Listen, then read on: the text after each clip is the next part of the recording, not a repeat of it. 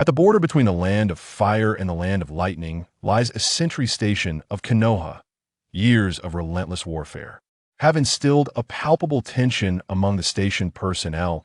Even the slightest rustle of leaves can ignite their senses, rendering the atmosphere exceedingly oppressive. Passers-by hurry along, their faces etched with urgency. Despite news from the rear indicating that the war is nearing its conclusion, none dare to let their guard down in this critical area.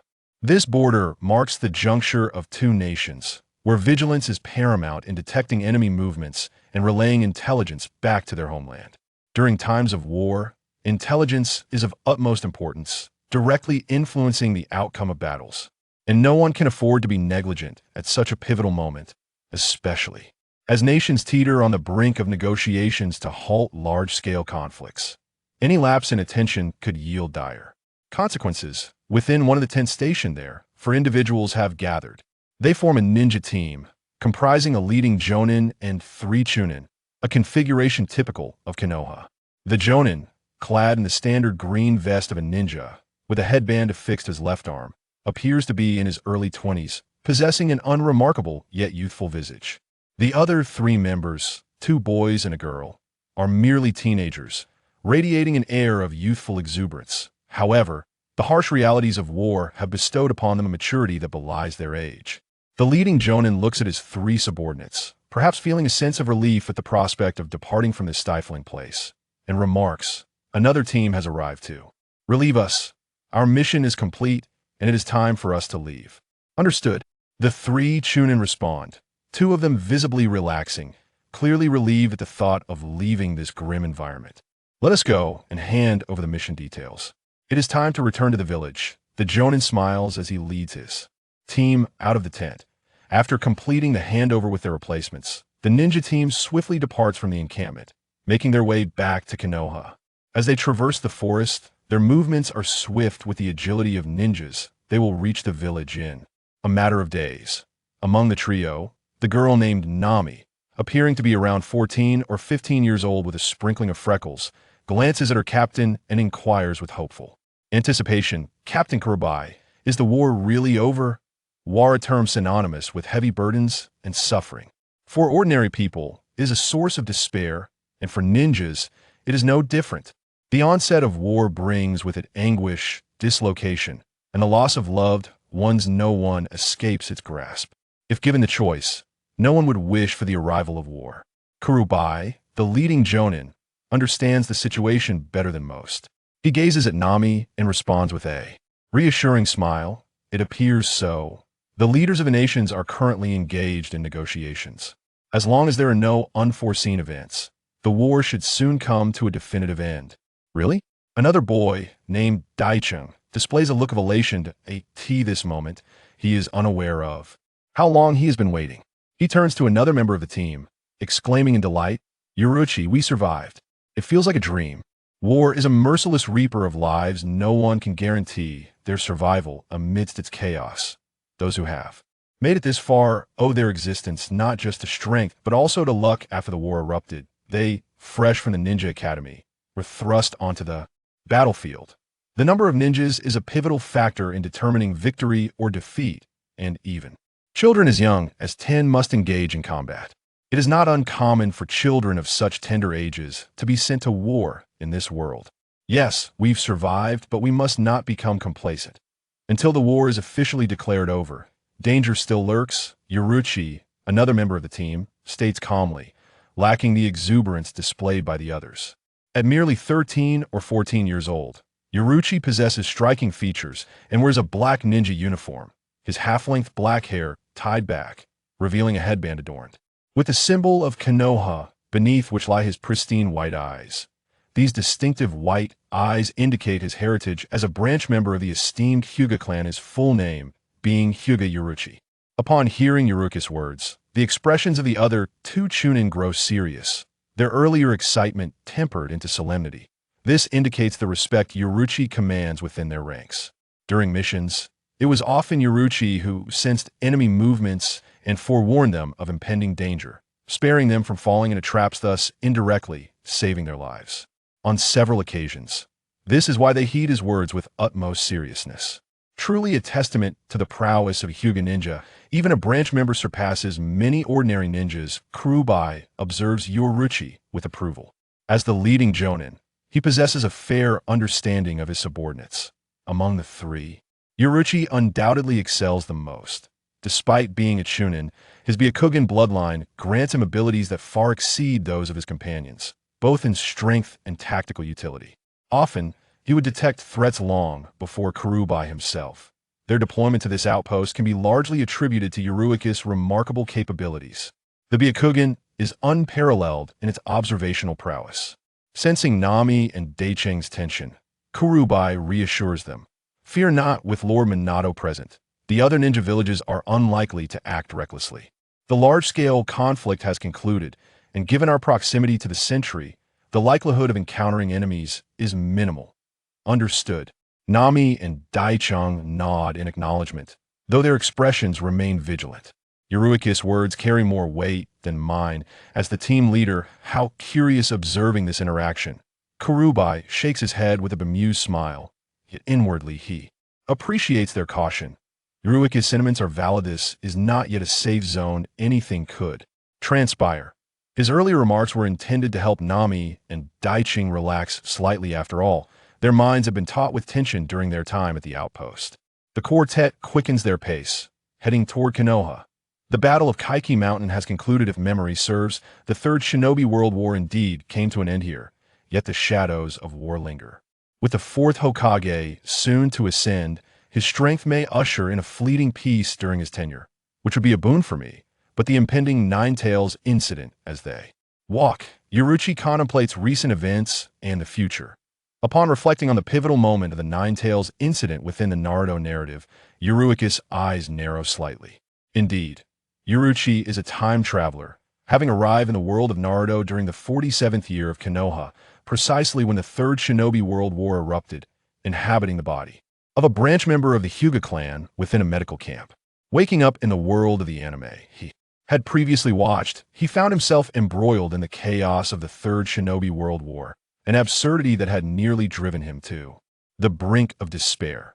Fortunately, upon his arrival, he had acquired certain abilities that others lacked. Otherwise, he might not have survived to this moment. While lost in these thoughts, Yoruichi remains vigilant, suddenly sensing something amiss. His gaze sharpens, and he halts, declaring, "Wait, there's something?" Upon hearing Yoruichi's words, the other three stop in their tracks, alighting upon a sturdy branch of a grand tree. They held a profound trust in Yoruichi's perception. On several occasions, it was Yoruichi's foresight that spared them from imminent peril. Byakugan.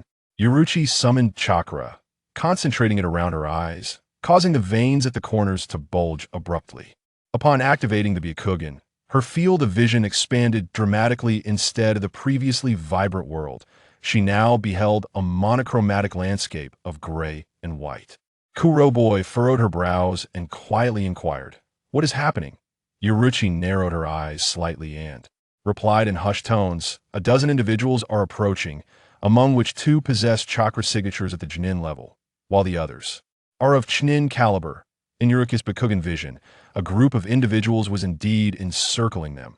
Their target was the four of them. 2 Jonin, and over a dozen Chunin. Upon hearing Yi Yi's words, Daicheng and Nai Mei's expressions shifted dramatically, revealing their alarm. In any ninja village, Jonin represent a pivotal force, and their numbers are limited. Only those who meet the rigorous criteria of ninjutsu, taijutsu, chakra capacity, and mission history can be promoted to Jonin. Each Jonin is an elite, a cornerstone within their respective villages, far beyond the capabilities of mere Chunin like themselves. Moreover, there are still over 10 Chunin present. Hirabayashi's face also paled slightly, though he managed to maintain his composure, hastily inquiring, "Do you know which village these ninjas are from?" Yet he scanned the surroundings and whispered, "They aren't wearing headbands, nor do they exhibit any distinguishing features of other villages. It's impossible to tell." "Damn," Hirabayashi cursed silently. The appearance of non-Konoha ninjas at such a critical moment can only signify that they are foes. Taking a deep breath, he turned to the three, his tone grave. "I will divert their attention. You three take this chance to scatter and escape." As a Jonin of Konoha and an elite in his own right, Hirabayashi possessed astute situational awareness and decisively devised a plan. faced with 2 jonin and over a dozen shunin. Their combined strength would be utterly insufficient to withstand such an onslaught. In this situation, escaping even one person was paramount, to provide his subordinates a chance to flee. Hirabayashi resolved to remain as bait, drawing the enemy's focus. Naime looked at him, her voice filled with urgency. But Captain, you... Dechung bit his lip, pondering if there truly was any opportunity to escape. Yet, Hirabayashi's tone remained resolute. You need only follow orders. In truth, as a jonin, he was the most capable of escaping this perilous situation. However, fleeing alone was not his style. He had decided to stay behind to create an opportunity for his subordinates. Among them was a sensory-type ninja, who had already pinpointed their location, encircling them from various angles and sealing off all routes of retreat. Yet he remained relatively calm, her voice steady, though her eyes narrowed slightly. Upon hearing this, despair washed over Naime and Dechung. How infuriating! Who dared to strike at such a crucial moment? Did they intend to ignite war once more? Hirabayashi clenched his fist, his expression darkening. Yi's gaze deepened as she spoke softly. There will always be those whose vision is clouded by hatred. Such individuals exist in every ninja village, including Konoha. Their sole purpose for living is revenge. The word war carried a heavy weight. It is not that hatred disappears after a ceasefire. Instead, it endures, passed down through generations, regardless of the village. There are individuals with extreme dispositions. Their loved ones perished at the hands of enemies, and this suffering keeps them ensnared in a cycle of vengeance, making them capable of any atrocity for retribution. Prepare yourselves. They are closing in.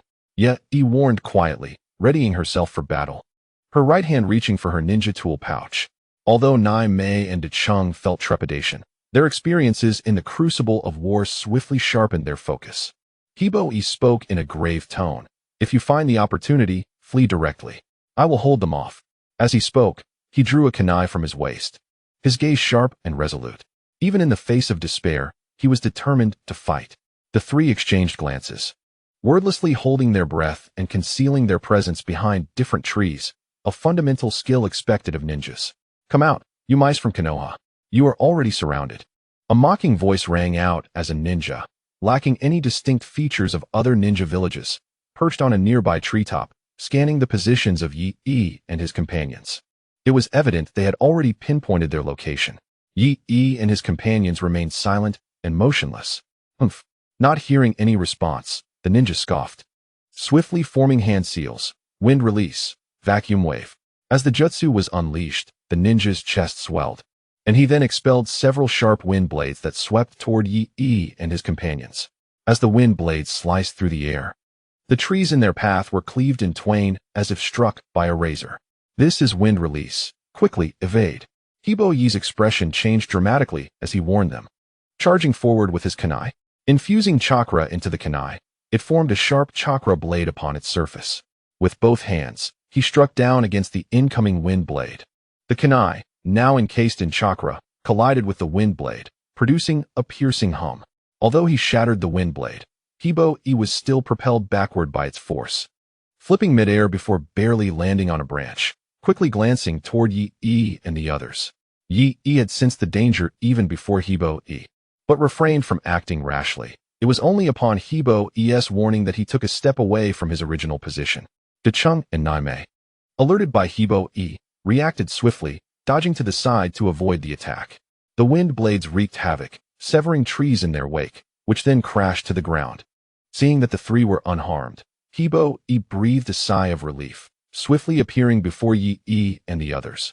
Are you all right? We're fine. But that was close. I nearly met my end. Naime exhaled, acknowledging that had it not been for Hibo-Yi's warning, she might have been struck down by the wind blade, a lifeless corpse. I'm fine too, Dechung replied, his expression serious. Be cautious, they are closing in. Yi remarked, extending his senses. In his Byakugan-enhanced vision, no one could escape their scrutiny. His mind raced as he contemplated how to extricate themselves from this perilous situation. Upon seeing the 4 from Konoha, the others encircled them, their gazes akin to hunters observing their prey. What a catch we have here. Even a member of the Hyūga clan from Konoha. It's a pity, though, it seems to be just a branch family member. 3 of you. Leave the Konoha jonin to me. I shall deal with these 3. Another jonin, equally mocking in tone, turned to face Yi and his companions. Although there are merely 3 Chunin, one of them hails from the Hyūga clan. Let's hope things don't go awry for you, Nakagawa. Sanjin twisted his arm and scoffed. Yet his gaze was not fixed on Ye and his companions, but rather on Karaboy, who surprisingly managed to withstand his ninjutsu. Nakagawa snorted disdainfully, asserting, "Rest assured. They are just a few kids. They are not geniuses like Kakashi Hatake, incapable of stirring up any real trouble." With a sinister grin, he directed his attention towards Ye and his companions, declaring, "I shall entertain you well, little ones from Konoha. Enough chatter, let us get to it." Though we are far from Konoha's encampment, delays could spell disaster. Sanjin urged, charging toward Karaboy. "Be cautious. I will find a way to create opportunities for you," Karaboy whispered, his expression grave as he dashed forward. In an instant, the two sides clashed, their movements a flurry of agility, kunai clashing against kunai with a resounding clang. "Stay vigilant," Ye warned, drawing a kunai from his waist, his Byakugan locking onto Nakagawa, readying himself for battle. Indeed, both Nami and Daiching nodded, likewise preparing for confrontation. "This is getting interesting, little ones from Konoha." Nakagawa grinned wickedly, swiftly forming hand seals before striking the ground forcefully, shouting, "Lightning release. Earth walk." The crackling sound of electricity filled the air as bolts of lightning erupted from his palms, slithering along the ground like serpents towards the trio. "Move back," Ye cautioned, springing away from his original position while hurling a kunai forward. Nami and Daiching were not far behind, making their escape in an instant. Boom. Just as they vacated their previous positions, a deafening explosion resonated from the ground they had just occupied, arcs of lightning flashing and black smoke rising, revealing a crater several meters wide. Quite nimble, Nakagawa remarked with a smirk, raising his hand to deflect Ye's kunai with the steel guard on his wrist, producing a sharp clang. Meanwhile, Nami unleashed several shuriken, launching them from various angles towards Nakagawa's vital points. "Fire release, Phoenix fire technique," Daiching proclaimed as he landed, leaning forward and rapidly forming hand seals, releasing a barrage of small fireballs that scattered forth.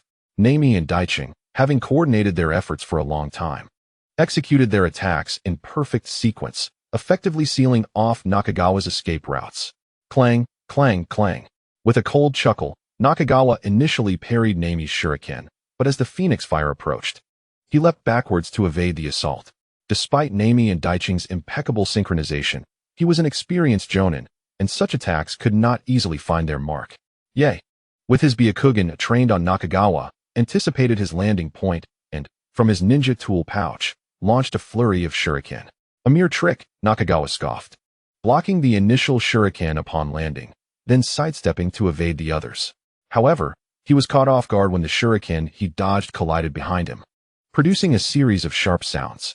Their trajectories altered, several shuriken came hurtling back toward him at an awkward angle.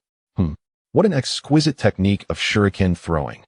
Nakagawa was slightly taken aback, seemingly caught off guard by the incoming shuriken. The sound of a sharp blade striking dry wood echoed as the shuriken struck Nakagawa, producing a light thud. A plume of white smoke arose, revealing a piece of dry wood that fell to the ground. "Be careful, Nami. To your left." In Ye's line of sight, Nakagawa's figure appeared from another position, swiftly forming hand seals with both hands, exclaiming, "Lightning release. Earth walk." As his words fell, a torrent of lightning surged across the ground towards Nami. "Oh no," Nami gasped, instinctively attempting to evade. But her movements lagged a moment too late compared to the speed of the lightning release. She was directly struck by the encroaching lightning, her body enveloped in darkness, exhaling black smoke as she collapsed to the ground. "How pitiful." Nakagawa sneered mockingly, channeling lightning chakra into his kunai and flinging it towards Dashang. Dachin reacted swiftly, leaping back to avoid the kunai, yet he did not anticipate that upon striking the ground, the kunai would erupt in a surge of electricity, darting towards him with the swiftness of a venomous snake. "Ah!" Dachin screamed as the lightning struck, the current ravaging his body, causing his hair to stand on end, black smoke escaping his mouth, and like Nami, he too succumbed to the ground. "Only you remain, little one from the Hyūga clan." Nakagawa effortlessly dealt with Nami and Dachin, then turned his gaze towards Ye, a smirk playing at the corners of his mouth. Ye glanced at Dachin and Nami, sensing they were not in mortal peril before directing his attention back to Nakagawa, his eyes narrowing as he spoke. "Who exactly are you?" All the ninja villages have declared a ceasefire. Why do you still attack us? Benefiting from the omnidirectional vision of his Byakugan, Ye had been keeping an eye on Kurabai's situation as well. As a fellow Jonin, he was aware of the disparity in strength. Kurabai was not particularly formidable among Konoha's Jonin and was now panting heavily. In a moment of negligence, he was seized by Sanjin, who unleashed a lightning ninjutsu that struck him, leaving him sprawled on the ground, engulfed in black smoke. Ye sighed inwardly, realizing he could not rely on them. He did not intend to kill us. Does he wish to capture us alive? That is a relief, sparing me from considerable trouble. Though his current condition was not ideal, a short burst of power should suffice. He could not delay for too long and needed to draw them closer. Feigning fear, Ye stepped back slowly, his gaze sweeping over everyone. A ceasefire? If the war has stopped, how shall we avenge our grievances? Those high-ranking officials have been intimidated by that yellow flash. What a bunch of cowards. Nakagawa laughed coldly, watching Ye retreat step by step, his eyes filled with mockery and animosity. The others gradually encircled Ye as well. Even Sanjin, who had defeated Kurabai, dragged him aside and looked at Ye with derision, saying, "What a pity, being from the branch family. If only you were from the main family. It would be even better. The Hyūga main family has a hefty bounty on their heads, but branch family members will do. Those who killed my brother are indeed from the Hyūga clan. Rest assured, we shall not bring harm to you. Our hospitality has yet to conclude." Ha ha. At last, Sanjin erupted into a maniacal laughter, his face a canvas of murderous intent, exhilaration, and hatred. Indeed, was it not true? The wretched creature, blinded by vengeance, could not help but shake his head. The objectives of these individuals were precisely as he had surmised. Night One found himself at a loss for words. War operates under such principles. Merely declaring a ceasefire does not obliterate hatred. Yet, gazing at the approaching figures, Night One sighed softly, cursing under his breath. I had little desire to engage, but now, with this unforeseen turn of events, I find myself in a predicament. Ever since a certain mishap, Night One's internal meridians had suffered severe damage. While it did not render him completely incapacitated, manipulating chakra proved far more arduous than for others.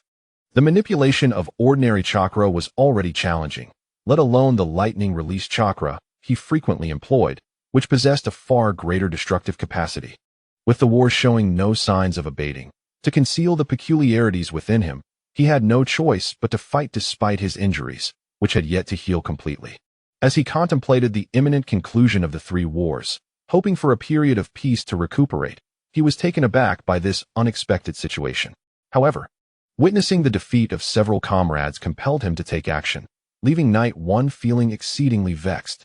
Fortunately, if he unleashed his full power, dispatching everyone present should not take long. Very well, it is best to resolve this matter swiftly.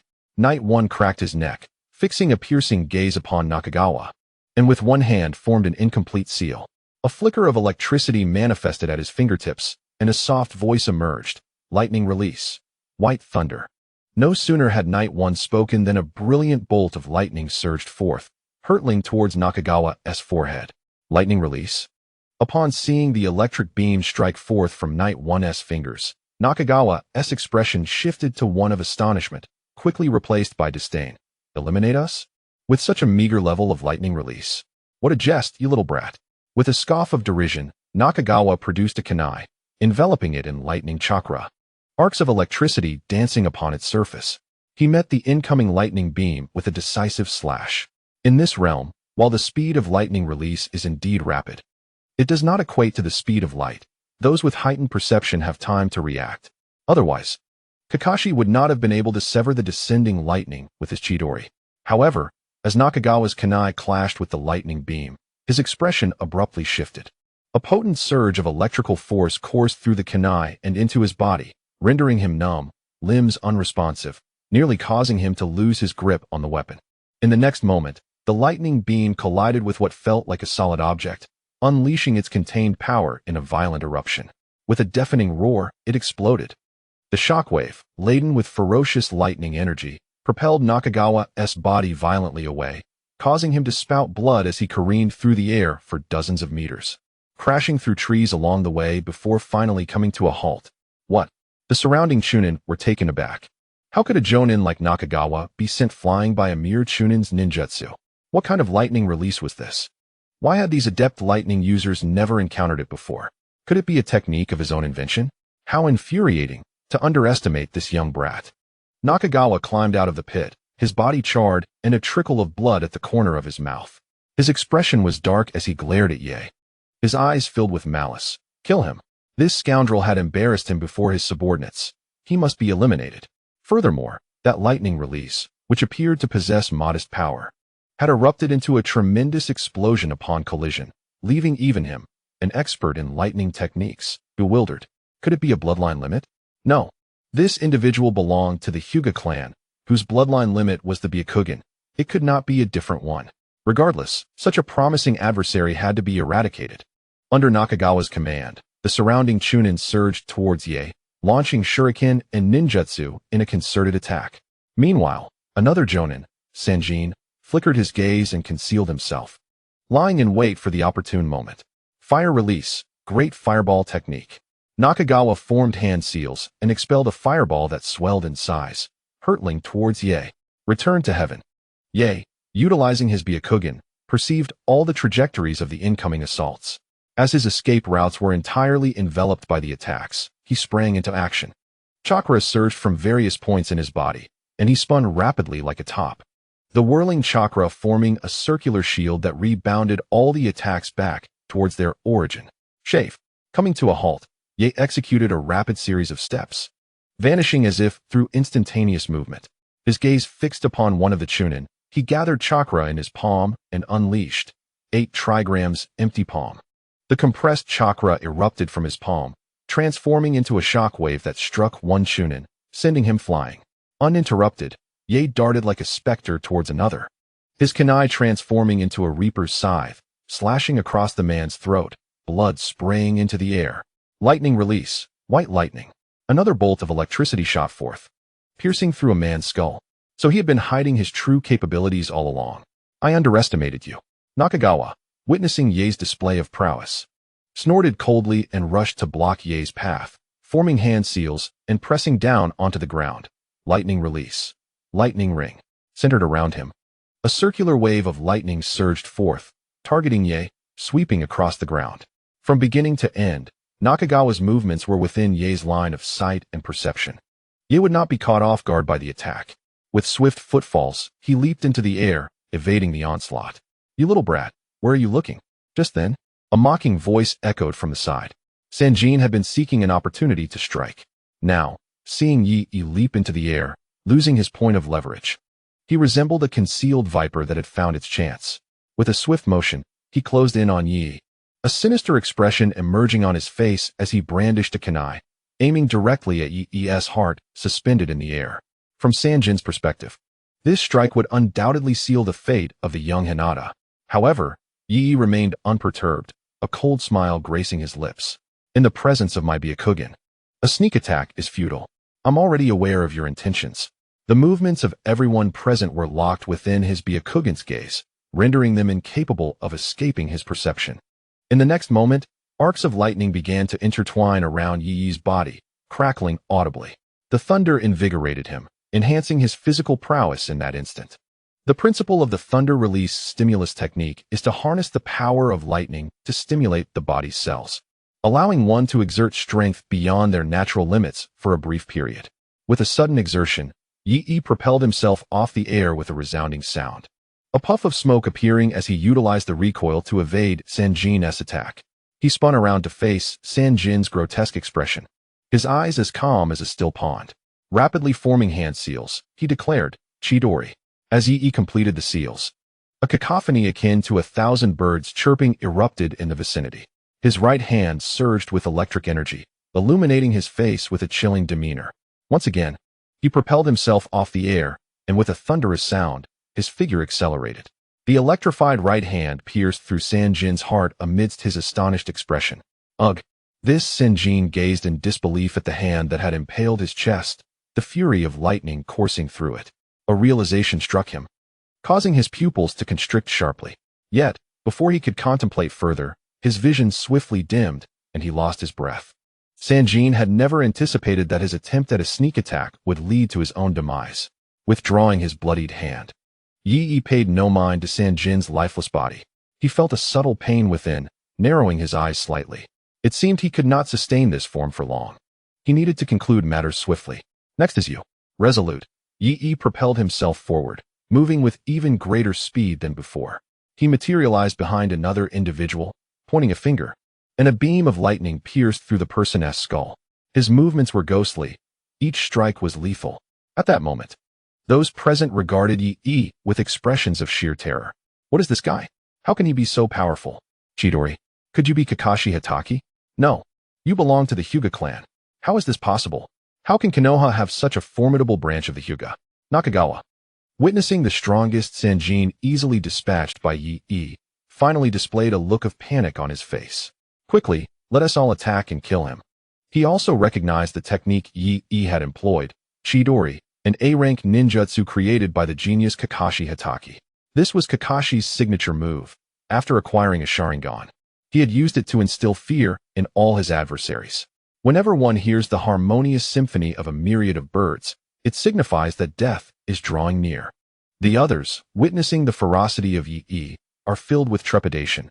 The reputation of the 1,000 birds is formidable within the ninja world. Upon receiving their captain's command, they hastily unleash various ninjutsu towards Yi. However, he effortlessly evades their attacks, his speed unparalleled.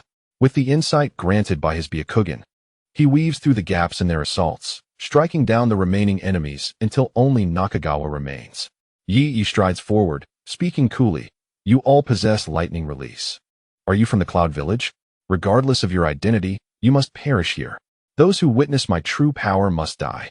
Nakagawa, his countenance transforming with sheer horror, retreats as Yi approaches. This technique was taught to me by your third Raikage. Though slightly different, I owe him my gratitude. Yi chuckles softly, recalling a battle long past. In the original Naruto narrative, the third Raikage perished at the hands of 10,000 Iwagakure ninjas. Yet, the circumstances here diverge. Due to shifts in the situation and a separate outbreak of war, a portion of Iwagakure's forces has been dispatched elsewhere, leaving only thousands to besiege the third Raikage. By a twist of fate, Yi found himself embroiled in that very battle. Together, they slaughtered the thousands of Iwagakure ninjas, and after an intense confrontation, the third Raikage was ultimately slain, a fate that left its marks upon Yi. The third Raikage's demise. How could it be that you were the one responsible? Nakagawa, with nowhere left to retreat, found his back pressed against a great tree, fear etched upon his face. However, wishing for my death shall not be so simple. Lightning release, the way. In his desperate moment, Nakagawa erupted, forming hand seals and pressing his palms to the ground. The crackling currents of electricity surged forth towards Yi, igniting the explosive tags he had buried beneath. Boom. Dozens of explosive tags detonated in a cacophony of power, the ground erupting violently, flames bursting forth, and waves of heat sweeping through the surrounding trees, causing them to tremble. Fragments of stone shot into the air, while thick black smoke billowed skyward, shrouding the area. Have I succeeded? Nakagawa mused, a glint of triumph illuminating his face. Such an explosion would surely claim the life of that young brat. Even if he attempted to reverse his fate. You overestimate yourself. As I said before, in the realm of my Byakugan, your movements are laid bare. Yi's chilling voice pierced through Nakagawa's thoughts, causing his pupils to constrict in fear. Just as he intended to flee, Nakagawa felt a sharp pain in his chest. A hand crackling with wild electricity piercing through him. He looked down in disbelief at the arm protruding from his chest. Struggling to voice his thoughts, but finding himself utterly voiceless, only managing a few muffled sounds before darkness enveloped him, extinguishing his life. Yi withdrew his bloodied hand, casting not a glance at the fallen body. The intertwining lightning dissipated as he leaned against a nearby tree, his chest heaving, gasping for breath. With his eyes slightly closed, he took a moment to sense his surroundings, a twitch at the corner of his mouth indicating the severity of the situation. The side effects of the phantom mask were indeed outrageous. Just then, a crisp sound echoed in his mind. Ding, 2 Jonin killed, 12 Chunin eliminated, points gained, 450. A sum of 450 was quite satisfactory, bringing him to a total of 1,000 points. He pondered what he might acquire this time. Last time, it was the phantom mask, which had enabled him to slay the third Raikage. Though that item seemed to be a one-time use only, what a letdown. Night One was not the least surprised by the voice in his mind. He had grown accustomed to it. As a transmigrator, he naturally arrived with a golden finger. The moment he claimed his first enemy's life on the battlefield, the familiar ding signaled the emergence of his golden finger. Night One's golden finger was a dark, profound orb, deeply rooted in the recesses of his mind. The specifics of its function remained a mystery he was still exploring. However, he was aware that this orb could grant him abilities from other worlds, provided he amassed sufficient points. Points were earned through defeating and killing enemies. The stronger the foe, the greater the points accrued. The purpose of these points was to draw forth abilities. 100, 500, and 1,000 points could all be exchanged for powers from the orb. Night One had roughly discerned that the higher the points, the greater the probability of obtaining superior abilities. Having undergone the crucible of 3 battles, Night One had slain many opponents and gathered a substantial amount of points, allowing him to extract numerous abilities from various worlds. He gazed at a makeshift system panel he had devised. Host: Hyūga Night One. Authority of the Soul Reaper. Points: 10-20 skills. Way of Destruction Number 1. Surge. Way of Destruction Number 4. White Lightning. Way of Destruction Number 12. Wind Scythe. Way of Destruction Number 31. Crimson Fire Cannon. Binding. Way Number 30. Mouth Thrust. 3 flashes. Observation Haki. 6 forms body technique. Shave. 6 forms body technique. Moonwalk. Electromagnetic control. Item: Phantom Mask. Unavailable. The lightning release. White Lightning. Shave. And Moonwalk he had just employed were among the abilities he had extracted. However, it was likely due to the differences in worlds that many abilities in this realm required hand seals for activation. For instance, several Keto techniques from the Soul Reaper world necessitated simple hand seals before they could be executed. In contrast, Observation Haki, 6 forms body techniques, and electromagnetic control did not require such seals. Night One deduced that Binding Way and Way of Destruction resembled ninjutsu, or sealing techniques in this world, which necessitated hand seals for usage, while 6 forms body techniques were physical techniques that could be executed without seals. Observation Haki manifested as a perception technique in this realm, working exceptionally well in tandem with the Byakugan.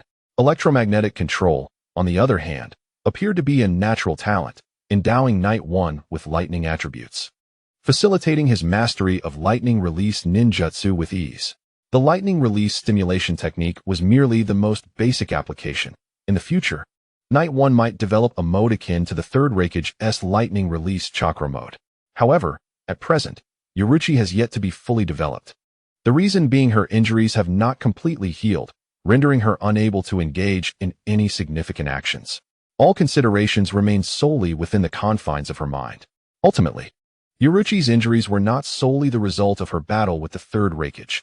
Rather, they were exacerbated by the brutal, ominous, and malevolent power of the Hollow Mask, which corroded her body and infiltrated her meridians, leading to such grave afflictions.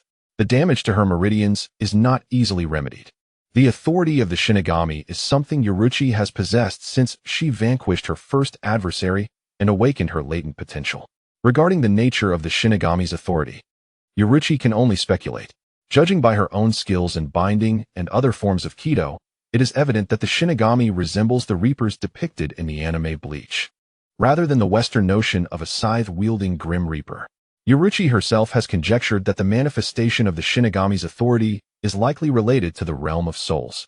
After the emergence of her potential, Yoruichi's soul underwent subtle transformations, enabling her to perceive the depths of her own essence, where she discovered anomalies within.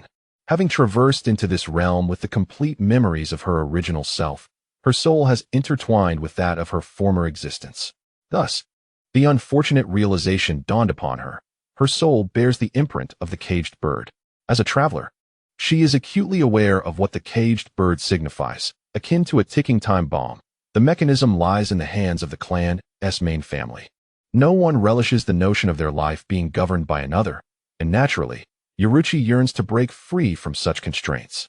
Unlike other branch family members, who remain oblivious to the caged bird's origins until their demise, Yoruichi, through her unique soul perception, can clearly discern that it is an inscription etched deep within her essence, manifesting as a colossal eye. Indeed, upon her first glimpse of this entity, Yoruichi recognized it for what it was, a colossal manifestation of the Rinnegan, from which innumerable chains extend. anchoring themselves within her soul.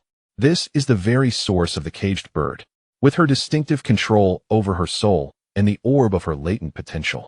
Yaichi continuously suppressed the caged bird's curse mark for brief intervals. By positioning the orb above the giant caged bird within her soul, they overlap, creating a sensation akin to suppression or sealing. This method proves effective once the Rinnegan deep within her soul is subdued by the black orb. The curse mark of the caged bird upon her forehead visibly lightens, as if on the verge of vanishing. However, it remains uncertain whether this circumstance will affect the curse mark's activation when the main family invokes it. Furthermore, maintaining the orb's position to suppress the caged bird demands a considerable division of her focus, resulting in significant exhaustion, and soon, she finds herself mentally fatigued. Let Yaichi realize that this method is not a long-term solution. He must address the issue of the caged bird at its roots. In Yaichi's mind, there are indeed viable solutions to the caged bird dilemma, and not just one. Setting aside the advantages he possesses, he can conceive of two methods based on the principles of the Naruto world. The first approach is to ascend to the Sage of Six Paths level, utilizing the chakra of yin, yang, and the five elements to manifest the truth-seeking orb, which has the potential to obliterate all obstacles, including the caged bird curse mark. The second is to awaken the reincarnation eye, employing the shared lineage of the reincarnation eye to eliminate the curse mark. These two methods are the most feasible local solutions Yaichi believes exist. Even if complete resolution is unattainable, suppressing the caged bird from becoming active should still be manageable. As for the first method, should he ascend to the Sage of Six Paths level, not only would the truth-seeking orb grant him the power to erase everything, but his elevated status would also render the threat of the caged bird curse mark negligible. After all, the form of the caged bird curse mark within his soul resembles a colossal reincarnation eye, suggesting an undeniable connection between the two. The Sage of Six Paths level undoubtedly surpasses the domain of the reincarnation eye. The second method is the most prudent. Utilizing the shared essence of the reincarnation eye could potentially resolve the caged bird issue at its source. Once the reincarnation eye is activated, both entities would exist on the same plane, making it feasible to address or suppress the caged bird. Although these two methods possess a likelihood of success, they are fraught with tremendous challenges. Ascending to the Sage of Six Paths level necessitates the fusion of the nine-tailed beasts into the 10 tails, and becoming a 10-tails Jinchuriki is a prerequisite for such an ascent. The conditions for awakening the reincarnation eye are equally arduous, requiring a pure Byakugan and chakra from the Otsutsuki clan to even have a chance of awakening it. There is still a long journey ahead. Of course, aside from the native solutions within the Naruto world, Yaichi is not devoid of alternatives. After all, his unique advantage remains. As long as he can fully comprehend the essence of that orb within his mind, then all obstacles shall be surmountable. Gazing at the enormous reincarnation eye phantom deep within his soul, Yaichi's eyes darkened as he murmured, "One day, I will resolve you. My life cannot be dictated by others."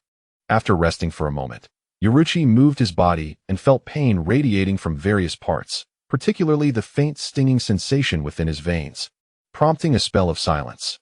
It seems that upon returning to the village, I truly need to recuperate thoroughly. As a member of the Hyūga clan, Yaichi possesses remarkable mastery over chakra, capable of unleashing it from various points in his body. It can be said that the Hyūga clan is the most adept in chakra control within Konoha. If not for this, manipulating chakra with Yaichi's current physique would be akin to dreaming. This proficiency is attributed to the Byakugan's clarity, allowing them to perceive the flow of chakra, complemented by their early training in gentle fist, enabling them to wield chakra with unparalleled precision. Such exacting control over chakra is naturally suited for those who aspire to master medical ninjutsu. However, it is likely that the pride stemming from the noble clans leads to the fact that members of the Hyūga clan seldom become medical ninjas. Yaichi, nonetheless, harbored a desire to learn medical ninjutsu, yet the unrelenting wars rendered him unable to find a suitable opportunity. Upon returning to the village this time, Yaichi aimed to acquire medical ninjutsu, enabling him to heal his wounds discreetly. He wished to conceal his current state, as the peculiar nature of his injuries was not something he wanted others to witness. Such wounds were far too bizarre to have been inflicted by ordinary means. This was one of the reasons Yaichi sought to remain undetected. The complications were numerous and difficult to explain. Glancing around, Yaichi made a simple arrangement. Utilizing earth techniques to bury several corpses while positioning others near the site where Nakagawa's explosive tags had detonated. He also placed a red fire cannon on those corpses, crafting the illusion that they had perished from the explosion. Subsequently, Yaichi positioned the unconscious Nami, Daichung, and Kuroboy on the ground not far away, and, leveraging his unique spiritual abilities, infiltrated their consciousness to alter their memories. After slaying the third Reikage, a few Awagakure ninjas had survived. It was Yaichi who modified their memories, ensuring his appearance faded from their recollections. This was not overly challenging, as it was relatively simple while they were unconscious. However, it would be impossible while they were awake or resistant. Yaichi had not yet reached that level of capability, and modifying memories, stemming from his special ability, greatly taxed his mental faculties. Thus it could not be employed lightly within the memories of those surviving Iwagakure ninjas. The narrative was that the third Reikage had fought valiantly against thousands of Iwagakure ninjas to cover the retreat of the Cloud ninjas, ultimately succumbing to exhaustion on the battlefield. Nevertheless, some traces remained, which were discovered by the Cloud ninjas, prompting the newly appointed fourth Reikage to pursue the matter vigorously. The current negotiations stemmed from the fourth Reikage's suspicions surrounding the circumstances of the third Reikage's death, suspecting the involvement of other ninja villages. Naturally, this unfounded speculation was met with skepticism from the other villages, who deemed it merely the Cloud's audacious attempt to minimize reparations. In summary, although large-scale warfare had ceased, the ominous clouds of conflict had yet to dissipate, continuing to loom over all ninja villages. After surveying the surroundings once more and deeming it sufficient, Yaichi found a spot, closed his eyes, and feigned unconsciousness. What is happening? Where are the enemies? Moments later, a low murmur emanated from the quiet scene as Kuroboy opened his eyes and quickly rose, disregarding his pain, and cast his gaze about. Yaichi, Nami, Daichung. Upon spotting the fallen foes and the three team members sprawled in different positions, Kuroboy's expression shifted slightly. He hurried to Yaichi and the others, checking for their breath. Upon confirming their survival, Kuroboy finally let out a sigh of relief. It's a relief they are unharmed. However, at that moment, a slight sting coursed through his mind, prompting him to gently massage his temples. A wave of memories surged forth, and he realized how perilous their situation had been. To his astonishment, they had indeed been caught in the explosion triggered by the explosive tags, yet they had successfully vanquished the last few adversaries. Nonetheless, an odd sensation lingered within him. He rubbed his head, contemplating the peculiar nature of these memories. They did not appear fabricated, yet they evoked an uncanny feeling. In his recollections, they had been surrounded, but the assailants numbered only 8 or 9, led by a Jonin, with the remainder being Chunin. After a fierce battle, they had ultimately utilized an explosive tag trap to eliminate the last of their foes, but they too had been affected by the residual blast, succumbing to unconsciousness. Shaking his head slightly, he dismissed further thoughts, reminding himself that the specifics were inconsequential. Survival was paramount. Upon witnessing his awakening, Ye also opened his eyes, struggling to rise as he surveyed their surroundings. With a feigned air of vigilance, he inquired, "Where are the enemies? Have they perished?" At that moment, Deshang and Naimei stirred awake nearly simultaneously, only to be met with excruciating pain coursing through their bodies and a sharp ache in their minds, causing them to emit faint groans. However, upon noticing that their companions were unharmed, they began to relax, exclaiming, "We survived. We are alive. Rest assured, we are safe now. The enemies have been eliminated. Let us take a moment to recuperate," said Kuroboy, urging his three teammates to rest briefly. They carried emergency healing supplies, and after a brief respite, they began to feel somewhat revitalized. Yet, both Deshang and Naimei continued to experience a dull throb in their heads, leaving them quite uncomfortable. Kuroboy too felt a similar discomfort, but being a Jonin, his willpower was stronger than that of Deshang and Naimei, and he deemed his condition merely bothersome, not grave. Undoubtedly, this discomfort was a consequence of Ye's alteration of their memories. Memory and soul are intricate and convoluted constructs. A single thread pulled can affect the entire tapestry. Although Ye had merely modified certain fragments of their memories, residual effects were inevitable. Fortunately, the discomfort was not life-threatening and would dissipate with time. Kuroboy approached the fallen enemies, observing the grotesque remains of those who had been obliterated by the explosive tags. He furrowed his brow in disappointment, noting, there is nothing of value here. Their preparations were indeed thorough. Could they be ninjas secretly trained by a hidden village? He found no useful items on the bodies, nor could he ascertain their identities. Although jonin are typically documented within their respective villages, once outside their home territory, unless they were particularly unique bloodline users, determining their origins proved exceedingly challenging. Moreover, it was evident that these assailants had come well prepared, bearing little to no insignia that could reveal their identities. They were likely covert ninjas, cultivated by certain hidden villages, making it exceedingly difficult to extract any useful intelligence from them. While many of their attackers wielded lightning techniques, lightning ninjas were abundant throughout the ninja world. Relying solely on non-bloodline jutsu to ascertain an individual's allegiance was rather naive. After uncovering nothing of significance, Hyūga Yaichi shook his head slightly, undeterred, and proceeded to bury the individuals on the spot without further ado. Nonetheless, the fact that they had been attacked warranted reporting to the higher-ups. Once Tenseigan and Naime had regained a semblance of composure, the group tidied themselves briefly and set off once more towards the village, as the surroundings remained perilous. A few days later, Yi and his companions finally arrived at Konoha village. As the leading jonin, Hyūga Yaichi was required to report the mission at the Hokage's office, leaving the other 3 members of the team with some leisure time. After a brief exchange of pleasantries, they each returned to their respective homes. Tenseigan and Naime both hailed from civilian backgrounds. Their parents were ordinary individuals, not shinobi, and thus had been spared the horrors of war, remaining alive, a small blessing amidst their misfortunes. Although Tenseigan and Naime had become ninjas, such a role entailed inherent risks, leaving them uncertain whether this was a stroke of fortune or a curse. However, there were undeniable advantages to being a ninja. Their remuneration far surpassed that of ordinary citizens, with a single mission's reward often equating to the earnings of a commoner over a year and a half. Yet, high rewards came with high risks. The mortality rate among ninjas was significantly greater than that of the average citizen. Among their cohort, many had already perished on the battlefield. Fortunately, they had endured and survived. The era of large-scale warfare had concluded, and while conflicts among the various ninja villages persisted, they were no longer as perilous as during the Third Great Ninja War. At the Hyūga clan's compound, in a modest villa, resided Yi, who inherited this home from his parents, both of whom had tragically lost their lives during an unknown conflict or mission when he was still a child. Yi had no siblings. He had lived alone for many years. Thankfully, he had not traversed through time since childhood, and his understanding of his parents was limited to memories. Though he felt a twinge of regret, he was not overly sorrowful. Gazing upon the familiar yet alien villa, he allowed himself a moment of reflection before stepping inside. During the war, although he had rarely returned to Konoha, he had made a few trips back for missions, rendering the home somewhat familiar. After preparing a simple bowl of noodles for himself, Yi retreated to his bedroom and fell into a deep slumber.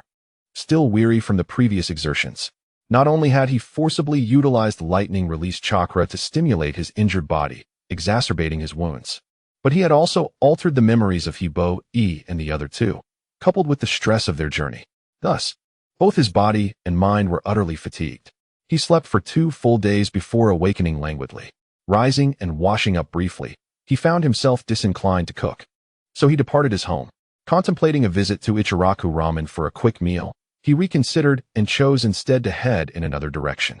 Turning a corner, Yi arrived at the entrance of another villa, comparable in size to his own residence. As if thoroughly familiar with the place, Yi did not knock, but simply pushed open the door, entering with ease. After taking a few steps and crossing the entrance hall, Yi spotted a graceful woman clad in a kimono, busily preparing a meal at the stove. Upon seeing this enchanting woman, a smile illuminated Yi's face as he hurried closer, greeting her with, "Aunt Yame." Hearing the commotion, the woman, named Yame, paused her actions and looked up. Upon recognizing Yi, a hint of surprise graced her features. "Why, it's little Yi. When did you return? Are you uninjured? Just got back?" "And I'm perfectly fine. This mission wasn't too perilous. I merely had to oversee the border patrol. I completed the task and returned," Yi replied with a smile. Glancing around the house, he inquired, "By the way, Aunt, has Saya woken up yet?" Yame turned her gaze toward the interior of the house, replying with a smile. "She should be waking soon. Why don't you go check on her? If she hasn't awakened, you can call her." "All right, I'll go see. By the way, have I eaten yet? Not yet. I hope to trouble you today, Aunt Yume. Oh, you dear child, it's no trouble at all. After exchanging a few pleasantries with Aunt Yume, Yi passed by a modest training ground and soon arrived at the door of a room at the back. He knocked lightly, and a feminine voice soon called from within, "Is that you, Yi? Come in." Without hesitation, Yi entered. Inside, he found a girl with a cool demeanor, dressed in white casual attire, of similar age to him. She possessed a pair of pristine white eyes, and her long hair was tied back in a ponytail, with bangs falling evenly across her forehead and 2 strands cascading down to her cheeks, exuding a delicate yet spirited charm. This girl was Hinata Yu, Yi's childhood friend and fiancée. The Hinata clan forbids intermarriage with outsiders, claiming it is to preserve the purity of their bloodline. However, the underlying reason is their desire to prevent the Byakugan bloodline from dispersing. Consequently, many members of the branch families find themselves betrothed at a young age, with the highest permissible age being 18. If one surpasses this age, the clan elders will impose a marriage partner, regardless of personal preference. Naturally, if 2 members of the branch families are in love, the elders will not intervene, showcasing a degree of humanity in their customs. The engagement between Yi and Hinata Yu was arranged by their parents when they were children. "Why are you sleeping in today? This isn't like you," Yi teased, glancing at Hinata Yu. "I practiced gentle fist late into the night," Hinata Yu replied, her white eyes scrutinizing Yi after activating her Byakugan. "When did you return? Are you hurt?" Yi stood still, allowing Hinata Yu to examine him, and shrugged. "Rest assured, I'm uninjured." That's a relief. Seeing that Yi was indeed unharmed, Hinata Yu let out a small sigh of relief. The Byakugan could not discern Yi's injuries. While his meridians were damaged, the flow of chakra made him appear no different from an ordinary person. If the body does not belong to Ye, then even his Byakugan cannot discern any clues. Ye displayed a warm smile, saying, "I apologize for causing you an anti-concern." Hinata Suki bit her lip, expressing her worries. "Although the war has concluded, you must still exercise caution. After all, you are not merely a medical ninja like me. You still need to traverse the front lines. Rest assured, the large-scale war has ended, and upon my return, I should no longer need to head to the front lines. Moreover, with Lord Minato assuming the mantle of the 4th Hokage, it is unlikely that other ninja villages will initiate conflict with Konoha at this time." Ye recognized Hinata Suki's concerns and offered a brief reassurance before glancing at the time. "And he should have prepared breakfast by now. Let us go eat." "Yes, you go ahead. I will join you after I freshen up," replied Hinata Suki with a nod as she proceeded to the washroom. "Make haste, if you linger, Auntie, and I shall not wait for you." Despite her words, Ye did not leave, patiently waiting for Hinata Suki. She glanced at him with a resigned smile and quickened her pace. Once she finished washing up, the two walked side by side, exchanging light-hearted banter as they made their way to the dining area. As the 3 of them sat down, breakfast unfolded in a warm atmosphere. The war had ended, and the simple act of sharing a meal with family was a profound blessing. At that moment, Ye felt an overwhelming sense of happiness. Perhaps it could be said that every individual who survived the battlefield and was able to reunite with their family for a meal would share a sentiment akin to Ye's. His feelings were particularly poignant. In his previous life, he had been but an orphan, and this was his first experience of familial care and concern. Moreover, many individuals who first stepped onto the battlefield often exhibited changes in their personalities after leaving it. For a time, Ye's demeanor had shifted, becoming irritable, violent, and reactive, a state of no entry for strangers. He later reflected on this transformation, recognizing it might stem from the aftereffects of war or the lingering impact of the hollow mask. What soothed him during that tumultuous period were none other than Hinata Suki and Aunt Yami, whose warmth and care helped him emerge from that state of agitation. After satisfying his hunger, Ye departed from Hinata Suki's home and began to wander outside. Today marked the day when Minato Namikaze would officially assume the role of the 4th Hokage. At this moment, Konoha village was bustling with excitement, adorned with colorful decorations and a festive atmosphere. Aside from those ninjas engaged in significant missions, nearly 90% had returned to the village. The appointment of a Hokage is a monumental event for any ninja village, especially under the ominous shadow of war. On the streets, countless villagers were discussing the new Hokage's inauguration, their faces reflecting joy and pride. Minato Namikaze was undoubtedly a formidable ninja, and his ascension seemed to disperse the clouds of war hanging over Konoha. The Hokage symbolizes immense strength and serves as the backbone of the village. In the eyes of ordinary villagers, as long as the Hokage stands firm, victory in war is merely a matter of time. Peace is indeed a splendid notion, yet it seldom lasts long. Observing the joyful expressions of the villagers around him, Yi could not help but sigh, choosing to remain silent. For he understood all too well that peace would not endure, and the future promised even greater peril. To survive in the treacherous circumstances that lay ahead, his current strength was far from sufficient. Yi was acutely aware of the imminent dangers that would unfold, which were, in many respects, even more formidable than the Third Great Ninja War. He needed to grow stronger. With this thought flashing through his mind, he continued onward, eventually halting in a secluded area. Quietly activating his Byakugan, he scanned his surroundings. Once he confirmed that no one was paying attention, he swiftly darted in a specific direction, the Death Forest. Not far from the village's core. This was not Yi's first venture into the Death Forest. It had become his training ground. A sanctuary where he could unleash the abilities he had acquired from other realms without restraint. Beneath the earth, he had even constructed a partially finished laboratory. His purpose for returning to the Death Forest was to experiment with a new skill. After his points had surpassed 1,000, he had no intention of saving them. Instead, he spent 1,000 points to acquire a skill known as Rapid Regeneration. From its name, it was evident that this ability stemmed from the realm of the Shinigami, a power of the hollows that allowed for rapid healing of bodily injuries. Yi had contemplated learning medical ninjutsu, yet he had received a remarkably potent recovery skill as a gift from fate. However, he had refrained from using this skill earlier, fearing that if his teammates discovered it, he would find it difficult to provide a plausible explanation. Thus, it was only now that he found the opportunity to experiment. As he proceeded, Yi remained vigilant, continuously using his Byakugan to scan for any signs of pursuit. Upon reaching his destination, he kept his Byakugan activated. Yet sensing that this alone might not suffice, he expanded his sensory perception. Suddenly, he paused, noticing a presence beneath the ground. What was this? Intrigued, he approached closer, attempting to discern what lay below. However, to his surprise, the underground appeared unchanged in his vision, a world still rendered in shades of gray and white, devoid of any anomalies. Nevertheless, his sensory perception detected the presence of some creatures lurking below, and not just one. Could it be a sealing technique? Had it obscured the Byakugan's gaze? Yi speculated. The Byakugan's penetrating vision was not infallible. A sealing technique could indeed obstruct its scrutiny to a certain extent. In many strategic locations within Konoha, such sealing techniques exist, serving not only as a preemptive warning, but also as a barrier against prying eyes. However, who could possibly have cast such sealing techniques in the Death Forest? What secrets are they concealing? Knight 1 murmured, keenly attuning himself to the surrounding energies. Suddenly, a peculiar expression crossed his face as he recollected something. Cold-blooded creatures? Snakes? Orochimaru?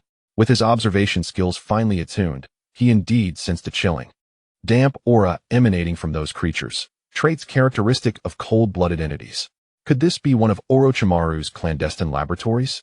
He mused, realizing that during his previous visit, he lacked the perceptive abilities to detect this anomaly. In the original narrative, Orochimaru's hidden laboratories were scattered throughout the ninja world, and the presence of one in the desolate Death Forest was not beyond the realm of possibility, perhaps even quite likely.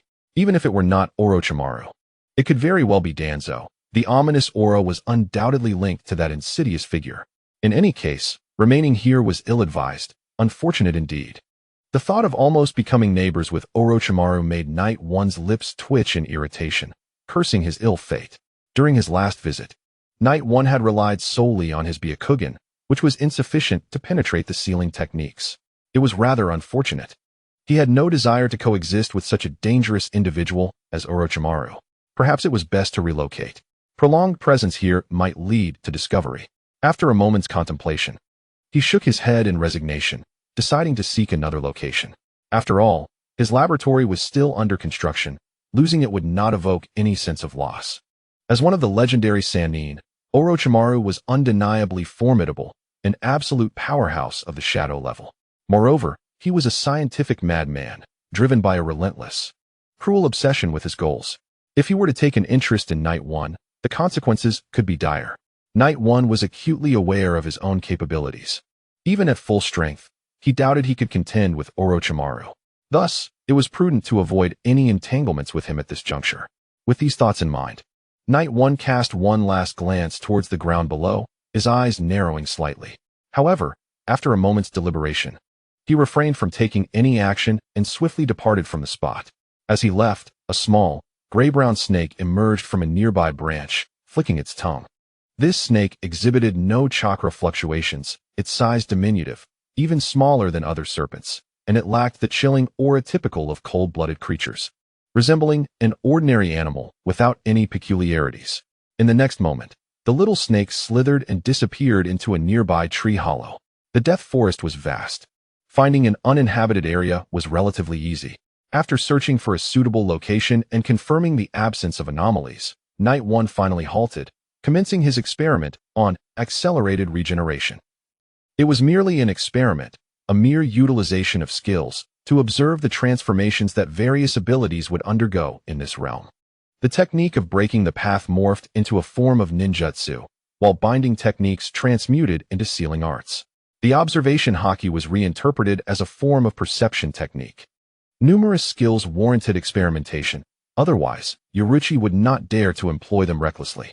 Should another incident involving the hollow mask occur, Yaichi harbored no illusions about her ability to contain it. Fortunately, the trial of rapid regeneration transpired without any unforeseen complications, and everything proceeded rather smoothly. Although it consumed a significant amount of chakra, nearly depleting 90% of her internal reserves, it was ultimately deemed worthwhile. Her injuries and the damage to her chakra pathways had fully healed, and Yaichi even sensed a slight increase in her chakra capacity compared to before. This was indeed a cause for celebration. To speak candidly, Yaichi's physical aptitude was not particularly remarkable. One might even describe it as lacking. Her chakra levels were inferior to those of an average chunin, and chakra quantity is crucial for a ninja's potential, regardless of one's ninjutsu talent. Insufficient chakra would render one unable to execute several jutsu, leading to an exceedingly awkward situation. However, the unexpected news of her recovery, accompanied by this newfound enhancement, filled Yaichi with elation. Though the increase was modest, it provided a sense of direction for Yaichi. The concept of rapid regeneration bore similarities to Tsunade's creation rebirth, as well as the vitality of the Uzumaki clan and the remarkable regenerative abilities of the first Hokage's sage body. In the future, should any abnormalities be detected, Yaichi could pivot towards these parallels. Taking advantage of her respite to restore her stamina and chakra, she meticulously recorded her observations and hypotheses in a notebook. This world was not devoid of rapid recovery methods. Tsunade's creation rebirth, the vitality of the Uzumaki clan, and the formidable regenerative capabilities of the first Hokage all served as prime examples. Thus, the concept of rapid regeneration, a phenomenon of almost game-breaking proportions, was not without justification and could warrant further documentation. Contemplating, Yaichi retrieved a fearsome-looking, hollow mask of black and white from her spatial pouch, examining it closely. After its last use, had the malevolent power contained within been entirely expended? She pondered whether the chakra of tailed beasts could possibly activate it. Such thoughts seemed rather fanciful. Moreover, addressing the inadequacy of her chakra levels was imperative. This body was woefully deficient. There were indeed methods for enhancing physical constitution in the world of Naruto, such as the first Hokage's cells and the sage body's natural energy regeneration techniques. The challenge lay in the pursuit of such remedies. In the realm of the original cell, Orochimaru is undoubtedly linked to natural energy and sage arts. The secret techniques of physical regeneration within the three great summoning sanctuaries must hold significant value, particularly in relation to Shino. Nevertheless, I shall take a moment to reflect and jot down my thoughts for future consideration, when my strength is sufficient to tackle these myriad concerns. Shaking my head, I tucked away the notebook containing various notes. Upon further contemplation, it became evident that the matters at hand were rather numerous. However, at this stage, my abilities are insufficient, and many concepts can only exist within the confines of my mind, unattainable in practice. I remain unhurried. With the fourth Hokage recently assuming office, there lies a lengthy period of peace ahead for me to bolster my power. Once my chakra has sufficiently replenished, I cautiously departed from the forest of death. Merely half an hour after my departure, a figure clad in a white kimono with long black hair cascading to his waist. Skin as pallid as that of an ailing individual, and possessing golden slit-like eyes adorned with purple shadow, emerged at the very spot I had just vacated. His elongated tongue flickered like a serpent's as he nonchalantly washed his face. Had I still been present and witnessed this individual, I would have undoubtedly felt a twitch at the corner of my mouth, cursing my misfortune, for this visitor was none other than Orochimaru, one of the legendary Sannin of Konoha. Orochimaru gazed in the direction I had taken, his tongue once more washing his face. As he sensed the chakra fluctuations permeating the surroundings, a mysterious grin adorned his lips, and his raspy voice echoed, "How intriguing, a member of the Hyūga branch. This chakra fluctuation feels ominous, exuding a malevolent aura reminiscent of tailed beast chakra, yet with subtle differences. What could he be researching? This unfamiliar chakra fluctuation, could it be an endeavor to unravel the curse of the caged bird seal? Or perhaps something else entirely? My curiosity is piqued. A member of the Hyūga branch. With a flicker of his gaze, Orochimaru let out a raspy chuckle and gradually melded into the shadows of the trees, vanishing from sight. Unbeknownst to me, I had already caught Orochimaru's attention. At this moment, I returned to the village after leaving the Forest of Death. The ceremony for the succession of the fourth Hokage had concluded, with Minato Namikaze receiving the Hokage hat representing the highest authority from the third Hokage, thus officially becoming the fourth Hokage of Konoha, all under the watchful eyes of the villagers. As for the succession ceremony, I found little interest. By midday, hunger struck me, and I contemplated whether to indulge in a bowl of ramen. However, halfway through my thoughts, a familiar voice called out, "Hey, Yaruchi, are you back in the village?" Turning my head, I saw a boy clad in a tight green suit, sporting a bowl-cut hairstyle and thick eyebrows, who greeted me with a broad smile and a thumbs up. This individual was none other than Might Guy, who nearly altered the course of events during the original storyline. Due to our similar ages and the fact that we graduated from the Ninja Academy around the same time, Yaruchi and Might Guy shared a bond of camaraderie. In truth, the relationships among those who graduated during this period were generally amicable. Upon seeing Guy, I smiled back and responded, "Ah, Guy? I just returned from the front lines not long ago. Just so happens, Kakashi, Asuma, and Kurenai, along with Hinata, are at the barbecue restaurant. They previously visited your home, but you were not there at the time. Now that we've crossed paths, shall we head over together?" Kai suggested with a bright smile, revealing his pearly white teeth. "Kakashi and Asuma are there too? What's the situation? Is that stingy Kakashi treating us?" Yi murmured. Could it be that his own teacher, having become Hokage, was finally willing to spend? Not Kakashi, that fellow is notoriously frugal. Despite receiving a higher stipend than us Chunin, he refuses to spend a dime. Kai shook his head and leaned in closer, glancing around before cautiously adding, "This time, it's Asuma who is celebrating his father's retirement." Yi was momentarily speechless. What was Asuma thinking? The mindset of a bureaucrat was beyond his comprehension. He did not dwell on it further and accompanied Kai to the barbecue restaurant. Asuma, Kurenai, Nara Shikamaru, Kakashi, and others of similar age were present. Hinata was also among this cohort, yet her naturally aloof disposition kept her away from the crowd. Seeing the familiar faces brought Yi joy, and he greeted those present, all of whom were fellow survivors from the battlefield. "Hey, you made it, Yi. I just went to your house looking for you, but you weren't there. Where did you run off to?" Asuma greeted him warmly. Despite being the son of the Hokage, Asuma's demeanor was quite unassuming, often refraining from boasting about his prestigious lineage. Yi replied simply with a smile, "I was just wandering around the village." At that moment, Nara Shikamaru leaned in, glancing from Kakashi to Yi, and remarked, "I heard you sought Kakashi's advice on learning Chidori. How's that going? Have you mastered it?" Yi glanced at Nara and shrugged, saying, "What advice?" It was merely a simple exchange, his ninjutsu Chidori and some techniques of mine as a bloodline user. Kakashi, overhearing Nara's words, turned to Yi with a slight smirk. "Even without your insights, with my talent, I would have figured it out eventually. Besides, I've already mastered everything you gave me. I doubt you've even scratched the surface of Chidori." Having experienced the tragic loss of his father, Lin, and Obito, Kakashi's personality had become more withdrawn and aloof. However, in the company of familiar peers, he displayed a slight improvement in demeanor. It wasn't until after the deaths of his teacher and mentor during the Nine Tails incident that Kakashi truly succumbed to isolation, stagnating in his growth for several years. even regressing in strength. Nevertheless, the current Kakashi still possessed that indomitable spirit. Perhaps I've learned it, Yi replied with a subtle smile, choosing not to elaborate further. Chidori is an A-rank ninjutsu, and even Jonin find it challenging to master. Yi, you have actually learned it? It seems I have gained another worthy opponent. Kai did not doubt that Ye was boasting.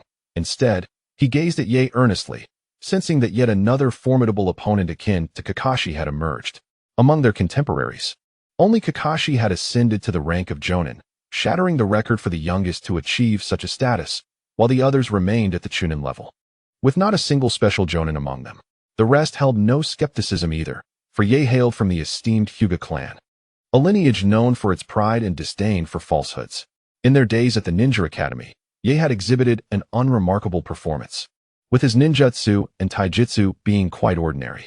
However, after returning from the battlefield, many of his peers began to notice a remarkable transformation within him. The current Ye no longer bore the rigid and stilted demeanor typically associated with members of the Hyūga clan. Instead, he actively pursued the mastery of various ninjutsu and taijutsu, rather than being confined to the gentle fist technique. It was as though he had undergone a complete metamorphosis, his progress astonishingly rapid. Thus, when he claimed to have mastered the A-rank ninjutsu, Chidori, none could question his assertion. Even Kakashi, with a furrowed brow, contemplated this revelation, sensing Ye's significant transformation, reminiscent of two entirely different individuals from his time at the Ninja Academy. Enough of this pondering, let us eat, Asuma remarked, casting a sidelong glance at Ye and Kakashi, unable to suppress a smirk, before inviting everyone to partake in the meal, particularly eager to impress Kurenai Yuhi. A few days later, on a radiant morning, sunlight cascaded through the gaps in the trees, casting a dappled light, creating a breathtaking scene. Ye had risen early, as was his custom, after a brief wash and breakfast. He set forth towards a designated location. What task awaited him? Could there be trouble at the border again? Ye furrowed his brow, deep in thought as he walked. Just yesterday, he had received a mission to rendezvous at a training ground in Konoha, though the specifics remained unclear. Currently, border tensions were not particularly severe, as the great nations exercised considerable restraint. Thus, it was unlikely to be an issue from that front. Dismissing such thoughts, he resolved to learn the nature of the mission upon reaching the assembly point. Upon arrival, he found a considerable gathering, with a multitude of individuals already present. A cursory glance revealed dozens in attendance, with more arriving continuously.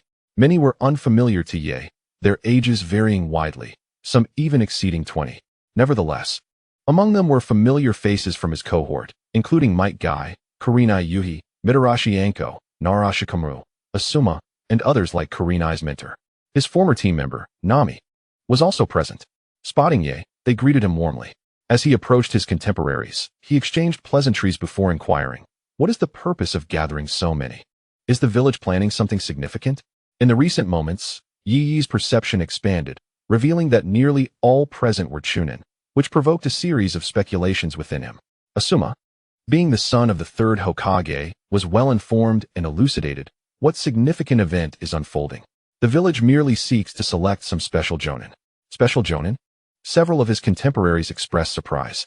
While special Jonin are not true Jonin, they possess the capability to lead a ninja squad during times of war, thus holding a modicum of authority. Asuma glanced around before whispering mysteriously, "Of course, the designation of special Jonin serves merely as a pretext. There are other underlying reasons." The curiosity of the others was piqued, and they turned their gaze toward Asuma, inquiring, "What reasons?" Seemingly relishing the attention, Asuma smugly replied, "Hasn't the fourth Hokage just ascended to power? Each Hokage must possess their own bodyguard unit. Traditionally, these units are either selected from the Umbu or the village's Jonin. However, the fourth intends to personally select and cultivate his bodyguard from among the youth. This selection process likely serves that very purpose." Perhaps feeling he had overshared, he added, "Well, that's approximately how it is. The Hokage's bodyguard unit may not consist of the village's strongest ninjas, but they are undoubtedly among the better treated ones. In certain respects, they may even hold a status higher than that of other Jonin, considering that serving as the Hokage's bodyguard signifies representation of the Hokage in various aspects. Their position and treatment surpass those of ordinary Jonin considerably." Upon hearing Asuma's words, several of his peers nodded in understanding. "I see. Due to the ongoing war, the number of jonin in the village had diminished sharply, necessitating the promotion of individuals to replenish that number, thereby justifying this selection of special jonin. Additionally, it serves to prepare for the fourth's bodyguard selection, effectively achieving two objectives at once. Given this, the fourth Hokage is likely to observe this selection, remarked Noera Kazuma. Asuma hesitated. Perhaps, since the fourth mentioned this selection, even if he does not attend in person, the process will undoubtedly be reported to his desk. Meanwhile, Yi Yi's gaze flickered as he pondered. If memory serves, in the original narrative, the fourth's bodyguard unit seemed to consist of only 3 members, and one of them, Noera Kazuma, appeared to be among them. Yi Yi discreetly glanced at the side of Noera Kazuma, contemplating. Serving in the fourth's bodyguard unit is indeed a prestigious position, offering the opportunity to engage with the Flying Thunder God technique, a space-time ninjutsu. However, there are drawbacks. It necessitates constant proximity to the fourth for protection, which limits one's freedom. Reflecting on this, Yi Yi slightly shook his head. While the Flying Thunder God is indeed remarkable, if it comes at the cost of sacrificing some freedom, he would rather forego it. The bodyguard unit is undoubtedly more illustrious than that of ordinary jonin. Mitsuhashi Anko pursed her lips, her eyes filled with longing. Asuma interjected at the opportune moment, stating, I merely know that Lord Fourth harbors such thoughts. As for whether the selection of the Shadow Guard will take place this time, I cannot say for certain. I thought you were all-knowing, Hongdo remarked, glancing at Asuma with a dismissive pout. Asuma, momentarily taken aback, cast a furtive glance at Kurenai. Upon seeing her expression remain unchanged, he exhaled in relief, shooting a glare at Hongdo. Regardless, I am certain that I possess more knowledge than you all, he continued, setting aside the Shadow Guard. Even the competition for the special jonin is exceedingly challenging. Are you confident in your abilities? Kakashi, with a toothpick lodged in his mouth, interjected, his tone lacking conviction. Just now, I spotted members of the Uchiha clan, as well as those from the Hyūga clan, akin to Ye, 2 prominent bloodlines present. The Uchiha clan, you say? I have heard of one Uchiha Shursui, who awakened the 3-tomo Sharingan at around 10 years of age, and even has a record of slaying jonin, a prodigy rivaling Kakashi. Moonlight Gale remarked, eyeing a particular direction within the crowd, where the Uchiha clan members congregated. Kakashi, who viewed himself as Kakashi's eternal rival, also cast his gaze toward the Uchiha, particularly intrigued by their Sharingan. Upon hearing the name Uchiha Shursui, Ye instinctively turned his attention, spotting a somewhat diminutive youth among the Uchiha. That youth was none other than Uchiha Shursui. Ye, familiar with Shursui's capabilities from the original text, recalled that his Mangekyo Sharingan ability, Kodo Amatsukami, was virtually a game-breaking illusion. Yet, Ye pondered whether Uchiha Shursui had indeed awakened the Mangekyo Sharingan at this age. However, considering Shursui's current age, Ye shook his head slightly. He was merely around 11 years old, rendering the awakening of the Mangekyo Sharingan improbable. Nevertheless, as his perception brushed against Shursui, Ye's eyes narrowed. He sensed an overwhelming force concealed within Shursui. It instilled in him the unsettling feeling that, if unleashed, no one present could hope to stand against him. Could he have already awakened the Mangekyo? Ye murmured, astonished. This sensation felt all too genuine. There was undoubtedly a formidable power residing within Uchiha Shursui, one that surpassed his current capabilities. At that moment, as Ye's perception lingered on Shursui, Shursui seemed to sense something. Turning to meet Ye's gaze, could even the keen perception of Kinbunshiku discern this?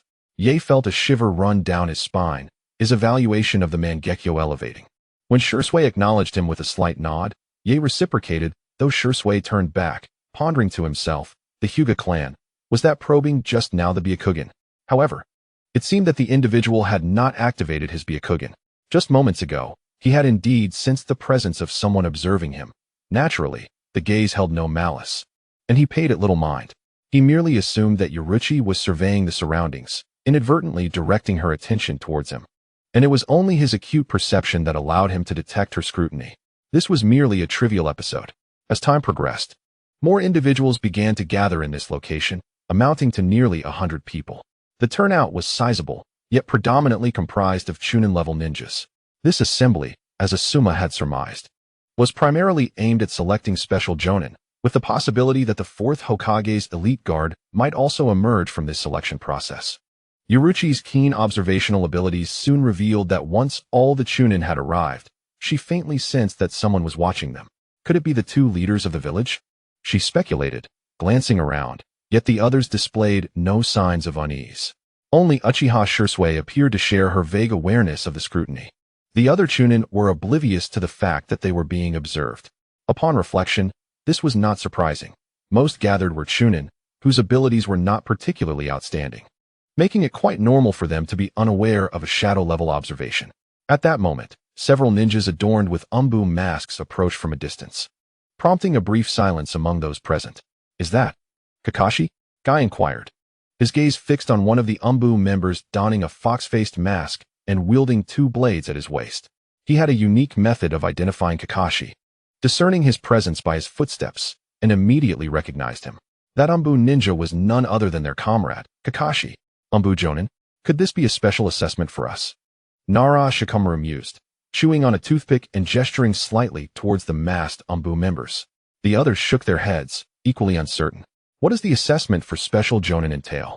Any insights?" Tsunade asked, glancing at those beside her. However, Asuma, upon hearing Tsunade's query, felt a jolt of realization, being well informed about certain matters. He elaborated, "Special Jonin are not true Jonin. Individuals may be selected based on exceptional skills in certain areas.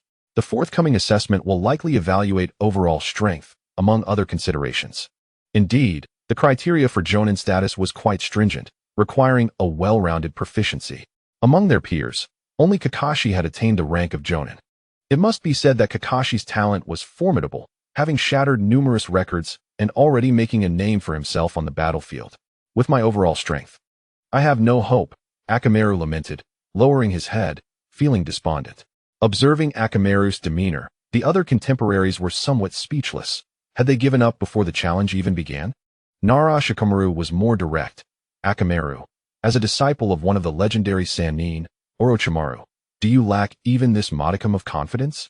It is not my strength that is remarkable, but rather that of my teacher, and besides, I am considerably younger than all of you, which seems quite unfair." Hongdo wore a face of despair. "If I fail this time, there will always be another opportunity, right? My overall combat prowess is rather average." And Shiri Hong also tried to console her, though her own confidence was not particularly robust. Asuma quickly offered some flattery, saying, "Hong, your Genjutsu is indeed impressive. So there is still hope." "Genjutsu? Look over there," Hong replied, slightly nodding, indicating the presence of members from the Uchiha clan. Asuma found himself at a loss for words. It is well known that the Sharingan of the Uchiha clan are masters of Genjutsu. Although Hong's abilities were not lacking, they paled in comparison to those of the Uchiha. Asuma chuckled awkwardly, "But that's different. They are cheating." Upon hearing this, the group turned to Asuma in disbelief. Meanwhile, several umbu jonin, without further ado, commanded everyone loudly, "All personnel, assemble." In less than 10 seconds, the once chaotic scene transformed into an orderly formation. One of the umbu jonin stepped forward, his aggressive gaze sweeping across everyone present from behind his mask. Chakra surged from him, releasing an aura of murderous intent that pressed down upon many, causing an immediate sense of pressure. Some, caught off guard by this sudden force, collapsed onto the ground, while others, unable to withstand the intensity, knelt, sweat pouring down their foreheads. Observing those who had fallen or succumbed to the pressure, the jonin coldly declared, "You should all be aware of the purpose of this assembly. Those who are careless or cannot endure the pressure will be eliminated." Upon hearing this, the eliminated individuals turned pale, their spirits crushed. They had not anticipated that a single moment of negligence would lead to their disqualification. The jonin, disregarding them further, continued, "You are all ninjas who have survived the trials of war. Regardless of your background, be it civilian or shinobi, your opportunity has arrived today. Becoming a special jonin is a crucial step towards becoming a jonin. Many jonin have ascended from the ranks of special jonin, myself included. With the 4th Hokage recently in office, there is a pressing need for capable individuals. Strive hard, and may you seize this opportunity to become the new pillars of Konoha." After a brief motivational speech, the jonin announced the details of the assessment. The evaluation would primarily consist of combat, an arena that best assesses a ninja's overall abilities. Strength, experience, and proficiency in ninjutsu are all revealed through battle. Given that this assessment is for special jonin, the demands are not as formidable as those for Jonin. As long as one's combat prowess is sufficient or there are outstanding performances in certain areas, even a defeat in battle could still lead to becoming a special Jonin. Although the criteria are determined by the Jonin, many breathed a sigh of relief upon hearing that elimination was not solely based on defeat, realizing they still had a glimmer of hope to achieve the rank of special Jonin despite their lesser combat strength. Soon, the assessment was about to commence. One of the ninjas swiftly formed hand seals, causing several platforms to materialize in the arena. The evaluation was to be conducted through a drawing of lots, and unfortunately, Ye was among the first batch of participants. His opponent was an unfamiliar Chunin, slightly older than Ye, appearing to be close to 20. However, upon glimpsing Ye's pristine white eyes, the Chunin's expression soured. He was indeed unfortunate to encounter a member of the Hyūga clan in his first match. The Byakugan, a bloodline limit of the Hyūga clan, conferred a significant advantage in Chunin-level combat, rendering any attack nearly impossible to evade from the Byakugan's scrutiny. Approaching Ye would only lead to being struck by the gentle fist technique. If it were possible, he would have preferred not to confront such formidable bloodline ninjas. Yet, having encountered him, he resolved to give it his all. "Please guide me," the Chunin called out to Ye, his gaze focused and his demeanor grave as he brandished a kunai, preparing for battle. "Please guide me," Ye replied with a smile. The Jonin serving as the referee glanced at both combatants and declared, "Begin." As the words left the referee's lips, the Chunin initiated his attack. Hurling his kunai towards Ye, Ye did not activate his Byakugan. Instead, he merely tilted his head to avoid the strike. Almost instantaneously, he propelled himself off the ground, his speed soaring as if he had vanished from sight. In the next moment, he appeared behind the Chunin, a cold dagger pressed against his neck. The Chunin could only perceive a blur before he realized the peril he was in, a chilling sensation enveloping his throat as a kunai grazed his skin, rendering him momentarily paralyzed. 2 seconds later, he glumly conceded, I surrender. I yield." Ye withdrew his kunai and nodded to both the Chunin and the Jonin before leaping away from the platform. Meanwhile, the onlooking classmates, waiting for their turn, fixed their gazes upon Ye's platform, astonished by how effortlessly he concluded the battle. What incredible speed! When did Ye manage to slip behind that opponent? They murmured. The fight had ended in an instant. Although they recognized Ye's considerable growth, they couldn't fathom how he had become this powerful. Was this truly a member of the Hyūga clan? He hadn't even activated his Byakugan. The speed at which he moved was beyond their comprehension. The battle concluded before they could even grasp what had transpired. Moreover, Ye had not employed the Hyūga clan's signature gentle fist technique, but rather a different combat style, swift, rapid, and lethal, devoid of any unnecessary flourishes. His performance left his peers in utter astonishment. Even Kakashi, who was observing all the participants in the examination, appeared slightly taken aback. Ye had indeed transformed. His speed was reminiscent of that of Uchiha Shursui. Kakashi cast a glance at Ye before shifting his attention to Shursui. Although still young, Shursui had already awakened his 3-tomo Sharingan and earned a reputation as Shursui of the Body Flicker, gaining considerable renown in the ninja world. Kakashi had once witnessed the instantaneous technique of Shursui on the battlefield, although he could not match the swiftness of his own teacher. Even an ordinary Jonin would find it challenging to catch his speed. In the blink of an eye, an enemy could easily meet their demise at the hands of Uchiha Shursui. Remarkably, the speed exhibited by Yaruchi just moments ago was not inferior to that of Uchiha Shursui, prompting Kakashi to reflect on the fact that the battlefield is indeed the greatest crucible for honing one's skills. Yaruchi had not always possessed such prowess. During his time at the Ninja Academy, he had been rather ordinary. As the evaluations continued, Yaruchi's performance was commendable, yet others were equally impressive. A few of his contemporaries, familiar with him, also took to the stage. Some faced weaker opponents and advanced with ease, while others, unfortunately, encountered formidable foes and faced elimination. Kai had particularly bad luck, as he drew Uchiha Shursui in the first round. After a brief skirmish, he was ultimately defeated. Kai had no intention of employing the 8 gates during the assessment. He regarded that power as a means to protect his comrades and would not wield it lightly. In his battle against Uchiha Shursui, he relied solely on standard taijutsu, which allowed Shursui to seize the opportunity and swiftly incapacitate him. Nami, Tsukikage, and Akane also suffered elimination, yet they remained undeterred. Being eliminated did not preclude their chances of becoming special Jonin. This assessment was not solely based on combat prowess. If they did not succeed this time, there would always be another opportunity. As for the Shadow Guard, they had only heard a few whispers from Asuma regarding the selection process and held no great expectations for this round. The assessment was designed to ultimately select the top contenders. There were 5 platforms in total, indicating that 5 of the strongest candidates would be chosen. Those 5 would have the greatest, if not certain, chances of becoming special Jonin. After all, combat strength was undoubtedly a significant factor in the assessment. It was a crucial element. However, the selection for special Jonin was not solely contingent upon combat abilities. Other attributes would also be considered. The difficulty of becoming a true Jonin was even greater. In the vast Hidden Leaf Village, the number of ninjas had peaked at over 10,000. Whereas the combined total of Jonin and special Jonin barely numbered in the hundreds, illustrating the challenge ahead. Yoruichi stepped onto the stage once more. And whether by coincidence or fate, his opponent this time was a fellow member of the Hyūga clan. This individual appeared to be a few years older than Yoruichi, likely around 17 or 18, and stood taller than him. His name was Hyūga Yaichi, also a member of the branch family. The Umbu Jonin serving as the referee waved his hand to signal the beginning before stepping aside, leaving the platform for the 2 combatants.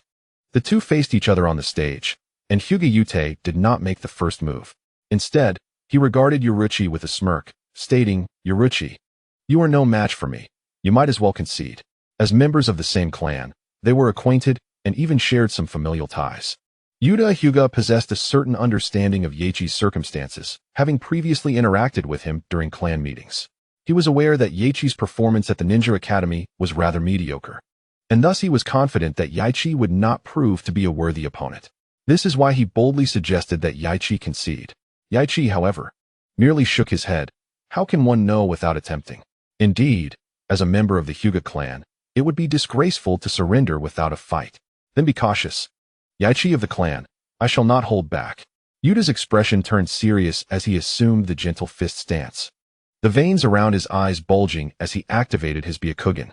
The Hyūga clan is inherently composed of individuals with calm temperaments, unlike the more extreme Uchiha clan. Moreover, due to the pressures from the main family, the branch members shared a sense of camaraderie against common adversaries, resulting in harmonious relationships with little animosity among them. Come at me. Yaichi quietly activated his Byakugan, mirroring Yuda's stance. The prospect of a battle between members of the 2 illustrious clans was indeed captivating. It was a pity that the audience would not witness a clash between the 2 great ocular bloodlines, the Uchiha and the Hyūga.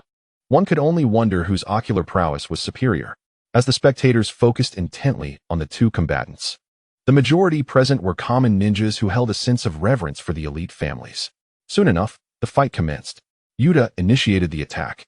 His Byakugan fixated on Yaichi as he retrieved a shuriken from his ninja pouch and hurled it at him. Yaichi swiftly evaded the projectile and charged towards Yuda, forming hand seals. Chakra surged through his fingers as he flicked them, unleashing a chakra projectile, the 8 trigrams empty bullet. This technique was an application of the first form of the breaking path, which in this world had transformed into a chakra bullet akin to a bullet. Its speed and destructive capability were astounding, and due to its relatively small size, it was difficult to detect, often proving unexpectedly effective. The breaking path could also enhance the power of the 8 trigrams empty palm. During previous encounters with assailants, Yaichi had augmented his empty palm with the first form of the breaking path. Is this an alternative utilization of the 8 trigrams empty palm? Although Yaichi's attack was subtle, the chakra bullet was quite evident within Yuda's Byakugan's field of vision, eliciting a moment of surprise. Having discerned the trajectory of the assault, Yuda promptly launched his shuriken to intercept the chakra bullet, resulting in a clash that echoed like the clash of metal. The chakra bullet detonated, sending the shuriken flying off course. The exchange of attacks continued unabated as the 2 engaged each other before the watchful eyes of the audience. The sounds of their gentle fist techniques colliding reverberated through the arena, both masters of the Hyūga clan demonstrating their exceptional control over chakra. The impact of palms and fists caused chakra to surge throughout the area, creating a wave of energy centered around the 2 combatants. With a resounding thud, the 2 struck each other with their palms once more, and then, with a surge of chakra and force, they both staggered back several paces. 8 trigrams, empty palm.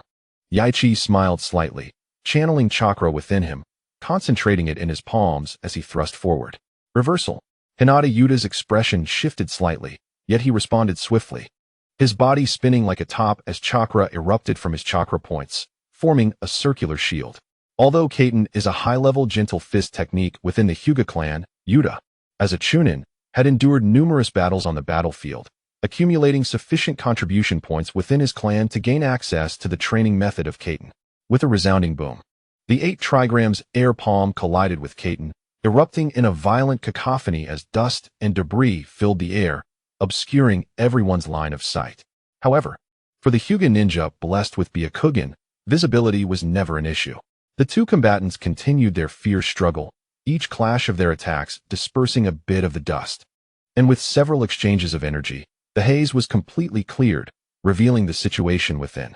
Yoru raised his palm and forced Hinata Yuda back, speaking calmly, "Brother Yuda, if you solely focus on gentle fist, you will not be able to defeat me."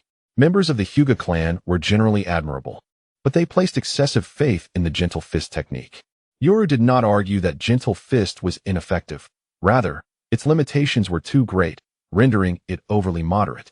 While the gentle fist could effectively counter any adversary, it lacked significant advantages when facing opponents of equal standing, such as members of the Uchiha clan or other bloodline ninjas. This was the essence of its limitation. Many within the Hyūga clan placed too much emphasis on gentle fist, neglecting the application of other ninjutsu. It was not that they were incapable of learning. Rather, they were overly confident in the gentle fist passed down through their lineage, believing it sufficient to combat any foe. Yoru discerned Yuda's weakness, which lay in his singular focus on gentle fist. This technique, rooted in their family tradition, led him to believe that mastering it was enough to handle any enemy. Yuda's confidence in the gentle fist inherited from his clan made him dismissive of Yoru's words. Even perceiving them as somewhat heretical for a member of the Hyūga clan, his gaze sharpening with determination. He felt compelled to make his younger clan brother realize that mastering the gentle fist was all that was necessary for their clan. "Then be cautious. I shall not hold back from this point forward," Yoru replied, somewhat speechless after hearing Yuda's words. The Hyūga clan members are typically composed, yet they possess an unwavering confidence and obsession with the gentle fist.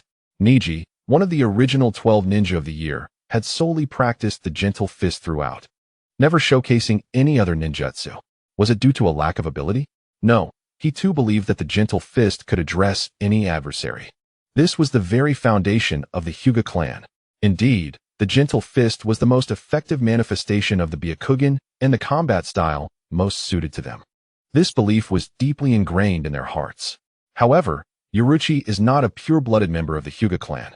He is a traveler who possesses knowledge of future events and is aware of the limitations of the gentle fist technique.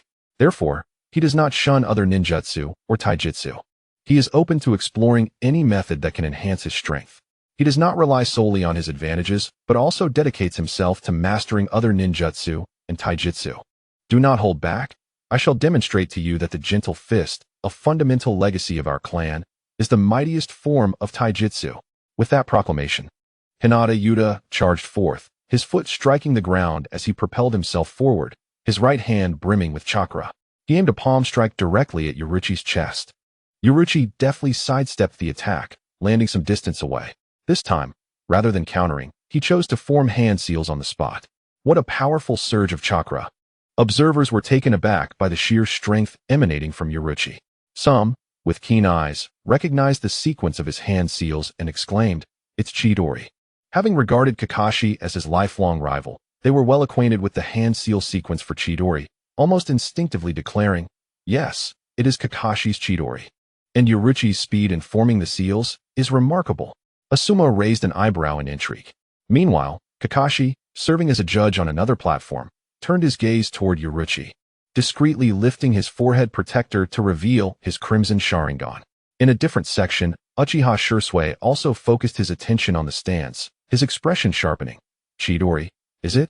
He glanced in Kakashi's direction, contemplating, "I wonder if I can surpass these seniors without activating my eyes." As Yoruchi completed his hand seals, he leaned forward, and the power of lightning erupted from his right hand, crackling with the sound of 1,000 birds singing in unison. Bathed in lightning, Yoruchi's aura intensified as he locked his Byakugan onto Hinata Yuda, warning him, Be cautious, Yuta and I. Chidori. Even Hinata Yuta was taken aback by the chakra fluctuations emanating from Yaruchi, realizing the gravity of the jutsu being unleashed. The name Chidori was well known among leaf shinobi of his era, and he understood that it could unleash its most formidable attack when paired with the visual prowess of the Sharingan. He could not afford to be careless. Indeed, this was Kakashi's Chidori. A slight smile graced Yaruchi's lips as he unleashed his technique, dashing forward like a blue flash, cleaving through the air, and thrusting his Chidori towards Hinata Yuta. I never anticipated you would master Chidori. However, the gentle fist of the Hyūga clan shall not be overshadowed by any ninjutsu. Return heaven. Yuta steadied himself, his Byakugan revealing Yaruchi's astonishing speed as he charged. Evasion was not a simple task, especially since his opponent also possessed Byakugan, capable of discerning his movements. Realizing evasion was futile, Yuta decided to withstand the assault. His form began to spin rapidly, chakra surging forth, transforming into an impenetrable shield that could repel all attacks. This was the absolute defense of the Hyūga clan. Boom! As the Chidori and the Heavenly Return clashed violently, two formidable chakras collided like a bomb detonating amidst the arena, causing the very ground to erupt with a cacophony of thunderous dust and crackling electricity that echoed throughout the surroundings. The Heavenly Return, living up to its reputation for absolute defense, indeed proved formidable. However, my Chidori was not so easily withstood. In the midst of this standoff, Yi smirked subtly, channeling even more chakra into his being, intensifying the previously sharp crackling of electricity. With the infusion of Yi's chakra, the Chidori underwent a remarkable transformation, unleashing a torrent of lightning that pierced through the protective chakra of the Heavenly Return. A thunderous explosion erupted once more, sending a figure hurtling through the haze, crashing violently to the ground. Is it over? Who has triumphed? Emerging from the smoke was Hinata Yuta, marking Yi's victory. The sudden upheaval startled the onlookers, and upon recognizing the fallen figure as Hinata Yuta, they discerned the victor of this fierce confrontation, Yi of the Hinata clan. All eyes turned to the arena as the dust settled, revealing Yi standing tall, the blue-white blade of lightning in his hand gradually dissipating. Was this a derivative ninjutsu of Chidori? Kakashi observed Yi's right hand, his pupils contracting slightly as he clearly recalled the thunderous sword Yi wielded. It was unmistakably Chidori, albeit with a distinct transformation. This revelation astonished him. He had not anticipated that Yi could modify his Chidori's form, giving rise to an alternative application. Kakashi recalled Yi's earlier words, realizing that he had perfected his Chidori and evolved it into other ninjutsu. Was this the true essence of Chidori? Guy also noted the scene, murmuring in awe, although he had only glimpsed it.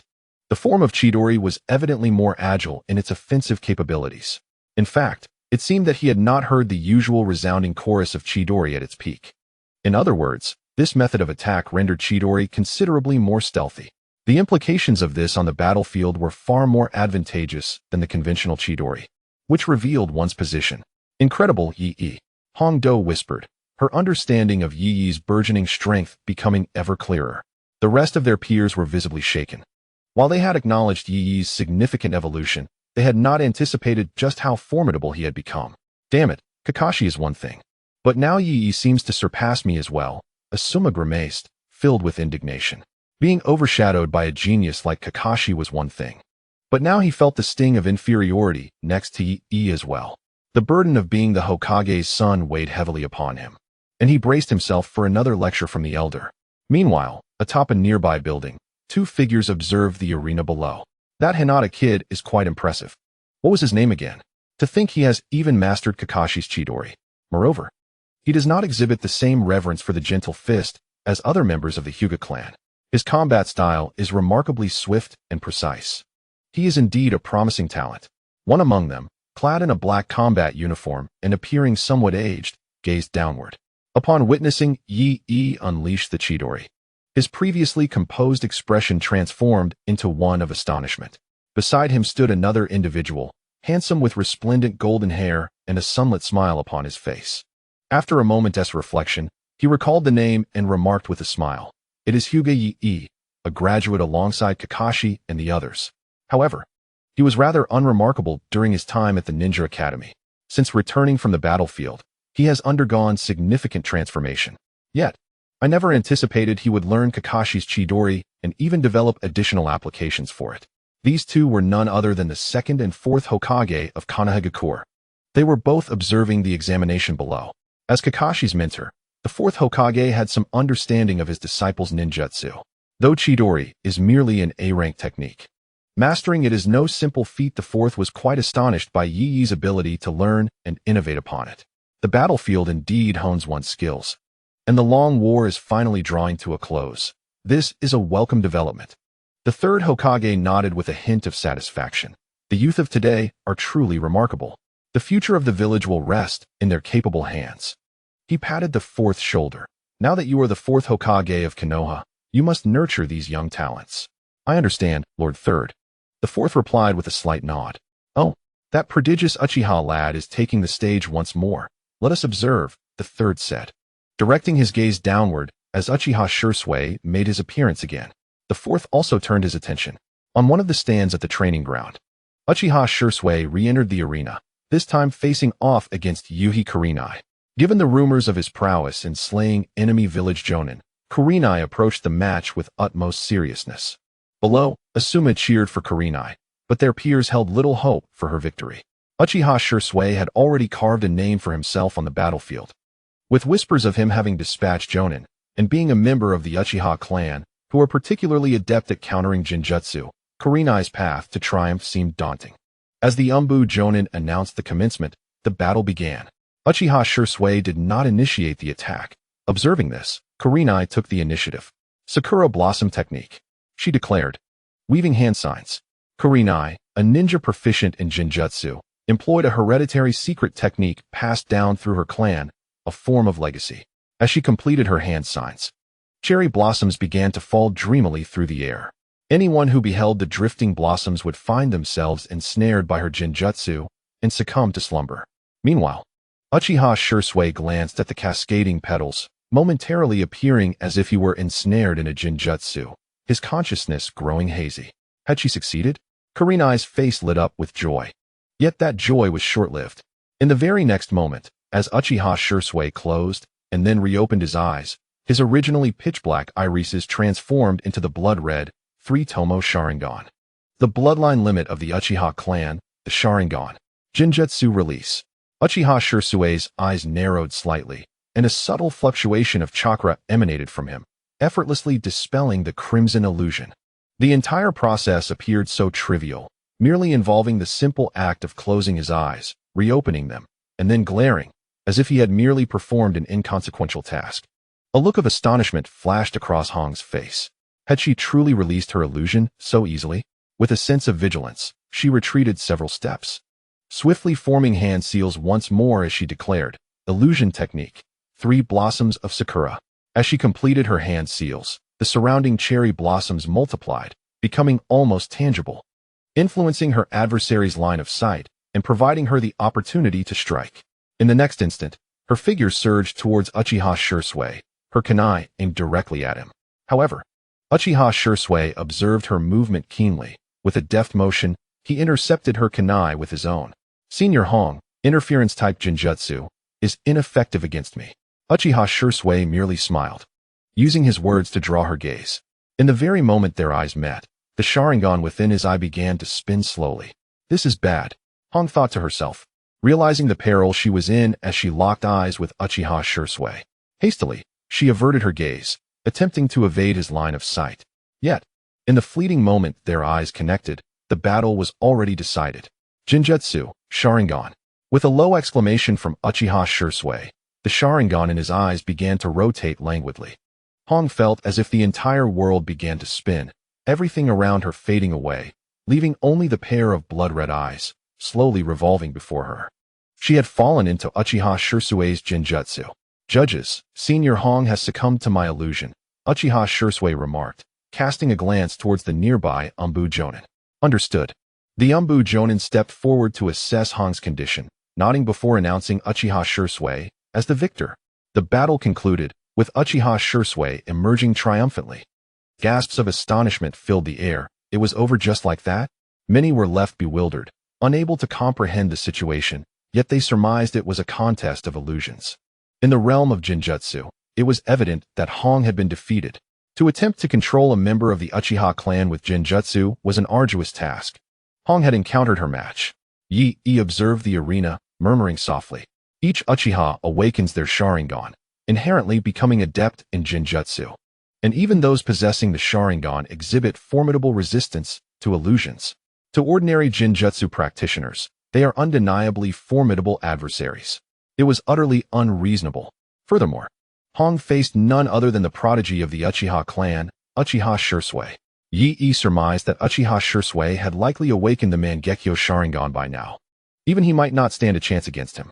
Hong's defeat was entirely within Yi's expectations. After the battle concluded, Uchiha Shisui dispelled the illusion cast upon Hong. Forming a gesture of reconciliation with a gentle tone, "Thank you, Senior Hong. I concede." Hong, despondent, let out a sigh, and after returning the gesture of reconciliation, descended from the platform. Though she was aware that she could not match her opponent, the ease with which she was defeated was disheartening.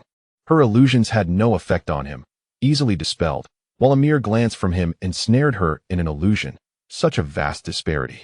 This stark reality made Hong realize the profound understanding of illusions possessed by the Uchiha clan. Defeating them in that realm would be an arduous task indeed. In truth, Hong was overthinking. Not all members of the Uchiha clan were so formidable. She merely faced the exceptional Uchiha Shisui. The Hinata and Uchiha clans truly exemplified the elite, their strength far surpassing that of ordinary ninjas. The third Hokage, observing the nonchalant manner in which Uchiha Shisui concluded the battle, could not help but express his admiration. The likelihood of geniuses emerging from the Uchiha and Hinata clans was remarkably high. Bloodline ninjas, in certain respects, possessed innate advantages over their ordinary counterparts. They were born with formidable lineage and inherited jutsu from their clan, making it no simple task for ordinary ninjas to catch up with them.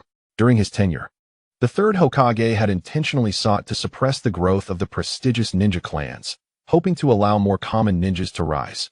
Although there were some results, they were limited. While a notable common ninja, Namikaze Minato, had emerged and ascended to the position of fourth Hokage, the overall number of common ninjas still paled in comparison to that of the various ninja clans in the village. After all, the bloodline clans had been passed down since the Warring States period, their heritage far exceeding that of ordinary ninjas. The fourth Hokage sighed.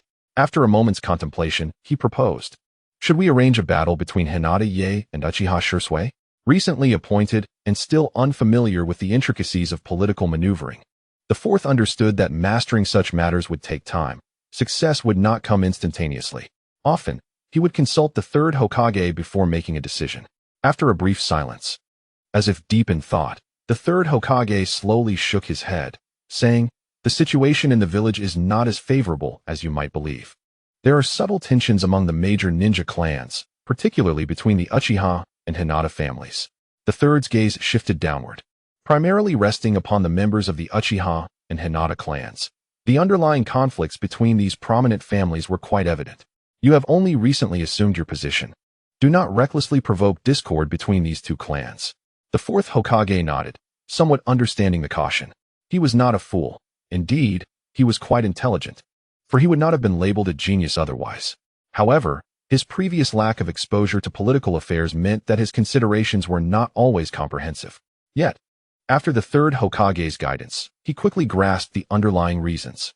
Having recently ascended to his position, he finds himself on shaky ground.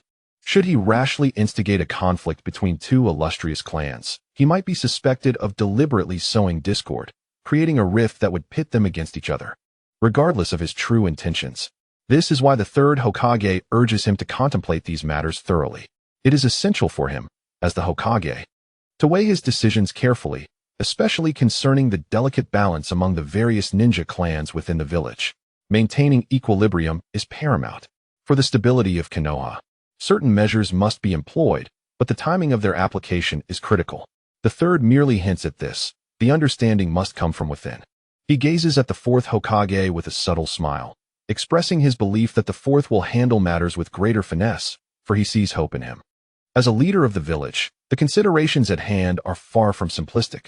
One cannot focus solely on one aspect without acknowledging the broader implications. Take, for instance, the Uchiha and Hyūga clans. Even he, a long-serving Hokage, occasionally finds himself beset by headaches over their conflicts. If both clans grow too powerful, their influence could pose a threat to the Hokage's authority, necessitating occasional measures to curtail their power during his tenure. This is not merely a reflection of the third's ruthlessness, though there is a hint of it, but rather an effort to maintain control and balance, which is a fundamental concern for any ruler. The third hopes that the fourth will soon grasp these complexities. As a leader, the means of governance are crucial. The weight of the third's words cannot be understated. Should they be disseminated, they would undoubtedly stir unrest among the clan leaders within the village, potentially inciting dissatisfaction towards the Hokage's office. The fourth feels a chill at this thought and solemnly assures, "I will." On another note, Kakashi's Sharingan has stirred unrest among the Uchiha clan. Although he managed to quell the discontent for now, lingering grievances remain. As Kakashi's mentor and the current fourth Hokage, he must navigate the intricacies surrounding the Uchiha clan with great care. The third continues, casting a glance at the fourth, noting that Kakashi, being an outsider yet possessing a Sharingan, is an affront to the Uchiha clan's pride. The current clan leader, Fugaku Uchiha, has repeatedly approached the third regarding the reclamation of Kakashi's Sharingan, but each time, the third has successfully suppressed these demands. The rationale: it is a gift from Obito Uchiha to Kakashi, and the Uchiha clan holds no authority to intervene. Naturally, Fugaku is not pleased with this stance and seeks compensation under this pretext, yet the third has thwarted these attempts as well. At that time, the third held the reins of power, and it was his prerogative to decide such matters. However, with the fourth now in charge, the third harbors concerns that Fugaku may revive this issue. Thus he takes this opportunity to prepare the fourth mentally. The fourth contemplates deeply, nodding in acknowledgement, "I understand." He had not anticipated that Kakashi's Sharingan would evoke certain thoughts among the Uchiha clan, but this was bestowed upon Kakashi by Obito, symbolizing Obito's aspirations and resolve. As a mentor, he was naturally reluctant to return the Sharingan, which represented Obito's will, to the Uchiha clan. This was not merely for Obito's sake, but also for Kakashi's. It seemed that he would need to find an opportune moment to converse with Fugaku. The fourth Hokage pondered. "The future belongs to the youth. I shall do my utmost to transfer my authority to you. However, regarding the two advisory elders and the root faction, I cannot intervene. You must strive for that yourself." The third Hokage gently patted the fourth's shoulder and sighed deeply. The very fact that the third could utter such words demonstrated his regard for the fourth. Yet, he often found himself constrained by circumstances. Mito Gate, Narashikaku, and Shimura Danzo were all old acquaintances and comrades, wielding considerable power themselves.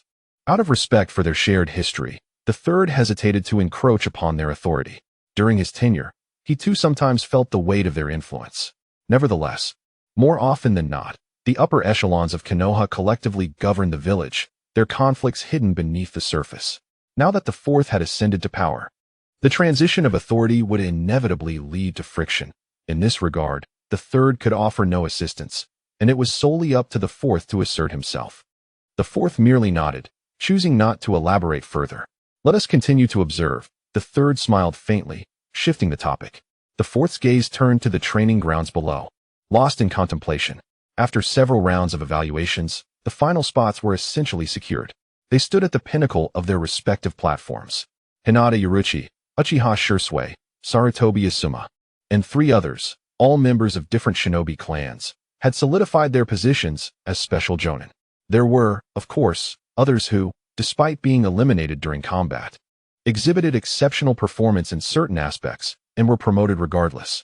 Among them were contemporaries of Yoruichi, including Nara Shikamu, Inazuka Kiba, and others, whose performances were commendable. It was a pity for Yugao. She had performed admirably in the first round, but was swiftly defeated by Uchiha Shursui in subsequent encounters, and thus was not selected. Much to Asuma's dismay, wishing he could relinquish his position for her. Other peers such as Chuji, Nami, and Tsukikage Kazuki's performances paled in comparison, lacking any particularly remarkable aspects, resulting in their elimination. Kai also felt regret. Had he unleashed the 8 gates during battle, his taijutsu prowess would likely have secured him a spot. Yet, perhaps a certain conviction held him back from utilizing that technique against his comrades. Overall, this assessment yielded 12 special jonin, who would form a core strength for Konoha. However, they still fell short of being true jonin, as their distinctions were merely in specific areas, not indicative of genuine Jonin status. However, for these young individuals, achieving the status of special Jonin is already a commendable accomplishment. The others who were eliminated have been dismissed, leaving only these 12. In the arena, the 12 stand still, awaiting further instructions. One of the Jonin gazes at them, nodding slightly as he proclaims, "From this day forth, you shall be the special Jonin of the village." The fourth Hokage will elaborate on your treatment and forthcoming duties. Just as his words echoed, a figure clad in the Hokage's ceremonial robe and adorned with a Hokage hat materialized abruptly. His sudden appearance was startling, aside from Yai and Uchiha Shursui, who sensed his presence and turned to a specific spot. The others failed to detect how he arrived. Yai merely discerned a faint ripple in the fabric of space before the figure stood before them, as if conjured from thin air. Inwardly, Yai mused about the intriguing spatial ninjutsu, recognizing its immense potential. Even for mundane travel, it proved invaluable. Upon witnessing this figure's arrival, everyone present respectfully bowed, uttering, "Lord Hokage." Indeed, this enigmatic figure was none other than the current fourth Hokage, Minato Namikaze. No need for excessive formality, the fourth replied warmly, his radiant smile exuding a sense of comfort.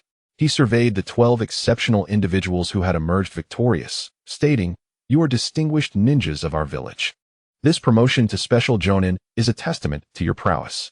Congratulations, you are now the Special Jonin of the village. I hope you remain true to your original intentions and strive diligently for the betterment of our village." After extending his congratulations, the fourth conveyed the purpose of his visit. "Now that you have attained the rank of Special Jonin, I have some arrangements I would like you to consider." The 12 listened intently. First, due to the ongoing war, our forces are critically understaffed, necessitating the infusion of exceptional ninjas.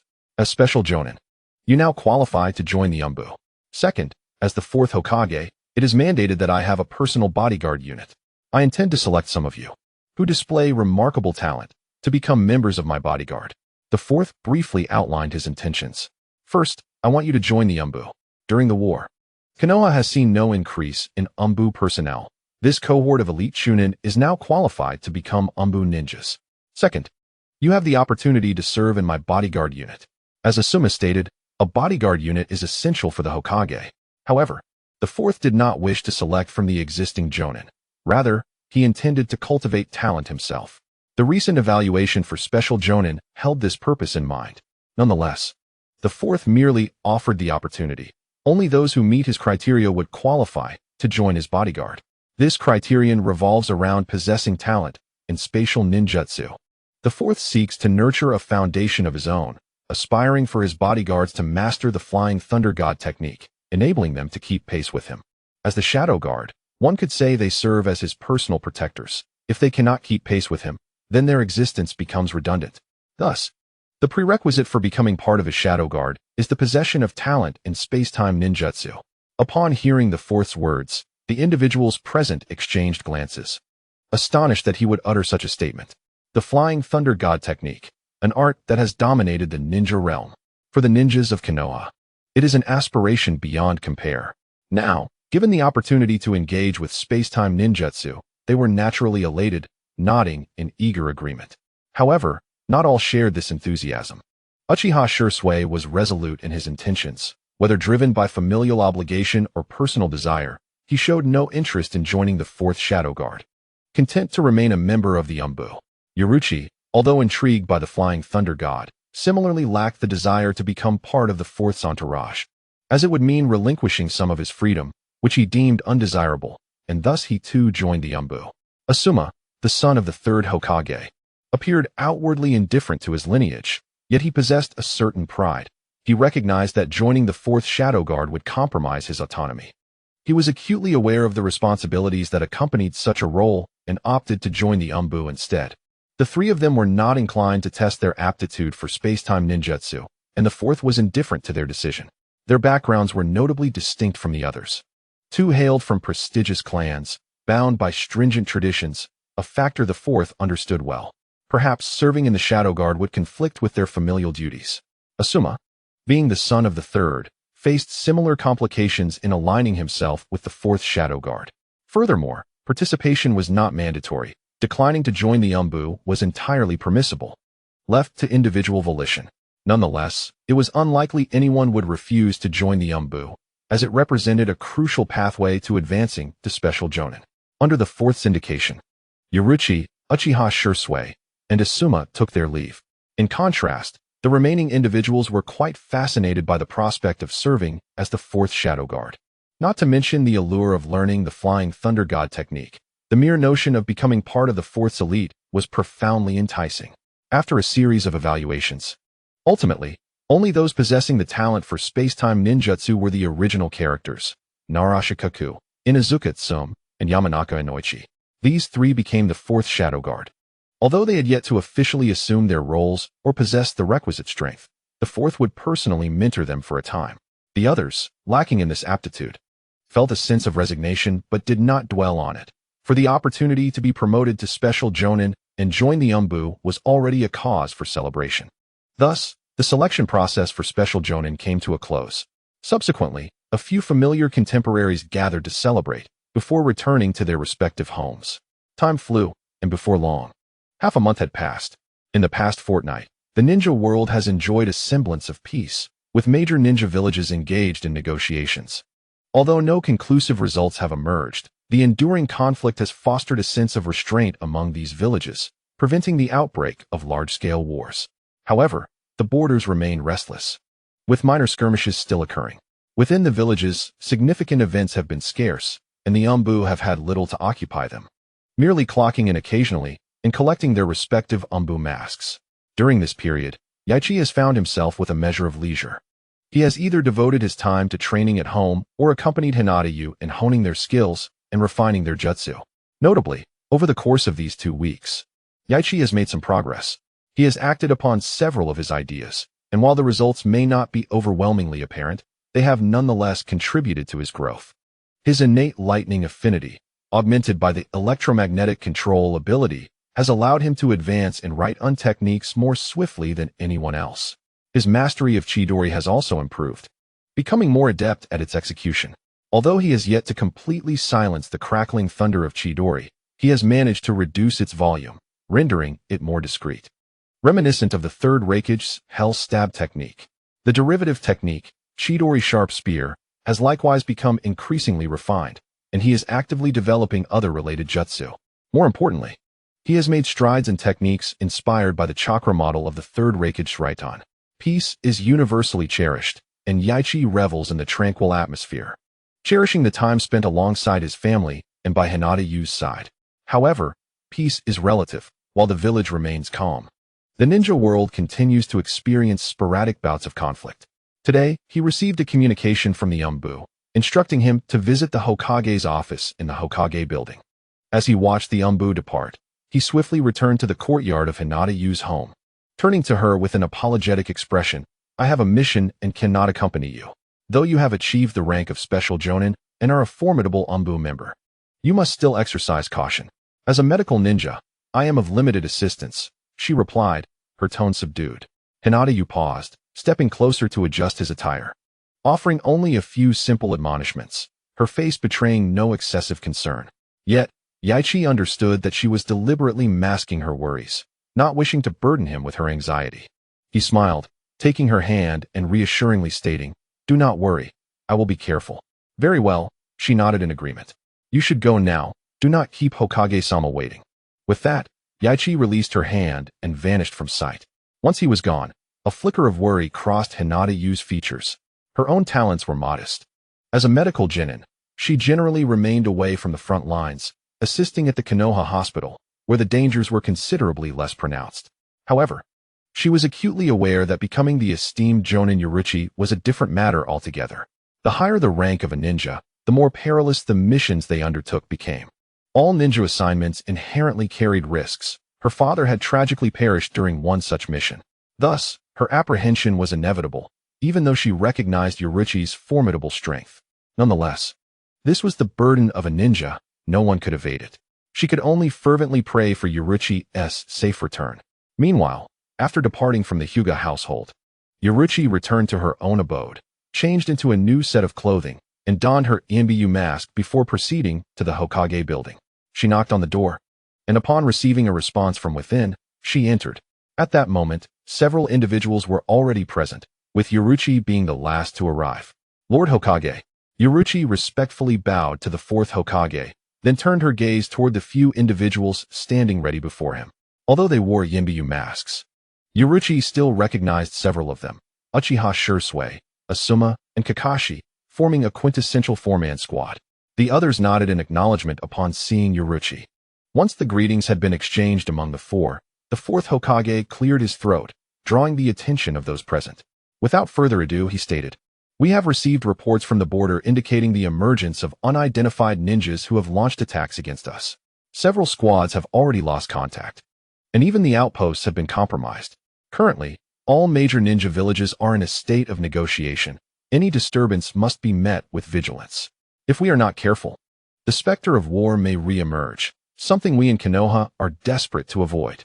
These individuals are likely rogue ninjas seeking to incite chaos once more, blinded by their hatred.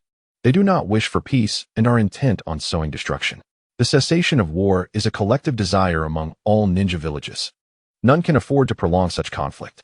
Thus, this mission is of paramount importance, marking your first assignment as ANBU, and it is classified as an S-rank mission." The fourth Hokage continued, "During your journey, should you encounter ninjas from other villages, strive to avoid conflict whenever possible. However, at critical moments, we must not allow Konoha's reputation to falter." He succinctly outlined the mission, then solemnly addressed the four. "You are all exemplary ninjas of Konoha, and I trust your judgment. This mission is crucial, and we cannot afford any missteps. I hope you grasp the gravity of this situation." The four present exchanged solemn glances, fully aware of what an S-rank mission entailed, and the seriousness of the circumstances weighed heavily upon them. No one wished to witness the resurgence of war. The fourth Hokage spoke slowly. "Kakashi will lead this mission. Please take a moment to synchronize with one another, and then proceed. I look forward to your safe return with success." "Yes," the four responded in unison, bowing to the fourth Hokage before swiftly departing. They had come fully prepared to the Hokage building, and upon receiving the mission, they wasted no time in exiting the village, advancing in a determined direction. Their figures darted gracefully through the forest. As Asuma walked, a furrow formed on his brow as he spoke. The border between the Hidden Mist and Konoha is fraught with danger. The Hidden Mist is known as the Village of Bloody Mists, where rogue ninjas frequently emerge. Could it be that this time the troublemakers are rogue ninjas from the mist? Are they seeking to instigate war once more, to exact vengeance upon the Hidden Mist? Undoubtedly. The village with the highest number of rogue ninjas in the ninja world is the Hidden Mist. Since the reign of the third Mizukage, they have implemented a series of brutal policies, employing exceedingly harsh methods to select their ninjas, often resorting to lethal battles among the lower-ranked ninjas. Such extreme and merciless tactics have led to the emergence of ninjas from the Hidden Mist who employ exceedingly violent methods, instilling fear in many from other villages when confronted on the battlefield. Moreover, the penalties for failed missions in the Hidden Mist are notoriously severe, with offenders facing the possibility of losing their ninja status or even facing death. This draconian approach has rendered many failed ninjas too terrified to return, opting instead to desert the village and become rogue ninjas. It is not uncommon for even the most renowned of the Mist's 7 ninja swordsmen to have turned rogue. Is it? Indeed, it is a possibility.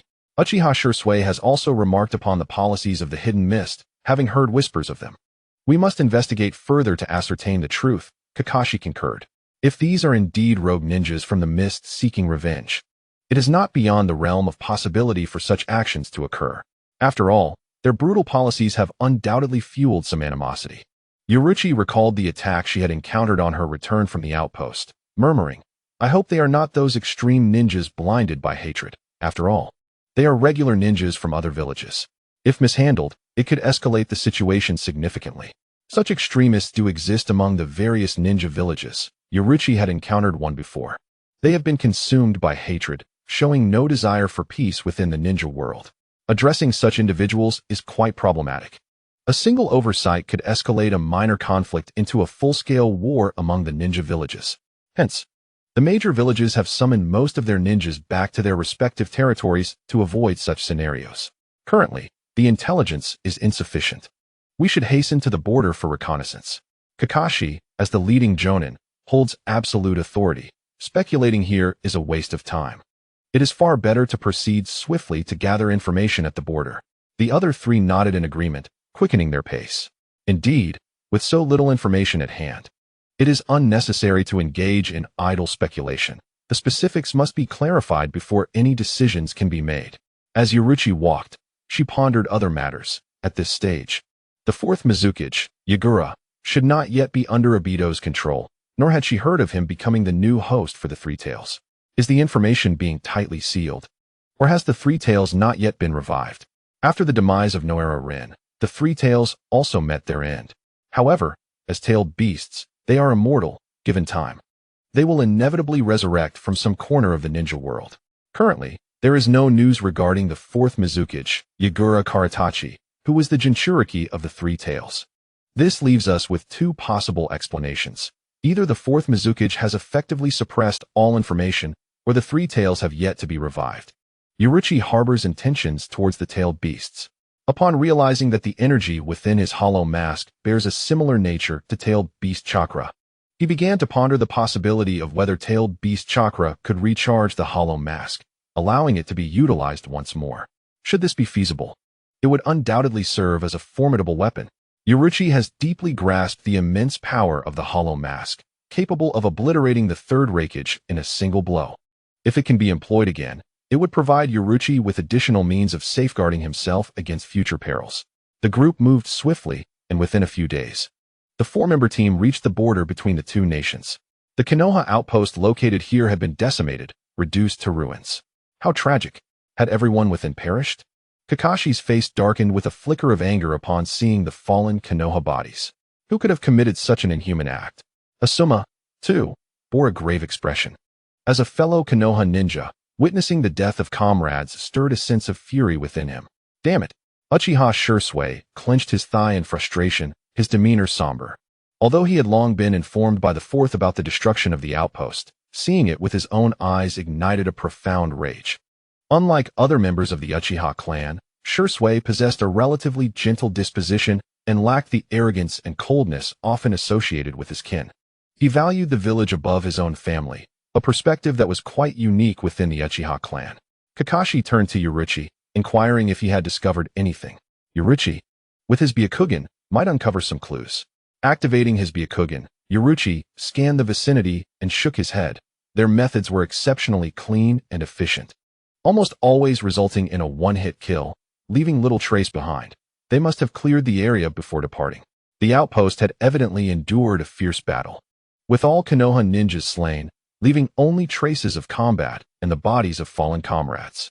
The enemy's tactics were ruthlessly efficient, and their experience allowed them to cover their tracks thoroughly. Yaichi found nothing of value. Upon hearing this, the other three wore solemn expressions. After some contemplation, Kakashi formed hand seals and slammed his hands onto the ground, exclaiming, "Summoning technique." With a resounding bang, a cloud of white smoke erupted, and several ninja dogs materialized. Pakin, I entrust you with this task. See if there are any unusual scents in the area. Kakashi instructed one of the smaller ninja dogs. Understood, replied Pakin, nodding in acknowledgement as he directed the other ninja dogs to disperse. Before long, several ninja hounds returned. The leader, Parker, shook his head and remarked, "A few days have elapsed, and the scent has nearly dissipated. Moreover, among the ninjas who engaged in battle, there were likely water-style ninjas who dispersed the scent. Even if any remnants remain, they are predominantly the scent of blood."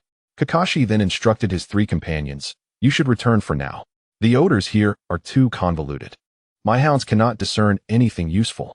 Glancing at the dimming sky, Kakashi continued, "Tomorrow, we shall commence our search from the outpost, exploring the surrounding areas. If anyone departed from other directions, we might uncover some clues. I will rely on you tomorrow, Ye?" Understood, Ye nodded. "First, we must bury our fallen comrades. We cannot allow their bodies to be left to the elements." Kakashi cast a somber glance around and spoke in a muted tone. The others nodded in agreement, gathering the bodies of the lost leaf ninjas together. Ultimately, Kakashi utilized Earth Jutsu to inter them on the spot. He then addressed the trio, "Let us leave this place for now. We will rest before commencing our search in the vicinity." The three nodded in unison. They found a location not far away to recuperate, weary from their relentless journey. This fatigue was a concern for the impending battles that might arise, so they resolved to rest for the night. In the morning, after sufficient recuperation, the four began their search, centering their efforts around the outpost. At this juncture, Yae's Byakugan proved invaluable, revealing many details invisible to the ordinary eye. Not far from the outpost, Yae discovered a concealed tree hollow, inside which lay numerous bloodstained bandages and some neglected items. Once he confirmed there was no danger, Yae cautiously approached the tree hollow, observing uneaten food and bloodied bandages. There were likely several individuals here, and they left in great haste. Could something urgent have occurred? Analyzing the traces within the hollow, he deduced that at least 5 or 6 individuals had previously rested there, potentially a ninja squad like theirs. Their hurried departure suggested an unexpected situation had arisen, preventing them from clearing the evidence of their presence. Ninja operations are typically meticulous, leaving little trace to reveal their locations. Thus, the failure to clean up indicates a pressing reason. If their earlier conjectures hold true, and the culprits behind this situation are rogue ninjas from the mist, then this alone suggests that they are likely being pursued. Nevertheless, they had finally uncovered a clue. Retrieving a sealing scroll from his ninja pouch, Yae unfurled it upon the ground, forming a hand sign. With a soft explosion and a puff of white smoke, a jet-black ninja crow materialized, its crimson eyes locking onto Yae. This was the summoning crow of Uchiha Shursui, utilized by their team for communication. Go and relay the situation here to the others. Knight addressed the raven with a call. The raven cawed in response, unfurling its wings and soaring into the sky. Before long, Kakashi and a few others, having received the message, arrived at the scene. Kakashi turned to Knight and inquired, "Have you made any discoveries?" Knight replied straightforwardly, "I have found a hollow within a tree, where remnants left by a ninja linger. It appears they departed in haste, leaving things uncleaned." The group nodded in agreement as Knight articulated his deductions. Asuma remarked, "The Byakugan is indeed quite advantageous. Had it been me, I would have surely overlooked this spot." This hollow had been specially treated, rendering it undetectable from the outside. Without the Byakugan's penetrating vision, even sensory-type ninjas would struggle to perceive such inanimate objects. Kakashi was searching in another direction. Had his summoning Neendog been present, it might have uncovered this place as well. Utilizing the summoning technique, Kakashi called forth his ninja dog once more. Parker approached, sniffing the air, and informed Kakashi. These scents were present at the previous outpost. They must have reached there as well. Upon hearing this, the group was visibly startled, finally uncovering a lead. Kakashi looked at Parker and asked, "Can you track these scents?" Parker responded, "I'll give it a try." He scratched his hind leg, twitched his nose as if detecting something, and dashed off in a specific direction. The other ninja dogs mirrored his actions and dispersed. Soon, Parker returned to Kakashi, saying, "They seem to have employed techniques like shadow clone. Scents are emanating from 3 distinct directions." The group fell silent, acknowledging the enemy's caution. Asuma glanced at Kakashi, questioning whether they should split up to search. As the leading jonin, Kakashi's commands during the mission were absolute. Even as the son of the Hokage, he was obliged to heed the orders of the lead jonin. Kakashi shook his head. The ability to swiftly eliminate all personnel at the outpost while efficiently erasing traces indicates formidable strength. There is likely a jonin among the enemy. Recklessly splitting up would be perilous. The others nodded, recognizing the validity of his words. Aside from Kakashi, the rest were merely special jonin, while their team was competent. Encountering a jonin-level squad could pose substantial danger. If faced with an S-rank rogue ninja, their situation would become even more precarious. As those who attain S-rank are among the strongest of jonin, then let us use shadow clones to act separately, proposed Knight. The shadow clone technique is highly practical, proving invaluable in pursuits, escapes, and various other scenarios, making it an essential skill for all ninjas. The ninjas who had departed from this location were also employing clone techniques, effectively evading their pursuers to some extent. In light of this situation, deploying shadow clones to act independently was indeed the wisest choice. Kakashi nodded, "Very well. Let us proceed with our shadow clones acting separately." The 4 individuals held significant statuses, 2 from illustrious clans, one the son of the Hokage, and another a jonin from the village's Umbu, each proficient in the shadow clone technique. Without hesitation, they each produced 2 shadow clones and, guided by a ninken, set forth in different directions. One ninken led the clones along a particular path, but abruptly halted after covering some distance, turning to Kakashi and stating, "The scent indicates these are clones." It vanished upon reaching this point. The four exchanged glances, and Kakashi replied, "All right, you may return now." The Ninkin nodded and vanished in a puff of white smoke. "Dissolve the clones here," Kakashi instructed, forming hand seals with a resounding pop as his form dissipated. The remaining three followed suit. At the very moment the clones were dispelled, those in the other two directions paused, receiving messages relayed from the respective clones. Kakashi, narrowing his gaze, remarked, "Only two directions remain." Knight 1 activated his Byakugan, striving to uncover any traces, yet found none along the way. After traversing a distance, Asuma landed on a branch, signaling the group to halt. Without preamble, he stated, "They're in another direction. The real bodies are here.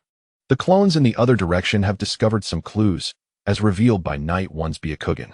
Since both Knight 1 and Shursui possessed the ability to sense enemies, further tracking was necessary. As Kakashi was the team leader, Asuma dispelled his clone to convey this information to the real body. Shadow clones proved to be remarkably useful.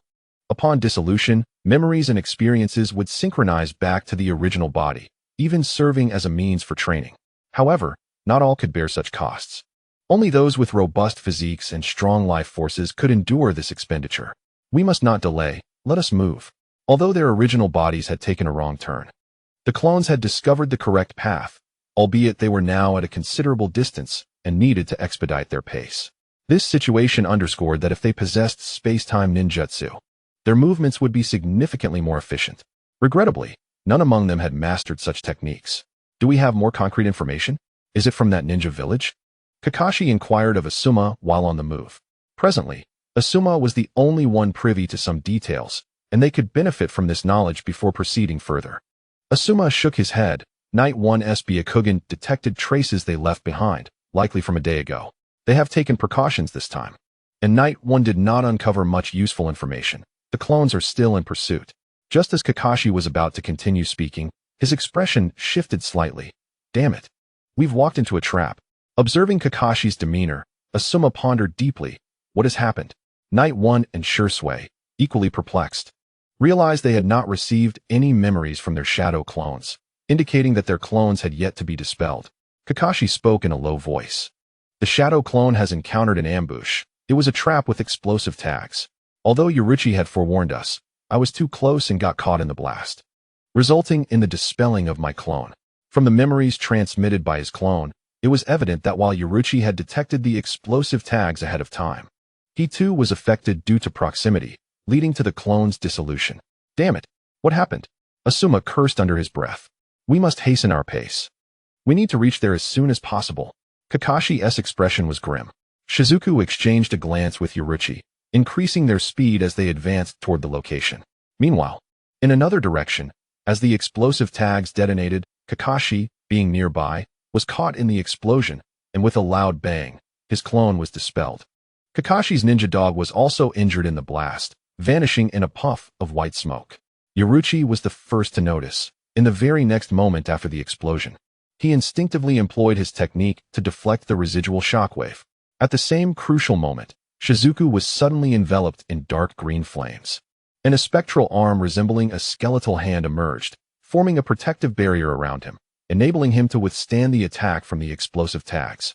Through his Byakugan, Yaichi observed the transformation in Shizuku and narrowed his eyes slightly, recognizing the significance of it. He then swiftly moved to stand before Shizuku, asking, "Are you all right?" "I'm fine," Shizuku replied, the unusual phenomenon around him dissipating, though a tear of blood trickled down from his right eye. "It's good to hear that," Yaichi said, casting a glance at Shizuku before turning his gaze toward a certain area, stating softly, "Let's continue the pursuit. They've set traps here, so they cannot be far. We must hasten. With Kakashi's ninja dog gone, we must rely solely on ourselves." Shizuka hesitated for a moment. "Yaichi-senpai, you being younger than Yaichi and his peers." Shizuku referred to them as senpai, acknowledging their seniority.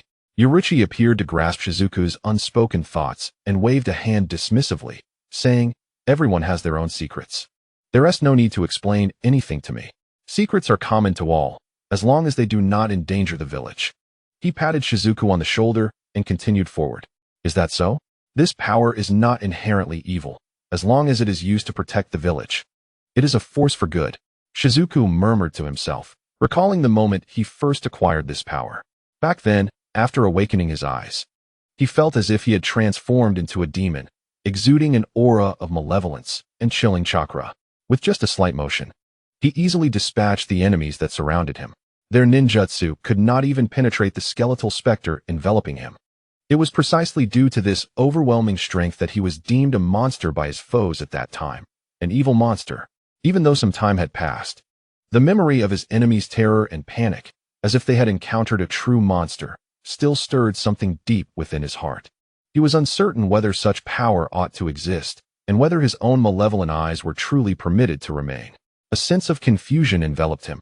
Henceforth, he instinctively rejected his own gaze, never again utilizing that formidable strength. It was not until the recent moment, confronted by the impending explosion of the detonating talisman, that he unconsciously activated his kaleidoscopic Sharingan, employing Susanoo to withstand the shockwave and prevent his clone from being obliterated. However, the haste of the moment inadvertently revealed the hidden force he had concealed. Anticipating that his comrades would gaze upon him with terror, as if he were a monster, he was unexpectedly met with Yaruchi's assertion, "There is no inherent evil in power. As long as it serves to protect the village, it is a force of righteousness." With newfound resolve, Shirsue's eyes sparkled with determination, and he swiftly pursued Yaruchi. The two left traces along their path, advancing in a singular direction, perhaps due to their proximity.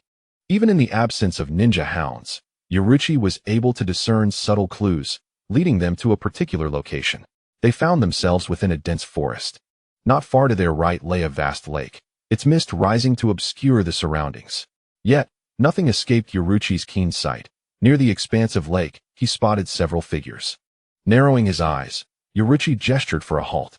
Shirsue ceased his movement, turning to Yaruchi. "Senior, have you discovered something?" Yaruchi, with an extended field of vision bolstered by his heightened perception, pointed towards a direction, exclaiming, "I found them, just ahead. Can you discern who they are?" Shirsue inquired urgently. Yaruchi shook his head. "The distance is too great. While I can sense their chakra fluctuations, I cannot identify them specifically. We must draw closer." Exchanging glances, they suppressed their presence and cautiously approached. As they drew near, Shirsue's own formidable perception detected the presence of several individuals, and he frowned slightly, whispering, "A potent chakra signature. At least of Jonin level." However, due to the distance, he could only gauge a rough estimate. There were 6 individuals, 3 of whom radiated chakra signatures indicative of Jonin strength. Yaruchi's ability to perceive surpassed even Shirsue's, who wielded the Sharingan. Although the figures remained obscured, the feedback from the chakra signals confirmed the strength of 3 as Jonin level. "Should we take action, Senior?" Shirsue asked, glancing at Yaruchi. The earlier words of Yaruchi had profoundly impacted him, fostering a subtle inclination to follow Yaruchi's lead. "Let us wait. We are outnumbered with only the 2 of us. It would be prudent to hold off until the main body arrives," Yaruchi replied, raising a hand. The adversaries were formidable, with merely the 2 of them. The odds of victory were slim unless their main body joined them. The chakra of the shadow clones is finite, limiting their combat duration. It was previously mentioned that Yaruchi's physical aptitude is rather poor, and his chakra has always been a weakness. Furthermore, having recently utilized the technique, he can only barely maintain the integrity of his shadow clone. Although Shirsue is younger than Yaruchi, his innate talents are commendable, even after briefly activating Susanoo. His chakra levels remain relatively ample. Contemplating for a moment, Yaruchi suddenly seemed to have an epiphany. He turned to Shirsue and inquired, "Shirsue, do you still have enough chakra to perform shadow clone jutsu?" Shirsue, taken aback, nodded and replied, "Though my reserves are dwindling, I can still perform it once more." A knowing smile spread across Yaruchi's face. "I have devised a method that may allow us to communicate with the main body." "Huh?" Shirsue expressed his confusion. After listening to Yaruchi's explanation, Shirsue's eyes widened in surprise. "It can be done this way? Let us give it a try," Yaruchi chuckled, though he could not guarantee its success. "All right." Without hesitation, Shirsue formed the necessary hand seals and performed the shadow clone jutsu. With a puff, a clone appeared beside him. "Release," Shirsue signaled, dispelling the clone. Indeed, this was Yaruchi's sudden inspiration, since the clone, upon dispelling, transmits memories back to the main body. Could the shadow clone jutsu serve as a means of communication? Yaruchi was uncertain. He had never tested whether the memories of a dispelled clone could still return to the main body. However, logically speaking, it should be feasible. Now, it was a matter of what would transpire on Shizue's end. Meanwhile, the main bodies, hastily making their way, were halted as Shirei suddenly paused. His mind was flooded with new memories. He looked at Yoruichi with a peculiar expression. "Senior, it worked." "What?" Yoruichi was puzzled, unable to comprehend Shizue's meaning. Since his clone had not been dispelled, he was unaware of the previous conversation between the clone and Shizue, leaving him confused. Shizue quickly provided clarification. "It can be done this way?" Kakashi and Asuma both turned their gazes towards Yoruichi, their expressions equally bewildered. They had not anticipated the shadow clone technique could be employed in such a manner. "Oh, don't look at me like that. It was my clone's doing." Yoruichi replied exasperatedly, surprised that his clone had thought to use this method to inform them of the situation. "That was still you," Asuma muttered under his breath. Now that a lead had been discovered, it was prudent to proceed swiftly. There were only Yoruichi and Shizue's clones at the location, and it was wise to refrain from acting recklessly. Kakashi remarked, quickening his pace. Although there was still a distance to cover, they were drawing nearer with each passing moment. After traversing some distance, just as they approached a location not far from a lake, an unexpected incident occurred. "Be cautious, another trap." This time, Yoruichi, possessing the Byakugan, led the way, activating both his Byakugan and Kinbunchika Haki to sense his surroundings. Despite his vigilance, he still triggered an explosive tag trap. The explosive tag, undetected until activated, had been cleverly disguised, affixed to a large tree, blending seamlessly with the bark's pattern. Only through careful observation can one discern the subtle signs. However, as Ye and his companions were hastening along, it was impossible for them to attend to every detail. Suddenly, a thunderous rumble echoed through the air. The trap was triggered, and the sound of crackling flames erupted from the trees above, followed abruptly by the deafening roar of an explosion, illuminating the faces of the group with firelight. "Be cautious. It's an explosive tag.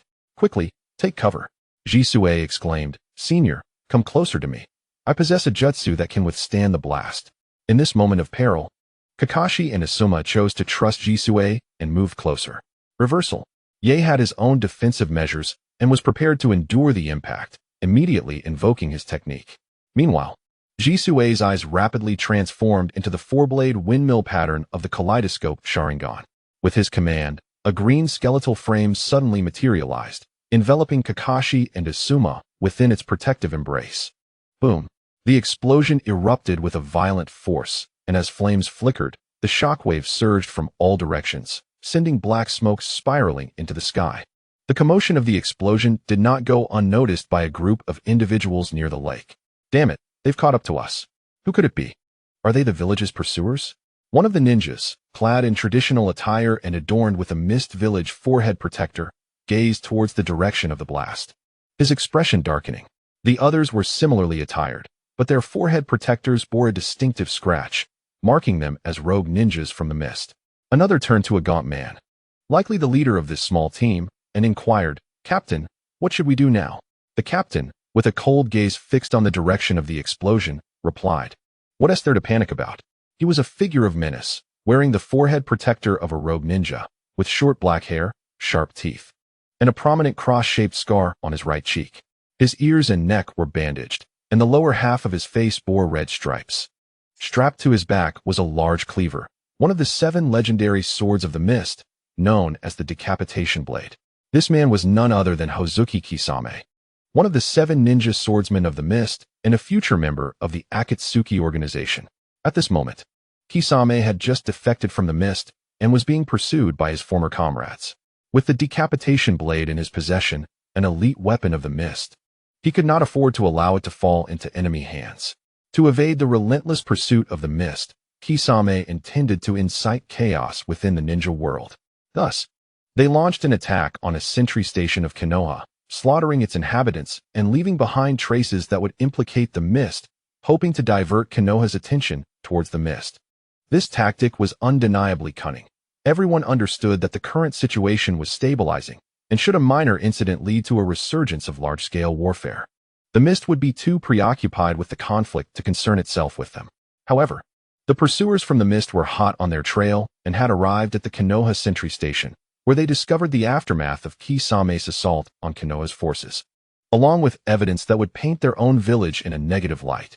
Aware of the presence of Pai Pa Shirzong and intending to divert the disaster eastward, the individuals masquerading as members of the Hidden Mist acted decisively against the lookout station of Konoha.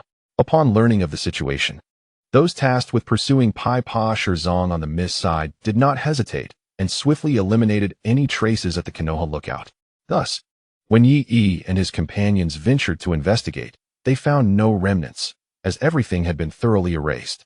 Pai Pa Shirzong turned his gaze toward the source of the explosion and addressed one of his companions, Huang Tai. Can you sense how many people are over there? The individual named Huang Tai, presumably a sensory-type ninja, focused his abilities and responded, "It seems there are only 4 individuals. They likely aren't the pursuers from Suka Mountain, but rather ninjas from Konoha sent to investigate." Konoha? Their response is remarkably swift, Pai Pa Shirzong murmured, his eyes sharpening with intensity.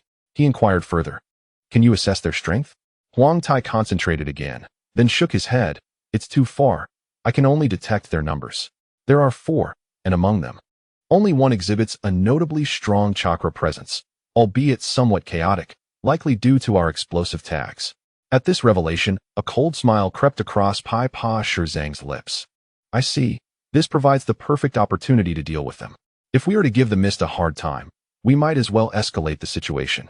After a brief discussion, under Pai Pa Shirzong's command, they advanced towards the direction of Yi and his team. Meanwhile, despite falling into a trap once more, Yi and his team, having prepared adequately, emerged unscathed. "Are you all right?" Yi asked, having withstood the explosion. Pushed back a short distance, but sustaining no significant injuries, he swiftly moved to Ji Shui's side, concerned for the 3 of them. At that moment, Ji Shui had dissipated his Susanoo, his eyes returning to the 3 Tomos state, and he was taking deep breaths, visibly fatigued, though his chakra was in disarray. It was clear that the current burden of the Mangekyo Sharingan was substantial for him, especially considering his young age and the inadequacy of his physical condition and chakra reserves to support extensive use of the Mangekyo. "We're fine," Asuma and Kakashi replied, their gazes fixed on Ji Shui. "What kind of jutsu did you just use?" It was incredibly powerful. Under Ji Shui's protection, they had come away without a scratch. Although curiosity bubbled within them, they refrained from pressing further, recognizing that they were comrades and allies, and any questions could wait until after the mission. "Ji Shui, are you all right?" After catching his breath, Ji Shui had stabilized somewhat, though his internal chakra still required time to settle. "Your eyes," Asuma remarked with concern, noticing the blood trickling from Ji Shui's eyes. Ji Shui touched the crimson traces at the corners of his eyes and reassured, "It's nothing serious, merely some after effects."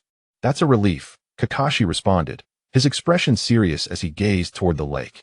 "The commotion here has likely been detected." Yi nodded in agreement, given the proximity. It was bound to be noticed. Upon arriving here, Yoruichi dispelled her shadow clone technique, and the memories from earlier were conveyed back, revealing the specific circumstances. Kakashi remained silent for a moment, contemplating, when Yoruichi suddenly noticed something, her expression darkening. "They are approaching us. Among them may be sensory-type ninjas. We have been discovered." Indeed, in Yoruichi's perception, 6 figures were swiftly advancing toward them. "Everyone, be vigilant." Upon hearing Yoruichi's warning, Kakashi promptly urged the others to remain alert. Shirzue and Asuma both tensed, their focus sharpening. As Yoruichi glanced toward the approaching figures, she discerned their appearances. Upon recognizing the leader, Pipa Juzong, along with the formidable beheading sword at his back, a chill ran down her spine.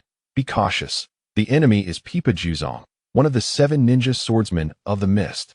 The information about renowned ninjas from other villages was duly recorded in their village archives, allowing Yoruichi to identify Pipa Juzong even without her past life's memories. "Pipa Juzong? Is he the one targeting Konoha? But isn't he one of the 7 ninja swordsmen of the Mist? Could it be that the Mist seeks to incite war once more?" Upon hearing Yoruichi's revelation, the others were visibly shaken. The name Pipa Juzong held considerable renown in the ninja world, a true elite jonin. More importantly, a jonin from the Mist was attacking Konoha at this moment. Did they truly wish to provoke war again? Yoruichi furrowed her brow, noticing the forehead protectors of the 6 figures bore a distinct scratch, a mark of a rogue ninja. With a grave tone, she stated. Their forehead protectors are marked with slashes. This signifies they are rogue ninjas. They have likely defected from the mist. As of now, they are renegades.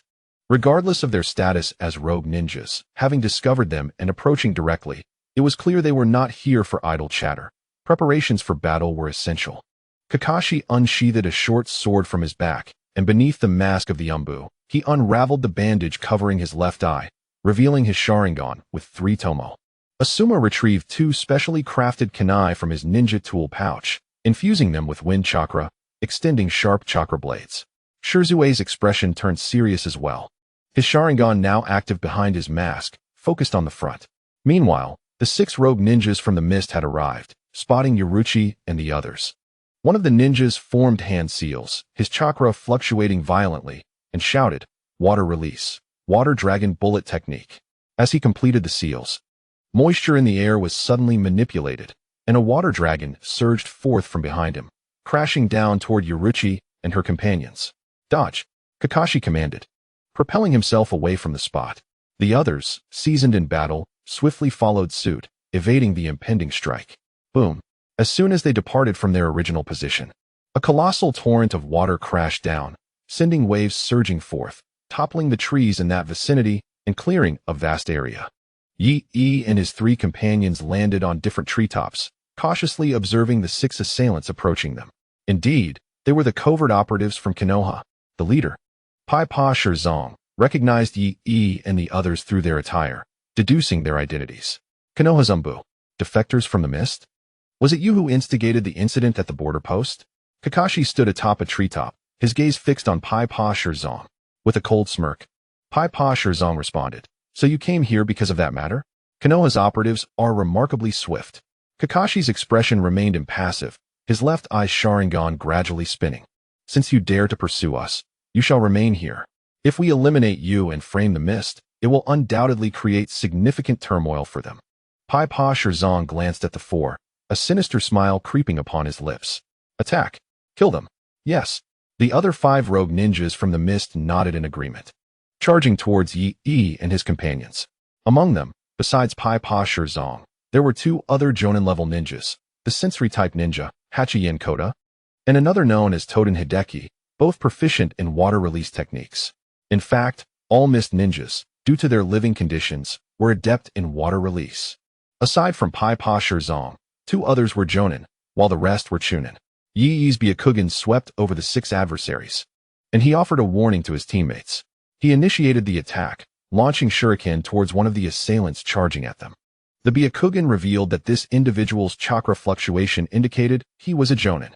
Understood. Asuma and Shizune exchanged glances, and in an instant, they dashed forward to engage the enemy. The battle erupted in an instant. "From the sound of your voices, you must be quite young. Has Konoha no one else to send? Have you come here to meet your demise?" Pai-Pa Shirzong unsheathed his beheading blade, charging directly at Kakashi, swinging the massive weapon down.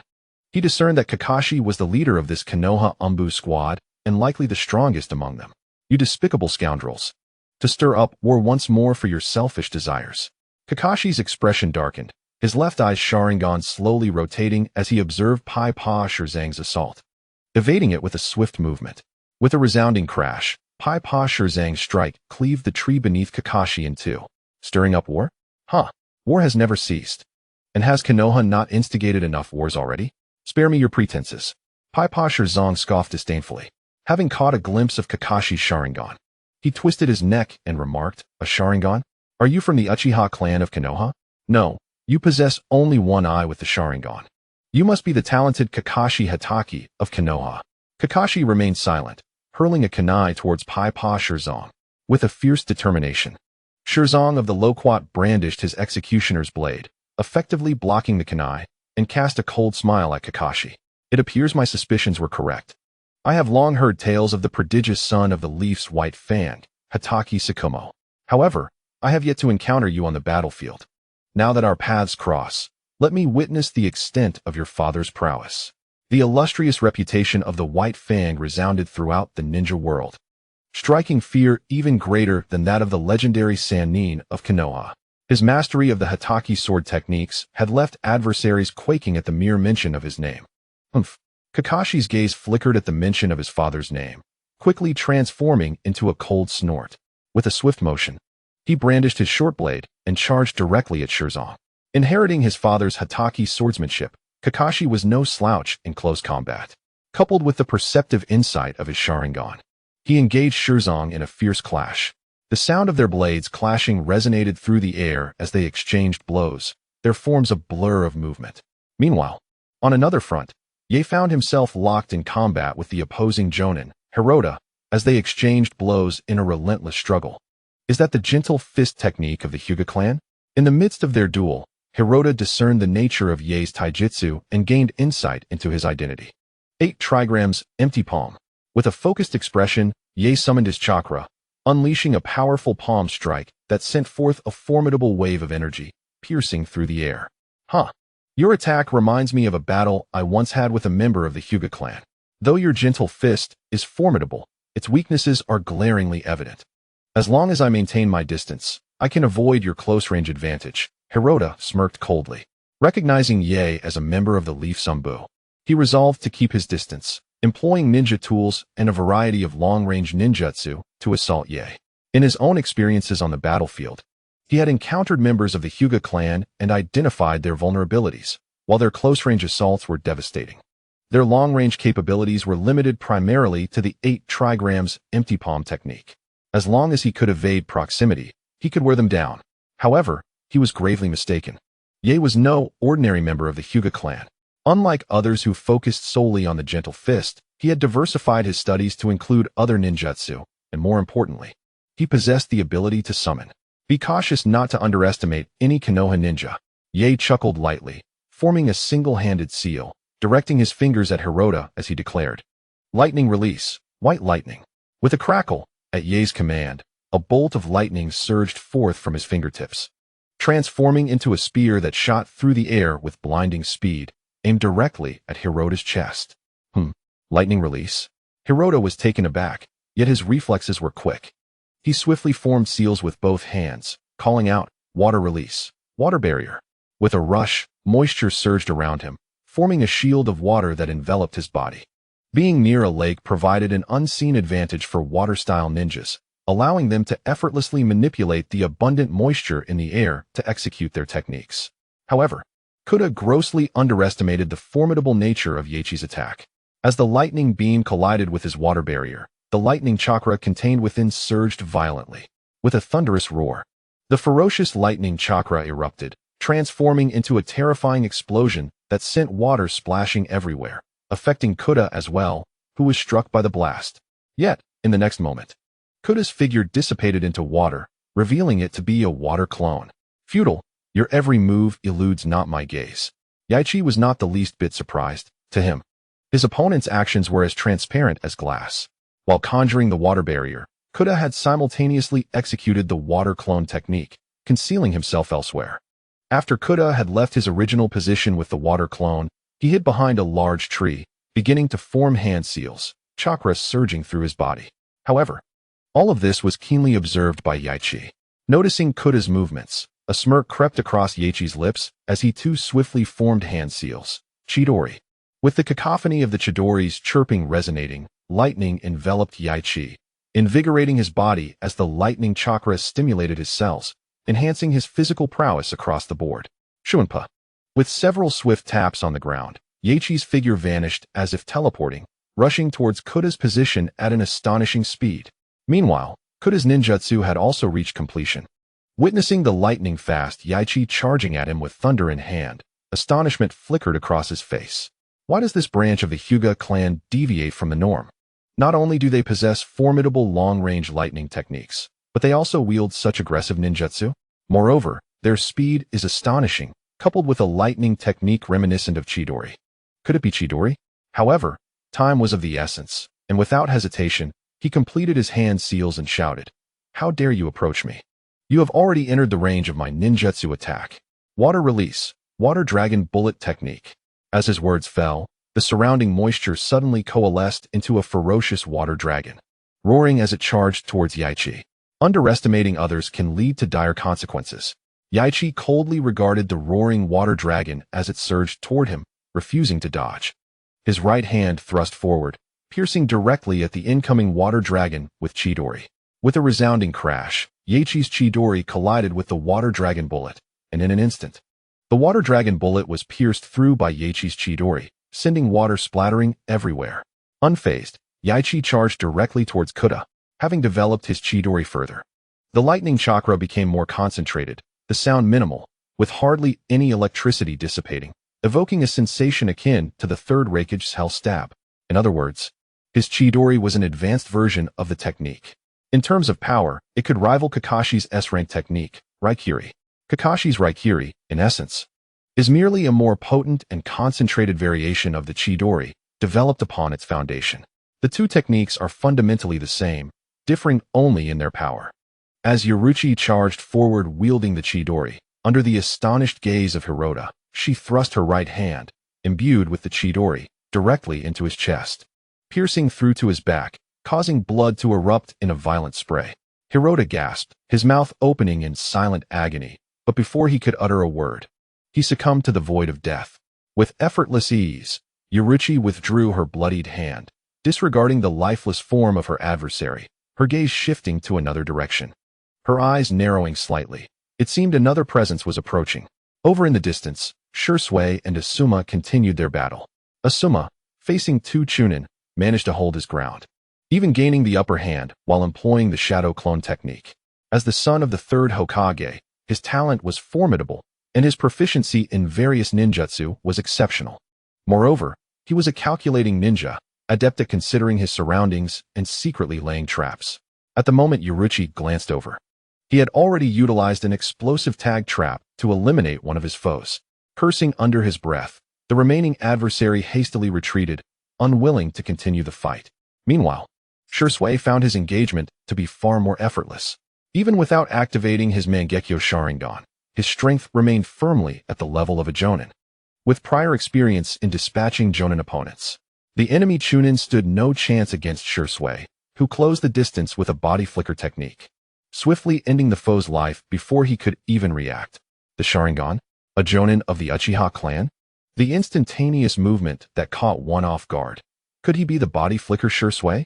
Meanwhile, the other Jonin, Takeda Hideyoshi, witnessing Shursui's effortless kill and the blood-red eyes beneath his mask, felt a surge of dread. The sheer speed of Shursui's movement and the terror-inducing gaze of the Sharingan led him to deduce the identity of his opponent, the body flicker Shursui of the Uchiha clan. Cursing under his breath, Takeda hastily retreated, unwilling to confront Shursui directly. During the Third Great Ninja War, they had encountered Uchiha clan members most frequently, and the name of Shursui had instilled profound psychological trauma in the Mist Village. He had witnessed firsthand the extreme fear when Shursui single-handedly eliminated several Jonin and over 100 ninjas in a single battle. The memory still sent chills down his spine, leaving him reluctant to face Shursui. On Kakashi's side, the battle with Pipa Shizo continued. The two engaged in a fierce exchange, their figures flickering as their weapons clashed. Both were masters of close combat, their skills seemingly equal. However, Kakashi, being younger and not yet at his physical peak, found himself at a disadvantage in the confrontation, exacerbated by the burden of possessing a Sharingan eye. Truly, he is a prodigy of Konoha. At such a tender age, he possesses formidable combat prowess. Pai-Pa Shirzong deftly evaded Kakashi's blade, retreating a few steps before plunging his decapitating sword into the ground, a cold smile gracing his lips as he swiftly formed hand seals. Meanwhile, Kakashi's Sharingan fixed intently upon Pai-Pa Shirzong, discerning his movements as he too began to form seals, replicating Pai-Pa Shirzong's ninjutsu. Almost simultaneously, both warriors shouted, "Water release, water dragon bullet technique."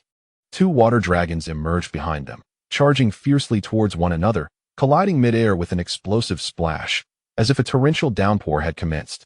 The replication ability of the Sharingan. Perhaps, Pai-Pa Shirzong refrained from launching another assault. Instead, he cast his gaze elsewhere, witnessing the unfortunate defeat of several of his subordinates at the hands of Konoha Zumbu. Cursing them under his breath, "Incompetence! Captain, among the enemy, one is Uchiha Shursui," exclaimed Shioju, hastily retreating to Pai-Pa Shirzong's side. Uchiha Shursui, the one rumored to have slain hundreds of mist ninja during the Third Great Ninja War? Pai-Pa Shirzong pondered, narrowing his eyes. He had indeed heard whispers within the village that Shursui, single-handedly, had vanquished numerous mist ninjas, including several jonin, causing a significant uproar at the time.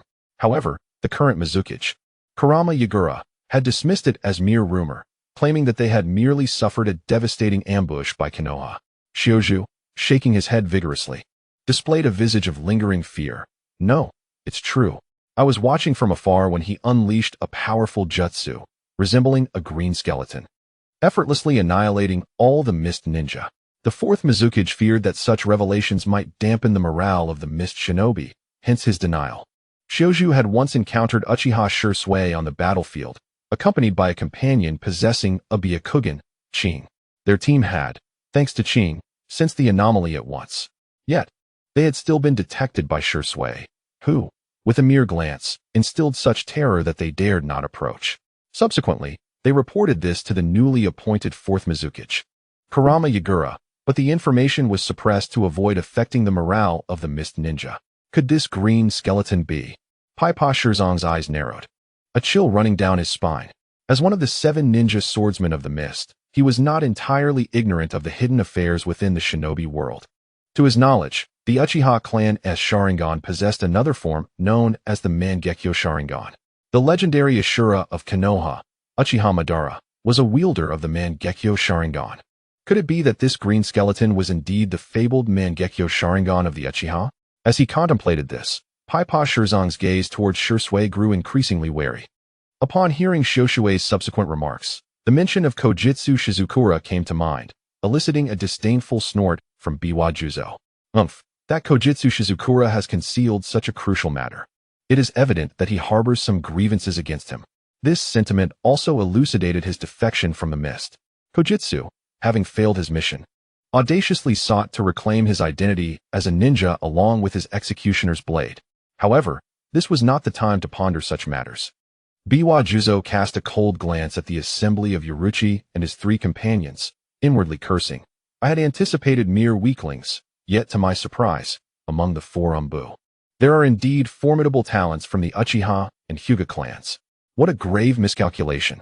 He had initially believed that Konoha's Umbu consisted of only 4 members. And based on Koda's sensory input, their chakra fluctuations were not particularly formidable. Yet, he was taken aback to discover that they comprised individuals from the illustrious Uchiha and Hyūga clans of Konoha. 2 of his own jonin had already fallen, one at the hands of the Hyūga clan and the other frightened away by Uchiha Shursui. Although the remaining Umbu did not reach the jonin level, they were not to be underestimated.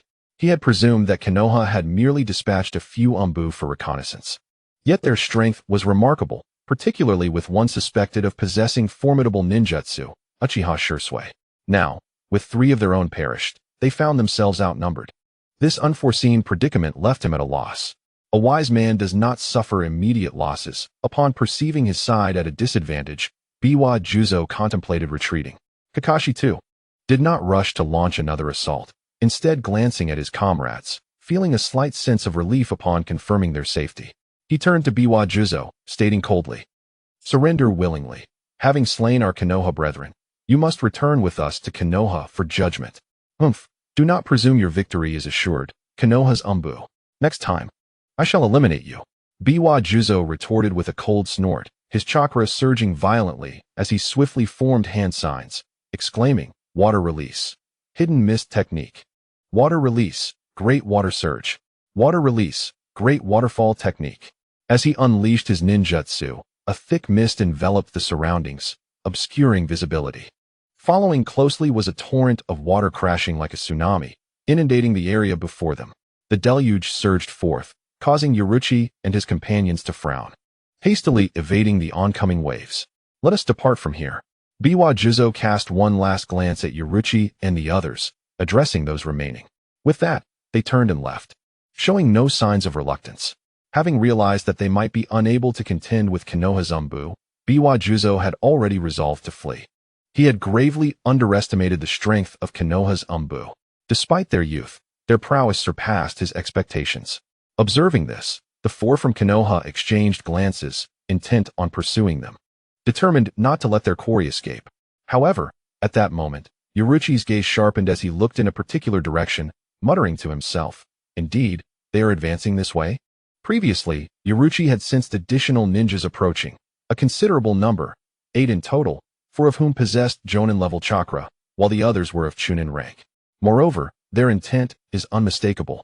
As they advance directly towards this location, it remains uncertain whether they sensed the tumult of battle emanating from our side, or if their original intention was indeed to arrive here. Knight 1 halted the movements of the trio, gliding to Kakashi's side, and whispered, "Others are approaching, 8 in total, with the chakra signatures of 4 elite shinobi. They are likely the mist ninjas pursuing Pai Pa Shirzong and his cohorts." Upon realizing that these individuals were targeting this very spot and combining it with prior conjectures, Knight 1 deduced that they were indeed the mist ninjas chasing after the rogue shinobi Pai Pa Shirzong. What? Kakashi's expression faltered momentarily, only to darken with concern. Asuma and Shursui drew closer, gathering together. They too had overheard Knight 1's revelations, and their expressions shifted in alarm. Their mission had been to investigate the assault on the Konoha outpost, which they now understood was perpetrated by the rogue mist ninjas led by Pai Pa Shirzong. They could consider their task accomplished, yet the vengeance for their fallen comrades demanded that Konoha's shinobi take action. Upon discovering that the assailants of the outpost were indeed Pai Pa Shirzong and his ilk, their purpose shifted from mere investigation to the imperative of capturing them and bringing them back to Konoha for judgment, ensuring they faced the consequences they deserved. However, should the mist ninjas intervene at this juncture, complications could arise. As renegades, they did not belong to any particular village. Even if Knight 1 and his companions succeeded in apprehending or eliminating Pai Pa Shirzong, the mist could voice no objections. Yet, with the mist ninjas arriving, the situation could become increasingly convoluted. After all, these renegades were once ninjas of their own village and could not simply be taken by shinobi from other villages. This issue transcended mere pride. There was a significant concern that, if captured, vital secrets of the village could be extracted under duress. Pai Pa Shirzong, being one of the 7 ninja swordsmen, had previously held a high-ranking position within the mist and undoubtedly possessed knowledge of many secrets. If he were subjected to interrogation, it could unveil numerous hidden truths of the mist, a scenario no village could tolerate. They could not allow him to escape. Shursui's eyes suddenly sharpened with seriousness as he turned to Knight 1 and inquired, "Senior, how far are they from here?" Knight 1, seemingly attuned to Shursui's thoughts, replied, "At their current pace, they should arrive in less than 2 minutes. 2 minutes is ample time." Shursui glanced at Kakashi. "Captain, issue the command. Before the mist ninjas arrive, we must capture Pai Pa Shirzong and his accomplices. They are rogue shinobi who have attacked Konoha, and we have every right to bring them to justice." Shursui was determined to apprehend Pai Pa Shirzong and his associates before their pursuers arrived. As a renegade with no allegiance to any village and having assaulted the Konoha outpost, they were undeniably subject to Konoha's judgment. More importantly, Shursui sought retribution for the fallen Konoha shinobi. The instigators of the assault on the outpost must face the consequences at the hands of Konoha's warriors. Kakashi was well aware of Shursui's intentions. Recalling the tragic demise of their comrades from Konoha at the hands of Pai Pa Shirzong and his accomplices, he gritted his teeth and commanded, "Engage them. Defeat them all with utmost speed." "Yes, Captain." Shursui inhaled deeply, his gaze sharpening with an extraordinary focus. The 3 tomo within his eyes began to rotate slowly, and soon the black tomo underwent a transformation, intertwining to manifest the 4-bladed shuriken pattern of the Mangekyo Sharingan. As he unleashed the power of the Mangekyo, a chilling and sinister chakra surged forth from him, exuding an oppressive aura that rivaled even that of the 4th Hokage, Minato Namikaze. At that moment, Shursui had attained a strength equivalent to that of a Kage. With a swift whoosh, Shursui's speed escalated to its zenith, and he rapidly closed the distance to Pai Pa Shirzong and his 2 companions, who were attempting to retreat. "Stay here, Susanoo," with a resounding hum. As the Mangekyo Sharingan spun with fervor, Shursui's presence intensified dramatically. Green flames ignited, and a skeletal arm erupted forth, descending upon Pai Pa Shirzong and his allies with tremendous force. What? Startled by the fierce wind rushing from behind, Pai Pa Shirzong and his companions turned in alarm, only to witness the enormous skeletal hand crashing down upon them, their expressions shifting in stark horror. Water release, water barrier. In a panic, Shutsu, recalling a similar terrifying scene from the past, hastily formed hand seals to conjure the water barrier. Paipa Shirzong was not slow to react either, swiftly raising his executioner's sword in an attempt to block the impending blow. Meanwhile, the Chunin, caught off guard, merely gaped at the descending hand. With a thunderous boom, Susanu's hand struck down, shattering the water barrier into droplets. It was utterly incapable of withstanding even a moment against such overwhelming force. The hand continued its relentless descent, crashing Paipa Shirzong and his companions from midair, creating 3 massive craters upon impact. The Chunin succumbed to the crushing force, perishing instantly. Paipa Shirzong and Shutsu managed to survive with some resistance, yet blood oozed from the corners of their mouths, their internal organs shaken by the assault. As Paipa Shirzong emerged from the crater, his expression was grim as he gazed at Shui, now cloaked in a green skeletal visage, his pupils contracting in realization. What is this? That could it truly be the legendary Mangekyo Sharingan? However, before he could ponder further, the incessant chattering nearby jolted him back to reality. Years of battle had honed his instincts, alerting him to impending danger. He slammed his right hand onto the ground, propelling himself away from his original position. In the wake of Shirsue's explosive surge, Kakashi was quick to follow, his speed impressive though not quite matching Shirsue's. Nevertheless, he soon closed the gap. As he rapidly formed hand seals, the crackling sound of electricity filled the air, lightning coalescing in his right hand. With a cold expression, he unleashed Raikiri. Kakashi surged forth from the side, the devastating power of Raikiri aimed directly at Paipa Shirzong. Yet, Paipa Shirzong, quick to react, evaded the attack in an instant, forcing Kakashi to redirect his aim towards Shutsu instead. The thunder erupted with terrifying power, lightning flashing and piercing through Shutsu's body. In the arena, only Paipa Shirzong remained. Meanwhile, Yorichi was hot on his trail. With his Byakugan fixed on the fallen Paipa Shirzong, his gaze remained as tranquil as a deep well, while the lightning chakra within him surged, activating his enhancement technique, thus amplifying his physical prowess. Coupled with the speed of Shuinpa, Yorichi's velocity surged dramatically, allowing him to appear before Paipa Shirzong in an instant, quickly forming hand seals, lightning release, sealing mouth, 3 flashes. As he completed his seals, lightning chakra erupted from his body, forming 3 intertwined beams of lightning that lunged at Paipa Shirzong. How infuriating! How dare you! The successive assaults seemed choreographed, leaving Paipa Shirzong no time to react. Caught off guard, he had underestimated the formidable strength of Shirsue's Susanoo, and was struck, ensnared in a tightening circle. The onslaught continued, offering him no opportunity to respond. Unable to evade, in the next moment, Yorichi's sealing mouth, 3 flashes ensnared his right foot, pinning it to the ground. Yorichi had long realized that the binding techniques in the realm of the Shinigami bore similarities to sealing techniques in this world. For instance, the lightning release, sealing mouth, 3 flashes he was currently employing was an evolution of the binding technique number 30, sealing mouth, 3 flashes. The 3 beams of lightning not only bound the enemy, but also possessed the paralyzing properties of lightning chakra, incapacitating anyone caught within an instant. It could indeed be considered a sealing technique. The power of lightning surged violently, invading Paipa Shirzong's body, causing him to emit a muffled groan as the electricity rendered him momentarily rigid. Shui, use your Jinjutsu to control him, Yorichi commanded, his eyes lighting up as he directed a call to the approaching Shui. He refrained from drawing closer, wary of Paipa Shirzong's potential eruption of desperation. Shui's Jinjutsu could be cast through the eyes, ensuring greater safety. Understood, senior.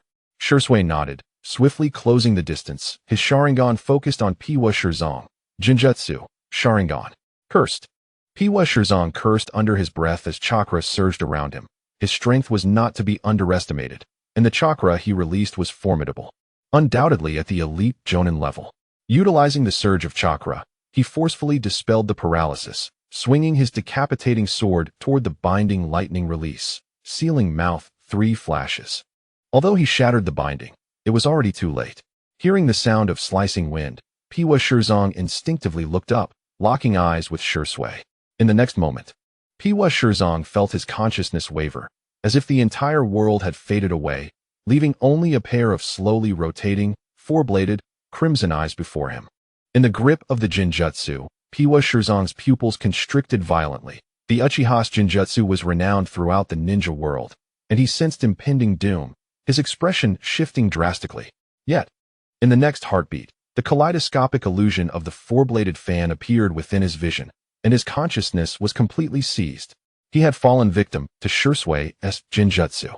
Each member of the Uchiha clan was a master of illusion techniques, and Shursuai, in his mastery of Genjutsu, undoubtedly stood as one of the strongest within the Uchiha lineage. The Uchiha clan, from its inception to the present, has produced few individuals who can surpass Shursuai in the realm of Genjutsu. Even though Shursuai did not employ the overpowered Kodoeme Tsukumi, his mastery of the Mangekyo Sharingan's illusions allows him to effortlessly control tailed beasts.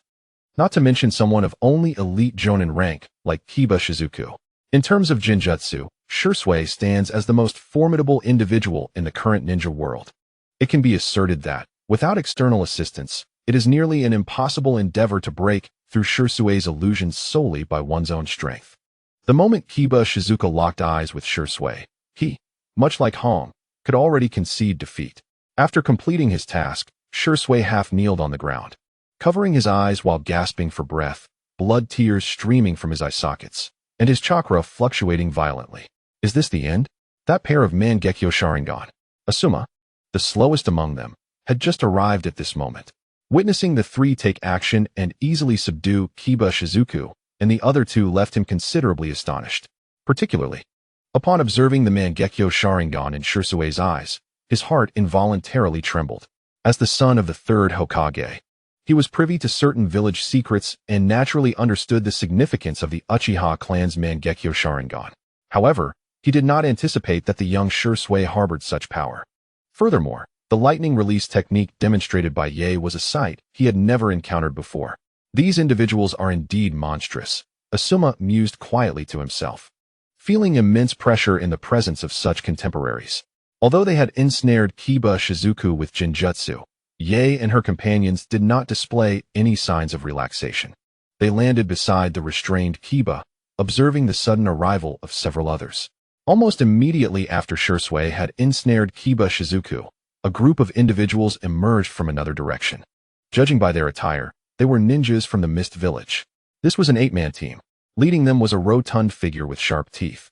His neck wrapped in fluffy bandages, and green stripes painted across his cheeks. He carried a large sword bound with bandages on his back. This individual was one of the 7 ninja swordsmen, the one known as the Shark Skin Kisame Hashigaki, tasked with pursuing the rogue Kiba Shizuku. Behind him were his squad members, including one with deep blue hair, a face reminiscent of a shark, golden pupils, sharp teeth, and skin unlike that of ordinary humans. He was the famed Kisame Hashigaki. The remaining members included 2 Jonin and 4 Chunin. This group had come from the Mist Village in pursuit of the renegade Kiba Shizuku, relentlessly trailing him. Upon their arrival, the leader, Kisame, surveyed the scene, his gaze sweeping over the gathered individuals. Noticing Ye and her companions, he furrowed his brow. The Umbu of Konoha? His attention then shifted to the ensnared Kiba Shizuku, his expression suddenly sharpening. Captured, has he? Gazing around the surroundings, Suigetsu Hozuki speculated on the events that had transpired, then turned his attention to the 4 from Konoha. He spoke, the Umbu of Konoha, that is one of our rogue ninjas from Kirigikure. Please hand him over to us for proper handling. Kakashi recognized Suigetsu Hozuki as one of the 7 ninja swordsmen of the Mist. However, he could not acquiesce to his demands and replied coldly. We have identified the assailants who attacked our outpost as belonging to your ranks. In the name of the 4th Hokage, we have come to apprehend the offenders. These individuals are your traitorous ninjas, and you have no authority to interfere with our actions. When did your outpost come under attack? This matter is unknown to us in Kirigikure, Suigetsu Hozuki said, casting a glance at Kakashi.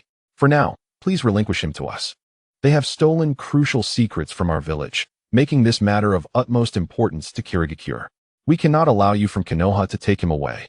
As for the attack on your outpost, I will report to Lord 4th Mizukage and inform you of the findings afterward. However, I urge you not to place unfounded accusations upon us. Even if they are rogue ninjas, it is implausible that they would attack your outpost at such a critical time. You must have erred in your investigation.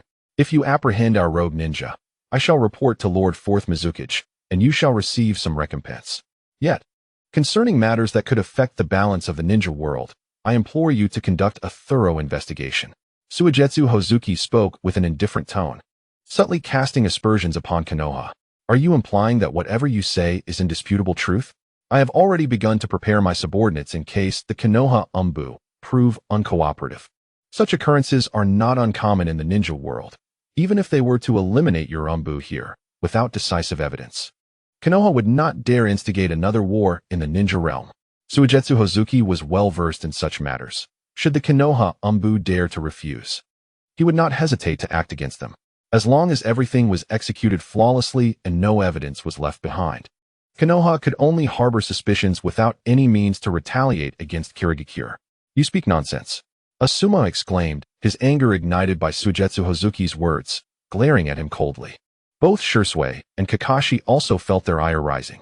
The words of Suigetsu Hozuki were utterly unfounded and laced with veiled threats. This was evident from the other Kirigakure ninjas subtly surrounding them. Should they dare to refuse, they would undoubtedly act without hesitation. Kakashi recognized the gravity of the situation. However, as a Konoha ninja, he could not simply retreat and allow them to leave without a fight, as it would tarnish Konoha's reputation. That was simply out of the question. He spoke in a cold tone. They have already become the traitorous ninjas of your village, and they have launched an attack on our Konoha. The evidence is irrefutable. You have no authority to interfere with our actions. Since that is the case, there is nothing left to discuss. Your Konoha is suspected of stealing our Kirigakure's secrets. And even if your fourth Hokage were present, he would not be able to leave easily. Attack! Suigetsu Hozuki sneered, a black pot placed over his head. And then he commanded all his subordinates. Of course, he was merely posturing. If the fourth Hokage were truly here, he would not dare to approach. However, he felt no fear towards the few Konoha Umbu present. With a swift motion, the Kirigakure ninjas, who had already surrounded Yi and his companions, launched their assault under Suigetsu Hozuki's command. Water style, hidden mist technique. Water style, water dragon bullet technique. Water style, water shark bullet technique. Water style, exploding water shockwave. Various water ninjutsu surged toward Yi and his companions. Kakashi's expression darkened upon witnessing their reckless attack, but he reacted swiftly. Forming hand seals and pressing against the ground. Earth-style, multiple earth-style walls. Boom. The ground began to tremble violently, and several walls bearing dog-like faces appeared in a fan shape, shielding the group from the incoming water ninjutsu. However, against the water-style attacks from 7 ninjas, these earthen walls could only hold for a brief moment. Fall back! Kakashi shouted to the 3, lifting the unconscious Pabashi Shizo, swiftly retreating from their position. Yi and his companions also vacated the area in the next instant. With the multiple earth-style walls providing cover, they had ample time to escape. Leave Pabashi Shizo behind. Meanwhile, Suigetsu Hozuki stood upon the waves, his feet enveloped in chakra, his gaze fixed on Kakashi. With a sudden push, he lunged toward him, wielding a large sword wrapped in bandages. As the bandages unraveled, the deep blue blade, adorned with barbs, was revealed. This sword, named Samahata, could absorb the opponent's chakra and infuse the wielder with it. Kakashi-senpai, be careful. Upon witnessing Suigetsu Hozuki's movements, Shurzue's eyes sharpened, green flames igniting around him. The spectral form of a green skeleton materialized as he executed the body flicker technique, propelling himself forward. The skeletal arm swung down with tremendous force. Suigetsu Hozuki's expression shifted as he sensed a fierce wind approaching from the side. He turned to see a skeletal arm descending upon him, forcing him to divert his attention and respond. Samahata moved defensively, almost as if it were a living entity. With a thunderous impact, Suigetsu Hozuki was struck down from the sky, his legs slamming into the ground, creating a large crater beneath him. What the hell? Though he made contact with Samahata as a buffer and was knocked down by the blow, he emerged uninjured, casting a peculiar glance at Shirzue. Fire style, fireball jutsu. Shirzue continued his offensive, forming hand seals, his chest swelling as he unleashed a massive fireball. The flaming sphere surged forward, trailing a tail of fire. Ninjutsu is ineffective against me. As the fiery sphere surged forth, the formidable Suka Mountain's pufferfish demon merely smiled coldly, brandishing the sword Jawbone to shatter the incoming fireball effortlessly. Jawbone had the ability to absorb chakra, rendering most ninjutsu ineffective against him. It was one of the 7 ninja swords, capable of siphoning chakra from techniques. Shirzue. Refrain from using ninjutsu. Ye was engaged in combat with a mist ninja, seizing a moment to shout towards Shirzue. How can you dare to divide your focus while battling me? The opponent was a Jounin-level mist ninja, whose fierce onslaught matched Ye's gentle fist technique without faltering. The mist ninja hurled shurikens to force Ye back, swiftly forming hand seals. Water release. Great waterfall technique. With a resounding crash, a torrent of water erupted, cascading like a waterfall, sweeping toward Ye. Yet, as Ye landed, he spun abruptly, chakra surging within him, transforming into a circular shield that deflected the oncoming deluge. Stabilizing himself, Ye felt his chakra pulse, electrifying his cells and augmenting his speed. He stepped forth, the sound of crackling electricity filling the air as he concentrated the lightning power into his right hand, forming a blade of thunder. Chidori sharp spear. Ye darted forward with remarkable agility, swiftly closing the distance to the mist Jounin. Observing the Jounin attempt to evade, he smirked coldly and formed a hand seal with one hand. Lightning release. Seal mouth thunder flash. Tendrils of lightning emerged, tracing 3 sharp beams that ensnared the Jounin's waist, paralyzing his movements. Trouble, the Jounin thought, sensing the urgency, channeling chakra in a desperate bid to escape. However, Ye had anticipated this. There was no way he would allow him to flee. This Jounin's prowess was even inferior to the 2 Jounins Ye had encountered at the border. How could he stand a chance against the now stronger Ye? With a swift motion, Ye swung the Chidori sharp spear, decapitating the Jounin without a second glance. Redirecting his focus towards a nearby Chunin. Faced with the Chunin, Ye required little time to dispatch him, his enhanced speed allowing him to eliminate the opponent in mere moments. With the Chunin slain, the dense mist around them began to dissipate, as he had been the one employing the hidden mist technique. Ye glanced towards his comrades. Kakashi, burdened by the weight of the piquantly named Pai Pa Shirzong, was besieged by the formidable Kisame Hashigaki and another Jounin, finding himself at a disadvantage. Meanwhile, Asuma faced 2 Chunin-level mist ninjas, barely managing to hold his ground, though his endurance was waning. These adversaries, like themselves, were special Jounins from the mist, possessing unique strengths despite not fully matching the overall power of Jounins. Shirzue, too, exhibited remarkable combat prowess, engaging fiercely, though wary of the jawbone in the hands of Suka Mountain's pufferfish demon, ensuring there was no cause for Ye's concern. Asuma, I shall assist you. Without hesitation, Ye charged toward Asuma's position. Against the Chunin, Ye's incredible speed and heightened perception were akin to a dimensional assault, allowing him to slay the 2 Chunin in just a few swift movements. You have truly been a great help, Yi. Asuma exhaled, no longer surprised by Yi's formidable strength. Regardless of the circumstances, he had never perceived a hint of panic or fear in Yi's demeanor. It was as if he remained composed and unflappable in every situation, exuding an aura of complete control. Asuma, having expended considerable chakra, retrieved a military ration pill and consumed it. You should take a moment to rest. I will assist Kakashi. Yet, he also extracted a military ration pill from his ninja tool pouch, having depleted much of his chakra during the preceding battle. After replenishing some chakra with the pill, he dashed off in another direction. Meanwhile, Kakashi found himself facing 2 Jounin alone, one of whom was the formidable Kisame Hashigaki. The situation was proving challenging, especially as he was burdened with the unconscious body of the injured Pakin, making it difficult for him to defend himself adequately. Ultimately, a moment of carelessness led to one of the opponent's ninjutsu striking him, a torrent of water crashing against him and propelling him into a massive tree. The burden he carried slipped from his grasp, only to be caught by Kisame. Water release. Water Dragon Bullet Technique.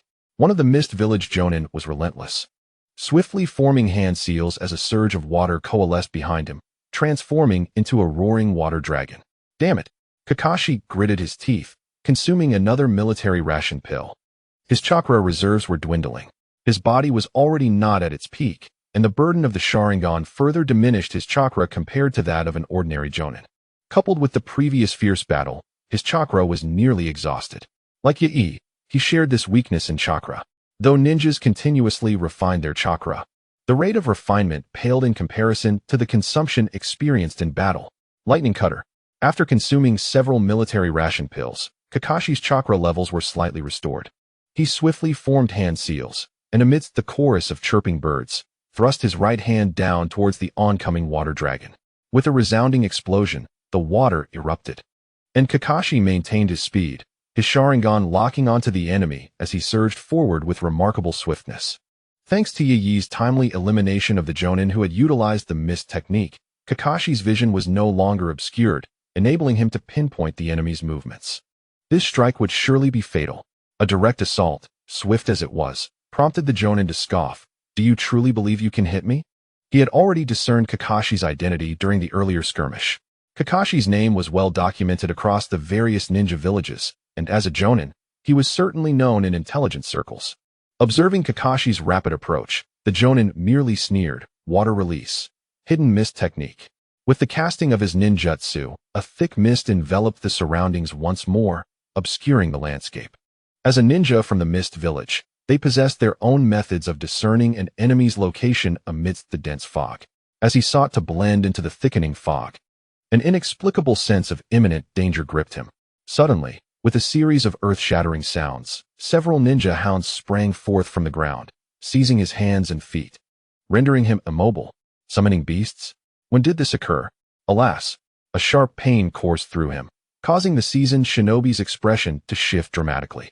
He struggled in vain, only to find that the hound's razor-sharp teeth sank deeper into his flesh, preventing any escape. His complexion paled even further, and as he remained ensnared by the hounds, he could only watch helplessly as Kakashi, wielding lightning, drew closer, ultimately witnessing his right hand pierce through his chest. Breathing heavily after vanquishing his foe, Kakashi sank to one knee, his chakra nearly depleted, even standing becoming an arduous task. "Are you all right?" Knight One inquired as he approached Kakashi. Kakashi shook his head slightly. "I'm fine, just drained of chakra." Knight One nodded, glancing towards the direction where the formidable Kisame had taken away the traitor, Hoshigaki. "I still have some chakra left, though it's not much." Continuous exertion and frequent jutsu had severely drained Knight One's chakra, and he was barely sustaining himself through the use of food pills. Although these pills could replenish a small amount of chakra, the recovery was minimal, accompanied by side effects, making them only suitable for emergencies. Of course, Knight One had a final resort at his disposal. His lightning release stimulus technique could accelerate the regeneration of his cellular structure, forcibly extracting chakra. Yet such actions would inflict harm upon his body and even shorten his lifespan, a fate often referred to as becoming a life-risking warrior. This was his ultimate measure, one he would not deploy lightly. As the architect of the assault on the outpost, Hoshigaki could not be permitted to escape. Even if he could not be brought back to the leaf, he must be slain here. Struggling to rise, Kakashi consumed a few more food pills, barely restoring some chakra. His gaze icy as he fixed it upon the direction of Kisame, who had rescued Hoshigaki. Observing Kakashi's demeanor, Knight One shook his head slightly. Recognizing the depth of Kakashi's obsession, was he reminded of Rin? After all, in Kakashi's eyes, Rin had perished due to the machinations of the Mist Ninja. He harbored an inexplicable hatred for them, coupled with the resentment stemming from the Leaf Shinobi who had fallen at the hands of Hoshigaki's group. And recalling the Fourth's admonition to uphold the Leaf's honor, Kakashi, as the Fourth's disciple, naturally bore these sentiments in mind. This was a matter of their village's dignity. Hence, Kakashi had been unwilling to compromise with the formidable Kisame. Moreover, as the principal instigator of this incident, Hoshigaki must die. Knight One addressed Kakashi. "Rest assured, I will not allow Hoshigaki to escape. You take your time to recuperate, leave the remainder to me. As a member of the esteemed Hyūga clan of the Leaf, I cannot afford to be outshone by Shursui." As he spoke, he took a deep breath, activating his Byakugan to gaze intently at the figure of Kisame Hoshigaki, who had taken away the rogue ninja, Hozuki Suigetsu. His eyes narrowed slightly, and he mused inwardly.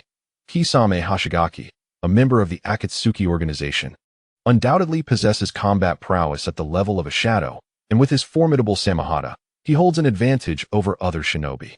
Unfortunately, he has encountered Might Guy, a peculiar ninja who relies solely on physical combat. However, at this moment, Yi observed through his Byakugan that there was no significant chakra fluctuation emanating from Kisame. Could it be that before acquiring Samahata, he was merely an ordinary jonin? Yi contemplated, though he remained cautious. The Byakugan can indeed be disrupted, as evidenced in the Forest of Death, where appropriate countermeasures can effectively interfere with its probing capabilities. Meanwhile, Kisame sensed Ye's gaze and flashed a menacing grin, revealing his sharp teeth. Ye directed his attention towards Kisame, speaking in a dispassionate tone. Mist Ninja, surrender that individual. Kisame scrutinized Ye closely and, upon noticing the Byakugan behind his mask, was momentarily taken aback. From the Hyūga clan of Konoha, is it? Alongside the Uchiha clan's prodigy, Kakashi Hatake, and you, a member of the Hyūga clan. It seems Konoha's Umbu has quite the formidable presence this time. Ye twisted his neck, his gaze filled with murderous intent as he addressed Kisame. Enough with the idle chatter. Hand over Hozuki Suigetsu. To retrieve Suigetsu, he must first defeat him. Kisame merely chuckled at this. Previously, he had infused his chakra into Suigetsu's body to help him break free from the Jinjutsu. Although Suigetsu was now a rogue ninja from the mist, making him an enemy from a certain perspective, Kisame was resolute that even if he were to slay Suigetsu here, he would not allow anyone from Konoha to take him away. As one of the 7 ninja swordsmen, Suigetsu possessed knowledge of many secrets regarding the Mist Village. Kisame was aware of his own capabilities. Currently, he was merely an ordinary jonin and did not perceive himself as a match for Yi, who could easily eliminate a Mist Jonin. He required assistance, hence his intention to release Suigetsu from the Jinjutsu, allowing Suigetsu to confront the Umbu of Konoha. He believed he understood Suigetsu's character well enough. Arrogant, proud, and unwilling to concede, he would not easily relent against these Umbu. Furthermore, even if Suigetsu chose to leave after breaking the Jinjutsu, it would prevent him from falling into the hands of Konoha. However, the Jinjutsu afflicting Suigetsu was exceptionally potent, and it took Kisame some time to completely unravel it. Just as he finished his words, a surge of formidable chakra erupted from Suigetsu, who opened his eyes and swung his sword towards Kisame with lethal intent. Yet, Kisame seemed to anticipate his movement, swiftly evading the attack with a flash. Truly, what a great help you are, Kisame. Although Pai Pa Shirzong was ensnared by an illusion, he retained a modicum of awareness of the external world. Not entirely losing his perceptive faculties, he understood that it was the assistance of the dry persimmon Zaku who liberated him from the illusion crafted by Shirsui. Yet he was ungrateful. After all, Zaku was there to hunt him down, rendering them adversaries. Furthermore, Pai Pa Shirzong was acutely aware of Zaku's intentions. Senior Pai Pa Shirzong, is it prudent to strike at your savior? Zaku remarked, leaping back to perch atop a grand tree, gazing down at Pai Pa Shirzong. Do not presume I am ignorant of your thoughts. Pai Pa Shirzong retorted, though his gaze drifted towards Shirsui, letting out a cold snort. Nonetheless, it is fortunate that you intervened. Without your aid, I might have remained ensnared in that accursed illusion. Indeed, Shirsui's Jinjutsu was formidable, had it not been for Zaku's help. Pai Pa Shirzong would have required an extensive period to break free, by which time he might have met his demise. Scanning the surroundings, Pai Pa Shirzong noted the poor condition of several Konoha Umbu members, including Yuri. While he lacked proficiency in sensory techniques, it was evident that they were in dire straits. The formidable Shirsui was currently preoccupied with the likes of Zaku, leaving Pai Pa Shirzong undeterred by the others. Fixing his gaze on Yai, he offered a chilling smile. Cursed Konoha ninja, since you dare to toy with me, prepare to meet your end here. Yai, witnessing Pai Pa Shirzong freed from the Jinjutsu, couldn't suppress a sharp intake of breath, realizing the trouble that lay ahead. They had painstakingly subdued Pai Pa Shirzong, ensnaring him in an illusion, only to have Zaku disrupt their efforts. The prospect of facing Pai Pa Shirzong again, a formidable elite shinobi, was daunting. With a determined furrow in his brow, Yai resolved to act decisively. Meanwhile, Pai Pa Shirzong harbored but a single thought: to eliminate the Konoha Umbu before him. He swiftly formed hand seals and proclaimed, Water Release, Great Waterfall Technique. Water Release, Water Dragon Bullet Technique. With a resounding roar, a torrent of water surged forth, accompanied by a colossal water dragon that soared menacingly. Yai narrowed his eyes, channeling lightning chakra to enhance his physical capabilities, stimulating cellular regeneration, forcibly extracting chakra in preparation for the impending clash. Confronting the elite shinobi Pai Pa Shirzong, Yai was acutely aware of the necessity for caution. Without sufficient chakra, he would undoubtedly falter. 8 trigrams, empty palm. Yai raised his hand, unleashing a powerful strike enhanced by the first technique of the Way of Destruction, amplifying its potency. Chakra coalesced into a forceful impact that pierced the water dragon, sending sprays of water in all directions. Yet, in an instant, the water reformed into a dragon, its momentum unabated as it charged forward. Seizing the opportunity, Yi leaped, employing the moon step technique to propel himself into the air, evading the onslaught of the water dragon. As he descended, he aimed downward, propelling himself like a lethal arrow. With shurikens and kunai in hand, he hurled them towards Pai Pa Shirzong, the projectiles spiraling like a swarm of wasps, converging from all angles. Water release, water barrier. Pai Pa Shirzong formed hand seals, ultimately bringing his hands together as the water surged beneath him, manifesting as a protective shield to deflect the incoming barrage of projectiles. The figure of Pai Pa Shirzong glided through the curtain of water, wielding a massive sword aimed with ferocity at the descending Yi. In response, Yi produced a kunai, infused with lightning chakra, extending the electrical current into a chakra blade that collided with Pai Pa Shirzong's assault. With a resounding clang, water erupted beneath their feet as they momentarily stalemated, both retreating before launching into attack once more. The sharp sounds of metal clashing echoed through the air. Thanks to the keen insight of his Byakugan, Pai Pa Shirzong's strikes did not escape Yi's notice. Anticipating his next move with his Kinbunchaku, Yi smirked subtly as he hurled the electrically charged kunai, which pierced through Pai Pa Shirzong's form. Yet, as the water splashed outward, Pai Pa Shirzong's body suddenly transformed into a stream of water, a water clone. Yi, utilizing his Kinbunchaku, detected Pai Pa Shirzong's presence and sensed an attack approaching from below. The relentless water techniques had transformed the area into a realm of liquid. Yet he stood upon the water's surface, engaged in battle with Pai Pa Shirzong. Sensing the incoming assault beneath him, he chose not to evade, allowing the massive sword to strike his body, which erupted in a puff of white smoke, revealing a severed piece of driftwood. Emerging from another location, Yi's body radiated with swirling lightning chakra as he swiftly formed seals, Chidori. The air filled with a cacophony of crackling sounds as a torrent of electrical power emanated from him, permeating the water. The conductive nature of the water allowed Yi to lock onto Pai Pa Shirzong's position as the current surged forth with astonishing speed. Noticing this, Pai Pa Shirzong's expression shifted to one of surprise. He promptly leaped to perch atop a tree crown, casting a wary glance at Yi below. This member of the Hyūga clan, a covert operative of Konoha, was not only adept in lightning techniques, but also displayed formidable prowess in close combat weaponry. His perception was remarkably acute, often enabling him to predict attack trajectories instantaneously. This combat style starkly contrasted with his previous encounters with the Hyūga clan. Can someone explain what on earth is happening with this Hyūga? Fire release, fireball. Yi charged forward, forming seals with his hands. A flame flickered to life in the palm of his right hand, followed by a fireball, the size of a millstone, trailing a fiery tail as it hurtled toward his opponent. This was the 31st technique of the breaking path, fireball. Can he also wield fire release? Pai Pa Shirzong's face registered shock once more. You, a member of the Hyūga clan, should focus on your family's traditional gentle fist techniques. Water release, water dragon bullet technique.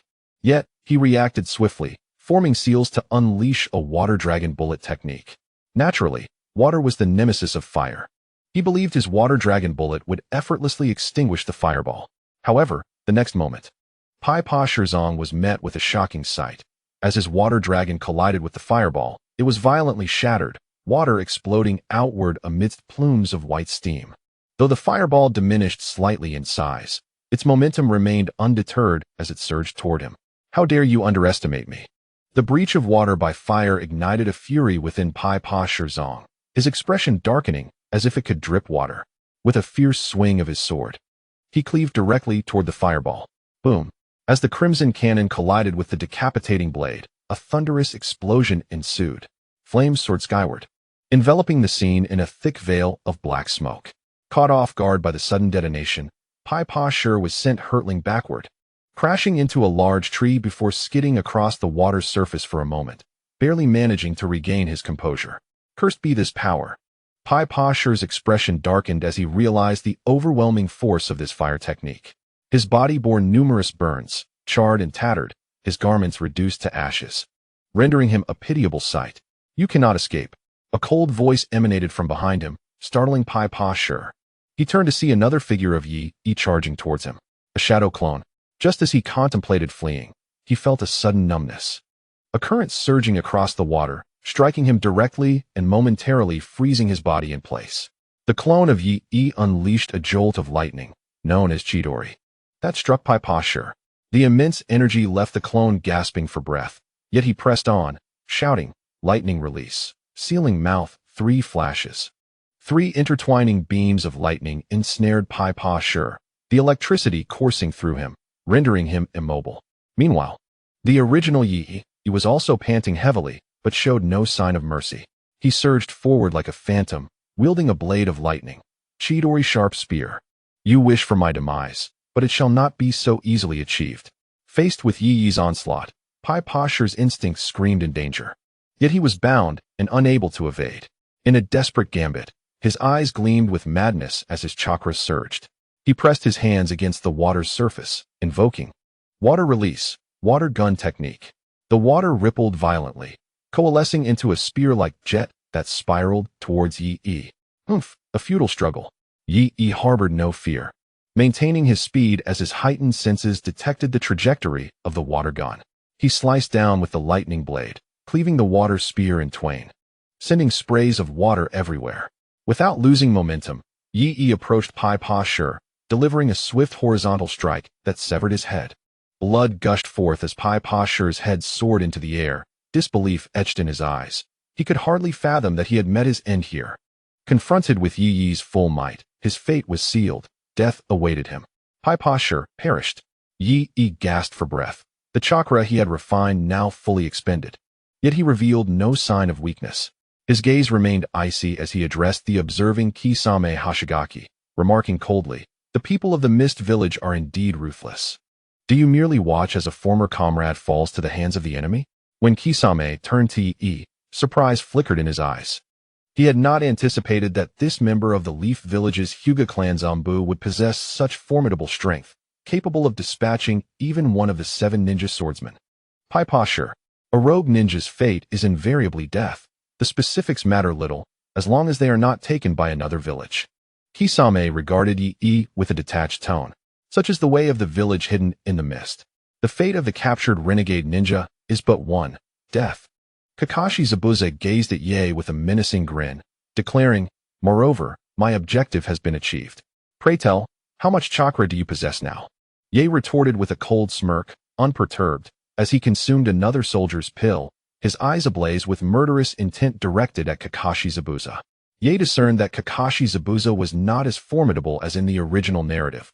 He had previously suspected it was a guise, but upon hearing Zabuza's words, he was nearly certain. At this juncture, Kakashi Zabuza was decidedly weaker than his original counterpart, only marginally stronger than other Mist Jonin, with a negligible disparity in strength. Yet, Kakashi Zabuza spoke truthfully. After successive outbursts of power, the chakra he had forcibly refined was nearly depleted, and even standing had become a strenuous endeavor. Of course, if he willed it, he could stimulate his cells to accelerate regeneration and forcibly extract chakra, but the question was whether it was worth the toll on his lifespan. Now that the instigators of the attack on the Konoha outpost were all deceased, was it prudent to continue battling the Mist Ninja? Kakashi Zabuza narrowed his eyes, surveying Ye, refraining from acting rashly until he fully comprehended Ye's condition. Despite his combative nature, he did not perceive himself as a match for Ye, the one who had slain Kibataka. Currently, he was merely an ordinary jonin among the mist, his prowess not particularly impressive. In the original tale, when encircled by Konoha ninjas, he had lacked the courage to engage, fleeing in haste after eliminating a few comrades to prevent information leakage. It was only after acquiring the Sword of the Mist that his latent talents were fully awakened, enabling him to gradually ascend to a shadow-level prowess. Ye remained vigilant towards Kakashi Zabuza, refraining from making a move. His Byakugan, with nearly 360 degrees of vision, allowed him to observe all occurrences in the vicinity. His gaze shifted toward Shursui. Asuma approached Kakashi, inquiring briefly. Upon learning that Kakashi had only sustained minor injuries and was merely suffering from chakra depletion, he breathed a sigh of relief. Now that the assailants at the outpost have been vanquished, what shall we do next? Kakashi pondered for a moment before responding. We must find a suitable time to depart. Our current conditions are far from ideal, and Ye is also nearing his limit. Kakashi glanced towards Ye, noting that, like himself, Ye's chakra was nearly exhausted. Asuma's gaze shifted to Shursui, who was engaged in battle with the formidable Suigetsu. Worry creased his brow. What of Shursui? Shursui's eyes must bear a significant burden on his body. Kakashi covered his left eye, aware that he too possessed a Sharingan and understood the toll it exacted on a ninja. Even though Shursui's eye was his own, its burden was still substantial. Yet, it was likely that Shursui's ocular prowess exceeded his own 3-tomo Sharingan. Thus the strain would be even greater. Kakashi had realized this when Shursui had previously saved them from the explosion of the explosive tags. Though he currently held the upper hand against Suig Watermelon and the Pufferfish Demon, that formidable power must have placed a considerable burden on Shizuki's body, likely unable to be sustained for long. The battle between Shizuki and Suig Watermelon had reached a fever pitch. Witnessing his subordinates fall one after another, Kakashi was taken aback. Cursing under his breath, he could no longer remain composed. You truly surprise me, Konoha Zumbu. Is this power what they call the legendary Mangekyo Sharingan? Suig Watermelon discerned through Shizuki's umbu mask the ominous crimson of his eyes. After a moment's contemplation, he deduced it to be the fabled Mangekyo Sharingan of the Uchiha clan. Without hesitation, Suig Watermelon unleashed his utmost strength. The blade, Samahata, was the most unique among the 7 ninja swords of the mist. It possessed a life of its own. Moreover, it could meld with its wielder, manifesting even greater power. Strength, speed, chakra volume, perception, and all-encompassing elevation. At this moment, after merging with Samahata, Suig Watermelon transformed into a creature reminiscent of a pufferfish man, his chakra surging immensely. Shizuki remained silent, gasping for breath. The burden of the Mangekyo Sharingan weighed heavily upon him, and he felt a piercing pain in his eyes. Being the youngest in the squad, his physical prowess had yet to reach its zenith, and the strain of the Mangekyo was greater than he had anticipated. Nonetheless, faced with the pufferfish man like Suig Watermelon, he had no choice but to continue utilizing the Mangekyo in battle. That power must be quite taxing for you. Suig Watermelon observed Shizuki's unusual state, sneering as he swiftly formed hand seals and shouted, "Water release! Great water collision wave!" A tremendous torrent surged forth from his mouth, engulfing everything in its path like a tidal wave. The waters transformed into a tsunami, rushing towards Shizuki with relentless force. Shizuki's expression hardened. He could not afford to be careless and forcefully activated his ocular technique once more. With a terrifying roar akin to that of a beast, the enormous skeletal giant surrounding Shizuki ignited in green flames. As he channeled his ocular power, muscle fibers intertwined and coalesced on the right side of the skeleton. Donning it with armor, in his right hand, the green flames materialized into a spiral, sword-like weapon. However, only half of his form underwent this transformation. The other side remained skeletal. Shizuki gasped for air, clutching his eyes, blood seeping slowly between his fingers. This colossal green Susanoo stood firm, impervious to the onslaught of water. Resembling an unyielding rock amidst the deluge, the torrent unable to displace it in the slightest.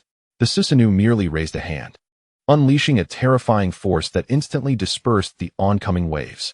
Enduring the discomfort coursing through him, Shizuki commanded the Susanoo to strike, his right-hand spiral sword thrusting fiercely towards Suig Watermelon. With a thunderous crash, the sheer force caused the water's surface to ripple and cave, sending shockwaves that forced Suig Watermelon to retreat. Such overwhelming might left Suig Watermelon astounded. If struck by such an attack, he knew he would certainly not fare well. Submerged beneath the water, his gaze, sharp and penetrating, fixed upon the placid surface above. Having merged with the shark's skin, he now possessed the ability to breathe underwater. In the next moment, the Watermelon Mountain Puffer Ghost thrust his legs, akin to a swordfish in the sea, his speed surging dramatically, piercing directly towards the location of the tranquil surface. He aimed to launch a surprise attack from below. With a resounding crash, he struck down with a fist, only to be thwarted by the formidable Susanoo of the tranquil surface, causing the surrounding water to concave under the explosive force, followed by a sudden eruption of splashes. The tranquil surface, activating Susanoo, swept out with a skeletal fist, sending the Watermelon Mountain Puffer Ghost flying, leaving him gasping blood. Despite his fusion with the shark skin, he found himself at a disadvantage against the tranquil surface. Can even the Susanoo imbued with ocular power be absorbed? The tranquil surface retreated a step, landing atop a treetop. While he had endured the attack, he noticed a portion of his Susanoo was missing, as if it had been gnawed away.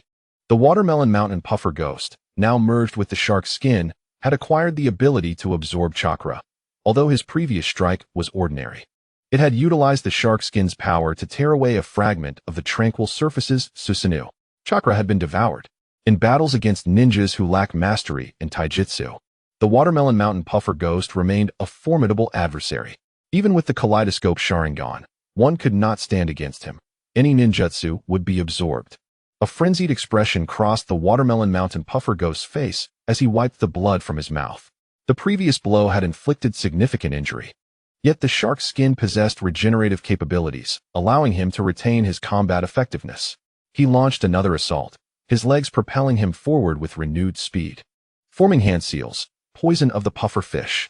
Opening his maw filled with razor-sharp teeth, he unleashed dark purple water arrows, a secretion of his venom, a neurotoxin. The poisoned arrows shot forth from beneath the water's surface, targeting the tranquil surface. The tranquil surface, summoning Susanoo, thrust forth a spiral sword, shattering the incoming poison arrows and causing a splash. However, the scattered puffer fish venom clung to his Susanoo, emitting a faint hissing sound. And a purple mist began to rise. Poisonous gas? The tranquil surface swiftly waved his Susanoo, the terrifying force generating wind pressure that dispersed the toxic mist, inflicting no harm upon him. At that moment, the Watermelon Mountain Puffer Ghost charged in again, unleashing various water-style ninjutsu, as if he had no concern for chakra depletion.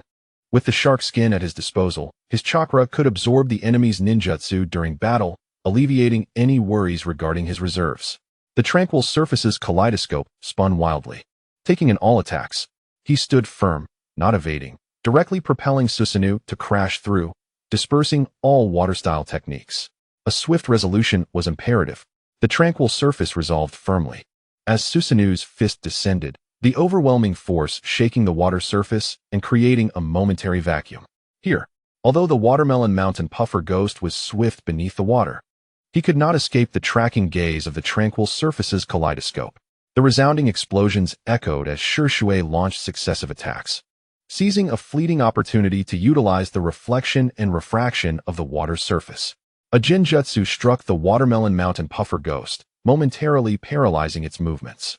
Without hesitation, Shurshui commanded his Susanoo's spiraled sword to plunge downwards, targeting the head of the Watermelon Mountain Puffer Ghost. For an ordinary individual, succumbing to Shurshui's genjutsu might have rendered them utterly incapable of resistance. Yet, the Watermelon Mountain Puffer Ghost, having integrated with the shark's skin, possessed the ability to dispel illusions. It must be remembered that the shark's skin is alive. In a critical moment, awakened by the chakra of the shark's skin, the Watermelon Mountain Puffer Ghost suddenly regained consciousness, instinctively leaping backward to narrowly evade the lethal strike. However, the spiraled sword still pierced through its abdomen, leaving behind a gruesome wound from which blood flowed profusely. The injury to its midsection elicited a pained cry from the Watermelon Mountain Puffer Ghost. Gritting its teeth against the excruciating agony, it propelled itself away from Shurshui, leaping several meters while casting a wary and venomous glance back at him. Cursed wretch. It was unexpected that, even in its full force, it was still being suppressed by Shurshui. What manner of technique was this? Not only was the attack formidable, but the defense was astonishing as well. Were it not for the properties of the shark's skin, the Watermelon Mountain Puffer Ghost feared it would not even be able to breach Shurshui's defenses. Meanwhile, Shurshui gasped for breath, finally succumbing to exhaustion. The four-bladed pinwheel pattern of his Sharingan faded away, reverting to the ordinary three-tomo design. The continuous use of Susanoo had taken a toll too great, causing an unbearable stabbing pain in his eyes.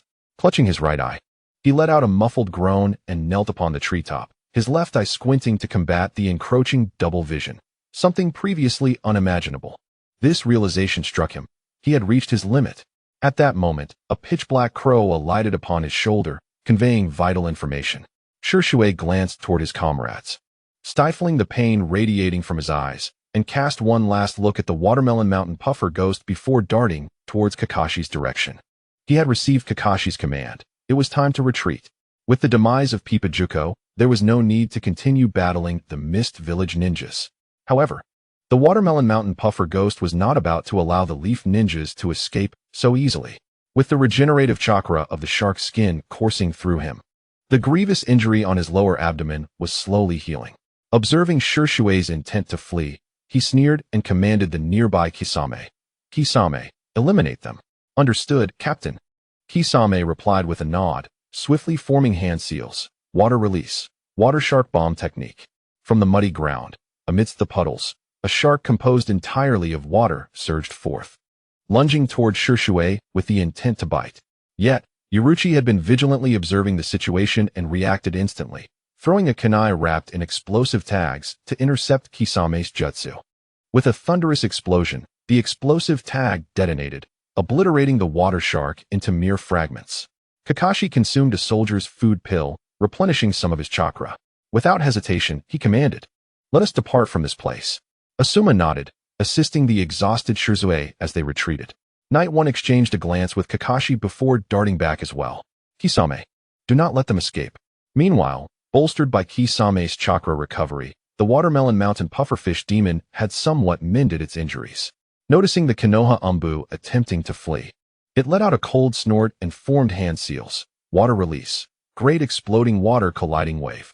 Unfazed by the consumption of chakra, the watermelon mountain pufferfish demon unleashed the technique with reckless abandon, confident in its abilities. Kisame also formed seals, exclaiming, "Water release. Great exploding water colliding wave. Water release. Waterfall technique." However, Kisame's chakra reserves were not as abundant as the watermelon mountain pufferfish demons, and after casting 2 water techniques, he halted. Nevertheless, the combined might of their water techniques was utterly terrifying, crashing forth like a tsunami, obliterating everything in its path. The tidal waves surged to heights of dozens of meters, bearing down on Night One and the others from all directions. Damn it, Night One, Asuma, take Shizue and leave. I will hold them off. Kakashi's heart sank as he gravely addressed his teammates, halting his movement, his gaze resolute in the face of the encroaching deluge. Night One turned to Kakashi, brow furrowed, and inquired, "How much chakra do you have left?" Asuma also paused, insisting, "We should leave together." Shizue added, "Asuma-senpai, let me down, I can still fight." Kakashi looked at them, feeling a surge of emotion, yet his tone was stern as he commanded, "I am the leader of this team. You must obey my orders. Do not play games with me. Your intentions are clear." Night One scoffed, narrowing his eyes at the approaching waters. "I possess a secret technique that allows me to momentarily unleash power beyond my own. Let me stand against them." Kakashi fixed his gaze on Night One, his expression intense. Shizue and Asuma turned towards Night One. "Stop with the unnecessary talk." Night One interrupted, addressing his teammates earnestly, "Do not worry. I value my life and will not perish here." Recognizing the determination in Night One's voice, and with the urgency of their situation, Kakashi took a deep breath. "Very well. I trust you, Night One. Make sure to catch up with us." Asuma slammed his thigh in frustration, cursing his own lack of strength, and warned Night One through gritted teeth, "Be careful." Shizue looked at Night One, concern evident in his voice, "Senpai, go." Kakashi cast one last glance at Night One before he and Asuma helped Shizue away, vanishing in an instant. They chose to place their faith in Night One, knowing he would never boast without merit. He was a member of the esteemed Hyūga clan, capable of mastering Kakashi's Chidori and further innovating upon it. A true prodigy. "Rest assured, I will be with you shortly." Night One smiled, and in the next moment, as he faced the surging torrent, his expression turned serious. "Let us experiment with this newly developed technique. Yet, I wonder how much chakra is required to break through such a vast water release. Never mind. I shall do my utmost and simultaneously ascertain the extent of my capabilities when I unleash my full potential." Night E murmured softly, as thunder crackled around him, the surging power of lightning invigorating his cellular regeneration. The pangs of pain radiating from various parts of his body reminded him of the state he was in before his meridians had fully healed. Without hesitation, he activated accelerated regeneration to hasten the recovery of his injuries.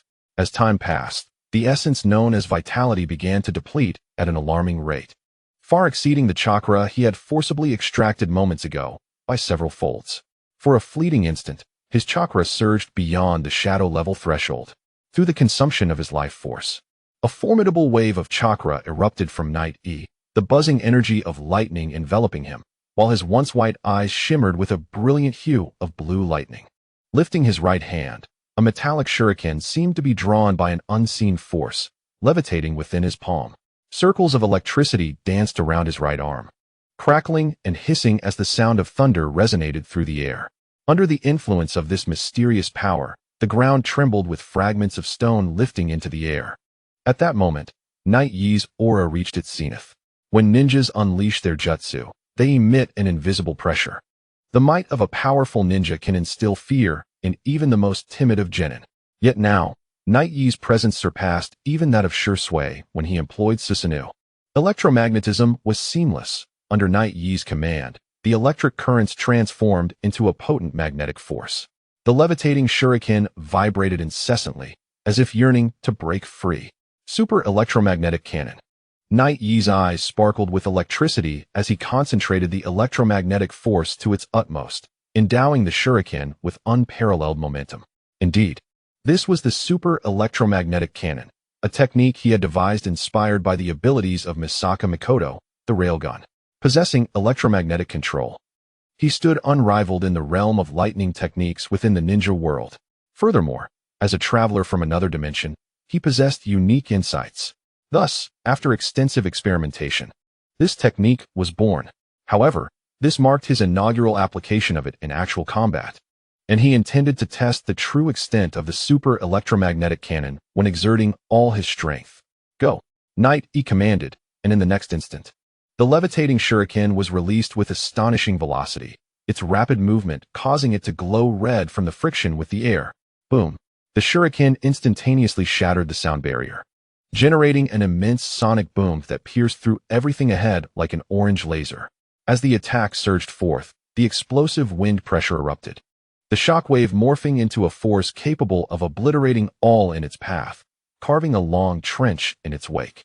Before him, the waves that had once crashed ashore were directly penetrated and obliterated upon contact with the super electromagnetic cannon.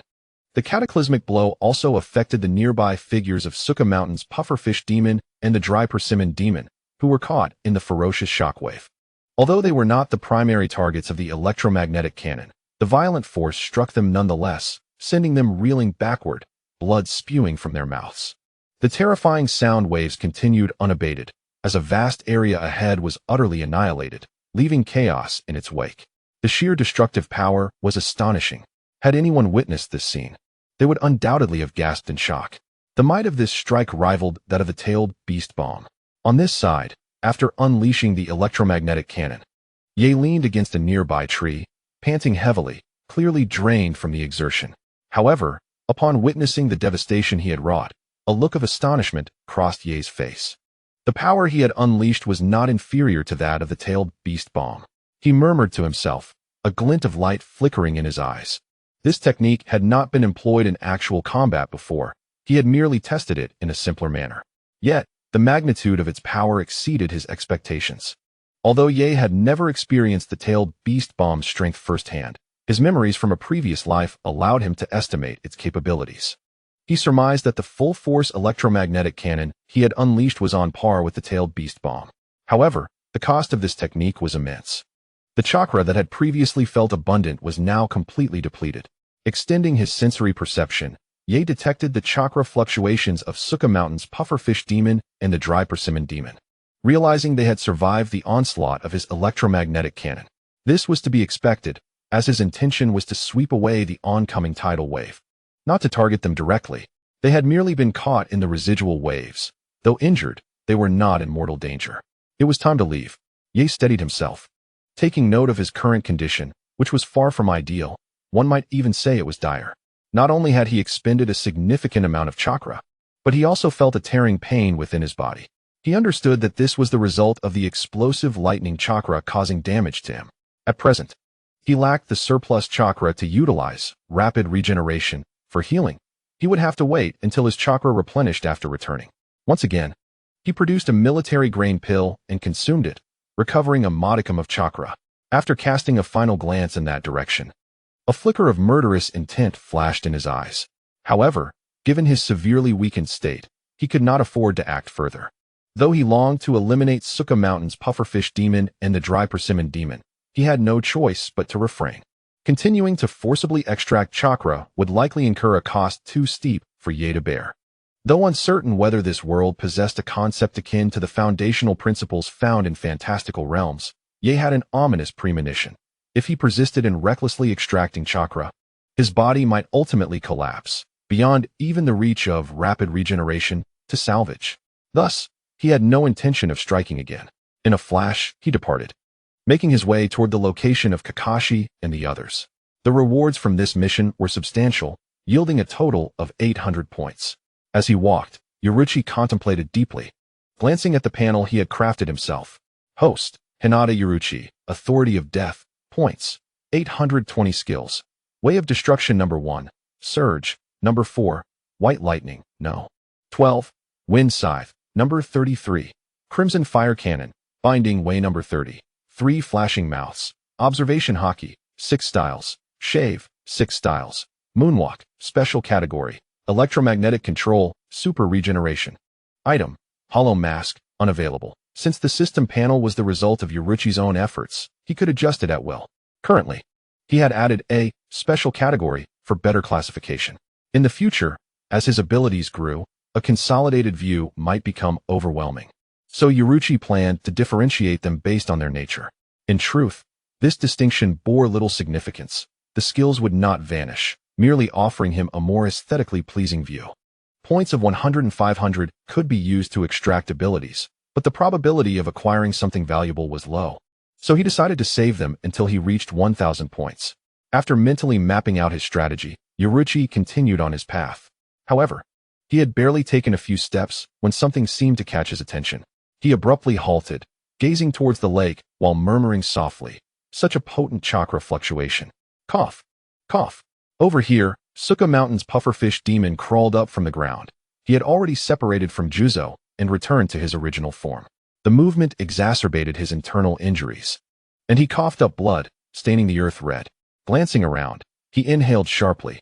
What the hell was that technique? Could it be a secret art of the Hyūga clan? It actually shattered our water-style jutsu. Suka Mountain's pufferfish demon was utterly astonished. What kind of ninjutsu was employed by that umbu from the Leaf Village's Hyūga clan, wielding such terrifying power that it forcibly broke through their combined water style? Even the residual shockwave had left them severely injured. Cough, cough. Zetsu, the dry persimmon demon, also coughed blood, clutching his chest, feeling as though his entire body was on the verge of collapse. He was still somewhat rattled, thankful that he had not rashly attacked that member of the Hyūga clan. Had he been struck directly by such an assault, he would undoubtedly have met a grim fate. Taking out medical supplies, he administered treatment to himself and rested momentarily. Zetsu then turned to the similarly recovering Suka Mountain's pufferfish demon, inquiring, "What shall we do now, Captain? What can we do?" Suka Mountain's pufferfish demon shot a cold glare at Zetsu. Remembering how Zetsu had hesitated in fear, a surge of anger welled up within him. He coldly retorted, "Why did you not act just now? Were you too frightened? What a useless fool. This time, the losses have been grievous. You barely survived. You worthless wretch." Suka Mountain's pufferfish demon scolded Zetsu without restraint, secretly gritting his teeth. That old coot, Kojutsu Yatsukura, will surely make a fuss over this.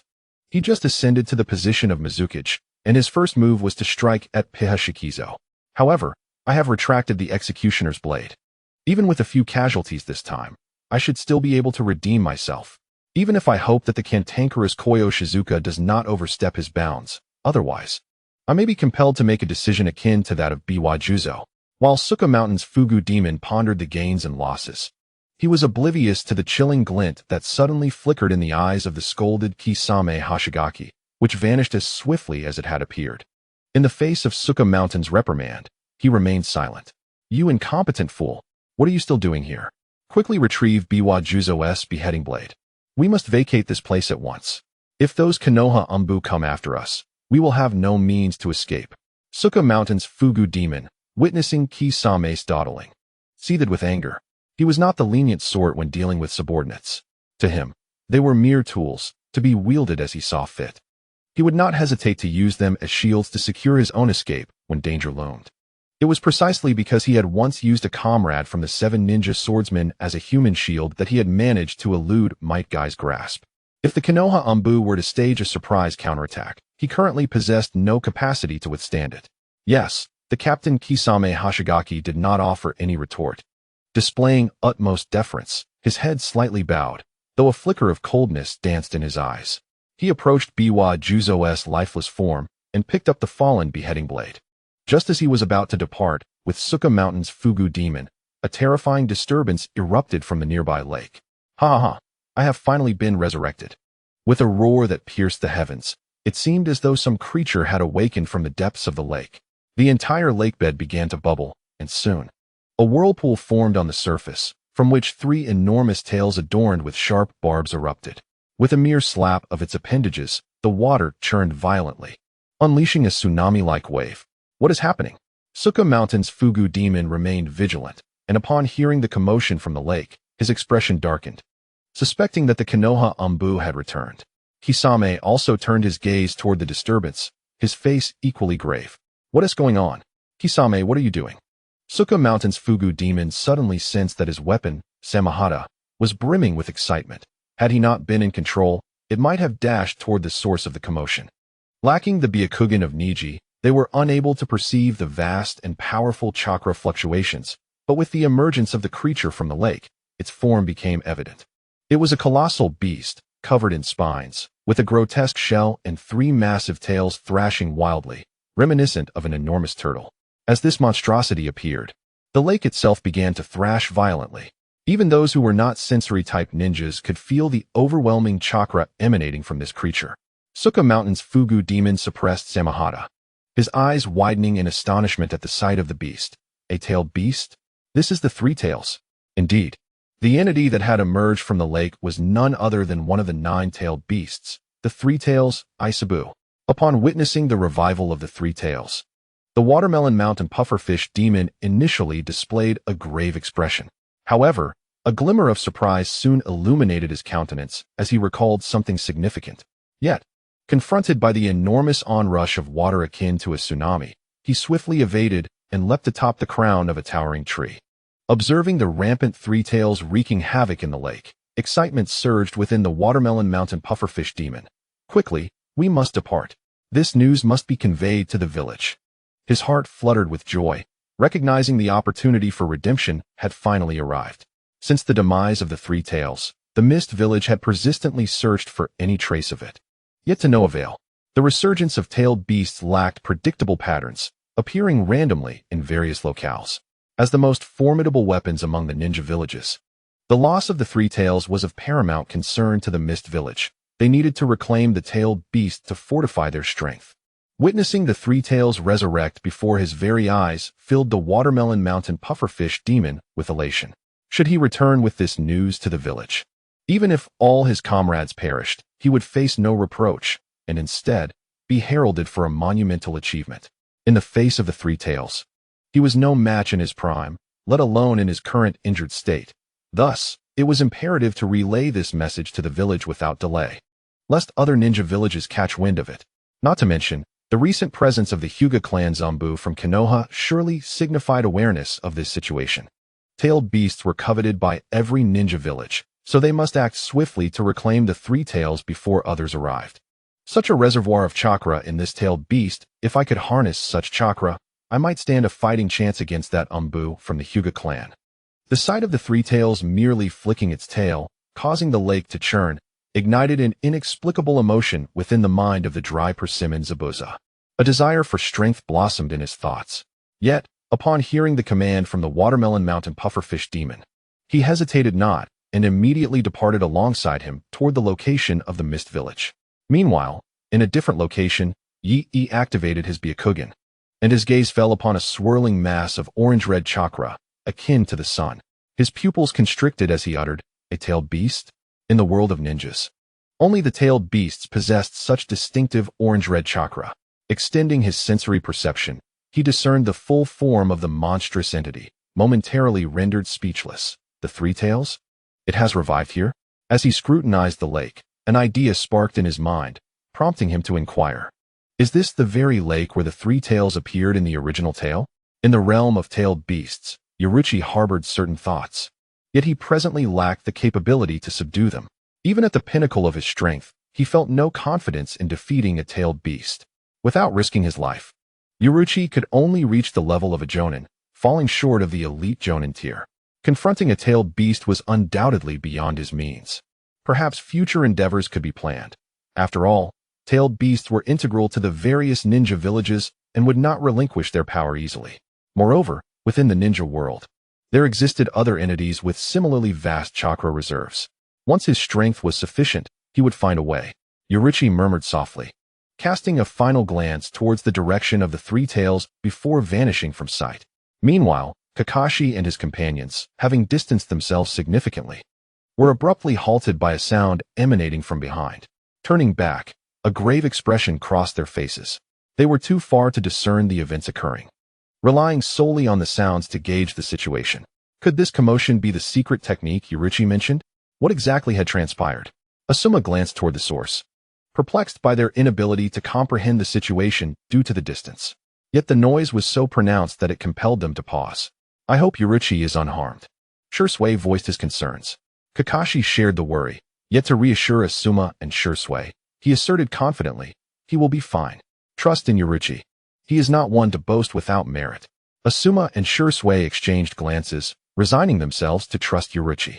Without hesitation, they swiftly continued their advance.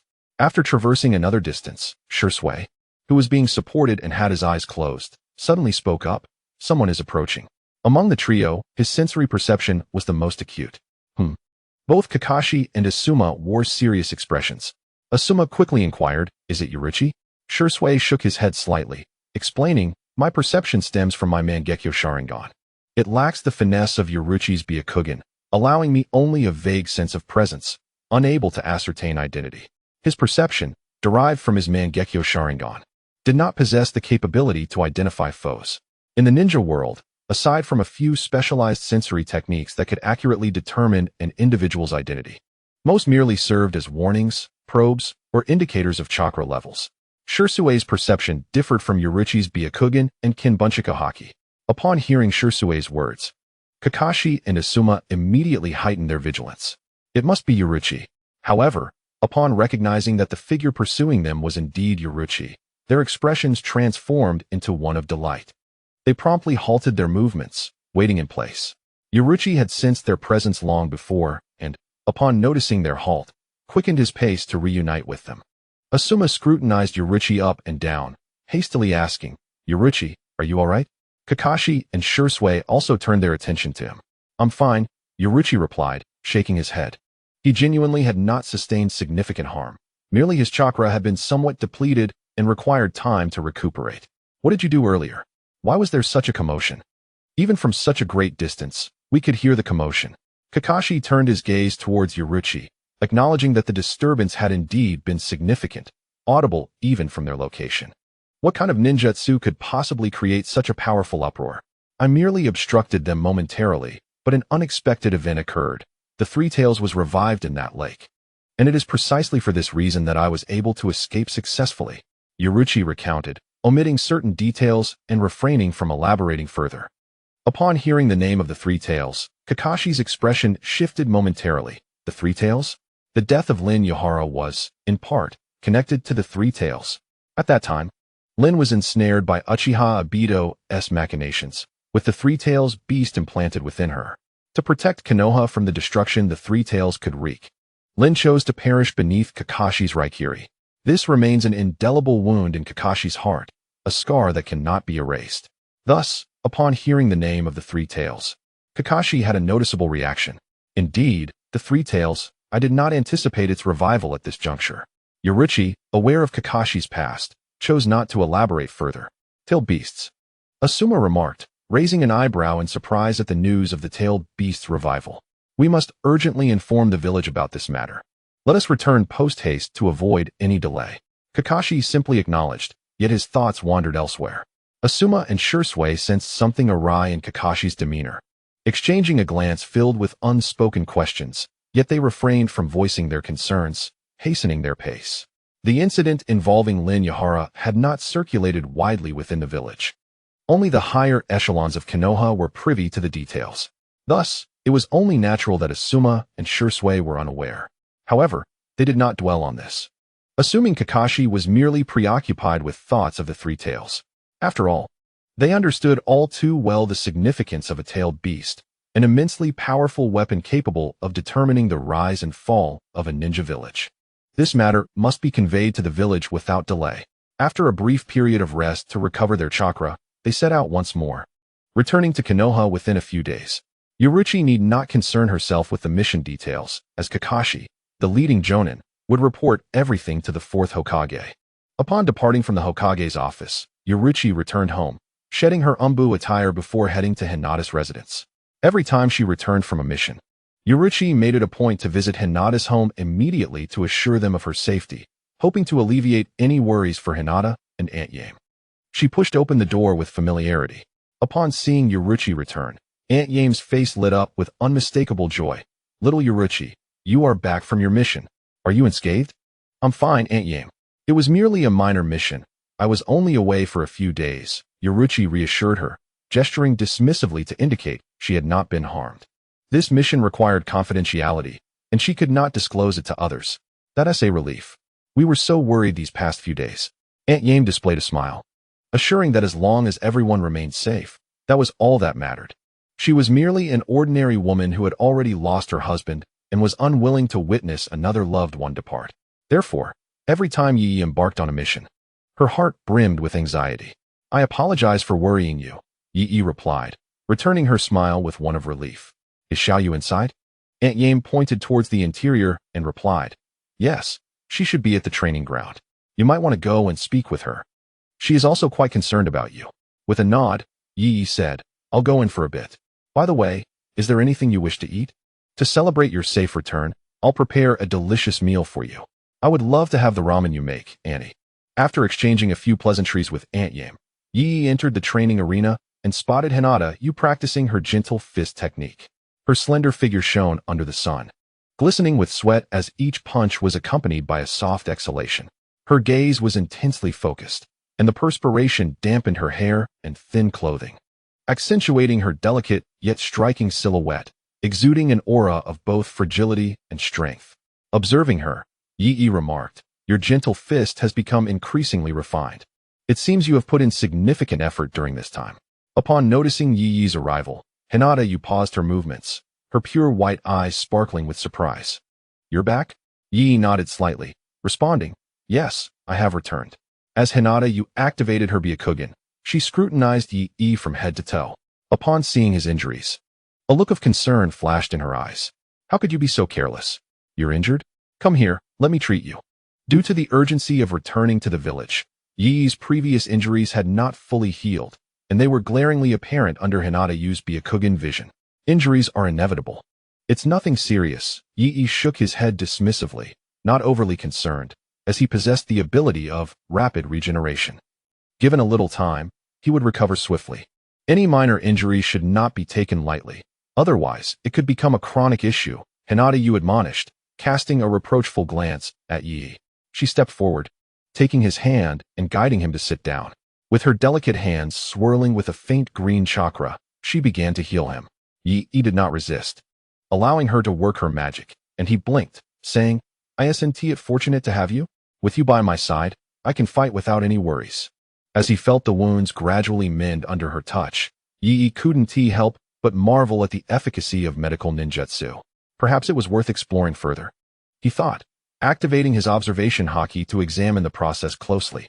Although he currently possessed the extraordinary ability of rapid regeneration, he remained intrigued by the art of medical ninjutsu. "I am just an ordinary medical genin. If the injuries were more severe, I wouldn't have the capability to treat them," Hinata said, withdrawing her hands and shaking her head in disappointment. Her talent was not exceptional, and while most of her peers had already advanced to Chunin, she remained merely a genin. Yi understood her thoughts, gently patting her small hand and saying, "Your assistance has been invaluable to me. Had it not been for you, in that moment of inner turmoil, I might have perished on the battlefield. Moreover, every time I have been injured, it has been you who has tended to my wounds. You and Aunt Yame hold the most significant places in my heart. Without your presence, I could not have endured until now." Yi's words were not mere comfort for Hinata Suki, they were sincere. In this world, Hinata Suki and Aunt Yame were indeed his most treasured family, a source of spiritual solace. You possess a talent for comforting others, yet as your strength grows, my reliance on you will diminish, a prospect I find disheartening. Hinata Suki's gaze solidified with determination. She yearned to grow stronger, as Yi's fiancé, desiring to stand by his side and support him. Thus, she resolved to exert herself further. Even if her innate gifts were lacking, diligent practice would surely lead to her eventual empowerment. Sensing Hinata Suki's resoluteness, Yi paused for a moment, though he was already aware of her indomitable spirit. He then smiled and reassured her, "Do not worry, I shall not abandon you. If you wish to grow stronger, I will strive alongside you. The war is nearing its conclusion, and I will guide your training, but be prepared. I shall not go easy on you."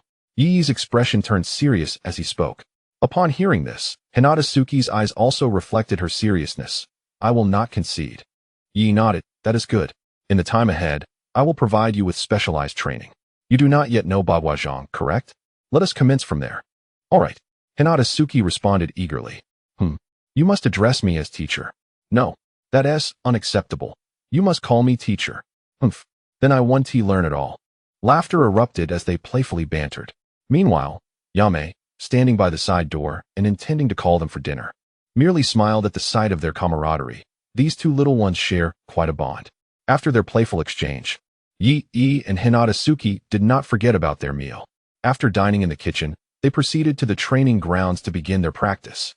On another front, within the Hokage's office, listening to Kakashi's report, the fourth Hokage furrowed his brow. "Are you saying the Three Tails has resurrected?" The fourth was aware of Lin Nohara's circumstances, understanding that her demise was intricately linked to the Three Tails. After her death, the Three Tails, which had been associated with her, also perished, and thereafter, no further information had emerged. However, he knew that the Mist Village had been consistently monitoring developments in this regard, as the Three Tails had been there since the Warring States period. He had not anticipated that Kakashi's mission would involve the tailed beasts. Kakashi nodded. Had the Three Tails not suddenly revived, the retreating Yi would likely not have returned. Of course, this was merely a pretext for Yi. Even if the Three Tails had not reawakened, he could still have extricated himself safely. Yet, using the Three Tails as an excuse rendered his actions more plausible, as Yi wished to keep his true capabilities concealed. With the illustrious Shursui of the Uchiha clan wielding the kaleidoscopic Sharingan, he effortlessly subdued the formidable duo of Pabai Shirzong and Suigetsu Hozuki, members of the 7 ninja swordsmen of the Mist. Had Shursui not been so young and unable to fully harness the power of the Mangekyo, this mission might have proven even less arduous. Thus, despite Yi's commendable performance, marked by the elimination of several Mist Jonin and Pabai Shirzong, he appeared somewhat diminished in comparison. After all, when juxtaposed with Shursui, whose Mangekyo unleashed tremendous might, his accomplishments seemed rather ordinary. The same could be said for Kakashi and Asuma, who found themselves overshadowed by Shursui during this mission. "You're just back. Take some time to rest." The fourth Hokage advised Kakashi with a nod, indicating that he should recuperate thoroughly. He then turned his attention to the dossier in his hands. "Understood, Sensei." Kakashi replied with a bow, swiftly departing from the Hokage's office. The emergence of another Mangekyo within the Uchiha clan was indeed unexpected for Shursui. Moreover, Hinata Yi's performance was commendable as well. It seemed that the prodigies of the noble ninja clans were ever on the rise. The appearance of the Three Tails would undoubtedly prompt a response from the Mist, yet its allegiance was widely recognized as belonging to them, leaving Konoha with little recourse to intervene. Moreover, arriving now would be somewhat tardy, given the proximity of the Three Tails to the Mist. In this mission, Kakashi and his team had taken down numerous members of the Mist, likely prompting the fourth Mizukage to raise certain demands. However, given the circumstances, it was unlikely to stir any significant backlash unless he chose to hold a grudge. The fourth contemplated the intelligence dossier in his hands, musing aloud. He then retrieved another document from the pile nearby, detailing the latest information on Shursui Uchiha. The prominent mention of the Mangekyo Sharingan caught his eye, and he murmured, "Uchiha Shursui and the Mangekyo Sharingan."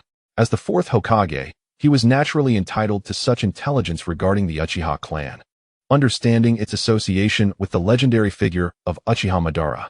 Upon learning of Shursui's possession of the Mangekyo, the fourth could not help but pay closer attention to him, or rather, to regard him with heightened scrutiny. He was acutely aware of what the Mangekyo Sharingan represented. An Uchiha clan endowed with such power might foster unwarranted ambitions, an aspect that warranted caution, for the Uchiha had long coveted the position of Hokage. Nevertheless, he had some understanding of Shirsue's character. Knowing that he differed from other members of his clan, his demeanor was notably gentle, devoid of the arrogance, coldness, and extremity typically associated with the Uchiha. The third Hokage had also mentioned Shirsue, indicating that he was distinct from his kin, perhaps a potential avenue to ease the tensions between the Uchiha and the Hokage's lineage. The fourth made a mental note of this and resolved to keep a closer eye on matters concerning Shirsue. Certainly, aside from Uchiha Shirsue, the performance of the other individuals during this mission was commendable, particularly Hinata Yaichi. His displayed prowess is not inferior to that of Kakashi. This was evident even during the selection of Special Jonin, where he demonstrated the ability to master Kakashi's Chidori and subsequently developed his own innovative applications. Indeed, Hinata Yaichi possesses remarkable talent in lightning release techniques. However, it is important to note that while Kakashi's Sharingan has enhanced his perceptive abilities significantly, especially when paired with his swift Raikiri, it also imposes a burden upon him. The fourth Hokage once proposed that Kakashi seal away that Sharingan to alleviate his load, but Kakashi declined, primarily due to his ties with Obito. It is my hope that the ninja world remains tranquil. The emergence of the Three Tails may potentially stir unrest in the Land of Mist. Nevertheless, given the strength of the hidden Mist Village, reclaiming the Three Tails should not pose a significant challenge. It is merely my desire that their enhanced power does not give rise to further conflict. The advent of the Mangekyo Sharingan could incite unwarranted ambitions within the Uchiha clan. The role of Hokage necessitates careful consideration of numerous matters. The fourth muttered softly to himself, shaking his head slightly, not dwelling on it further. Every ninja village harbors aspirations regarding the tailed beasts. However, the ownership of these entities is mutually acknowledged by several major ninja villages, and interference from others will not be permitted, as it could very well reignite the flames of war, an outcome none of the great villages wish to witness. Thus, the fourth speculated that even if news of the Three Tails spread throughout the ninja world, it is unlikely that other villages would covet it. Acquiring the Three Tails would certainly bolster the strength of the hidden mist, potentially providing them with additional leverage in negotiations. This is a source of concern for the fourth. Nevertheless, the overall strength of Konoha surpasses that of the other villages, and even in the event of renewed conflict, Konoha would not falter.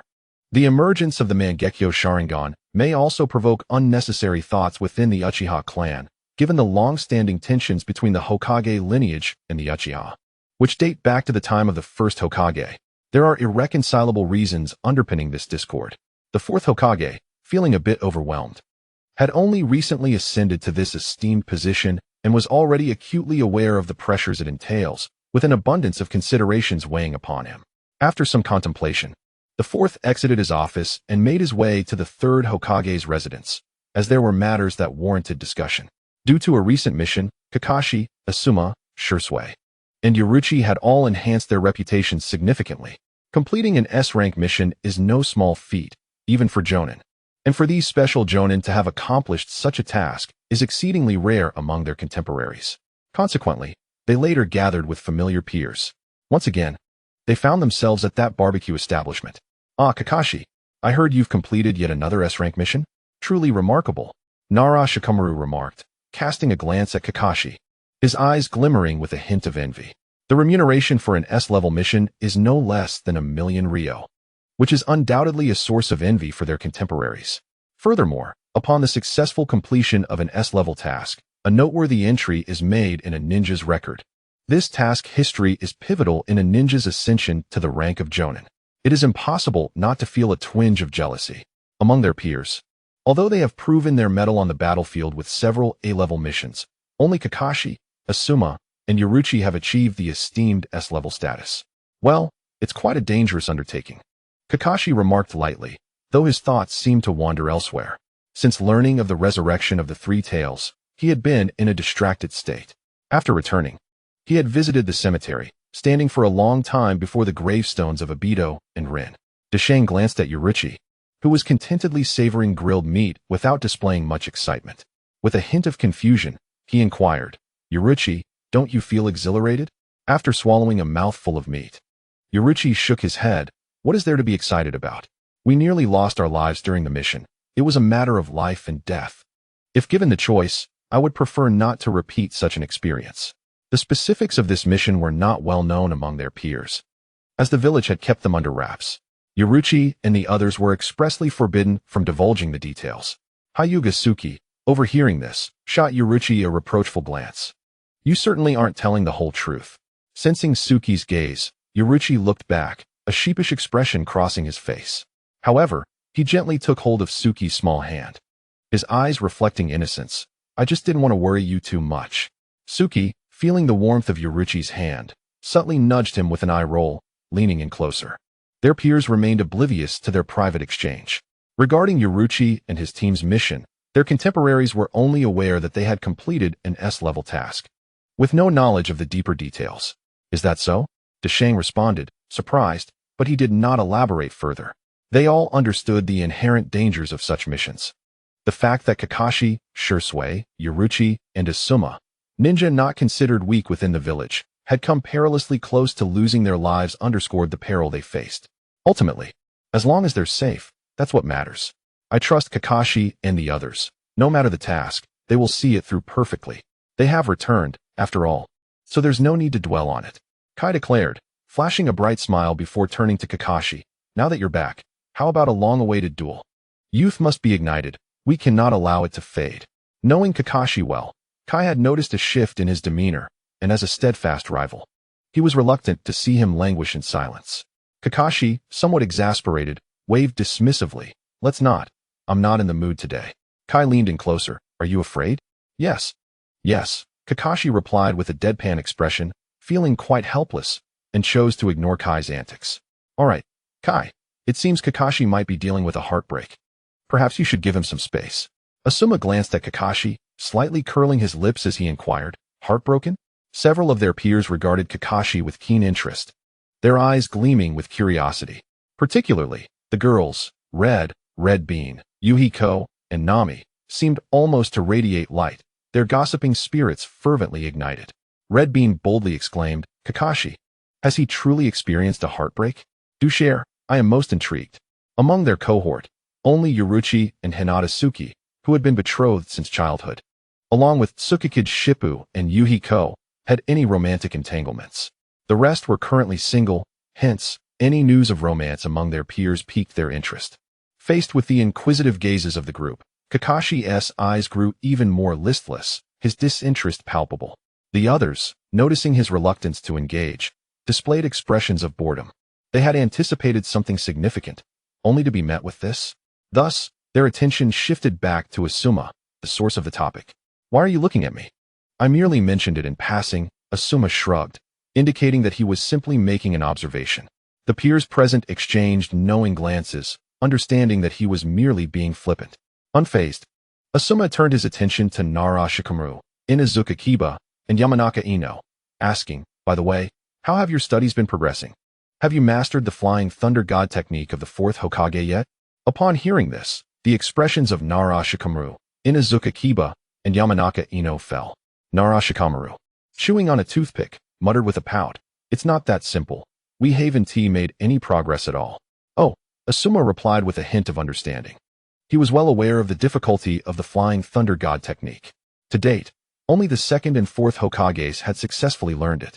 The complexity of the technique far exceeded that of S-rank ninjutsu. It required an innate talent for space-time ninjutsu, akin to a ninja's chakra affinity. Without the corresponding attribute, one could not wield such ninjutsu. Asuma sympathetically patted Nara Shikamaru's shoulder, earnestly encouraging, keep at it. Once you master the Flying Thunder God, you'll be able to traverse the ninja world like the 4th. He then beckoned the group to begin their meal. All right, enough chatter. Come, let us enjoy some grilled meat. Today it's my treat. Having completed an S-rank mission, Asuma felt a sense of pride, though he remained modest. He was grateful not to have heeded the old man's earnest advice. Otherwise, this S-rank mission would have slipped through his fingers. It was also a chance to demonstrate to the old man that his ascent to Special Jonin was due not to luck, but to his own capabilities. Completing the S-rank mission served as the finest testament to his skills. In the previous special Jonin examinations, he had suspected some irregularities. His opponents, while formidable, were merely civilian Jonin, lacking the exceptional prowess of the clan ninja within the village. He harbored suspicions that during that particular special Jonin examination, his elder had undoubtedly employed some means to ensure that the opponents he faced were merely civilian ninjas. Consequently, he had a fierce argument with the third Hokage. Acting out of spite, he disregarded the third's counsel and chose to participate in this mission, determined to demonstrate that even without those underhanded tactics, he could still achieve the rank of special Jonin with ease. Although he successfully completed the mission, the experience was not without its considerable setbacks. Among the four-man team, his performance was the least impressive, igniting within him the desire to grow stronger. He was unwilling to be outshone by his contemporaries. Hyūga Yaichi felt a slight twitch at the corner of his mouth, sensing a hint of schadenfreude in Asuma's words. However, he could not refute him, for he, alongside Inuzuka and Yamanaka, had indeed made little progress in their training of the Flying Thunder God technique. He could only bitterly remark, "No wonder you're so generous after completing an S-rank mission. Today, I shall eat you into poverty." With that, he began to devour his meal heartily. "Go ahead and eat your fill. My reward this time exceeds 1,000,000, unlike Kakashi, who is notoriously stingy." Asuma boasted, taking the opportunity to deride Kakashi. It was well known among their peers that Kakashi had a reputation for being miserly. Kakashi rolled his eyes at Asuma, questioning why he was being dragged into this again. Ignoring Asuma, he lifted his mask and began to eat in silence. After all, since he didn't have to pay, he could indulge freely. As the group of peers enjoyed their meal and chatted, time slipped by. Soon, they had eaten their fill, and after Asuma settled the bill, they began to depart. Night 1 escorted Hyūga Suki home, and after confirming with Aunt Yame that dinner would be at her place, he wandered about. He contemplated whether to venture into the Forest of Death to refurbish his laboratory. Having received the reward from the S-rank mission, his funds were now somewhat abundant. Establishing the laboratory was essential, as biotechnology could play a significant role in this world. Not to mention, when it came to the subject of the rebirth eye, biotechnology might prove beneficial for Night 1. Although he understood that awakening the rebirth eye required the chakra of the Otsutsuki clan in conjunction with the pure lineage of the Byakugan, he wondered if there were alternate possibilities aside from this method. Logically, there should be. From a scientific perspective, both the Byakugan and the rebirth eye could be considered offshoots of the Otsutsuki clan's bloodline. They belong to the realm of genetics. The Byakugan is the dominant gene of the Otsutsuki clan, and every member of this clan initially possesses Byakugan. Meanwhile, the Sharingan, Rinnegan, Rebirth Eye, and other ocular techniques are variations that arose from the Byakugan, potentially through genetic sequence mutations or evolution. As a member of the Hyūga clan, Night 1 was inextricably linked to the Otsutsuki clan, possessing the dominant gene of the Byakugan. From a certain perspective, Ye possesses the qualifications necessary to awaken the Rinnegan. However, the insufficient concentration of the Hyūga clan's bloodline and the purity of chakra impede his ability to do so. This leads to the question, can he circumvent these limitations by delving into the genetic realm? It is indeed a possibility. With ample knowledge and extensive experimentation, it may not be impossible to harness advancements in biotechnology to achieve the awakening of the Rinnegan. Naturally, this is merely Ye's conjecture, and its feasibility remains to be tested through his experiments. His desire to learn medical ninjutsu stems from this very reason, as it encompasses knowledge regarding meridians, cell regeneration, and various aspects of human anatomy. Ye's progress in biotechnology hinges upon a firm grasp of medical ninjutsu. In summary, numerous challenges persist, and every endeavor begins with difficulty. For now, he must focus on establishing his laboratory. As he contemplates these matters, Ye advances toward the direction of the Death Forest. However, midway through his journey, he spots a green figure performing handstands, seemingly engaged in training.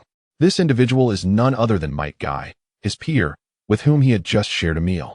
At this moment, Guy is upside down, chanting his motivational slogans, with beads of sweat dripping onto the ground as he strives to advance on his hands. It can be said that Guy is the most diligent ninja Ye has ever encountered, as he is perpetually immersed in training. His talent for ninjutsu is notably lacking. In fact, in some respects, he is even inferior to Hinata, if it were not for his commendable prowess in taijutsu. His aspiration to become a chunin would not have been so easily attainable. Historically, relying solely on taijutsu to achieve the status of chunin was nearly impossible, a fact exemplified by Might Dai, who remained a lowly genin for years. The subsequent shift in perception was largely due to Dai's actions. In a bid to protect his son and several leaf ninjas, Dai unleashed the 8th gate of opening in battle, decimating 4 members of the Mist's 7 ninja swordsmen and astonishing the higher echelons of the Leaf Village with his formidable strength. This revelation prompted the Leaf's leadership to acknowledge that ninjas specializing in taijutsu could indeed exhibit extraordinary power. Consequently, adjustments were made to accommodate this realization. While some may struggle with ninjutsu, those with exceptional talent in taijutsu can still be nurtured. Guy stands as a paragon of taijutsu practitioners. Nevertheless, Ye does not underestimate him. Although Guy currently presents an unremarkable performance, barely qualifying as a chunin, this is primarily due to his lack of access to the 8 gates. While Ye is uncertain of how many gates Guy can currently open, should he manage to unlock the 4th gate, his power would be formidable. During the original timeline, Li, who was of a similar age to the current Guy, was capable of opening the 5th gate. Given the brutal experiences of war that Guy has endured, it is reasonable to expect that he too could unlock the 5th gate, or even ascend higher. Once Guy masters the 8 gates, he will command the respect of all. As the years progress and physical prowess enhances, Kai's strength will undoubtedly increase. In the original narrative, when he unlocked the 8 gates, he exhibited power that surpassed even that of a Kage, astonishing Uchiha Madara to the point where he uttered the iconic line, "The 8 gates, you say? Yorichi?" Stroking his chin in contemplation for a moment, then greeted Kai. "Hey, Kai." Upon hearing his name called, Kai paused his actions and, upon recognizing Yorichi, smiled and responded, "Ah? It's you, Yorichi. What brings you here?" Yorichi fabricated a casual excuse. "I was thinking of heading to the Forest of Death to see if I could gather some herbs." "Have you just returned from there?" Kai performed a swift maneuver, rising to his feet with a beaming smile. "I have a dedicated training area over there. As you know, my training generates quite a racket, so I prefer a quiet place to practice." Steel fist style? Yorichi activated his Byakugan, scrutinizing Kai, and cautioned him. "You have many old injuries that haven't healed. If you continue to push yourself, it could lead to further harm." Through the lens of the Byakugan, it was evident that Kai bore numerous minor ailments, the result of years of accumulated wear and tear. Kai dismissed the concern, saying, "These are merely the after-effects of training. However, I use herbs daily to aid my recovery, so it should be manageable." He added with a hint of annoyance, "Most of my mission rewards go towards that." Training in the steel fist style offers no shortcuts. It requires relentless daily discipline, honing the body to maximize its potential. The body serves as their most formidable weapon, and as their physical condition improves, so too does their strength. Consequently, prolonged training imposes significant strain on the body, leaving behind muscle fatigue and minor injuries. Before these can fully heal, high-intensity training resumes, leading to Kai's body exhibiting several minor issues. Indeed, you must exercise caution and not allow your training to jeopardize your health. "That would be counterproductive," Yorichi remarked with a smile. Suddenly, as if struck by inspiration, he turned to Kai and said, "You mentioned that your mission rewards are spent on recovery herbs. I'm heading to the Forest of Death to search for some medicinal materials. Would you care to accompany me? I would also like to consult you on a few matters regarding the steel fist style." As previously mentioned, Yorichi is open to learning about other ninjutsu and taijutsu, humbly seeking insights from peers who excel in specific areas. He had previously sought Kakashi's expertise on Raijin techniques. And even though Kakashi had just acquired the Sharingan and was still mastering its use, he too desired Yorichi's perspectives as a bloodline user. Thus, a mutual understanding was reached, akin to a transaction that didn't quite constitute a trade. It is not that Yorichi covets Kai's secret technique, the 8 gates, but the thought certainly crosses his mind, as he is acutely aware of their immense power, given his past life's memories. However, the daunting prospect of the 8th gate, which heralds death upon its opening, caused Yi to hesitate. Nonetheless, his curiosity to delve into its mysteries grew stronger. Regarding the issue of the steel fist style, he felt somewhat confident, as there are few in Konoha's ninja ranks who solely dedicate themselves to the study of taijutsu. Initially, Guy had exuded confidence, but as time progressed, a sense of melancholy crept in. In comparison to ninjutsu, taijutsu seems to lag in enhancing one's strength, requiring an immense amount of time, patience that not everyone possesses for the gradual refinement of their physical form. Were it not for his utter lack of talent in ninjutsu, he would never have embarked on this path. Among his contemporaries, he was the sole practitioner devoted to mastering taijutsu, leaving Guy, who yearned to propagate the steel fist style, feeling somewhat despondent. However, he was resolute in his determination. He firmly believed that even in the absence of ninjutsu or jinjutsu, the steel fist style is indeed a viable path to strength.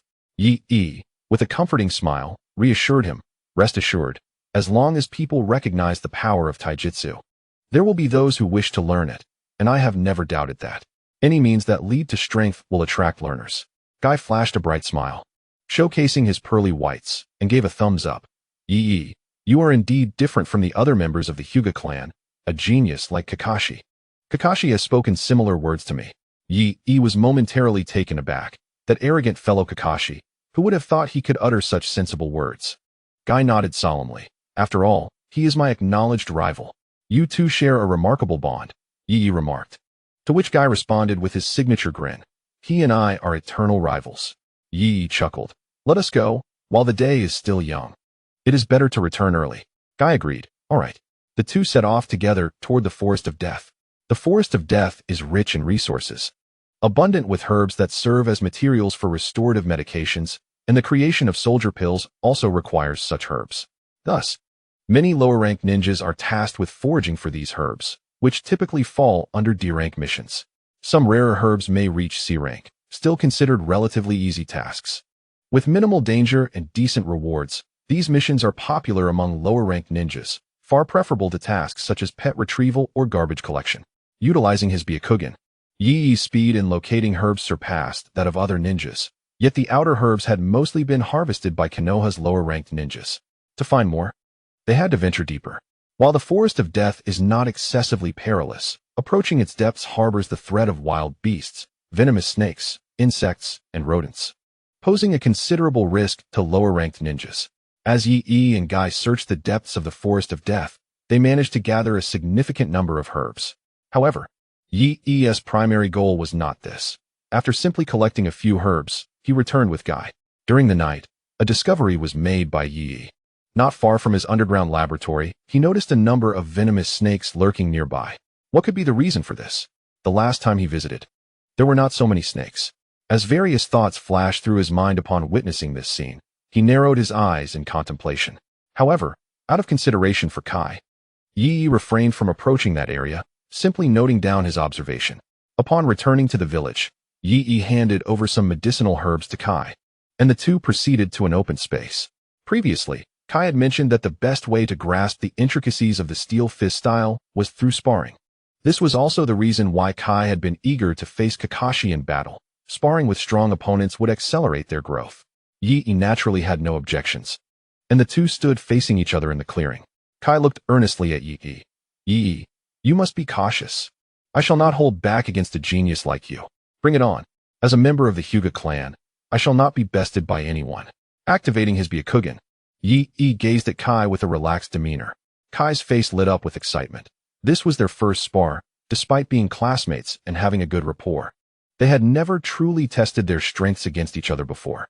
Seizing this opportunity, Kai wished to experience the might of the gentle fist, which would be beneficial for him. "Then you should be careful," Kai declared, and in the next moment, with a swift motion, he vanished from his spot and lunged towards Yi. His speed was astonishing. He did not employ the body flicker technique, nor did he use any special skills, relying solely on the explosive power of his physique. Yi observed Kai's speed with some astonishment. This was purely a display of physical speed, devoid of technique. In terms of raw taijutsu, Yi might not necessarily be Kai's equal. However, Yi was not merely a practitioner of physical arts. He also possessed ninjutsu. While the gentle fist is a form of taijutsu, its true power is unleashed when combined with chakra. If Kai's steel fist is purely physical, the gentle fist of the Hyūga clan can be considered a form of ninja taijutsu. With his right hand enveloped in blue chakra, Yi's Byakugan tracked Kai's movements, prompting him to move in response. It was impossible to evade the perception of a bloodline limit ninja through mere speed. Even in the original storyline, when Sasuke was subdued by Rock Lee, it was not because his eyes could not perceive Lee's movements, but rather that his body could not keep up with the reactions. However, Yi would not find himself in such a predicament. With his right hand extended, he struck out, perfectly positioned to block Kai's fist. Bang! As their fists collided, chakra surged between them, and they both retreated from the impact. Impressive as always, Yi, Kai exclaimed, his eyes brightening. He crouched down and executed a sweeping kick. Your movements are laid bare before my eyes. Yi smiled, leaping to evade the sweeping kick, and retaliated with a whip-like kick. With a muffled thud, Kai instantly reacted, crossing his arms in front of him to shield against Yi's strike. However, the force of the blow compelled him to retreat, leaving several meters of marks on the ground beneath him. With each assault, Uruchi unleashed chakra from the corresponding pressure points, a manifestation of her unique application of the gentle fist technique. The surging chakra intensified the strength of her strikes, rendering them exceedingly sharp. Impressive. However, I shall not concede.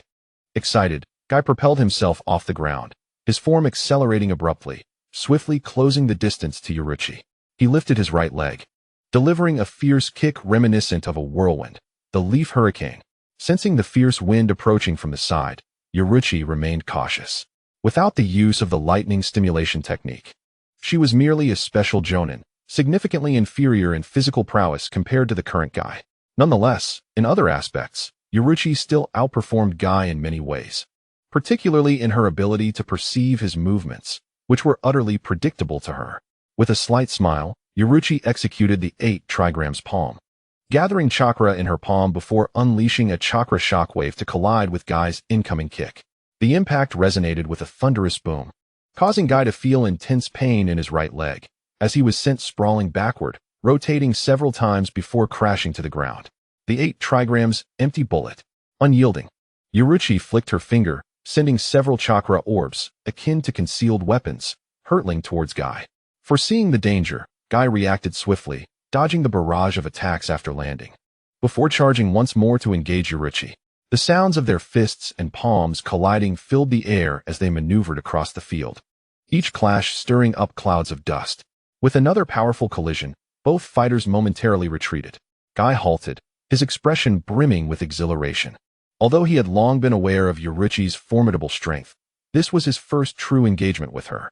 While her boxing style bore some distinction from the gentle fist, it ultimately stemmed from the same roots, retaining its essence.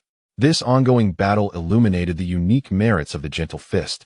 Its strikes were not easily evaded, for any chakra that infiltrated the body could devastate the internal organs, rendering even the strongest warrior vulnerable. Nonetheless, Guy remained convinced that the strong fist style was supreme. If he could not evade, he would simply defend, and that was precisely his approach. His fists, hardened through rigorous training, were far from fragile. Continue, Uruchi called out, launching herself forward with a chakra-infused palm strike. The leaf, great whirlwind. She avoided Uruchi's blow, retreating momentarily before dashing forward again, her body spinning rapidly, ultimately channeling her momentum into a powerful kick aimed at Uruchi. Reversal. Observing this, Uruchi's chakra surged outward, her body spinning at high speed, forming a circular shield of chakra to intercept Guy's strike. The ensuing collision was even more thunderous, a genuine clash that left a crater at the point of impact, sending debris flying. As a result of this encounter, Guy was repelled by the reversal, hurtling back at an even greater velocity, crashing into a large tree behind him and splintering it to pieces. Knight E stood firm, unaffected except for the crater at his feet created by a reversal of fate. His body bore no injuries, and even his attire showed minimal creasing. This scene did not surprise him. His expression remained placid, for without the might of 8 gates released, Kai was no match for him. He gazed at Kai and spoke slowly. Kai, I am aware you possess another secret technique. Unleash it, otherwise my enjoyment in this battle will be diminished. Only by confronting your full strength can I attain greater understanding. Kai rose, feeling an excruciating pain coursing through his body. The recent blow had misaligned some of his bones. However, upon hearing Night Yi's words, he paused, then shook his head, replying, that power is meant to protect my comrades, not to be wielded against them. How naive. Night Yi retorted, feigning disappointment. Even I, a member of the Hyūga clan, have cast aside my prejudices against other ninjutsu and taijutsu, embracing techniques beyond gentle fist to strengthen myself. How can you cling to such antiquated notions? Every technique must evolve in the crucible of battle. Do you believe we require your protection? Kai found himself bewildered by Knight Yi's assertion. Was this truly his intention? He attempted to articulate a defense, but stumbled over his words. No, I didn't mean it like that. If you continue to hide and conceal your abilities, you will remain stagnated at the Chunin level. My peers, Kakashi, Asuma, and I, will outpace you, and ultimately, you will miss the chance to stand alongside us in battle. No perilous missions would be assigned to a mere Chunin. Knight Yi had no intention to provoke Kai, though he harbored a slight selfish desire to witness the 8 gates in action. Yet, truth be told, allowing Kai to obscure such a formidable technique would hinder his growth. Even Knight Yi understood the necessity of demonstrating one's capabilities to establish himself as a genius and a formidable force among his peers and superiors. Only through this recognition could he ascend more swiftly in rank. Power and status are invaluable assets, regardless of location. Knight Yi was filled with myriad thoughts and aspirations, all contingent upon attaining a higher standing within Konoha, which would grant him the freedom to act without excessive constraints imposed by others. Take the legendary Sannin, for instance. Aside from the 3rd Hokage, could anyone truly command them? No, they could not, unless in dire circumstances. Even the 4th Hokage and several advisors would find it challenging to direct them. To even propose a mission to them, one must first seek their consent. Coercion is not an option. This is the privilege conferred by status and strength. Knight Yi sought to elevate his status within Konoha. Of course, he would not recklessly flaunt his abilities or divulge his entire situation. Instead, he would gradually showcase his worth, allowing the higher-ups to recognize his potential for cultivation. Step by step, raising his standing ever higher. Merely being a special Jonin is insufficient, unless one day, Yaichi and the Hidden Leaf Village have a falling out. The higher his status, the greater the benefits he reaps. The same applies to Kai. Only by showcasing his innate talent will he be valued and nurtured. If he wishes to elevate the Steel Fist style, he must demonstrate his prowess and the strength of the style, lest he end up like his father, forever a lowly genin, only to burst forth in a moment of brilliance before fading into obscurity. For any martial discipline to thrive, a formidable warrior must emerge, illuminating the strengths of that discipline. While it remains uncertain whether it was Kakashi who enlightened Kai in the original narrative, let him be the one to guide him this time. These words struck at Kai's vulnerable core, and after a moment of silence, he turned to Yaichi with fervent eyes. Yaichi, you are right. I wish to fight alongside you.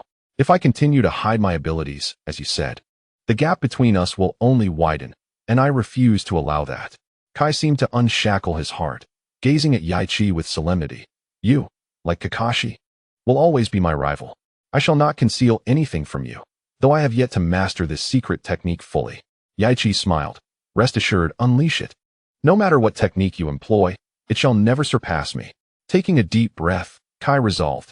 The 8 gates, 1st gate, opening gate, 2nd gate, rest gate, 3rd gate, life gate, 4th gate, wound gate, open. With Kai's commanding shout, an overwhelming chakra surged forth, enveloping his form with a palpable presence. His skin flushed crimson from the rapid flow of blood, and veins bulged ominously on his forehead, lending him a fearsome visage. Witnessing Kai's formidable strength, Yaichi's eyes widened in awe. Kai's physical prowess was already remarkable, and the 8 gates augmented his physical capabilities, allowing him to unleash power that transcended his usual limits. Though he had merely opened the 4th gate, the aura he exuded was nothing short of impressive. The effects of the 8 gates vary with the strength of the individual. The mightier the warrior, the greater the enhancement gained. When Kai's father, Might Dai, opened all 8 gates to their fullest, he could only defeat the 7 ninja swordsmen. Yet, Kai, upon fully unleashing the 8 gates, manifested power surpassing that of a Kage. This illustrates that one's inherent strength remains paramount. As the tangible wave of chakra dissipated around him, Kai's skin still glowed a vivid red. He turned to Yaichi and succinctly explained, Yaichi, this is the secret technique of the 8 gates, passed down from my father. Currently, I can only open up to the 5th gate, but doing so would inflict severe damage upon my body, potentially resulting in death. Therefore, I can only open the 4th gate for our spar. The 8 gates. You truly are an unexpected individual, Kai. Had you utilized this ability during the special Jonin examination, you would undoubtedly have been selected. With a piercing gaze, Yi activated his Byakugan, meticulously sensing the fluctuations of chakra within Kai's body. He directed his attention toward Kai and declared, "Kai, you have reached a level worthy of my respect. Allow me to witness your prowess. Then you should be cautious." Kai replied, his expression resolute. With a powerful thrust of his foot against the ground, the earth beneath him crumbled, and propelled by this momentum, he surged forward like a flash of lightning. His fist clenched tightly, launching a formidable punch. "Come at me." Kai's movements were imperceptible to Yi-Yi's senses. Yet the sheer speed of his attack left Yi-Yi momentarily unresponsive. Having opened the 8 gates, Kai's velocity was unparalleled. This speed was not merely a technique like the body flicker technique or shunshin, but a raw, enduring physical prowess. Without hesitation, Yi-Yi summoned the electric currents coursing through his body, invigorating his cells to enhance his physical capabilities, ensuring he could keep pace with Kai's onslaught. He executed the 8 trigrams empty palm, thrusting his hand back, channeling chakra into his palm, and colliding with Kai's fist. With a resounding crash, both combatants were forced to retreat simultaneously, leaving deep impressions in the ground with each step they took. In this exchange, Kai was slightly at a disadvantage, having been pushed back a few more steps than Yi. "You are incredibly strong, Yi," Kai remarked, his expression grave as he shook off his right hand, which throbbed with pain from the impact. "Let us go again." Yi flashed a slight smile and pushed forward once more, unleashing a chakra-infused blast akin to cannon fire, aimed directly at Kai. Although Kai lacked sensory techniques, his acute 5 senses, honed through years of training, alerted him to the incoming gale. He deftly sidestepped and transformed into a green whirlwind, executing the leaf hurricane. With a resounding thud, Yi-Yi's right hand, empowered with chakra, intercepted Kai's whip-like kick. As a member of the Hyūga clan, Yi possessed remarkable flexibility. He pivoted his body, covering his left hand with chakra, striking toward Kai at an exceptionally acute angle. Yet this cunning strike was deftly blocked by Kai's right hand, resulting in both warriors being forced to retreat once more. They charged forward again, colliding fiercely. The clash of steel fists against supple strikes was perilous, an extraordinary contest of martial arts. Kai's casual strikes could shatter the ground, sending shards flying and showcasing the raw might of his punches. In contrast, while Yi's assaults may not be as fierce, his gentle yet lethal techniques were executed with the subtlety of a gazelle's horn, making them difficult to anticipate.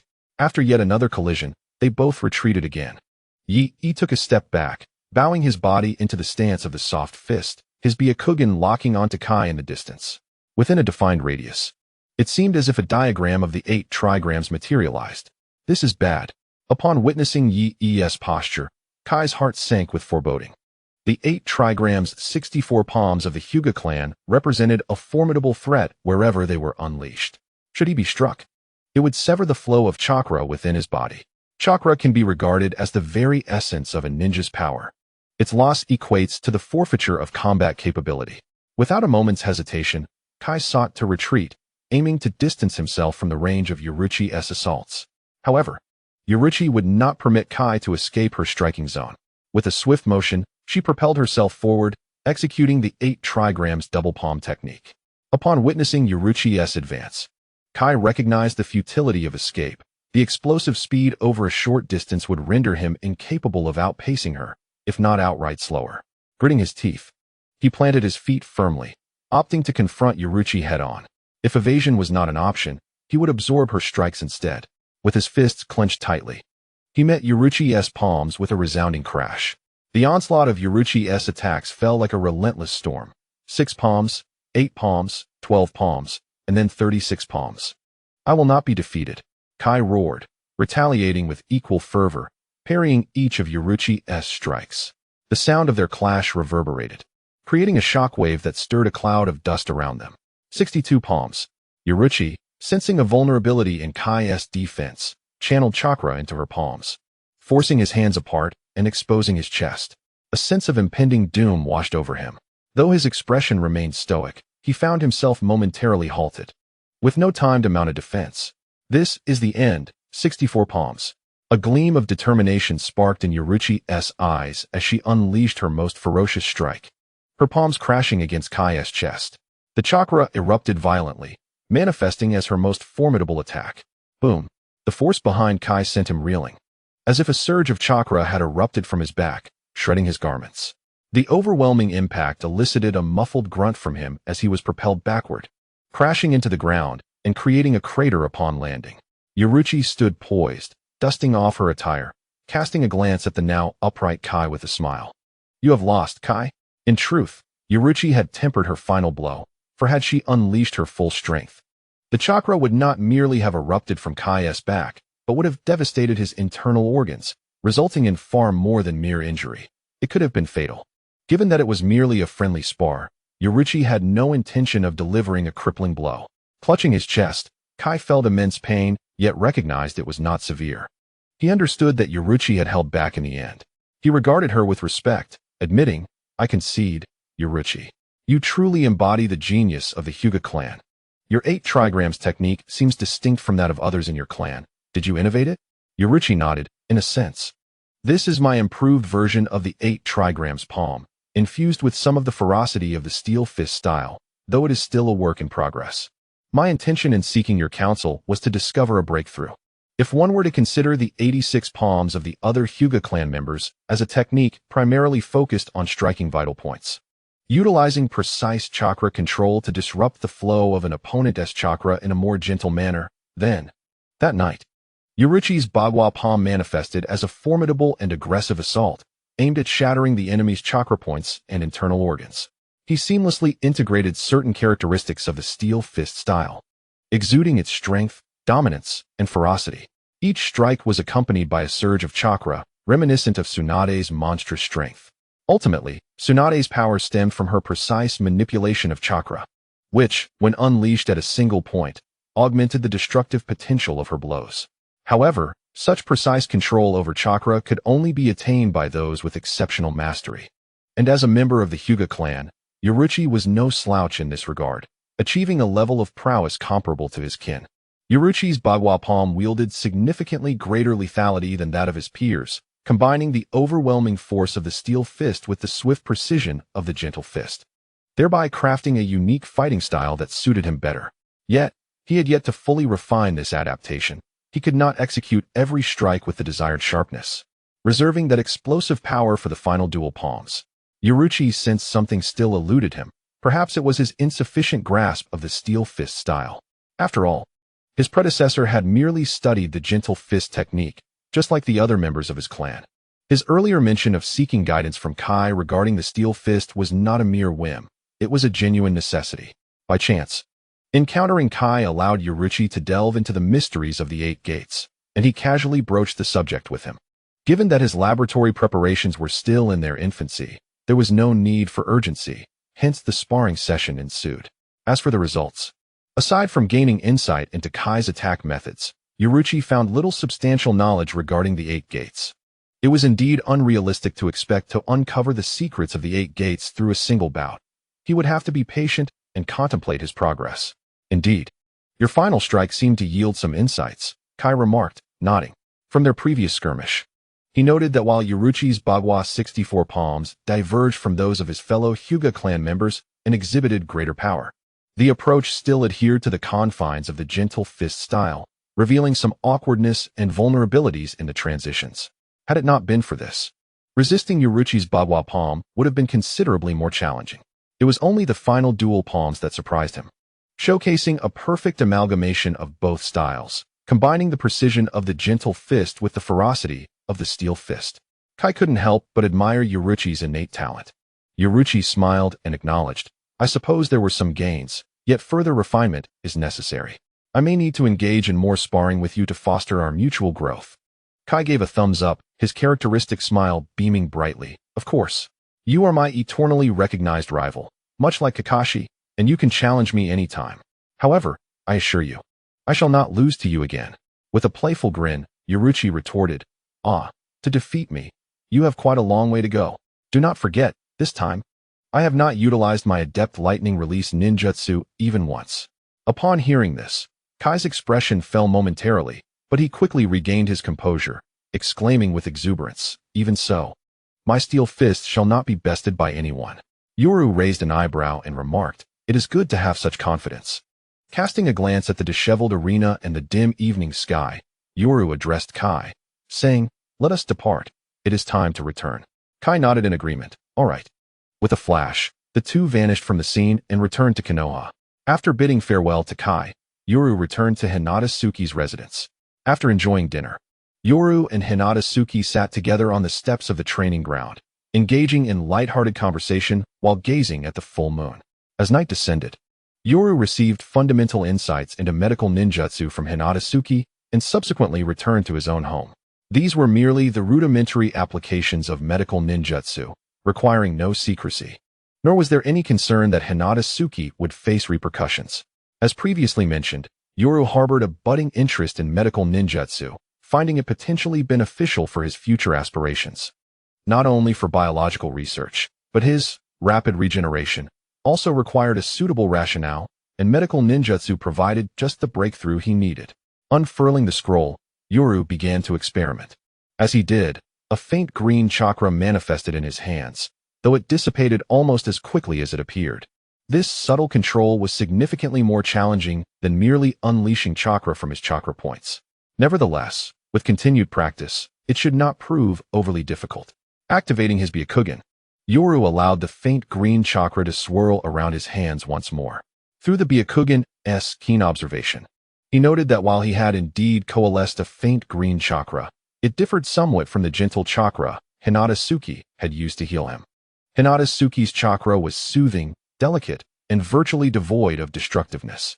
In contrast, while Yoru's chakra was also faintly green under his control, it might very well prove lethal if employed for healing. It appeared that achieving mastery was not as straightforward as he had envisioned. This time, under Yoru's guidance, the duration of the faint green chakra's formation extended, and it began to evolve, yet it still fell short of the nuanced gentleness that characterized Hinata Suki's chakra. Yoru remained undeterred, understanding that mastery of any ninjutsu could not be achieved in a single attempt. Even though he possessed electromagnetic control and faced minimal obstacles in lightning release techniques, a certain period was still necessary to become familiar with and master them. Initially, Yoru presumed that medical ninjutsu, like other forms, might require a specific trait for its execution. He speculated that others struggled to learn medical ninjutsu due to a deficiency in yang release chakra attributes, much like how different elemental techniques necessitated corresponding chakra affinities. Medical ninjutsu, being linked to restoration and vitality, likely demanded the presence of yang release chakra to wield effectively. Upon perusing the medical scrolls, Yoruchi realized that medical ninjutsu is devoid of such restrictions. As long as one possesses chakra and can wield it with precision, any ninja endowed with chakra can learn and execute medical ninjutsu without any requisite conditions. If one were to stipulate a condition, it would solely pertain to the necessity for exacting control over chakra. Therein lies the challenge. Failing to achieve such precision could result in catastrophic outcomes. As exemplified by Tenten in the original narrative, who inadvertently caused the demise of a fish through her ineptitude, the Hyūga clan, indeed, possesses an extraordinary aptitude in this regard. With their Byakugan, they can naturally perceive the flow of chakra within their bodies and have honed their skills in gentle fist techniques from a young age, allowing them to master this meticulous control. One could assert that every member of the Hyūga clan is inherently qualified to become a medical ninja. However, due to a certain sense of pride, few choose to pursue this path. Yet, mere precision is insufficient. The practitioner must also possess a profound understanding of human anatomy, meridians, and acupuncture points, lest they inadvertently inflict harm. Mastery of these concepts requires time and dedication. This discussion pertains only to the most rudimentary forms of medical ninjutsu. Advanced techniques likely demand even greater expertise and knowledge, potentially surpassing the difficulty of A and S rank ninjutsu. To attain higher-level medical ninjutsu, one must either join a medical unit and earn their place through contributions or seek out a proficient mentor. However, Yoruchi, at present, was not contemplating such lofty aspirations. Mastering the fundamentals would occupy him for some time. Observing the pale green chakra swirling in his hands, he felt a twinge of understanding regarding the scarcity of medical ninjas. The challenges are indeed formidable. The requirement for precise chakra control alone could disqualify a multitude of aspirants, as not everyone possesses the unique ability of the Hyūga clan to visualize their chakra flow. The challenges inherent in medical ninjutsu exceeded his initial expectations. In certain respects, the precise manipulation of chakra could be regarded as a form of innate talent, akin to chakra affinity, an elusive gift not easily attained. After all, not everyone is fortunate enough to belong to the Hyūga clan, possessing the Byakugan and training in gentle fist techniques that necessitate such meticulous control. The following day, Yaruchi rose early and made his way to Hinata's residence. He had numerous inquiries regarding medical ninjutsu that he wished to discuss and explore with her. Given Yaruchi's nascent level of proficiency, Hinata was well equipped to provide guidance. Although she was merely a genin, her affiliation with the Hyūga clan endowed her with considerable expertise in medical ninjutsu, often surpassing that of many medical jonin in specific areas. Her ability to accurately assess the location and severity of injuries, as well as determine whether internal organs had been compromised, is a skill that ordinary individuals could scarcely hope to master. The two of them settled upon a step in the training grounds, ready to engage in their discourse. Yae gathered his chakra, channeling it into his palms, where a faint green orb of chakra began to emanate. Hinata Yule observed the orb with her Byakugan, her tone shifting to one of astonishment. "You can achieve this level on your first day?" Yae gazed at his hands and nodded, responding, "Well, I suppose so. It's not particularly difficult, though it lacks the delicacy and grace of your technique." Hinata Yule pursed her lips, casting a glance at Yae, seemingly disheartened. "You accomplished this in a single night, while it took me 3 days. Well, it's not that hard, is it?" Yae, however, did not perceive it as such. Having previously witnessed Hinata Yule's medical ninjutsu through her Byakugan, he had a vague understanding of what was involved. He merely imitated the healing chakra he had seen in the medical ninjutsu scrolls, finding the task rather manageable. "Never mind, I can't compete with your genius," Hinata Yule huffed, feeling a sense of defeat. "Not difficult. You must realize that many at the ninja hospital, after 1 or 2 months of practice, still cannot reach your level. And you've done it in just 1 night. It's astonishing." She possessed considerable talent in medical ninjutsu, having received praise from numerous medical jonin. And her only limitation was her chakra capacity. It had taken her 3 days to reach Yae's current level, while Yae had achieved it overnight. Were Yae not her fiancé, she might have been left feeling utterly discouraged. Yae chuckled and shrugged innocently. Observing his playful demeanor, Hinata Yule shot him an admonishing glance and huffed. "Well, continue then. I am still qualified to teach you." "Yes, sensei," he replied cheekily. The day passed swiftly, with Yae dedicating his time to training medical ninjutsu under Hinata Yule's guidance. Making some progress, albeit not as rapidly as he would have hoped. Mastery of any ninjutsu requires time and dedication. The following morning, Yae rose early once again, hastily preparing a simple breakfast before making his way to the Forest of Death. He sought to confirm his earlier suspicions regarding the venomous serpents that had taken residence around his underground laboratory. If his conjecture was accurate, their presence should be linked to a certain individual, Orochimaru. Indeed, Yae suspected that the serpents surrounding his lab were likely connected to Orochimaru, implying that he had become a target. Although uncertain of Orochimaru's intentions, Yae felt compelled to investigate further. With a contemplative gaze, he strolled towards the Forest of Death, pondering when this all began. "During the war, I returned only a few times. Could it have been during that period? No. Orochimaru was also on the battlefield then. If not during the war, it must have been the last time I overlooked something." As one of the legendary 3, Orochimaru had participated in the Third Great Ninja War. Due to her hemophobia, Tsunade departed from the village prior to the outbreak of the Third Shinobi World War. Hence she did not participate in the conflict. Meanwhile, Jiraiya dedicated himself to the quest for the prophesied child he envisioned, wandering the ninja world and consequently did not engage directly in the war. He would occasionally return to Konoha, only to be conscripted by the third Hokage. In contrast, Orochimaru exerted the most effort among the legendary 3 during the war. During this period, he sought to vie for the position of the fourth Hokage, frequently appearing on the battlefield to accumulate merit in preparation for his ambitions. It is precisely for this reason that Yae understood clearly that during his time returning to the village, Orochimaru was not in Konoha. This implies that if he were indeed targeted by Orochimaru, it could only have been after the war concluded. Specifically during the time he ventured into the Forest of Death and discovered Orochimaru's secret laboratory. After the war, Yae visited the laboratory in the Forest of Death, but, upon noticing a neighbor nearby, he chose not to return, opting instead for another location. If he were truly being watched, it would have been at that moment. Could it be a sort of preemptive sealing technique? One that not only conceals the Byakugan's probing, but also provides an early warning? Ye seemed to have an epiphany, his eyes narrowing slightly. At that time, he had approached closely, standing not far from the laboratory, likely triggering some of its early warning mechanisms. Such warning ninjutsu, or rather sealing techniques, are not uncommon. The barrier team of Konoha employs similar sealing arts, which can sense intruding ninjas. Thus, Ye surmised that if he were indeed being targeted, it would have only been during that occasion. His current venture into the Forest of Death was also to validate this hypothesis. To speak candidly, Ye was somewhat reluctant to provoke Orochimaru. In terms of personality, Orochimaru is akin to a mad scientist, obsessive, cruel, and egocentric, willing to resort to extreme measures to achieve his ends. In terms of strength, he is undoubtedly of Hokage caliber, and his unique snake-based jutsu, combined with various powerful forbidden techniques, attests to his formidable prowess. In short, he is an exceedingly troublesome adversary. However, should he truly be under the scrutiny of Orochimaru, Ye must address this threat expeditiously. The notion of being covertly monitored by such an individual would unsettle anyone, as one would never know when Orochimaru might strike, whether against him or his family, like a blade poised above, ready to descend at any moment, leaving Ye in a state of unrest.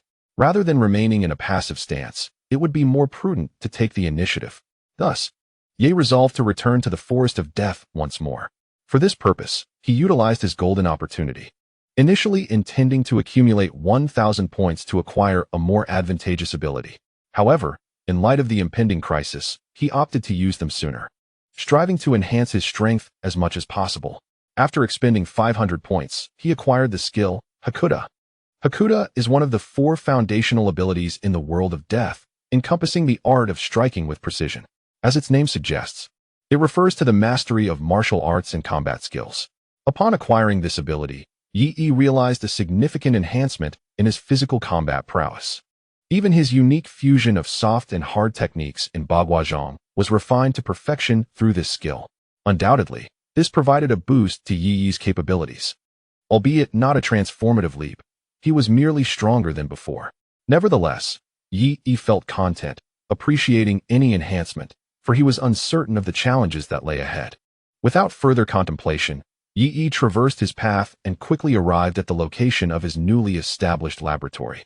Activating his Byakugan, he scanned his surroundings and indeed observed numerous serpentine creatures coiling nearby, some even perched upon the towering trees, their eyes fixed upon him. Witnessing this scene solidified Yi's suspicions. He glanced around without much concern and approached a well-treated tree, unveiling a certain disguise to reveal a hollow within. Yi slipped inside, forming a few hand seals, and conjured a crimson fireball to illuminate the area.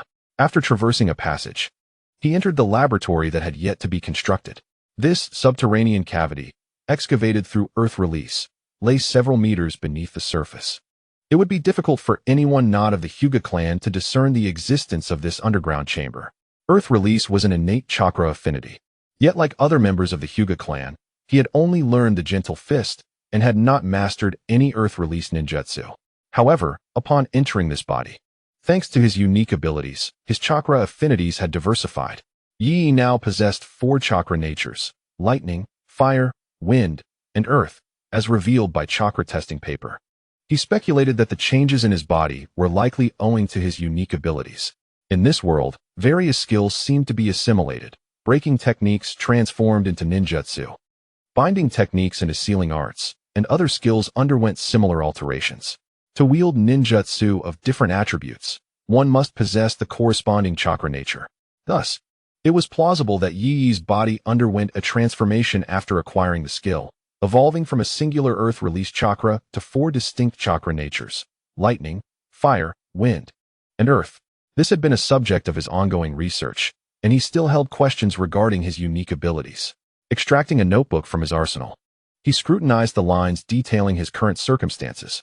After some contemplation, he surmised that abilities from other worlds might indeed influence his body, bringing about changes.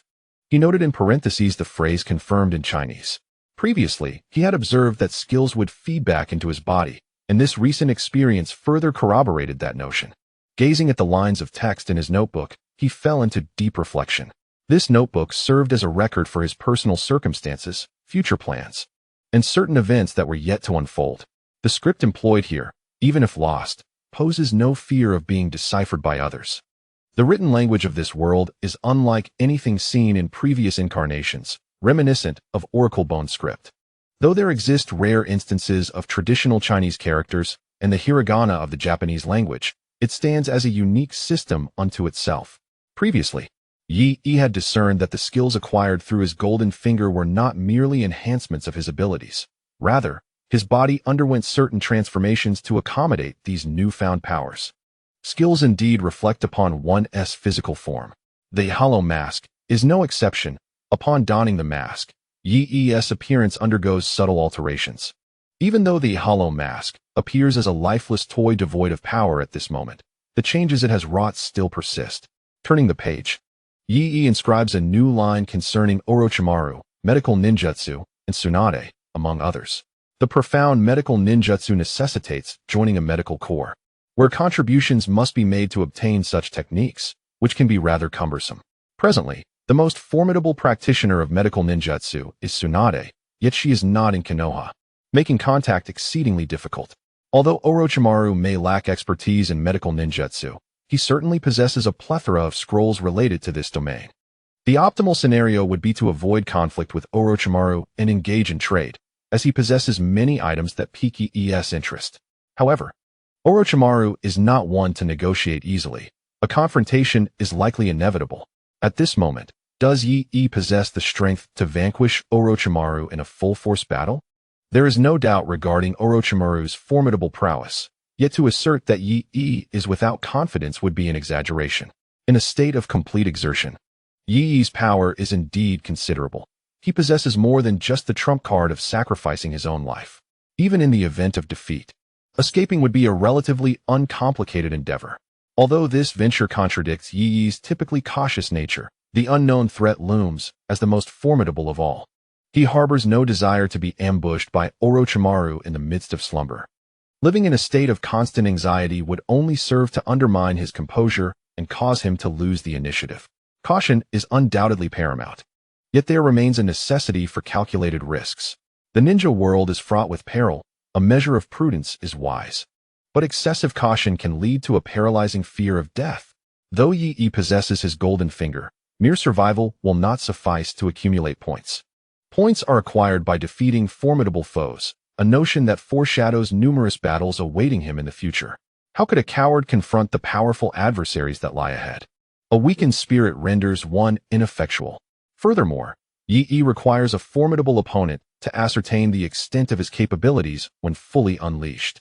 With the injuries from the hollow mask now healed, Yi's previously stagnant strength has begun to ascend rapidly, leaving him somewhat uncertain of his current limits. Orochimaru's emergence presents both a threat and a crucible for Yi to test his strength. Perhaps it is even an opportunity? As thoughts swirl in his mind on how to confront Orochimaru and plan for the future, Yi suddenly senses something. Closing his notebook, he activates his Byakugan. Gazing intently at a particular spot on the ground, a sense of foreboding settling within him. Have they arrived? Indeed, it is Orochimaru. Upon sensing a certain presence, Yori took a deep breath, tucked his notebook back into his tool pouch, and murmured, "However, it may not be entirely unfavorable. Orochimaru possesses numerous items of interest to him. If he could demonstrate sufficient strength to instill fear and offer some irresistible intelligence, perhaps a collaborative relationship could be forged. The first Hokage's cells, biotechnological advancements, and various forbidden jutsu are all coveted by Yuru. Even if Orochimaru had not approached him directly, it was only a matter of time before he sought to engage with him. However, he did not anticipate being the one under Orochimaru's scrutiny first.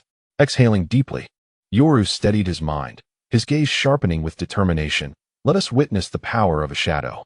Without hesitation, he set off from the underground laboratory. Glancing around, his Byakugan revealed no sign of Orochimaru, yet his sensory perception indicated that behind a great tree, Orochimaru was watching him intently.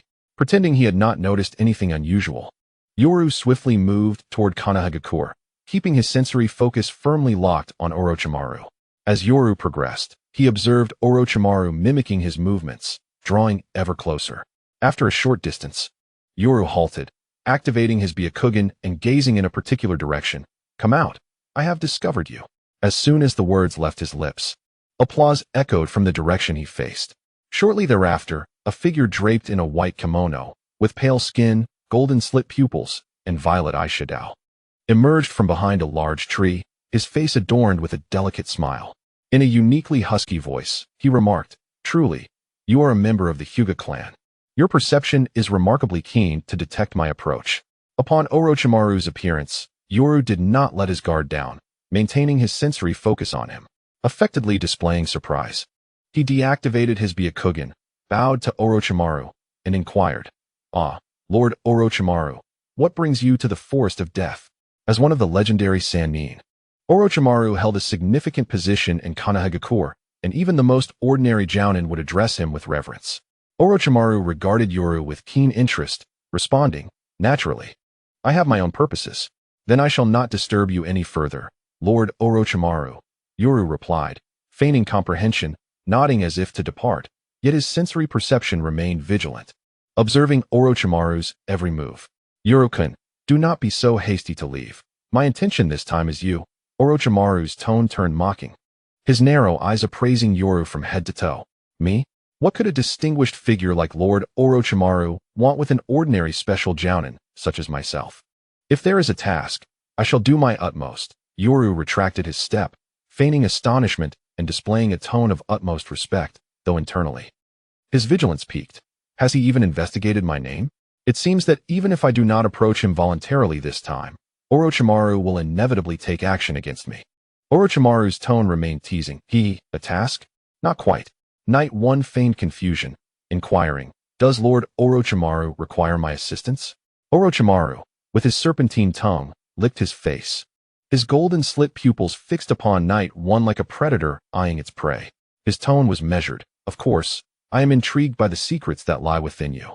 At this moment, sensing Orochimaru's malevolent intent, a grave expression crossed Knight 1's face.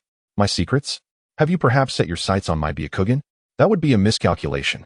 I am of the Hyūga branch family, and should I perish, my eyes will inevitably self-destruct." Orochimaru, with a sinister smirk, replied, "While I do find the Byakugan fascinating, I am not so naive as to believe that you branch family members can easily remove your eyes due to the nature of your confinement." He continued, "Now, Knight 1, let me be forthright. What other secrets do you harbor? I have sensed a disturbance akin to tailed beast chakra emanating from you." Knight 1's heart raced, yet his countenance remained unyielding. "Lord Orochimaru, you jest. I am but an ordinary member of the Hyūga branch.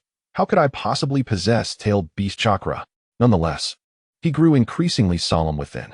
He had assumed that his construction of the laboratory had piqued Orochimaru's curiosity, but now he realized there were deeper motives at play. It was no surprise. Had there not been something of interest to Orochimaru, he likely would not have fixated on Knight 1. The disturbance resembling tailed beast chakra was likely the residual chakra spilling forth as he healed the injuries left by the hollow mask. Had he been more cautious and waited until the chakra fully dissipated before departing, this predicament could have been avoided. Knight 1 silently chastised himself for his lack of prudence. Moreover, he had not anticipated that Orochimaru would focus on him for this reason. Tailed beast chakra, regardless of its location, was indeed worthy of attention, especially by a scientific madman like Orochimaru.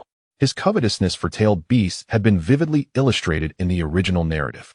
Now, having caught a glimpse of something unusual within a Hyūga branch member, Orochimaru would undoubtedly seek to investigate further, whether it is true or not. "I shall unearth the truth myself. This is merely one of the reasons for my interest in you."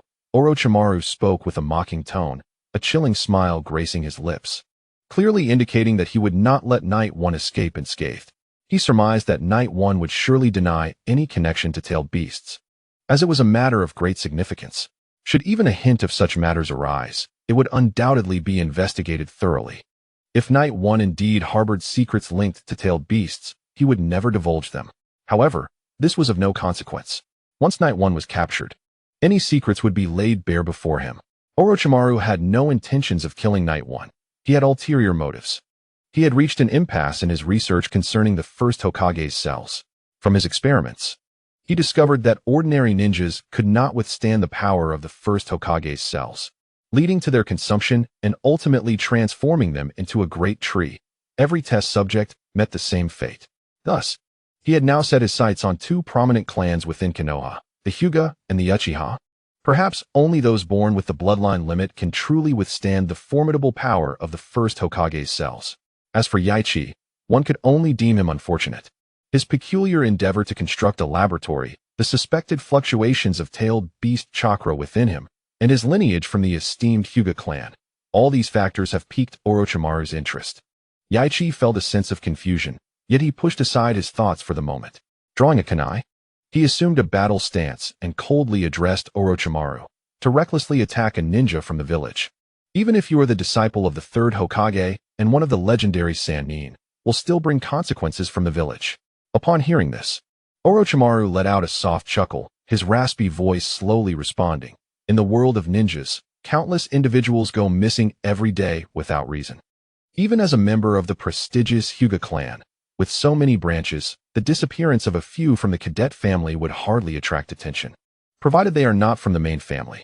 With a sinister grin, he added, "Rest assured, I shall not kill you. I merely wish to conduct some research on you." As he spoke, Orochimaru instinctively licked his lips, slightly lowering his head, revealing only his golden slit-like eyes from the shadows. He did not rush into action, resembling a venomous serpent poised to strike its prey, and Yaichi was indeed his quarry. Inevitably, a sigh escaped Yaichi's lips. Although he had been prepared, the reality of the situation still left him feeling rather disgruntled. The next moment, Yaichi's aura shifted. Becoming sharp and fierce, it appears that you have engaged in such acts against the village ninja before. Orochimaru's eyes gleamed with surprise at the boldness displayed in the face of one of the legendary Sannin. However, he remained unfazed, remarking, "Yaichi-kun, do you intend to resist me? Very well, let me witness your hidden cards, the chakra akin to that of a tailed beast." "Resist?" Yaichi murmured, then lifted his gaze, his expression suddenly transforming into one of fierce determination. "No, I intend to defeat you." Orochimaru narrowed his eyes, as if doubting his own hearing, repeating with an unusual tone, "Defeat me?" Yaichi dismissed Orochimaru's mockery. His eyes were icy, and a surge of lightning chakra erupted from him, invigorating his physique. He formed hand seals, lightning release, white lightning. With a crackling sound, a beam of lightning shot forth like a javelin, aimed directly at Orochimaru's heart. A chilling smile crept across Orochimaru's lips as he deftly leaped aside to evade the incoming lightning, his voice raspy as he remarked, "Is this the lightning technique you developed? The intel indicated that your talent for lightning release is exceptional, capable of executing a technique with just one hand seal. It does possess its uniqueness. However, it is still insufficient. Show me more of your strength, Yaichi-kun." Previously, Orochimaru had gathered substantial information on Yaichi through his intelligence network, aware of his remarkable lightning release talent, having even mastered Kakashi's Chidori. Yet, to Orochimaru, Kakashi was merely a junior. Despite Yaichi's commendable talent, he had yet to earn Orochimaru's regard. As if to draw out the true prowess of Yae, Orochimaru made his move. A sinister smile gracing his lips as he swiftly formed hand seals, ninjutsu, hidden shadow snake hands. Dozens of venomous serpents erupted from his sleeves, their fangs bared, and a pale purple toxin dripped ominously, slithering across the ground as they lunged towards Yae. "Humph!" Observing the oncoming serpents, Yae let out a cold snort, his kunai extending into a blade of lightning. With a few deft motions, he cleaved the advancing snakes into countless pieces, blood splattering and staining the earth. "Yes, let it be so. Revel in your display." Ninjutsu, hidden shadow multi-snake hands. Orochimaru's eyes sparkled with heightened interest as he formed more seals, revealing an even greater number of serpents from his sleeves. Hundreds of snakes surged forth, their sinuous bodies twisting, tongues flicking, fangs poised for the kill. Merely witnessing this scene could unnerve many Chunin and Genin, extinguishing any thoughts of battle. Yet, Yae merely cast a fleeting glance, advancing rather than retreating, his palms surging with chakra, which he then unleashed. 8 trigrams, empty palm. The chakra exploded forth like cannon fire, sending the first wave of snakes flying. However, the encroaching serpents had already surrounded him, lunging from all directions, their mouths agape, fangs bared. Reversal. Faced with this, Yae resorted to the reversal technique, his body spinning rapidly to form a chakra shield. This technique, not only an absolute defense of the Hyūga clan, also possessed formidable offensive capabilities. The venomous snakes, upon nearing, were repelled and scattered.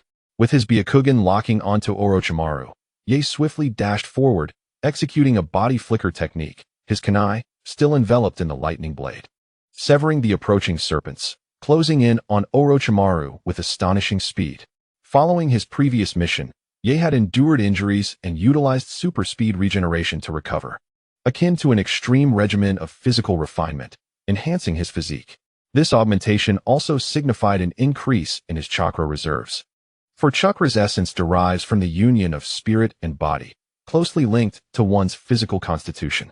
The stronger Yae's physique, the greater his chakra storage capacity.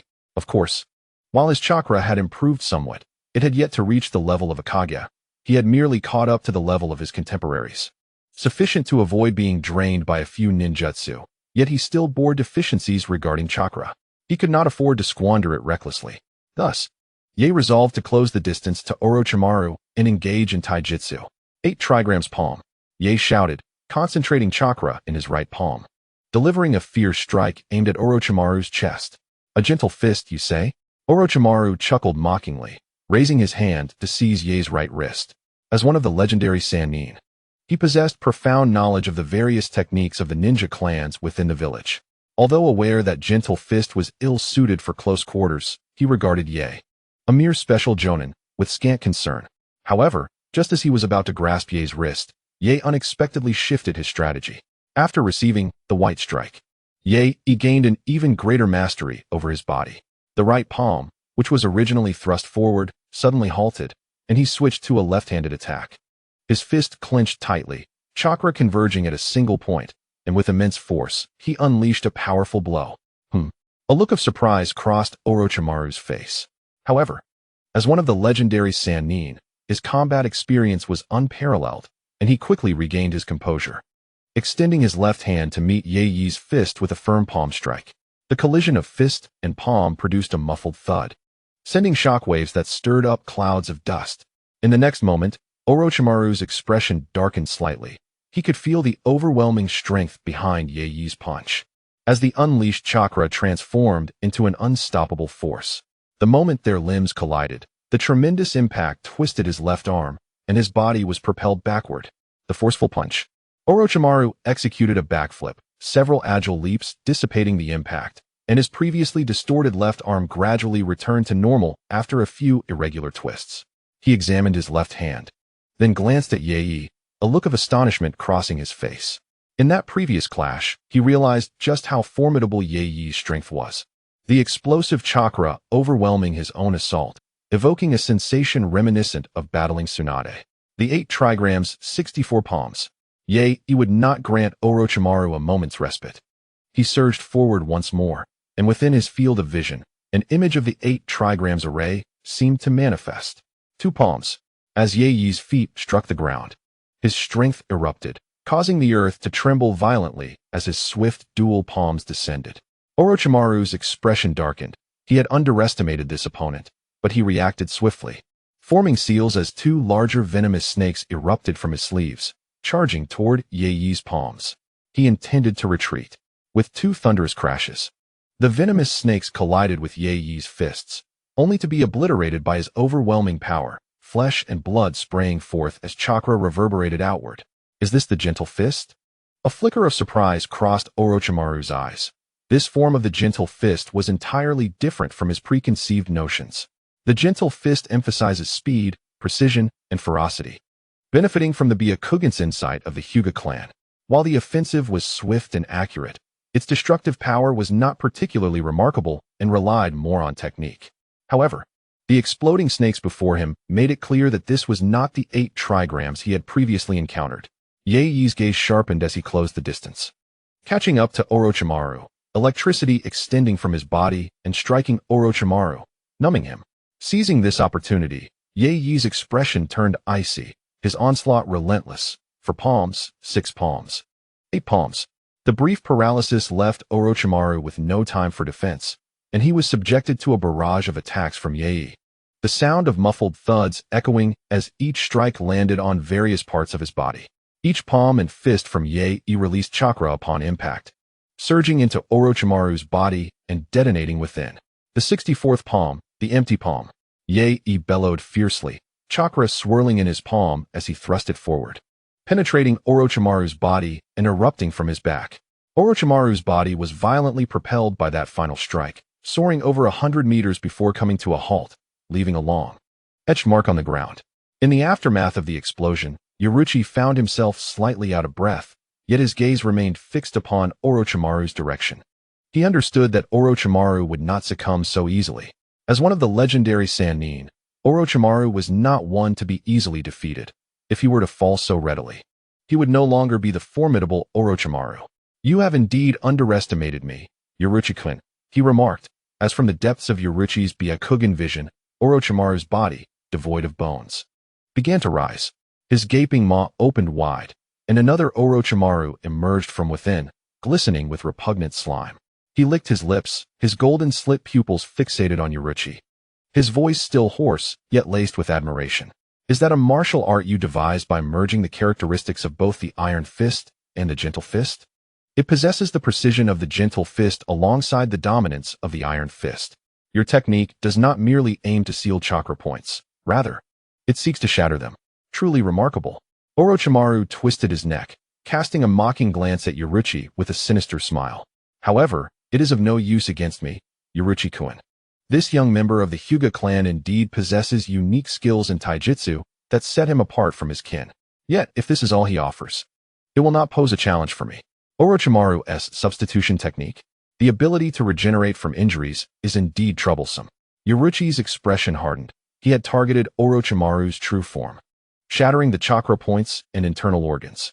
Yet, in the blink of an eye, the newly emerged Orochimaru bore no wounds, having merely expended chakra.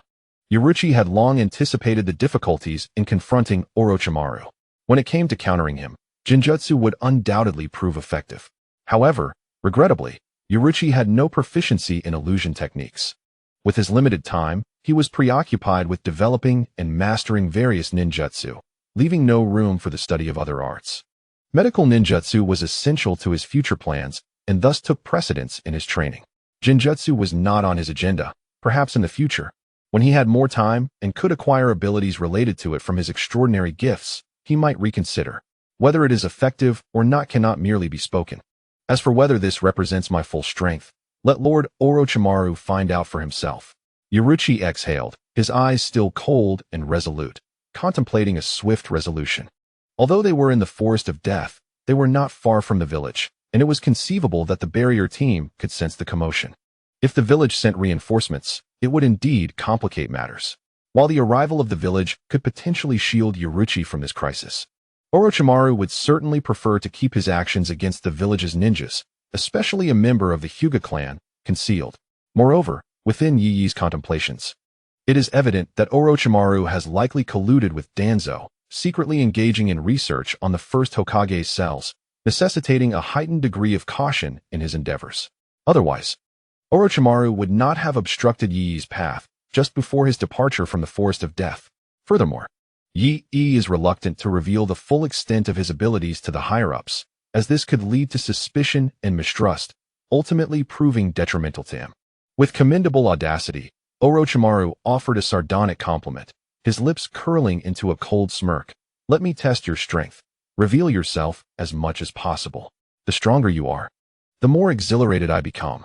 Just when my experiment encounters a bottleneck, your enigmatic Hyūga lineage might bring about unforeseen changes." As he spoke, Orochimaru formed hand seals. His chest swelling, wind release, great breakthrough. This time, Orochimaru struck first, unleashing a tempest that ravaged the surroundings, carrying sand and debris toward Yi. He propelled himself forward, his slitted eyes fixated on Yi. Earth release, earth flow wall. Yi felt his chakra surge within him, forming seals and pressing against the ground to erect an earthen barrier before him, standing steadfast against the onslaught of the storm. Using his Byakugan, Yi locked onto Orochimaru's figure, his kunai enveloped in lightning, rushing forth to meet him. In an instant, they collided, engaging in a fierce exchange of combat. Waves of energy emanating from their clash. Yi reversed his grip on the kunai and slashed downward, leaving a gash on Orochimaru's body, blood spilling forth. However, Orochimaru appeared impervious to pain. He opened his mouth wide, revealing a grayish-blue venomous snake with a triangular head, from which a gleaming blade shot forth at an acute angle toward Yi. Yi's perception was astute. He sensed the attack almost immediately, swiftly rotating his body to execute a counter, using the reversal technique to deflect the assault. This counterattack unleashed a surge of power, striking Orochimaru and propelling him back once more. Upon landing, Orochimaru smirked, exclaiming, "Cursed snake arm explosion." From beneath Yi's feet, countless hidden venomous snakes erupted from the earth, coiling towards him, their bodies swollen from an infusion of Orochimaru's chakra. In Yi's eyes, these snakes, infused with Orochimaru's chakra, glowed ominously, akin to explosive tags, poised to detonate. Realizing the urgency, Yi quickly assessed that he could not execute the reversal technique in time. Attempting it would likely prove futile against the impending explosion. In a fleeting moment, Yi channeled chakra from within, surging through his body's chakra points, enveloping him like a cloak of energy, crackling with electric sounds. Boom!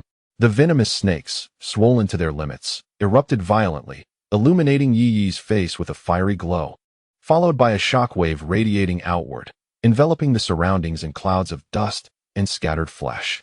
Yi too was caught in the shockwave, propelled backward. However, most of the force was mitigated by his chakra cloak, leaving him relatively unharmed.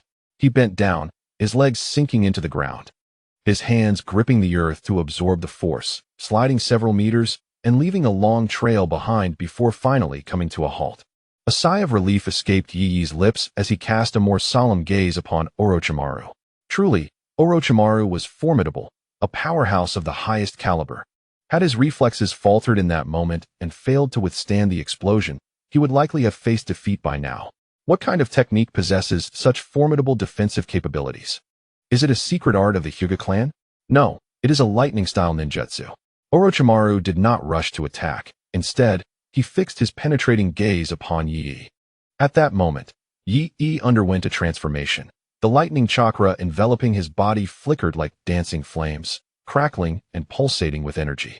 It resembled the chakra aura that emerges after opening the third gate of the 8 gates. Yet while the 8 gates radiated a green hue, Yi's was blue, adorned with flickering arcs of electricity.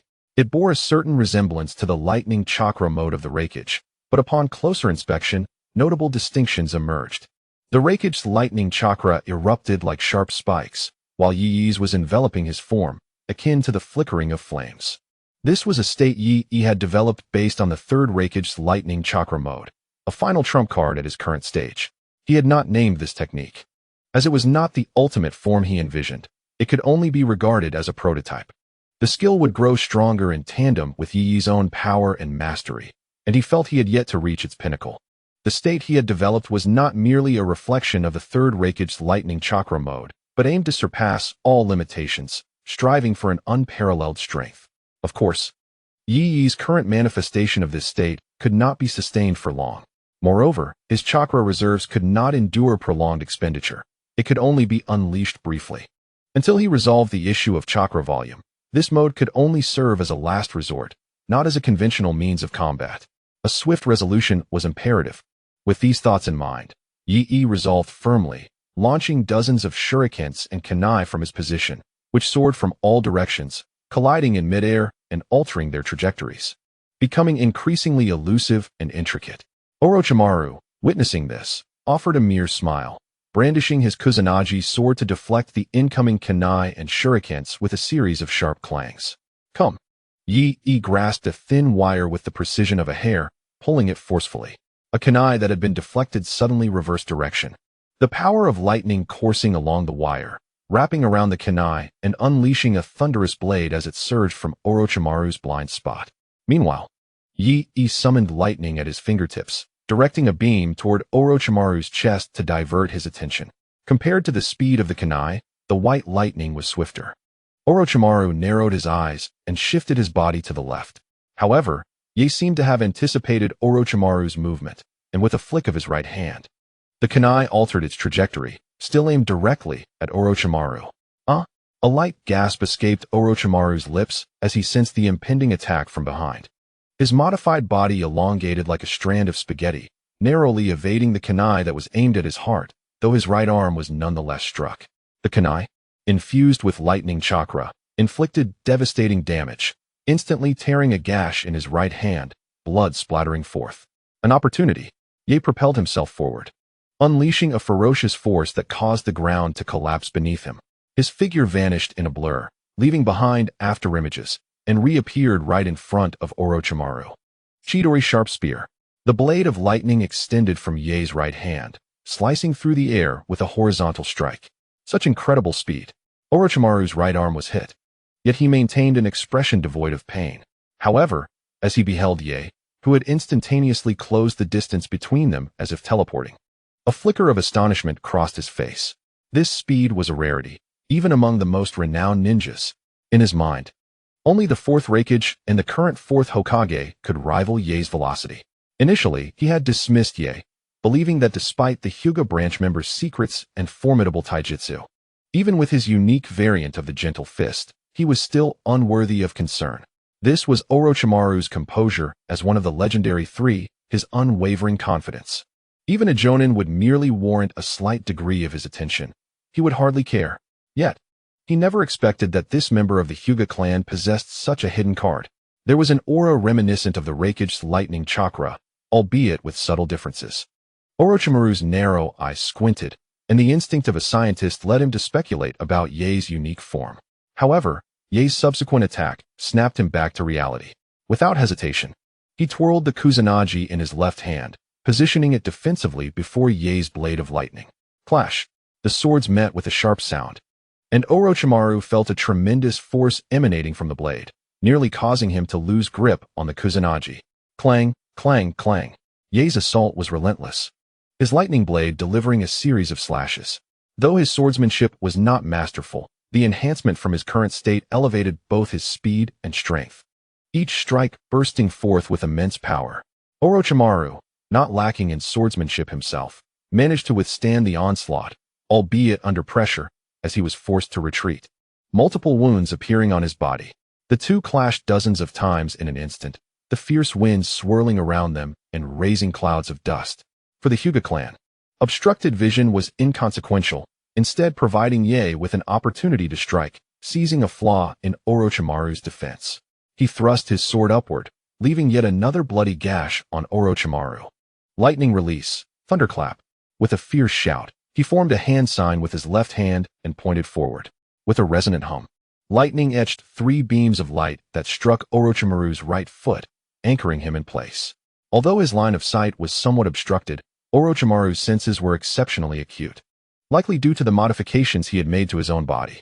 His eyes possessed infrared perception akin to that of serpents. He observed as Yaruchi formed a hand seal with one hand, employing a binding lightning technique he had never encountered before. Without hesitation, Yaruchi swung his thunderous blade once more, and in the next instant, he cleaved Orochimaru's body in two. The upper and lower halves of Orochimaru became separated, with the lower half immobilized while the upper half was flung into the air. Remarkably, there was no bloodshed. Even as the upper half soared, it remarked to Yaruchi, a swift speed, almost rivaling that of the fourth Raikage. Is this lightning technique of yours similar to the lightning chakra of the Raikage lineage? You have truly surprised me. Yaruchi. In the next moment, countless white serpentine forms erupted from the severed halves of Orochimaru, entwining with one another. With a powerful pull, the separated body parts rejoined. A verbose display indeed. However, Yaruchi's assault had already reformed.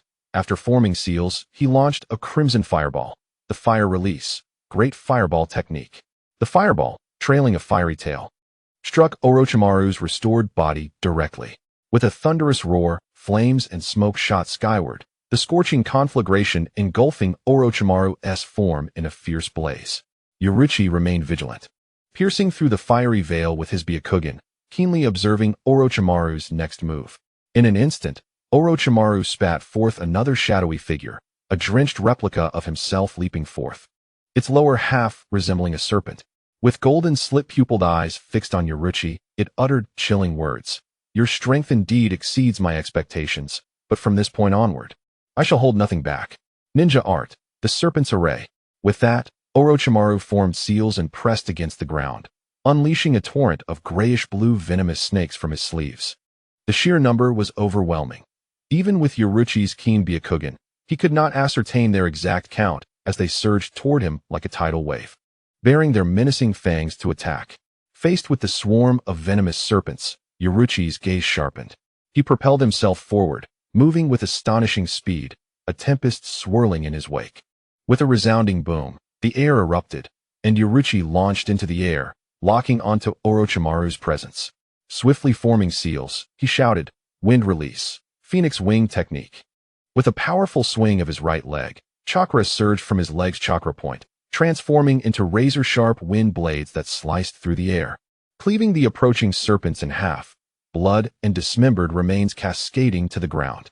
The wind blades continued their relentless trajectory, aimed directly at Orochimaru. This was the 12th path of destruction, Wind Scythe. Wind release? Coupled with the previously used lightning, earth, and fire releases, you have already wielded 4 distinct chakra natures. There must be some hidden secret within you. Orochimaru observed the oncoming wind blades, an eager glint intensifying in his eyes. With the addition of wind release, Yaichi had utilized 4 different chakra natures in their battle, many of which were ninjutsu he had never seen before.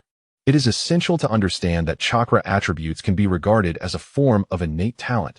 The possession of a particular attribute is predetermined from birth.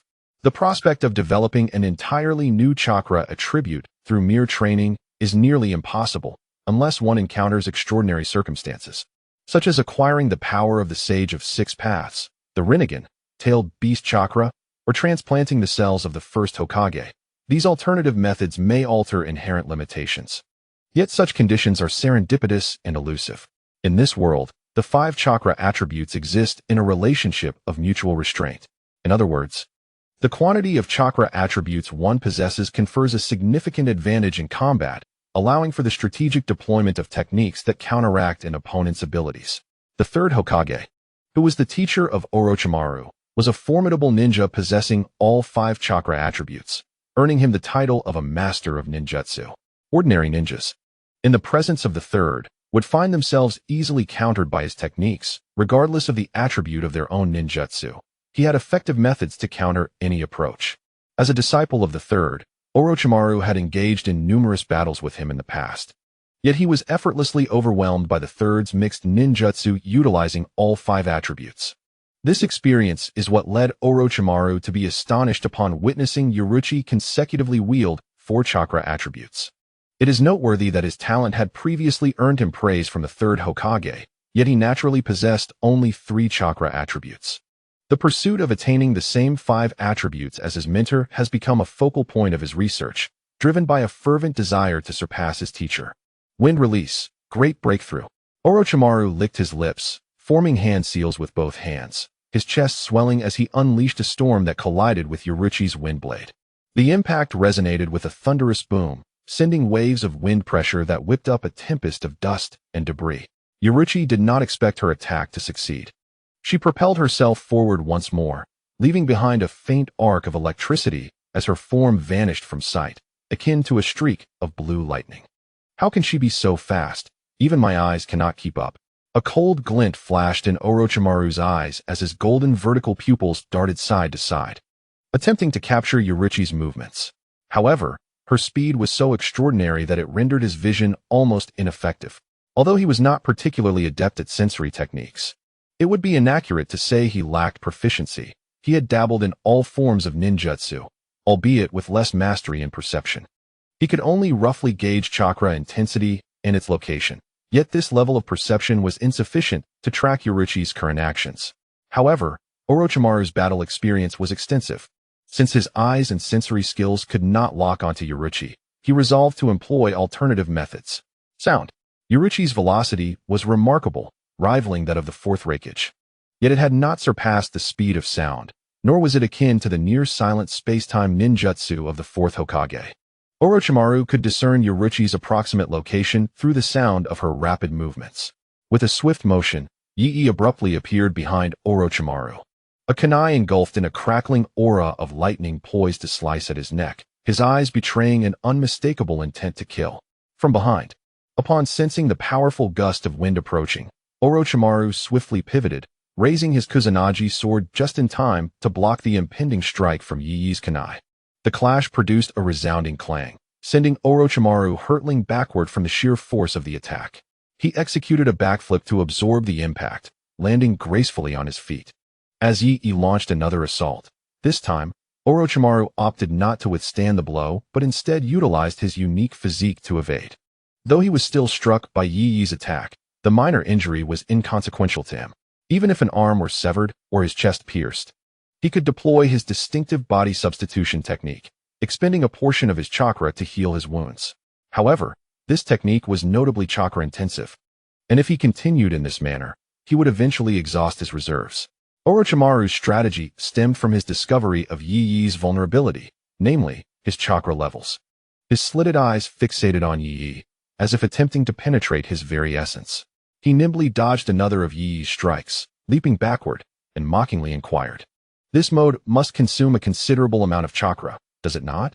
Such rapid and intense attacks must be aimed at a swift resolution. How much longer can your chakra sustain you, Yi?" In Yi's perception, though this unique mode reminiscent of the Raikage lineage was undeniably powerful, it presented a significant challenge in terms of evasion. Despite his best efforts to dodge, he still found himself struck. Yet, it was precisely the might of such techniques that necessitated greater chakra expenditure. Yi was acutely aware of his situation. He had only recently ascended to the rank of Special Jonin, still not fully a Jonin. Coupled with his youth, his physical prowess yet to reach its zenith, his chakra reserves were likely limited. The moment Yi's chakra was depleted, he would be rendered incapable of resistance. Thus, Orochimaru refrained from engaging in a direct confrontation, opting instead to prolong the battle. In the realm of ninjas, strategy, tactics, and intelligence hold paramount importance. Sheer strength alone does not guarantee victory. Unless there exists a stark disparity in power, the ninja who employs tactics and strategy stands a far greater chance of triumph. Orochimaru, having endured 2 ninja world wars and engaging with various types of ninjas, possessed unparalleled insight, experience, and analytical prowess, placing him among the elite in the entire ninja world. Naturally, he was well aware of this fact. Upon recognizing Yi's weakness, he promptly resolved to adopt a corresponding strategy, to delay. Having listened to Orochimaru's analysis, Yi remained silent. The truth was evident. He understood he could not escape Orochimaru's perceptive grasp. In the relentless combat, the chakra within him had been nearly depleted, leaving him unable to endure for much longer. Without indulging in unnecessary chatter, Yi made another decisive move, dashing forth like a bolt of blue lightning. His swift maneuvers dazzling and disorienting, rendering his position nearly indistinguishable. Observing Yi's approach at that unfathomable speed once more, Orochimaru swiftly retreated, casting a shuriken while forming seals. Exclaiming, "Shadow Shuriken Jutsu." Aware of Yi's vulnerabilities, Orochimaru strategically aimed to prevent any proximity, denying Yi the chance to close in. Almost instantaneously after releasing the shuriken, it fragmented mid-air, multiplying in an instant to swarm like locusts. Countless shuriken blanketed a vast expanse ahead, and no matter how swift one might be, unless equipped with space-time ninjutsu, evasion was utterly impossible. Evasion? At that moment, Yi harbored no such thoughts. This state could not persist, and he was resolved to conclude the battle swiftly. Upon witnessing the shuriken raining down like a swarm of locusts, Yi's gaze sharpened. If evasion was not an option, then he would obliterate them all, including Orochimaru. Yi abruptly halted, the sheer velocity causing the air ahead to ripple and stir up clouds of dust. As his senses expanded, he gauged their relative positions, murmuring softly, "The distance is sufficient." In the next instant, a series of crackling thunderclaps erupted, and despite the swirling dust, the high-voltage lightning surged forth like tendrils, unstoppable. The lightning transformed into magnetic force, ensnaring the kunai suspended in his palm. Concurrently, spirals of electric current coursed around Yi's arm, causing the kunai to hum with vibration.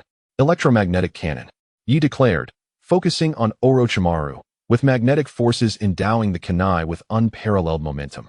In the following moment, the kunai was released.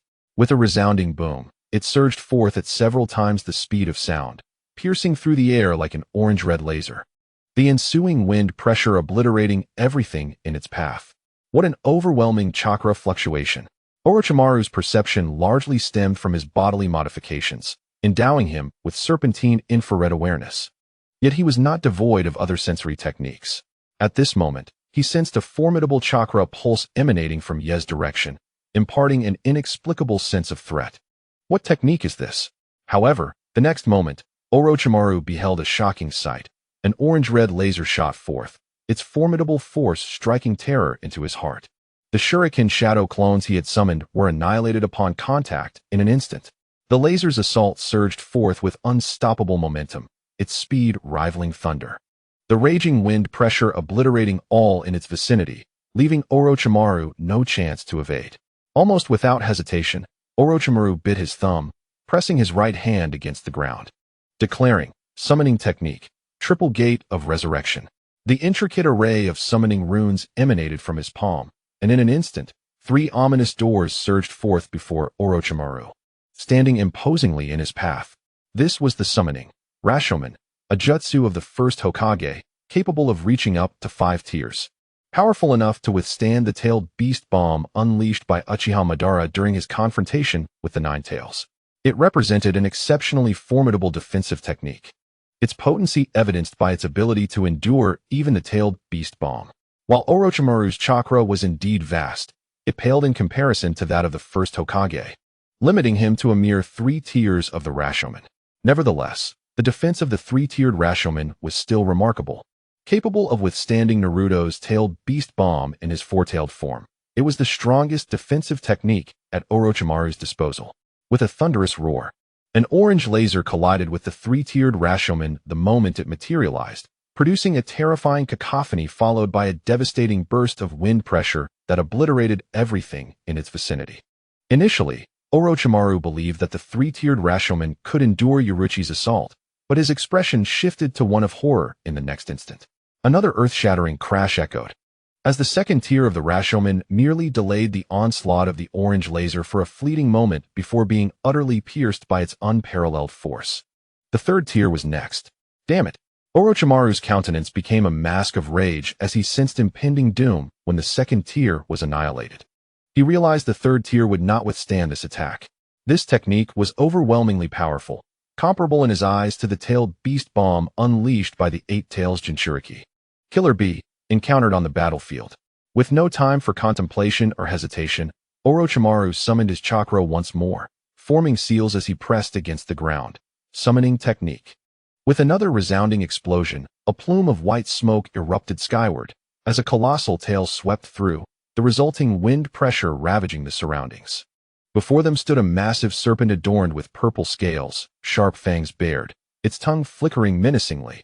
In sheer size, it rivaled the 3 tails that Yaruchi had previously encountered. This was Orochimaru's summoning beast, the serpent from the dragon's cave, Manda.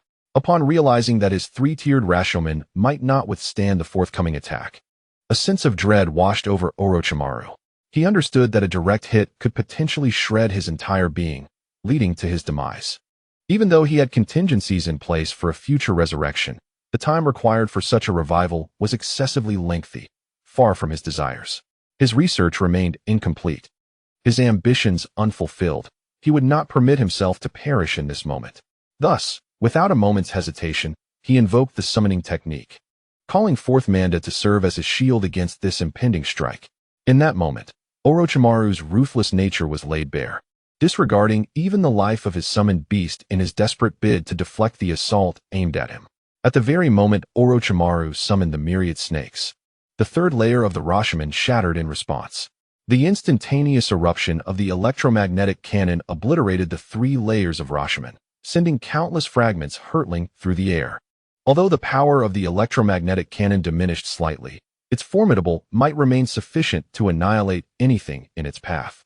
After all, this time, Yaruchi was determined to utterly destroy Orochimaru's body, infusing it with an amount of chakra no less than when she first unleashed it.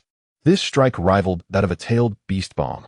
Just as the myriad snakes were summoned, they had not yet grasped the situation before they intended to inquire what Orochimaru had summoned them for, and whether the sacrificial offering was prepared.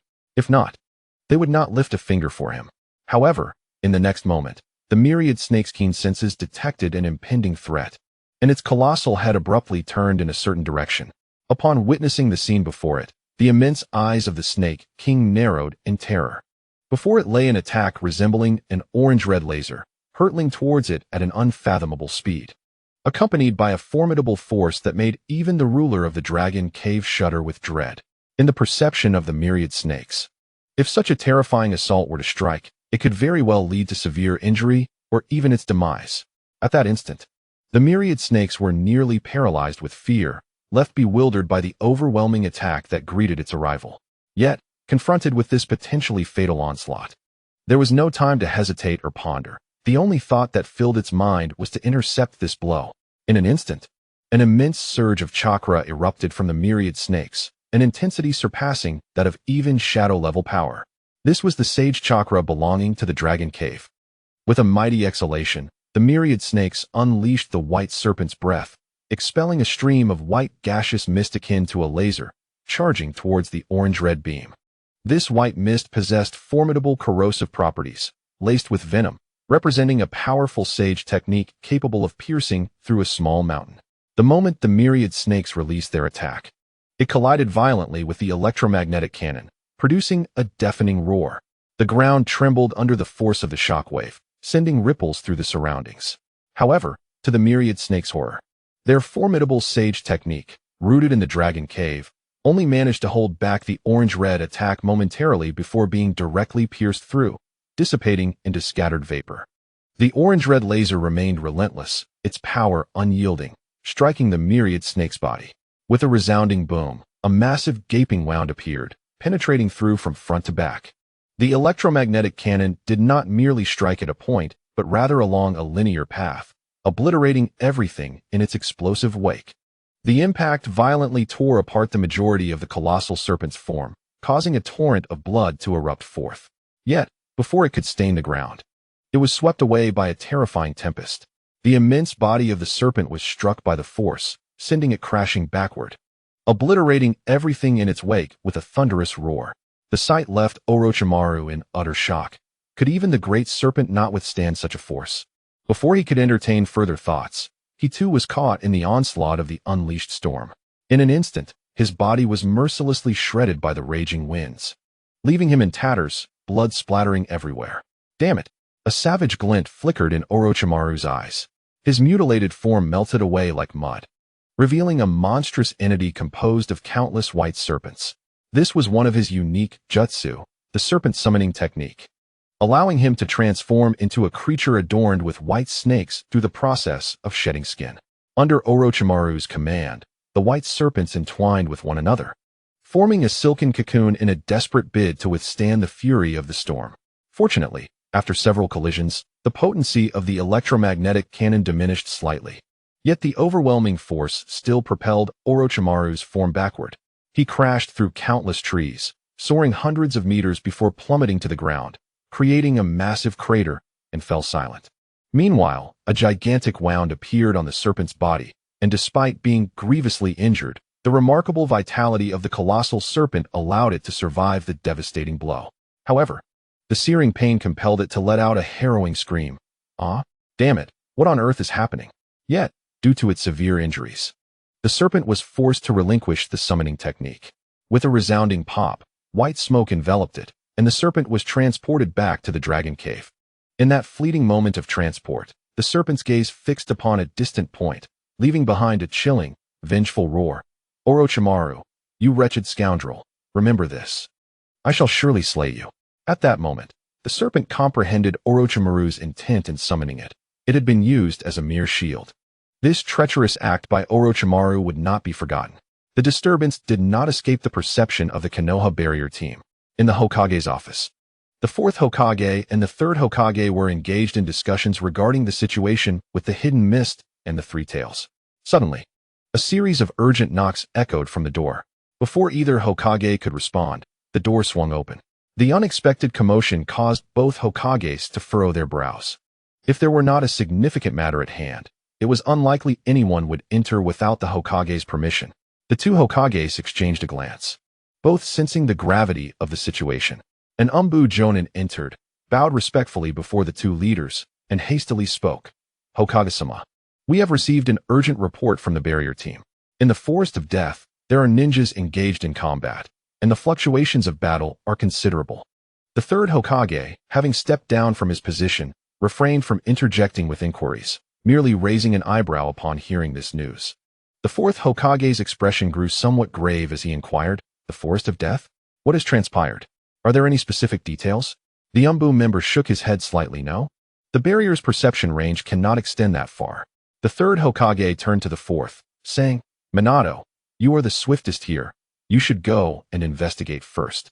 The situation in the ninja world has once again become tense due to the Mist Village. Any slightest disturbance must be observed closely. The fourth nodded in agreement. "Very well. I shall proceed at once." With that, he vanished from the office in a swift motion. However, he did not leave a flying thunder god mark in the Forest of Death. Instead, he teleported to the Hokage Rock, gazing at the billowing white smoke and swirling sands, his brow furrowing with concern. White smoke? Could it be a summoned beast? What exactly has occurred over there? Without hesitation, he propelled himself towards the source with a body flicker technique. In the office, the third Hokage addressed the with authority, lead several teams to support the fourth. Ensure that everything happening over there is thoroughly investigated. Yes, the member responded with a nod before swiftly departing, standing before the large window of his office. The third Hokage gazed at the landscape of Konoha and murmured, "The war has not truly ended. Is the ninja world destined to plunge into chaos once more?" With the fourth Hokage investigating, he felt reassured that no issues would arise. He had faith in Minato's strength. Even as his own body grew increasingly frail with age, he was uncertain if he could match the peak abilities of the fourth. His thoughts turned to more pressing matters, the current state of the ninja world. Indeed, the situation was far from favorable. The 5 great shinobi countries were not negotiating amicably. The last round of talks had seen each of the villages firmly holding their ground, unwilling to concede. After acquiring the 3 tails, the Mist Village felt emboldened, and though they were not as aggressive as the Cloud Village, they were no longer as pliable as before, particularly regarding Konoha. The previous mission led by Yaichi had resulted in the elimination of several Mist ninjas, including a member of the 7 ninja swordsmen and several jonin, which the Mist Village used as a pretext to demand reparations from Konoha. In response, Konoha argued that it was the Mist's renegade ninjas who had attacked their outpost, and that the Mist ninjas had aggressively obstructed operations, thus sparking a heated debate. Ultimately, negotiations were merely a means to assign blame and highlight the faults of the opposing side, all in pursuit of greater leverage and benefits. In truth, the Third Great Ninja War had no true victors. It could be said that all 5 great villages emerged as losers. The cessation of hostilities was not due to any village capitulating, but rather an acknowledgement among the higher-ups of the 5 great villages that continuing the conflict was untenable. They could no longer sustain such a protracted struggle. Thus, large-scale warfare came to a halt, leading to negotiations among the village's leaders. As the instigator of the war, Cloud Village, under the leadership of the Third Raikage, launched attacks against rock, sand, and leaf villages during the Third Great Ninja War. Consequently, they were regarded as the principal culprits by Leaf, Sand, and Rock, who demanded that Cloud bear the consequences for the transgressions committed during this conflict. In particular, Rock Village adopted a notably stern stance towards Cloud, having suffered the most significant losses, with thousands of their shinobi perishing on the battlefield, which could be described as a grievous wound to their strength. The unwavering resolve of Rock to make Cloud pay for these losses stemmed from the fact that the Third Raikage was responsible for the deaths of their shinobi. The devastation inflicted upon Rock left them vulnerable, and with the opportunity to avenge their fallen comrades, the Third Tsuchikage was determined not to let Cloud evade accountability. A satisfactory recompense was essential to Rock, otherwise, the matter would not easily be laid to rest. Currently, Cloud's 4th Raikage, known for his fiery temper, was also grappling with significant losses, having lost a powerful leader, his own father. Had it not been for the intervention of other high-ranking officials in the village, the 4th Raikage might have insisted on continuing the war.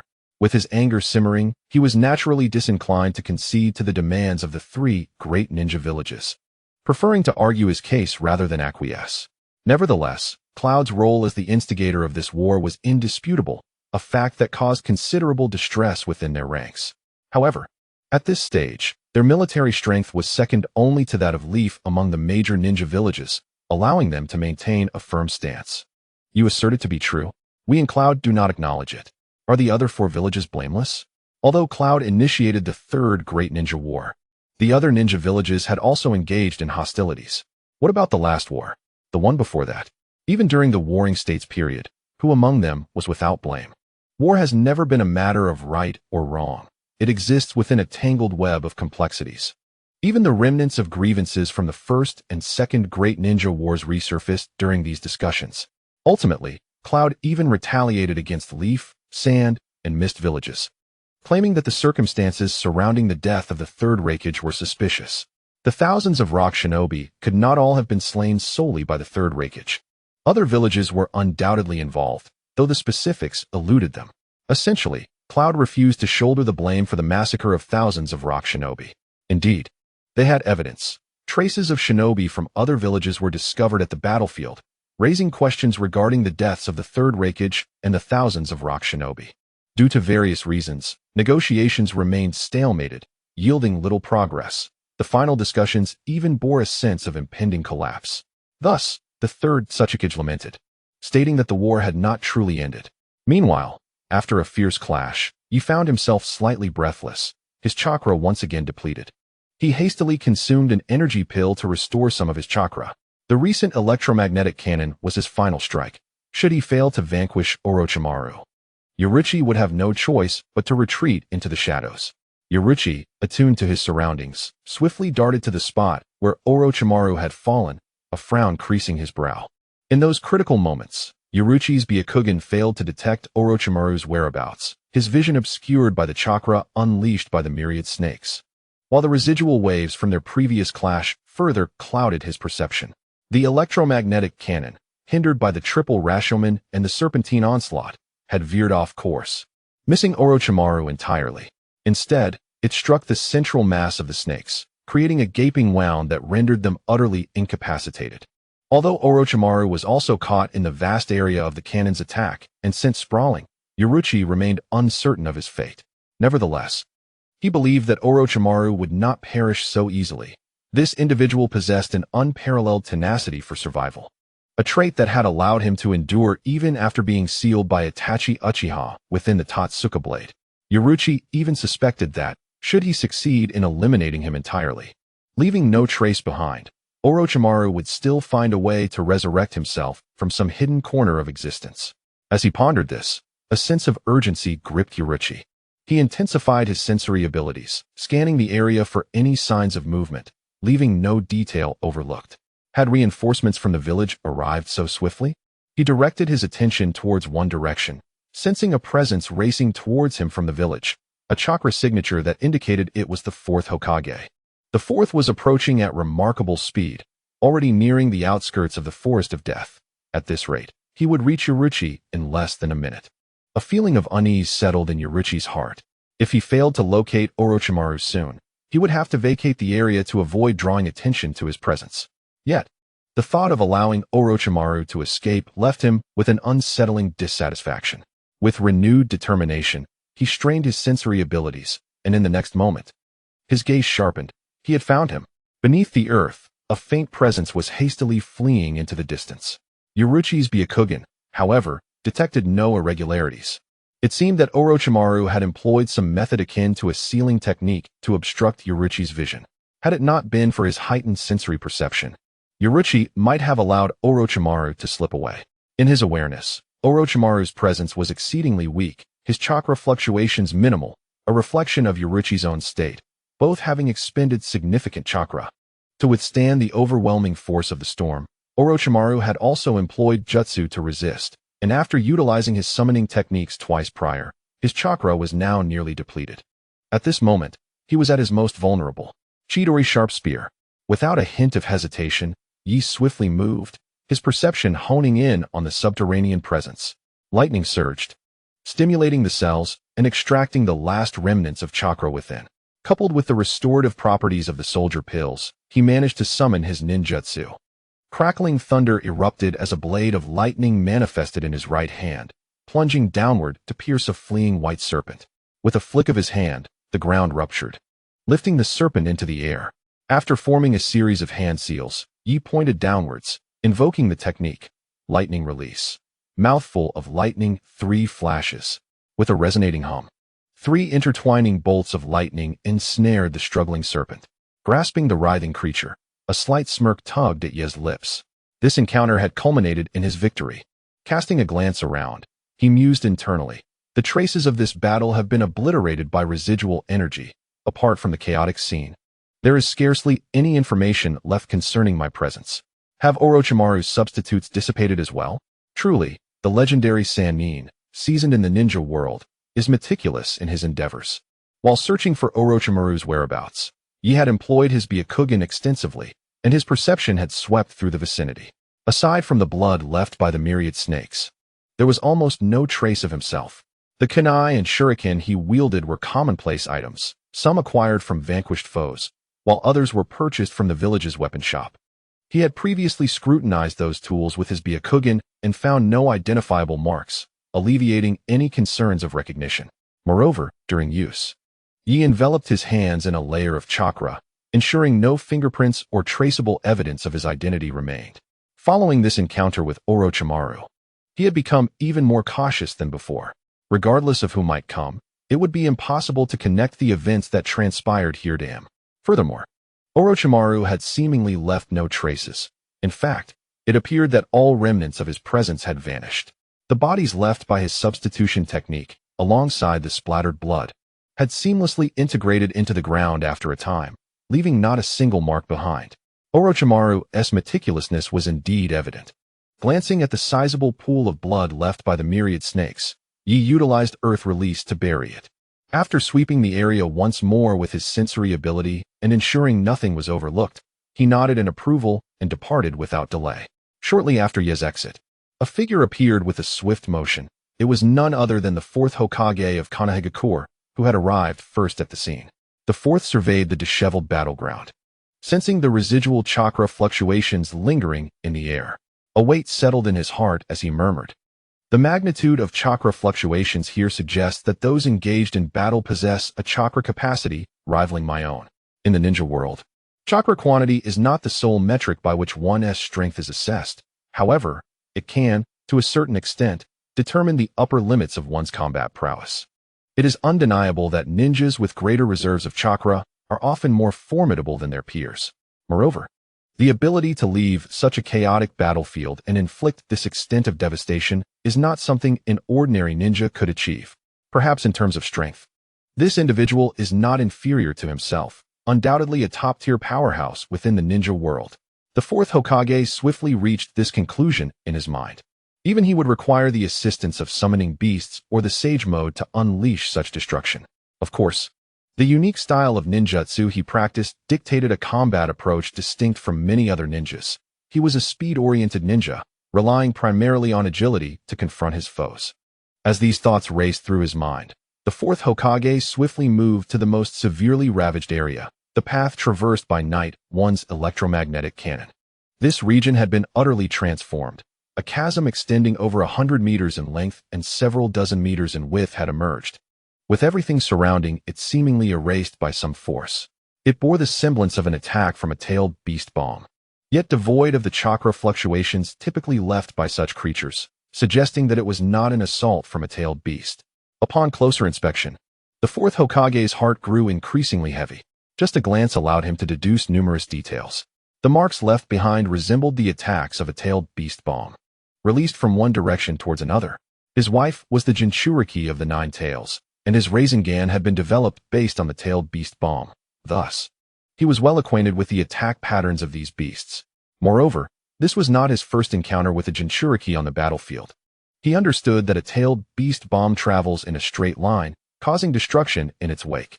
Furthermore, tailed beast bombs can be unleashed in various forms. The Eight Tails Jinchuriki, Killer Bee, had once employed a unique variant of the tailed beast bomb on the battlefield. It manifested as a chakra beam akin to a laser. While its attack range was not as formidable as that of a condensed sphere, it was released with greater speed and was more concentrated, resembling a single-target assault. The traces before him bore a striking resemblance to the type of tailed beast bomb used by the Eight Tails Jinchuriki.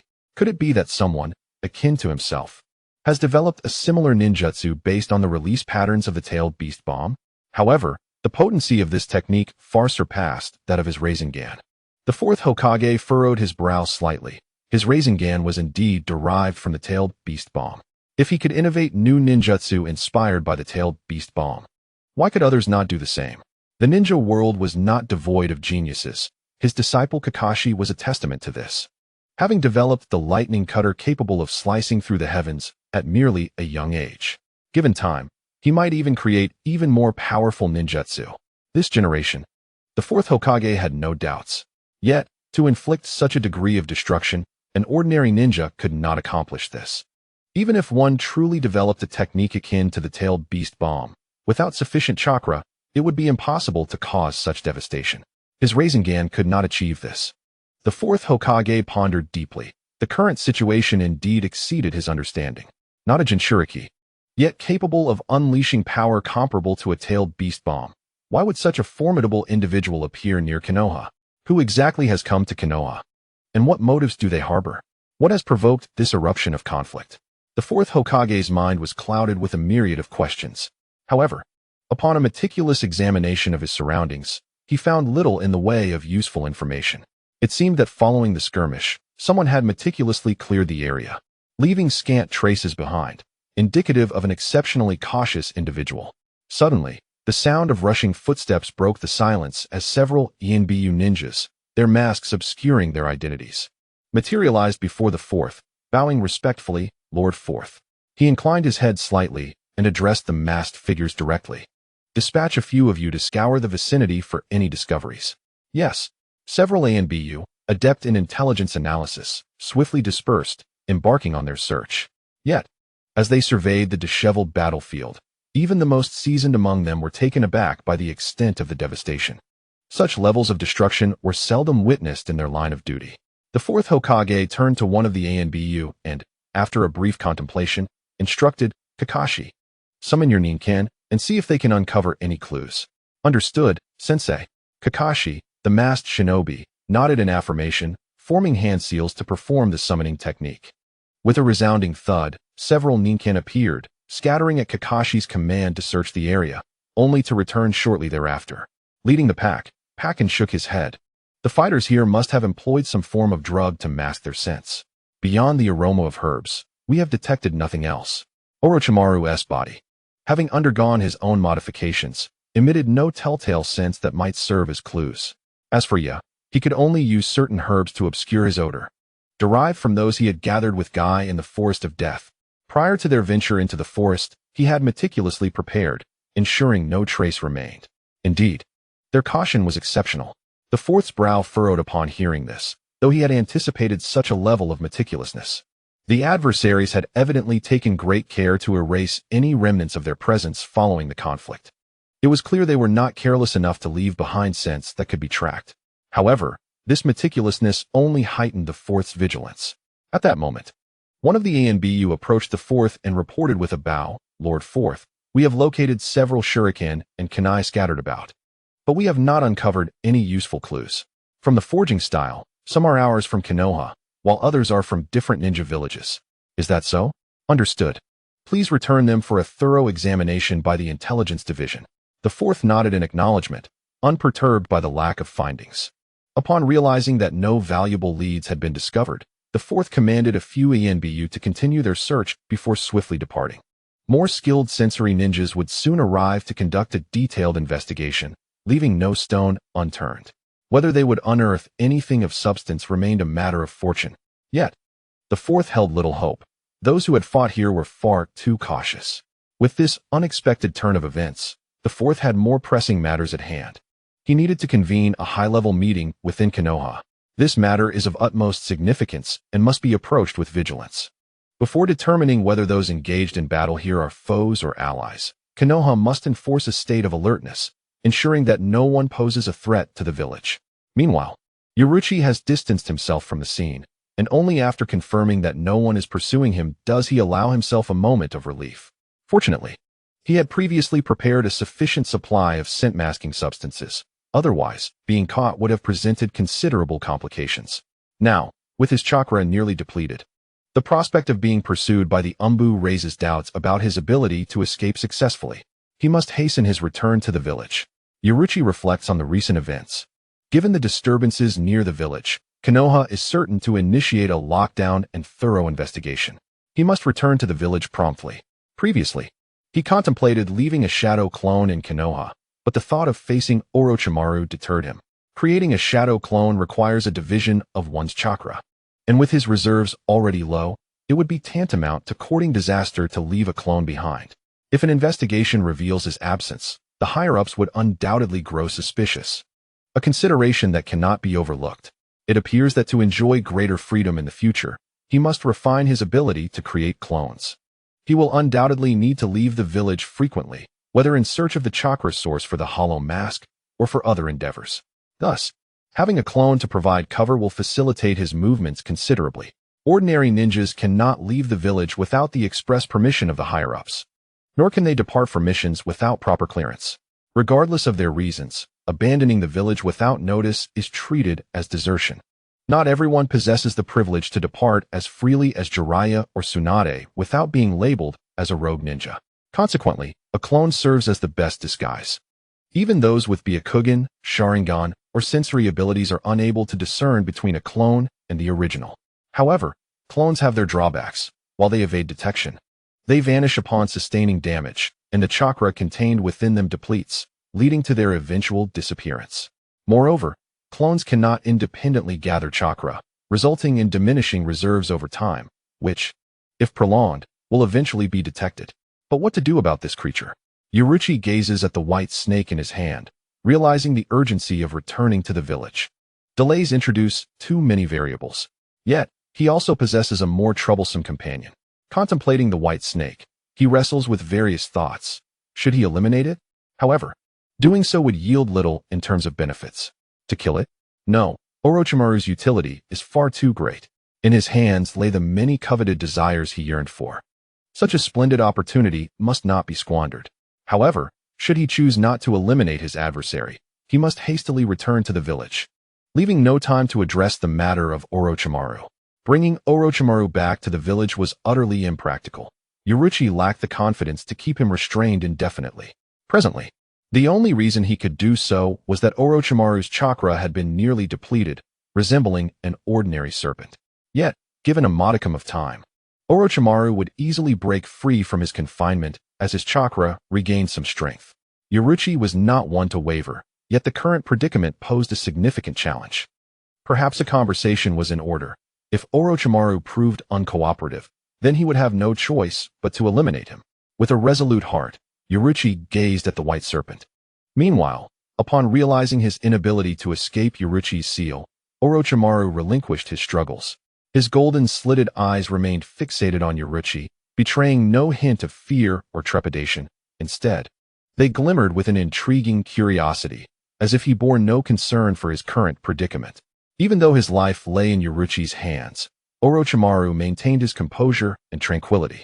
This was not due to a lack of fear of death, but rather because he had contingencies in place. Even if he were to perish here, he would not truly face oblivion, for he had left behind arrangements elsewhere. Given sufficient time, he could resurrect once more. While he had no desire to meet his end in this place, an endeavor that would consume his precious time, the threat of death held little weight for him. Furthermore, Orochimaru found himself increasingly intrigued by Yaichi. The latter's prowess exceeded his expectations. Not only did he wield formidable lightning-based ninjutsu, but the final assault had left him utterly astounded. The very fact that even his triple Rashomon could be shattered and that the summoned Manda was severely injured spoke volumes, as he struggled against the residual waves, depleting his own chakra. Such a powerful being, and one might dare to label him merely a special jonin? How absurd. Even the current third Hokage might not possess such strength. A figure of this caliber, although not entirely obscure in prior times, certainly did not boast a reputation that could easily dispel suspicion. Constructing a laboratory within the forest of death, emanating the aura of possessing some form of tailed beast chakra, his power was sufficient to vanquish Orochimaru. What, then, did the branch of the Hyūga clan, Yaichi, conceal? What secrets lay hidden within him? These were the questions that piqued Orochimaru's interest. Noticing Yaichi's gaze upon him, he flicked his long serpentine tongue, his voice laced with mockery, devoid of fear. Yaichi-kun, you truly are full of surprises. Yaichi responded with a grin. Orochimaru-sama, you truly embody the renowned Sannin of the ninja world. Even in such a predicament, your demeanor remains unflustered. Such composure is hardly befitting of a captive whose life is at the mercy of another. A captive? Haha. I never imagined I would be bested by a member of the Hyūga branch. Orochimaru chuckled mockingly, accentuating the mention of the Hyūga clan. The existence of such power within the branch of the Hyūga clan is indeed a most intriguing matter. It is essential to recognize that the Hyūga branch occupies an awkward position within Konoha, their lives dictated by the main family. Forever constrained and akin to caged birds under the oppressive curse of the caged bird seal, rendering their fates beyond their control. This mirrors my own situation, where my life and death rest in the hands of others. The caged bird seal seems to have sparked a crucial realization in Orochimaru as he licked his lips, a faint suspicion brewing in his mind. The reasons behind the construction of the laboratory and the concealment of one's true strength likely stem from the oppressive seal on his being. He cannot reveal his full capabilities for fear of inciting the main family as jealousy, thus he chooses to remain hidden. The purpose of the laboratory may very well be an attempt to unravel the curse that governs their existence. Furthermore, the chakra fluctuations resembling that of a tailed beast could very well be linked to some of Hyūga Yaichi's experiments. With this newfound understanding, Orochimaru felt a wave of clarity wash over him. Yae narrowed his eyes, observing Orochimaru's seemingly untroubled demeanor. A myriad of thoughts racing through his mind. It appears that Orochimaru indeed has contingencies in place, showing no fear of meeting his demise here. Yae continued, his tone calm, as if discussing a trivial matter. Surely, Lord Orochimaru, you are aware of my thoughts. A great battle has transpired near the village, and it is certain that the village will be under lockdown. I must return promptly. Thus, what do you suggest I do with you? Orochimaru's serpentine gaze met Yae's, his voice steady. At this moment, I possess little ability to resist. It would be effortless for you, Yae-kun, to eliminate me. A survivor of the battlefield like yourself is not one to show mercy. You would not spare me simply because I am one of the legendary 3 ninjas of Konoha. Therefore, Yae-kun, what purpose do you have in sparing my life? Yae, being a ninja who emerged alive from the battlefield, could not possibly embody the notion of mercy. Through their previous encounters, he recognized Yae as a decisive individual, having sensed his murderous intent several times during their brief time together. The very display of such intent indicates that Orochimaru's status as one of the legendary 3 holds little sway over Yae. Thus, Yae's repeated expressions of lethal intent without delivering the final blow are not rooted in the consideration of his status as a Konoha ninja or a member of the legendary 3. After all, to show mercy to a hostile adversary is a feat achievable only by those with an excessively compassionate disposition, and Yae does not fit that mold, as evidenced by his resolute nature. If not for that reason, then surely there must be another. Orochimaru sought to unveil Yae's intentions, pondering if they aligned with his own suspicions. Yae's gaze flickered, a grin emerging as he replied, "It seems Lord Orochimaru has surmised something. Thus, I shall speak candidly. You are likely aware of the fate that befalls the Hyūga branch, are you not? The caged bird spells a fate controlled by others. An utterly unacceptable reality for anyone. Just as Lord Orochimaru, with a sly grin, reminded me of this truth. He continued, I lack the confidence you possess, Orochimaru. You must have many contingencies in place, for you do not fear my potential to end your life. Your assurance likely stems from the myriad forbidden jutsu only a legendary Sannin like yourself would comprehend. Orochimaru listened in silence, yet a mysterious glint flickered in his eyes. Utilizing his observation skills, Yae could not decipher Orochimaru's expression, for the cunning snake was adept at concealing his emotions. Yae pressed on, however, even if you can resurrect yourself, the price must be considerable. I may not fully grasp these forbidden arts, yet surely there must be a cost involved. Yae's tone conveyed firm conviction, clearly indicating his substantial knowledge. Orochimaru's mind stirred with curiosity. Many of his secret techniques were honed in secret, even unbeknownst to his own teacher, the 3rd Hokage. Why then could this young man assert such confidence? Suppressing his intrigue, Orochimaru inclined his head slightly. So, Yae-kun, do you have something to propose? Yae smiled, Lord Orochimaru. Let us strike a bargain. Upon hearing this, Orochimaru's understanding deepened. He revealed a sly smile. A bargain, you say? Indeed, a bargain, Yae affirmed, casting a knowing glance at Orochimaru. I believe you would prefer not to perish here, would you? Though his smile was benign, the underlying tone was fraught with peril. Orochimaru licked his lips, responding, You wish to wager my life, Yakuin? How perilous indeed. No, the true danger lies with you, Lord Orochimaru, for you seem unafraid of death. Ye flashed a cryptic smile. Moreover, this transaction would be mutually beneficial, would it not? Orochimaru's laughter echoed, revealing that this encounter was not mere coincidence. It was apparent he had sensed something amiss. While it appeared he had set his sights on Hinata Ye, could it not also be that Ye had been observing him?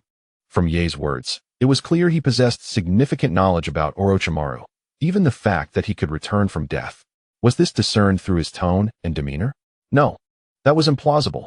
As a Sannin, Orochimaru was trained to mask his expressions flawlessly. He was confident in this ability.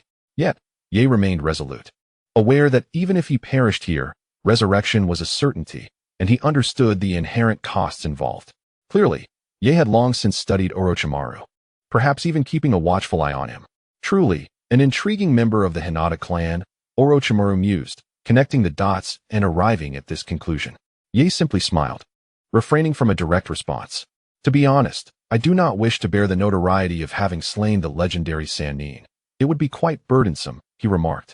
Orochimaru, with a rasping voice, countered, I do not share your sentiment, Yakuin. You are indeed a figure who inspires a degree of trepidation in me. Orochimaru spoke with sincerity. Being aware of Ye's prowess, he felt a genuine apprehension. A person adept at disguise, skilled at concealing their true self, resolute and audacious, could hardly be dismissed lightly. Lord Orochimaru, you jest. I find myself lacking in comparison to you, Ye replied courteously, his gaze shifting downward to the restrained Orochimaru, awaiting his decision. Should Orochimaru refuse, Ye would not hesitate to take his life. Orochimaru perceived Ye's intentions and nodded. What is it that Yakuin seeks from me? If it pertains to the release of the caged bird seal, I regret to inform you that I am powerless to assist. Orochimaru harbored a keen interest in various secret techniques, ninjutsu, and sealing arts, having clandestinely studied the caged bird seal and understood some of its intricacies. This seal is inscribed deep within the soul, akin to a unique restriction that binds the spirit, maintaining a profound connection with it. Moreover, the Byakugan of the Hyūga branch, once inscribed with the caged bird seal, would experience a fragment of its soul being locked away, resulting in a lack of completeness that manifests as blind spots in the Hyūga branch's perception. Orochimaru had conducted research on the soul, possessing a degree of expertise. Even capable of severing his own soul, yet he remained at a loss regarding the caged bird seal. He had previously captured members of the Hyūga branch for experimentation, seeking a method to unravel the seal, but all endeavors had ended in failure, often culminating in the demise of those Hyūga individuals. His understanding of the caged bird seal was merely superficial. He had yet to grasp its fundamental principles. If Ye's proposition involved seeking his aid to break the caged bird seal, he would have to decline. Upon detecting a hint of concession in Orochimaru's tone, Ye felt a sense of relief. He had feared that Orochimaru might stubbornly reject this transaction, leaving him no choice but to resort to violence. Ye was not surprised by Orochimaru's inability to break the seal. After all, if it were so easily dismantled, it would not serve as the shackle it was for all branch families. I am fully aware of the complexities of the caged bird seal, perhaps more than anyone else. As for what I desire from you, Lord Orochimaru will come to understand in due course. This is both a transaction and a collaboration. I believe we shall find many common topics of discussion, for you and I are likely of the same ilk. Ye stated with a hint of significance as he glanced toward the village. The village is currently under lockdown. I must return promptly. If any suspicions arise, it could lead to complications, especially considering that Lord Orochimaru has matters that should remain undisclosed to the village, correct? Without delving into the memories of his past life. Merely reflecting on Orochimaru's words during their previous confrontation, Ye could almost deduce that the current Orochimaru had allied with Danzo, delving into the research of the first Hokage's cells. He previously mentioned an experiment where he encountered a bottleneck, which likely pertains to his attempts at merging with the first Hokage's cells. However, these efforts may have failed, as ordinary individuals cannot endure the yang-released chakra of the first Hokage. It necessitates the balancing influence of the Uchiha clan's in-released chakra, or the Sharingan. Otherwise, the uncontrollable power of the first Hokage's cells could transform a person into a towering tree. Thus, there are matters concerning Orochimaru that must remain concealed from the village. Since collaboration is on the horizon, It is only natural for Yi to hold certain leverage over Orochimaru. Both parties harbor mutual apprehensions, and such a transaction is the most secure. Yi believes Orochimaru to be an astute individual who will undoubtedly grasp the implications of his words. Collaboration? Orochimaru murmured inwardly. Yet, Yi's subsequent words caused his pupils to narrow slightly, and his tone grew somber. What do you mean by that, Ikun? Yi smiled, narrowing his eyes. Surely, Lord Orochimaru has not forgotten? You did take action against me, a member of the Hyūga clan. To recklessly attack a ninja from the village could lead to being treated as a rogue ninja. Orochimaru sensed the underlying intent in Yi's words, but suppressing his astonishment. He replied with a flick of his tongue. Indeed, Yi-kun, you truly are considerate of others. Very well, Lord Orochimaru, I shall take my leave. I hope that our next meeting will not be marred by such incidents. Collaboration should benefit both parties, not involve conflict. Yi smiled, releasing the binding on Orochimaru's mouth and allowing him to descend, while he himself swiftly made his way toward the village. As he walked away, Yi reflected on the earlier conversation with Orochimaru, and upon finding no issues, nodded slightly. This will suffice. The current situation has exceeded my expectations, although the danger remains. Orochimaru, now aware of my strength, will not hastily act against me. I can enjoy a period of stability. This outcome is, in Yi's view, the best possible resolution. Orochimaru is a cautious man, having learned of Yi's power. He is unlikely to strike again without sufficient intelligence or confidence in his ability to subdue him. Yi has never entertained the notion of making Orochimaru his subordinate, as that is simply unrealistic. Given Orochimaru's nature, he could never be anyone's vassal. As for altering memories with a special ability, that is a futile consideration. During the last modification of Dechong, Name, and Bo Yi's memories, they were unconscious and offered no resistance. If they were awake, they would instinctively resist. A misstep could potentially harm Yi's soul. Orochimaru has undoubtedly undergone training in this regard or has modified his body, rendering techniques such as soul manipulation and Jinjutsu ineffective against him. Altering memories, in certain respects, bears resemblance to some unique Jinjutsu. Moreover, given the stakes of his greatest secret, failure would result in an irreplaceable loss.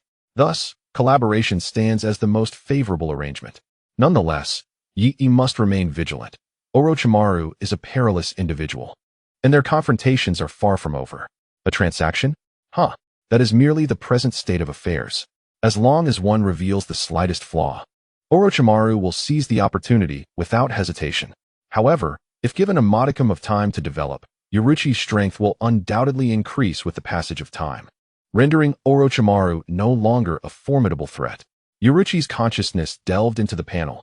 Host, Hyūga Yaichi, Soul Reaper Authority, Points, 720 Skills. Way of Destruction 1, Shockwave. Way of Destruction 4, White Lightning. Way of Destruction 12, Wind Scythe. Way of Destruction 33, Red Fire Cannon. Binding Way 30, Mouth Thrust 3 Flash. Observation Haki. 6 Styles Body Technique. Shave, 6 Styles Body Technique. Moonwalk, White Strike, Special Category. Electromagnetic Manipulation, Super Speed Regeneration. Item, Hollow Level, Unavailable. The extraction of White Strike consumed 500 points, while defeating Orochimaru yielded only 400 points, a modest recovery.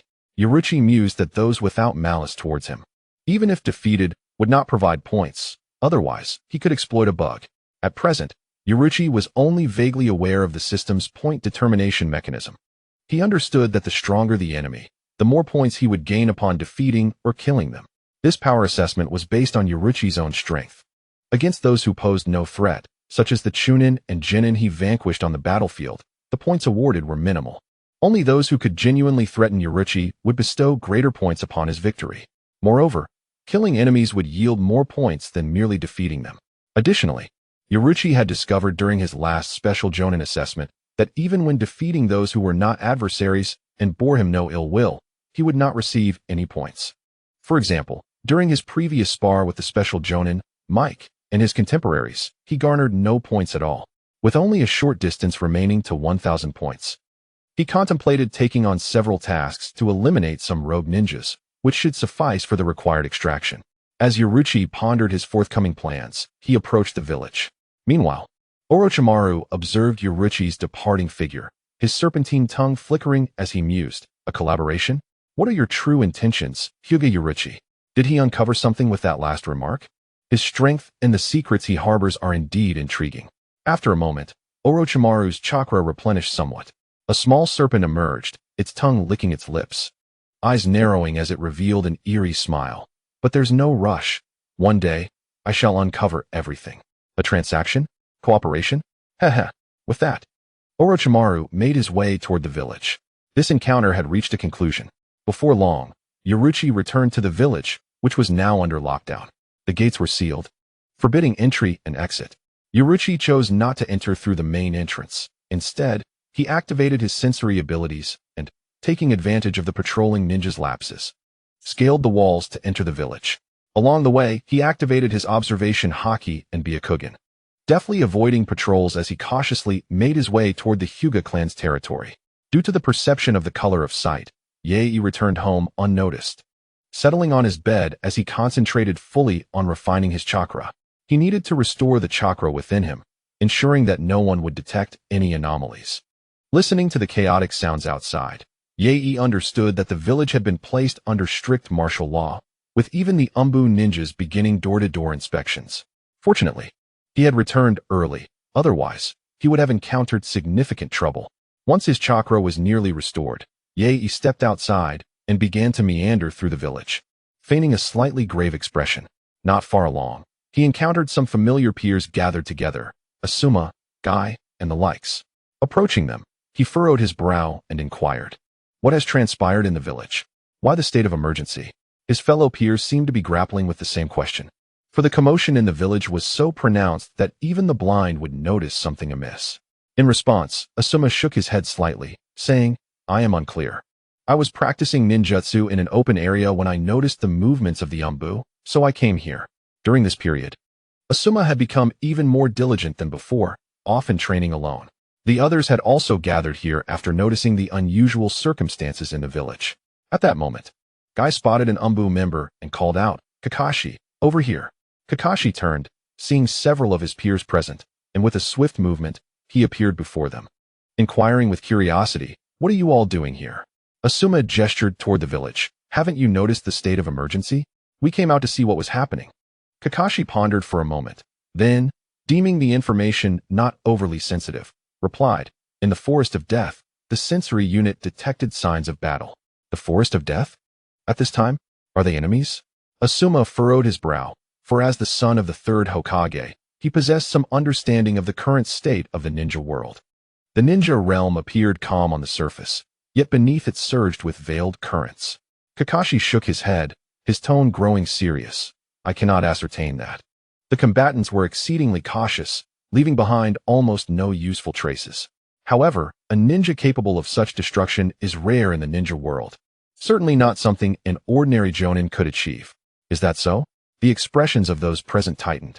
If it was beyond the abilities of an ordinary jonin, then there was only one possibility. The combatants were likely of a caliber comparable to that of a Kage. No wonder the village had gone into lockdown. Should such formidable enemies infiltrate Konoha, the devastation they could wreak would be unimaginable. Enough. You should refrain from wandering about. Umbu may conduct inspections shortly. I have matters to attend to, so I shall take my leave. As one of the captains of the Umbu, Kakashi's responsibilities were far more pressing than those of Asuma and Yaichi, who had only recently joined the ranks. With that, Kakashi vanished from their sight. Asuma sighed with an air of wisdom beyond his years. The ninja world has never truly known peace. Indeed, the others echoed in agreement. Why overthink? Such matters are the concern of the higher-ups. We merely need to follow the village's arrangements. Yi appeared remarkably at ease, seemingly unconcerned about the situation.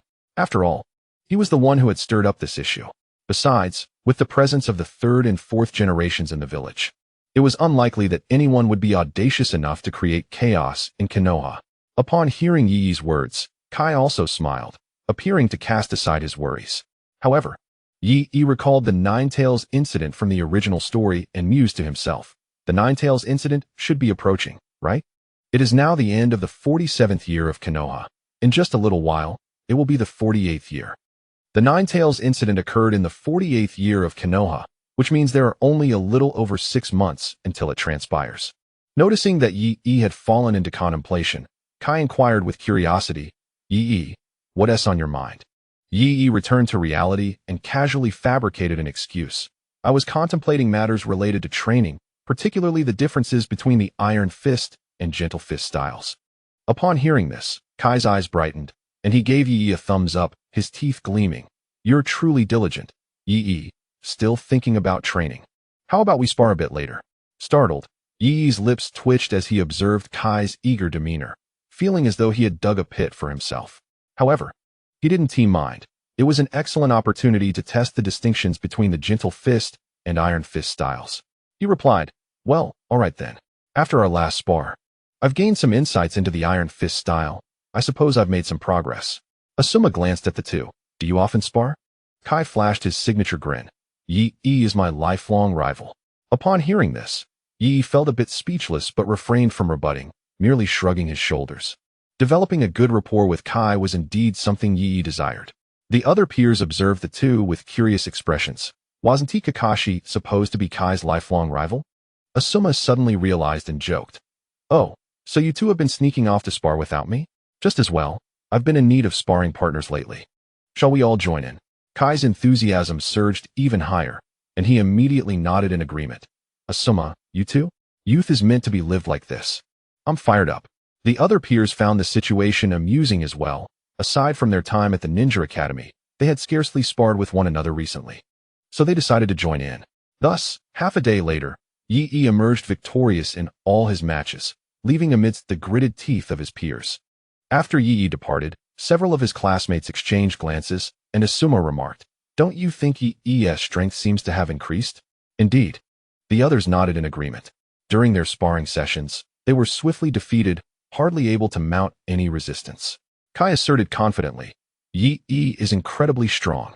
Asuma looked at Kai with a pained expression, recalling their recent sparring session, and the corners of his mouth twitched slightly.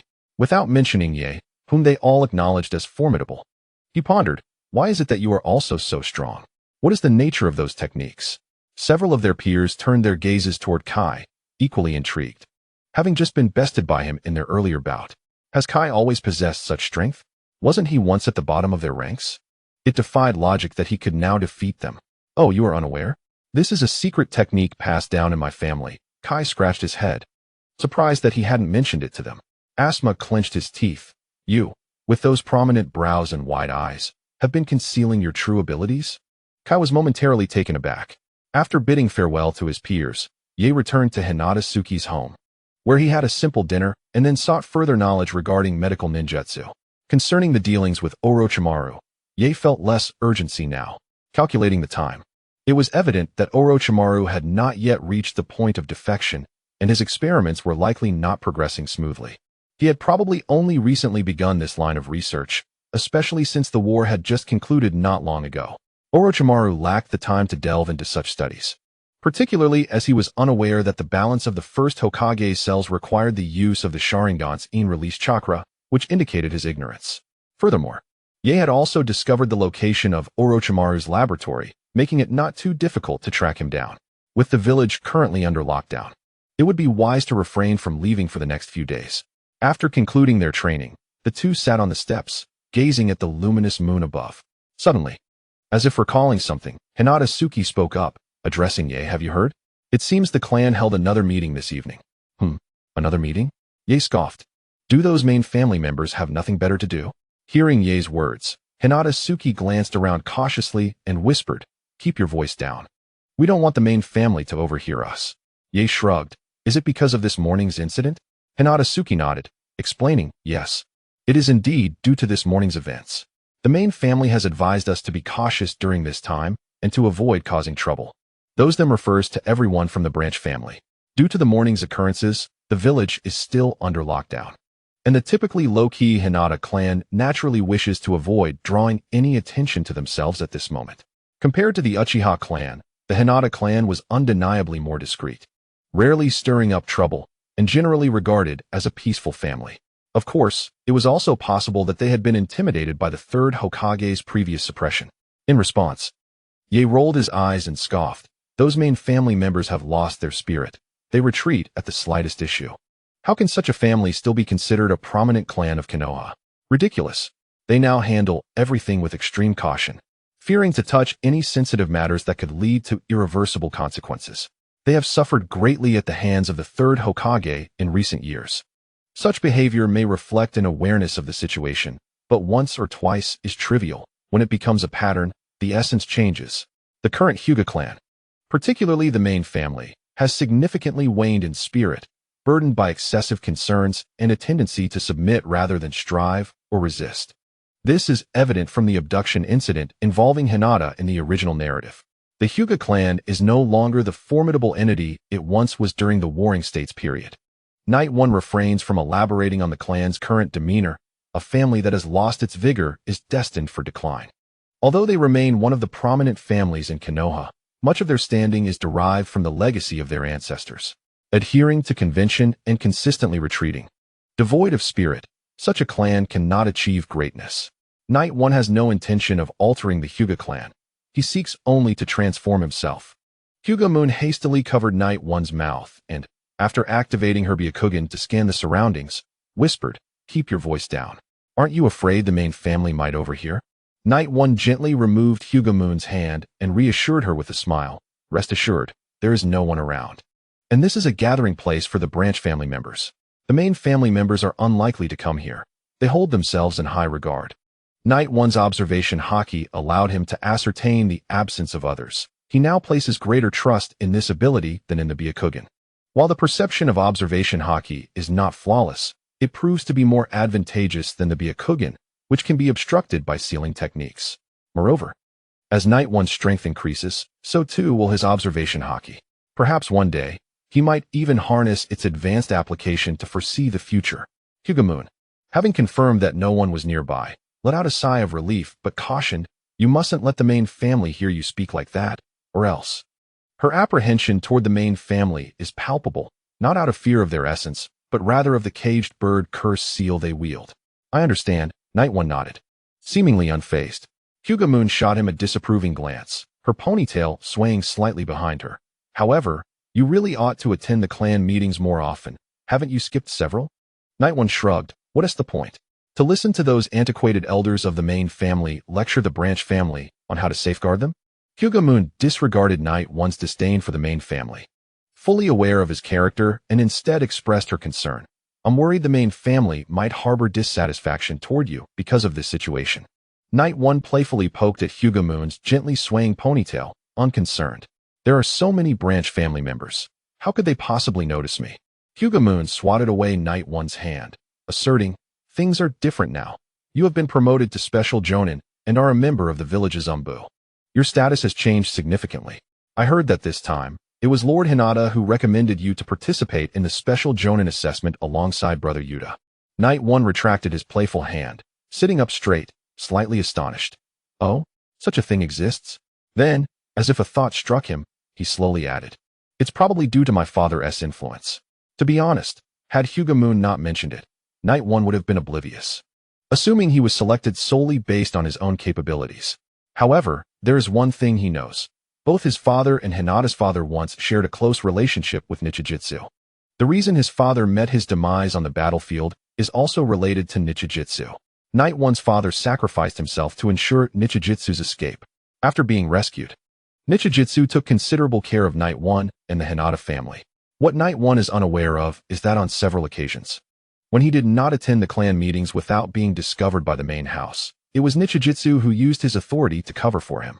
Although Nichijitsu belongs to the branch family, he holds considerable status and respect within the Hyūga clan due to being the younger brother of the clan leader, Hisashi, and his own formidable strength. Many members of the branch family address Nichijitsu as Sir. Hinata raised her gaze towards the luminous moon and said, "That should be the case." Night 1 replied, "Then I shall pay a visit to Sir Nichijitsu tomorrow." Hinata nodded, "Yes, I will accompany you." Over the years, Sir Nichijitsu has indeed taken good care of us. The following day, Night 1 and Hinata set off together to Nichijitsu's residence. Nichijitsu's home, like Night 1's, is located within the branch family area. However, his estate is significantly larger. Due to their father's connections, Night 1 and Nichijitsu maintain a good relationship. and Nichijitsu is considered an elder to him. Unfortunately, Nichijitsu has had his fair share of misfortune, merely because he was born a bit later. He was marked with the caged bird seal and relegated to the branch family.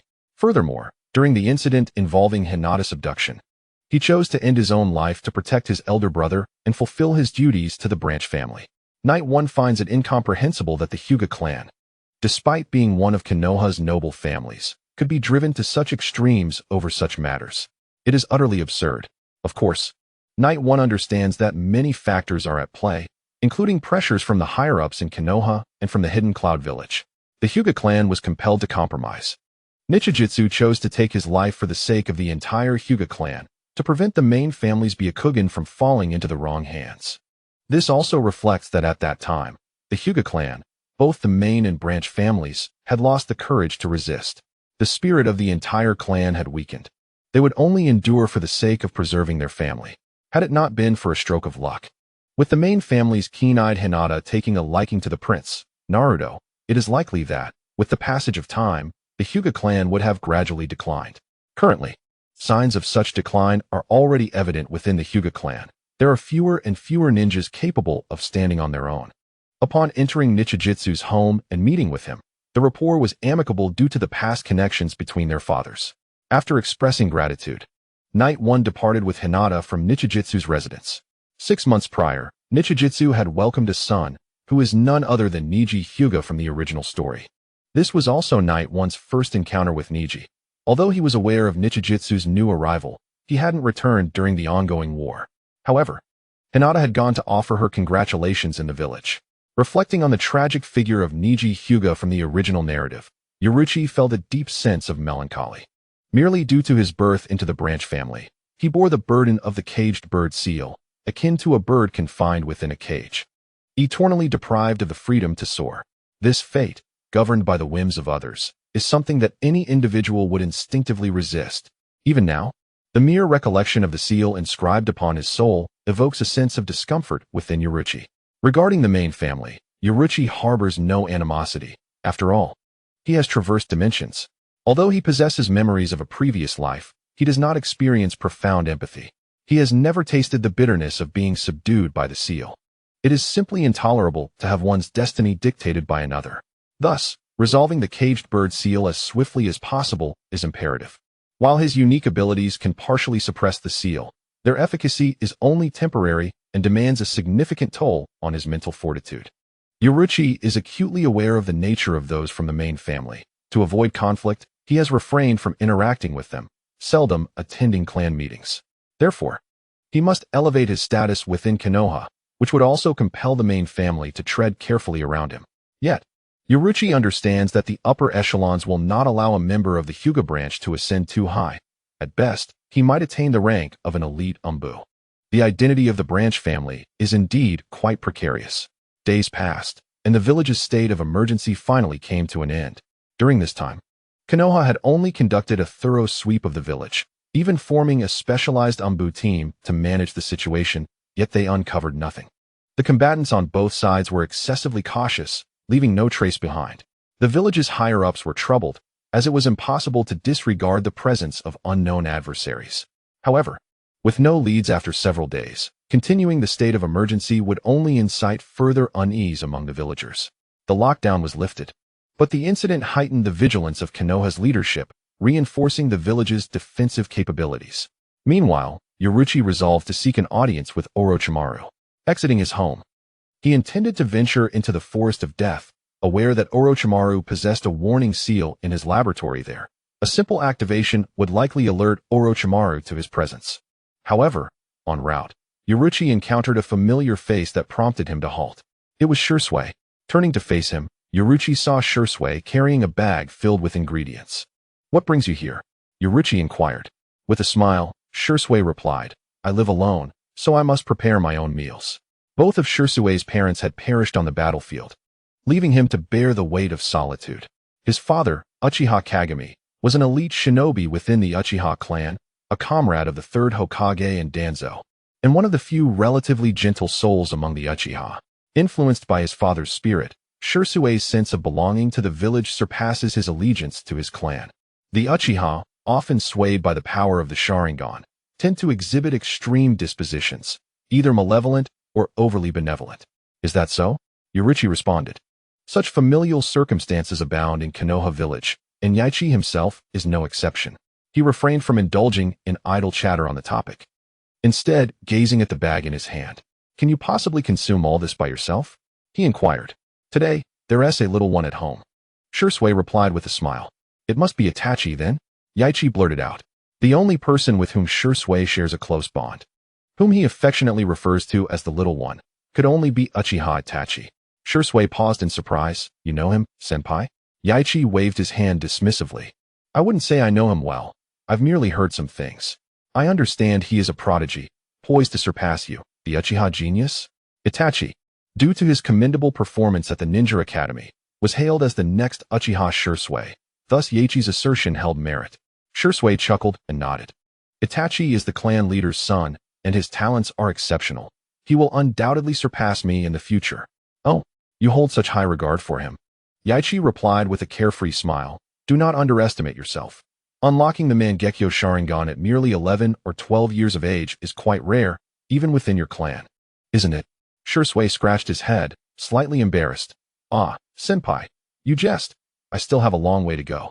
Shursui, with his gentle disposition, did not revel in his own achievement of awakening the Mangekyo Sharingan. In fact, he had previously felt somewhat repulsed by it. The reason behind his awakening was the tragic sight of his comrades falling victim to their enemies. It was in a moment of emotional turmoil that he awakened his power.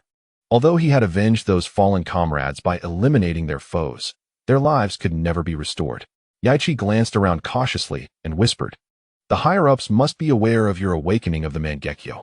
Has anyone from the village approached you? Shursui shook his head. The village hasn't reached out to me. Since returning from my mission, I've been idle, with not even a single umbu task assigned to me. Yaichi raised an eyebrow in surprise. It was unusual for the village to not inquire with Shursui regarding such a significant matter. The Mangekyo Sharingan is crucial to the Uchiha clan, and given the complex relationship between the Uchiha and the village, it was expected that the village would seek clarification from Shursui. However, upon reflection, Yaichi acknowledged that the higher-ups were likely preoccupied with numerous pressing matters, such as negotiations with the 5 great ninja villages and the recent skirmishes near the village, leaving no time to address Shursui's situation. Without lingering on this thought, Yaichi continued, No one can overlook a Mangekyo Uchiha. You must be somewhat aware of the tensions between your clan and the higher-ups. Exercise caution in all matters. Shursui discerned the concern in Yaichi's words and grew more solemn. I understand, senpai. However, as long as I perform well, the village will not concern itself with these issues.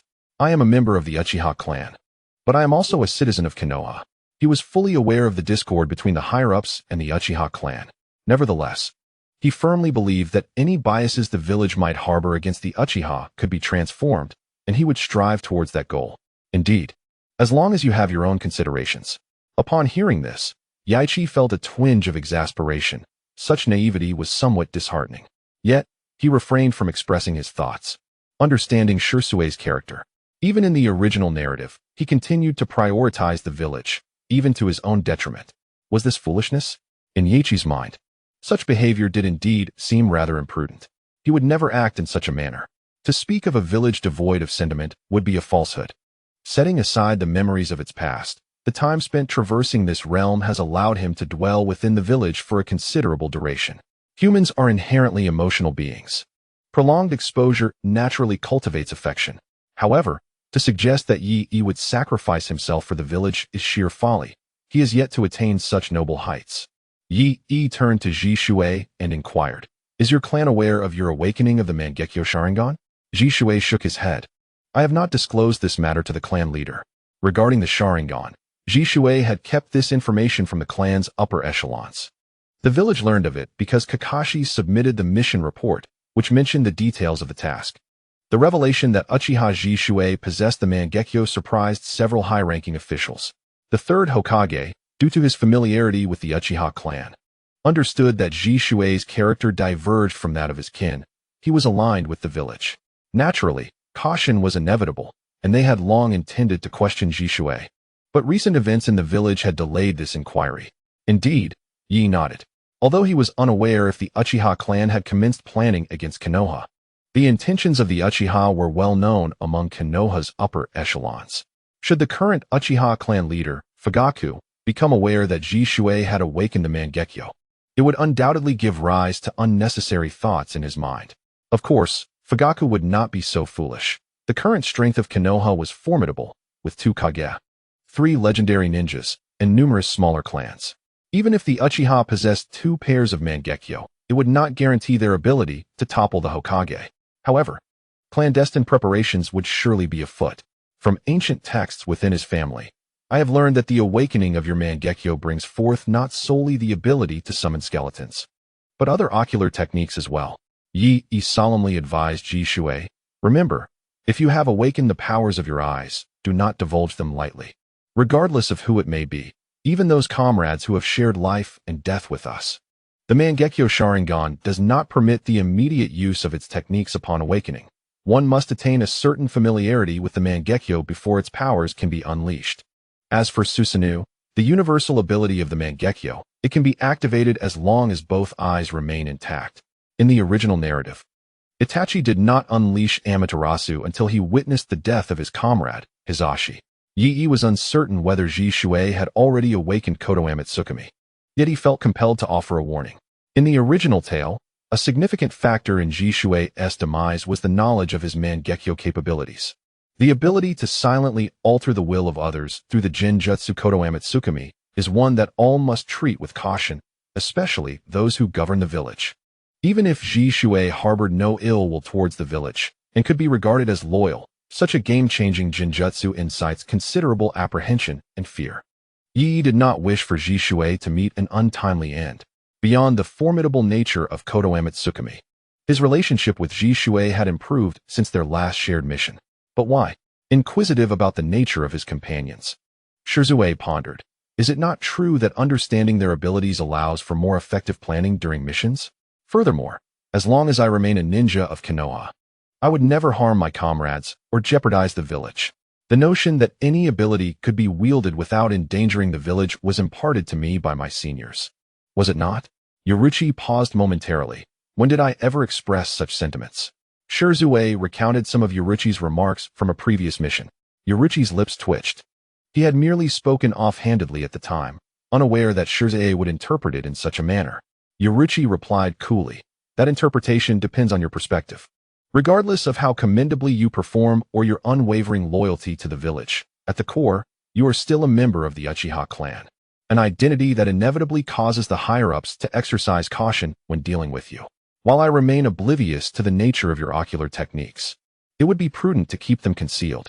Should your abilities prove excessively formidable, it may instill even greater trepidation among the higher-ups regarding you and the Uchiha clan, which would be detrimental for both yourself and the clan.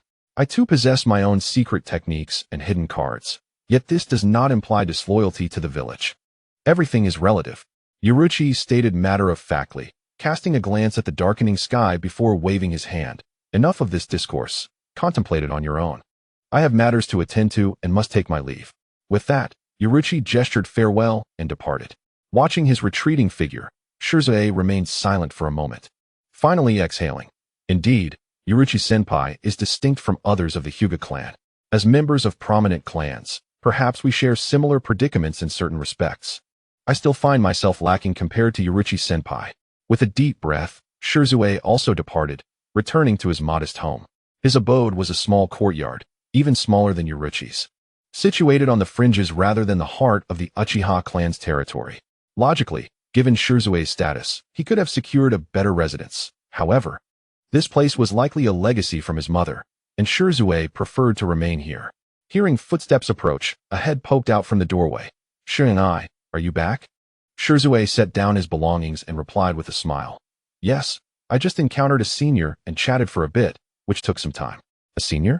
At that moment, Itachi was merely 5 or 6 years old, small in stature. Yet due to the exigencies of war and his innate genius, he possessed a maturity beyond his years, his tone reflecting an unusual gravity for one so young. Shirzue nodded. It was Yoruichi-senpai of the Hyūga clan. I recently completed an S-rank mission alongside seniors Kakashi and Asuma, as well as Yoruichi-senpai. Is that the senior you mentioned who offered you guidance? Itachi recalled hearing Shirzue speak of Yaruchi, though he had yet to meet him. Shirzue continued. Yes, Yaruchi-senpai is different from others in the village. He does not distance himself from me merely because I am of the Uchiha clan. Members of the Uchiha clan are inherently proud and often hold disdain for many ninjas within the village, which is why a significant number of ninjas in the village prefer associating with those from the Uchiha clan.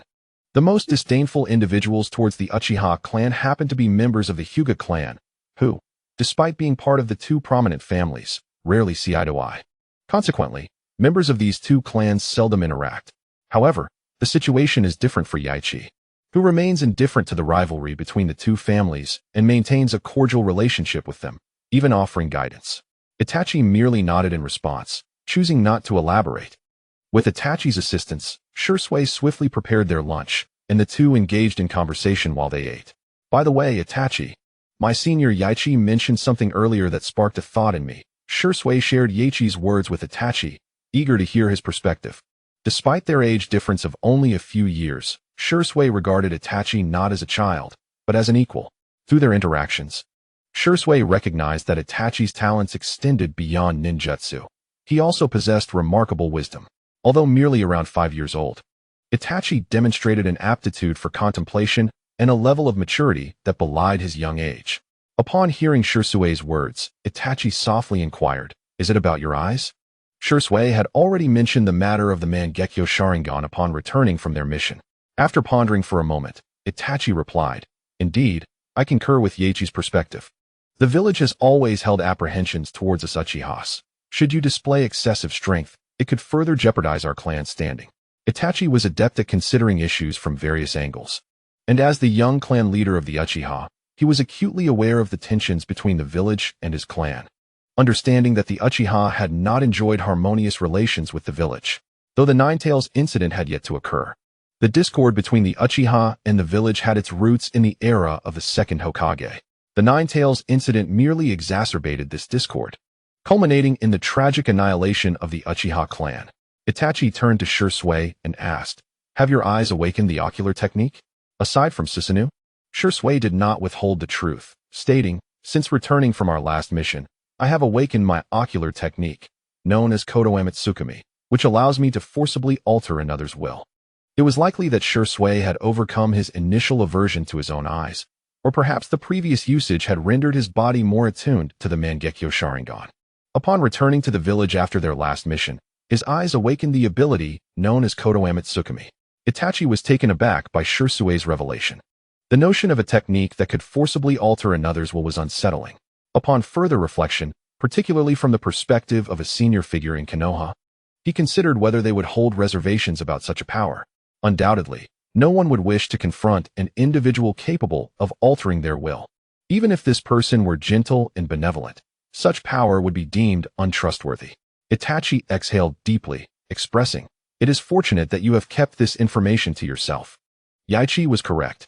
If you were to disclose this ability to the village, regardless of whether it be the third Hokage, the fourth Hokage, or the elder advisors, they would instinctively regard you with suspicion. Even the members of one's clan are not exempt from this.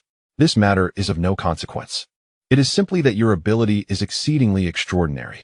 Although merely around 5 years of age, Itachi possesses an uncanny capacity to perceive many things. This is, of course, partly due to his conversations with Shirzue, who shared insights about Yaruchi, providing Itachi with a certain foundation coupled with his own deductions, making it relatively easy to discern these issues.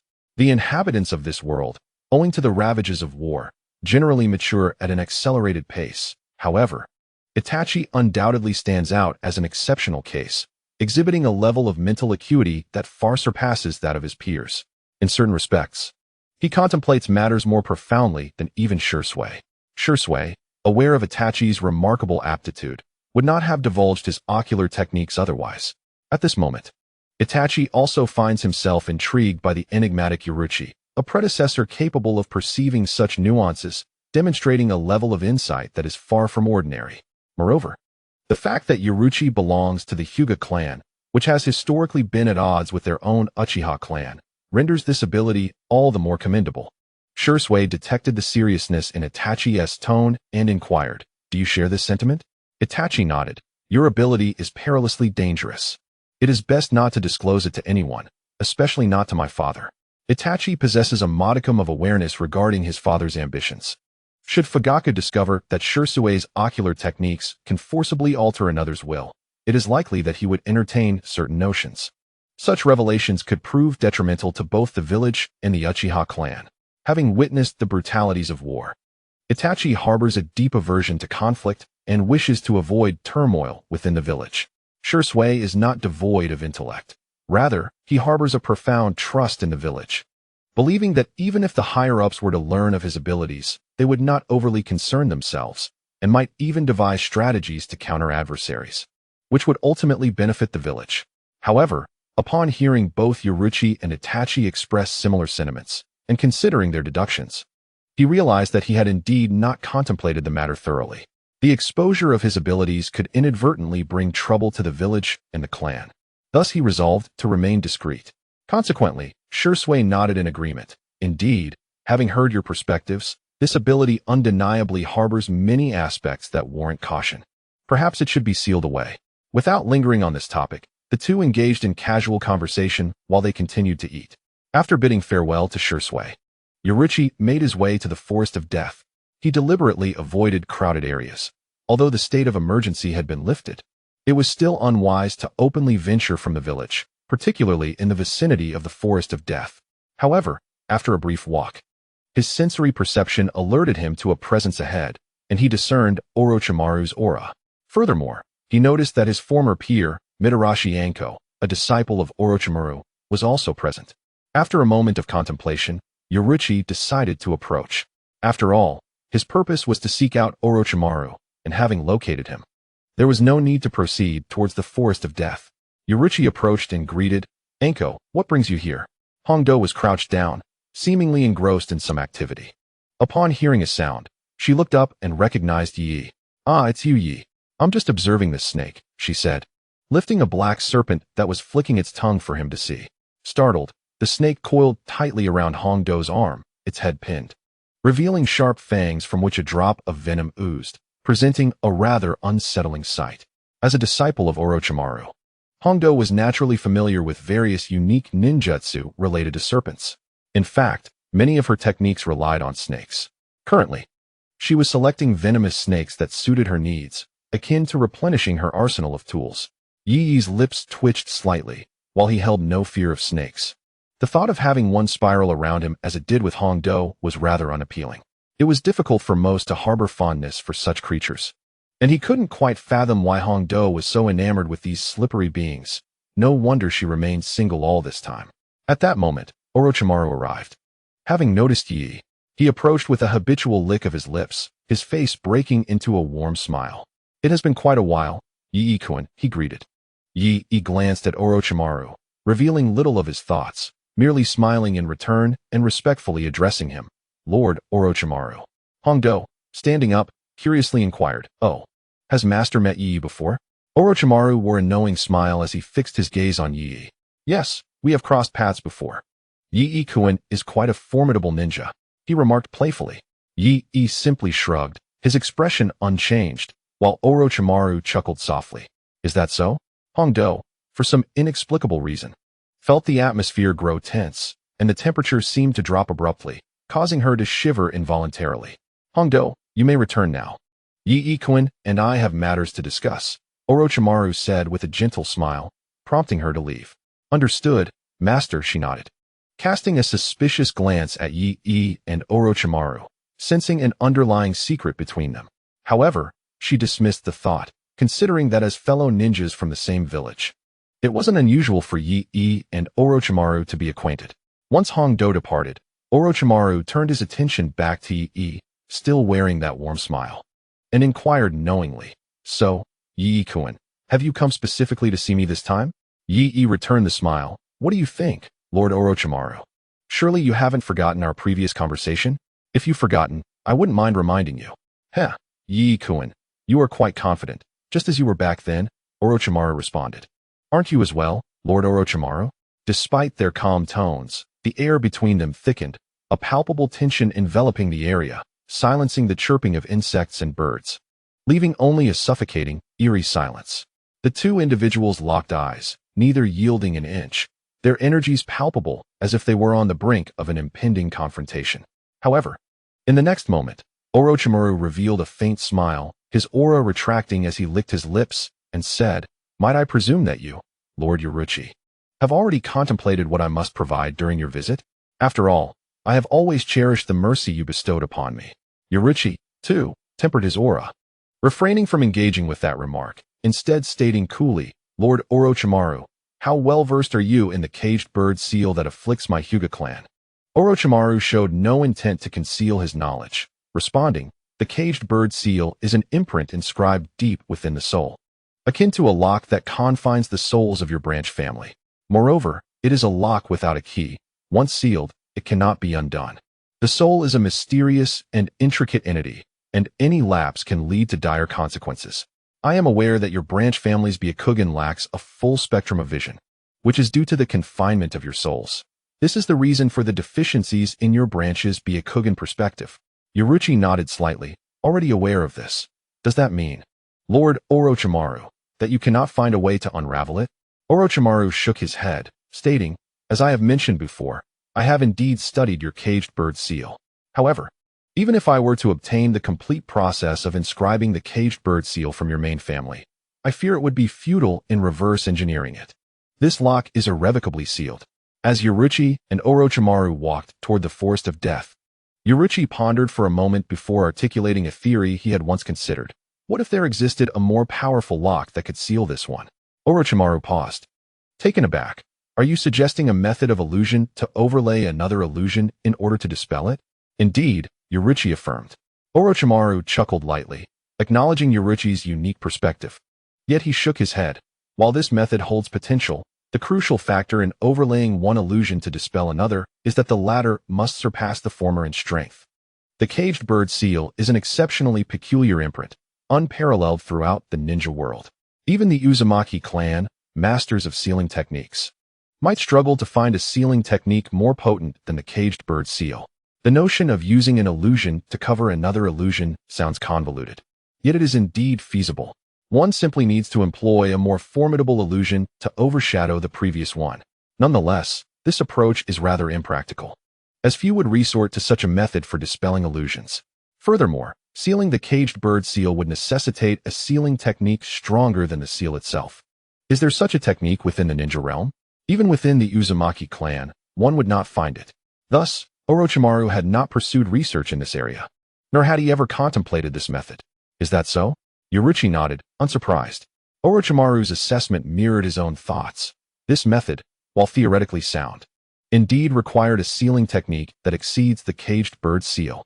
Orochimaru may be unaware, yet Yaruchi is acutely cognizant that the caged bird seal is intricately linked to the colossal Rinnegan, a mark of considerable prestige. In the realm of ninjutsu, does any sealing technique surpass the status of the colossal Rinnegan? If one does not delve deeply into the matter, one might assert that there are indeed such techniques. The 6 paths level technique, the planetary devastation, is capable of sealing even the formidable Kagaya Otsutsuki, who commands the bloodline limit. This planetary devastation can be regarded as a form of sealing technique. Could it be employed to seal the caged bird seal? While not entirely impossible, it would necessitate the simultaneous sealing of both the individual and the seal itself, thereby preventing the clan members from activating the caged bird seal to eliminate those sealed by the planetary devastation. However, contemplating this scenario feels rather absurd. Sealing techniques serve varied purposes and are developed in response to distinct circumstances. The planetary devastation is designed to seal exceptionally powerful individuals, while the adamantine sealing is intended to subdue tailed beasts. The 4 symbols and 5 element seals are utilized for confinement, and the corpse spirit sealing is meant for mutual destruction. Each sealing technique possesses a unique application. Yet, within the entire ninja world, there truly exists no technique specifically purposed for sealing another sealing technique. If one were to argue otherwise, the 4-symbol seal might qualify, albeit its prestige is evidently inferior to that of the caged bird seal. Naturally, Yaruchi, endowed with an extraordinary ability, possesses some feasible options in this regard. After all, the binding arts within the Soul Society, particularly at the advanced levels, are not inferior to the sealing techniques of this world. Furthermore, the skills obtained are not immutable. Yaichi can innovate and generate variations through her own development. Should she acquire a skill akin to a sealing technique in the future, perhaps Yaichi could craft a bespoke sealing technique tailored specifically for the caged bird seal. Utilizing the transfer orb to suppress the caged bird seal is excessively taxing on the mind and cannot serve as a long-term solution. Thus, Yaichi requires alternative methods to address the caged bird seal before she can wholly nullify it. The two moved swiftly, having now entered the forest of death. Evading patrolling ninjas and nearing Orochimaru's laboratory, Yaichi posed another inquiry. Lord Orochimaru, from our previous skirmish, it is evident that you possess profound expertise in bodily enhancement. Are you aware of any forbidden jutsu that could augment one's physical strength? In other words, methods to increase chakra capacity? Before Orochimaru could respond, Yaichi continued. During my time on the battlefield, I encountered the Eight Tails Jinchuriki, Killer Bee, and I have long coveted the boundless chakra he wields. Consequently, I secretly gathered some of the Eight Tails Tail Beast chakra, hoping to enhance my own chakra reserves through this means. However, I underestimated the invasive nature of Tail Beast chakra, which inflicted severe harm upon my body. Yaichi glanced at Orochimaru, raising her hands in a gesture of exasperation. Although I later healed my injuries with medical ninjutsu, the risks associated with Tail Beast chakra are far too great. Therefore, I wish to explore alternative avenues to achieve this goal, as no one would ever begrudge having an abundance of chakra.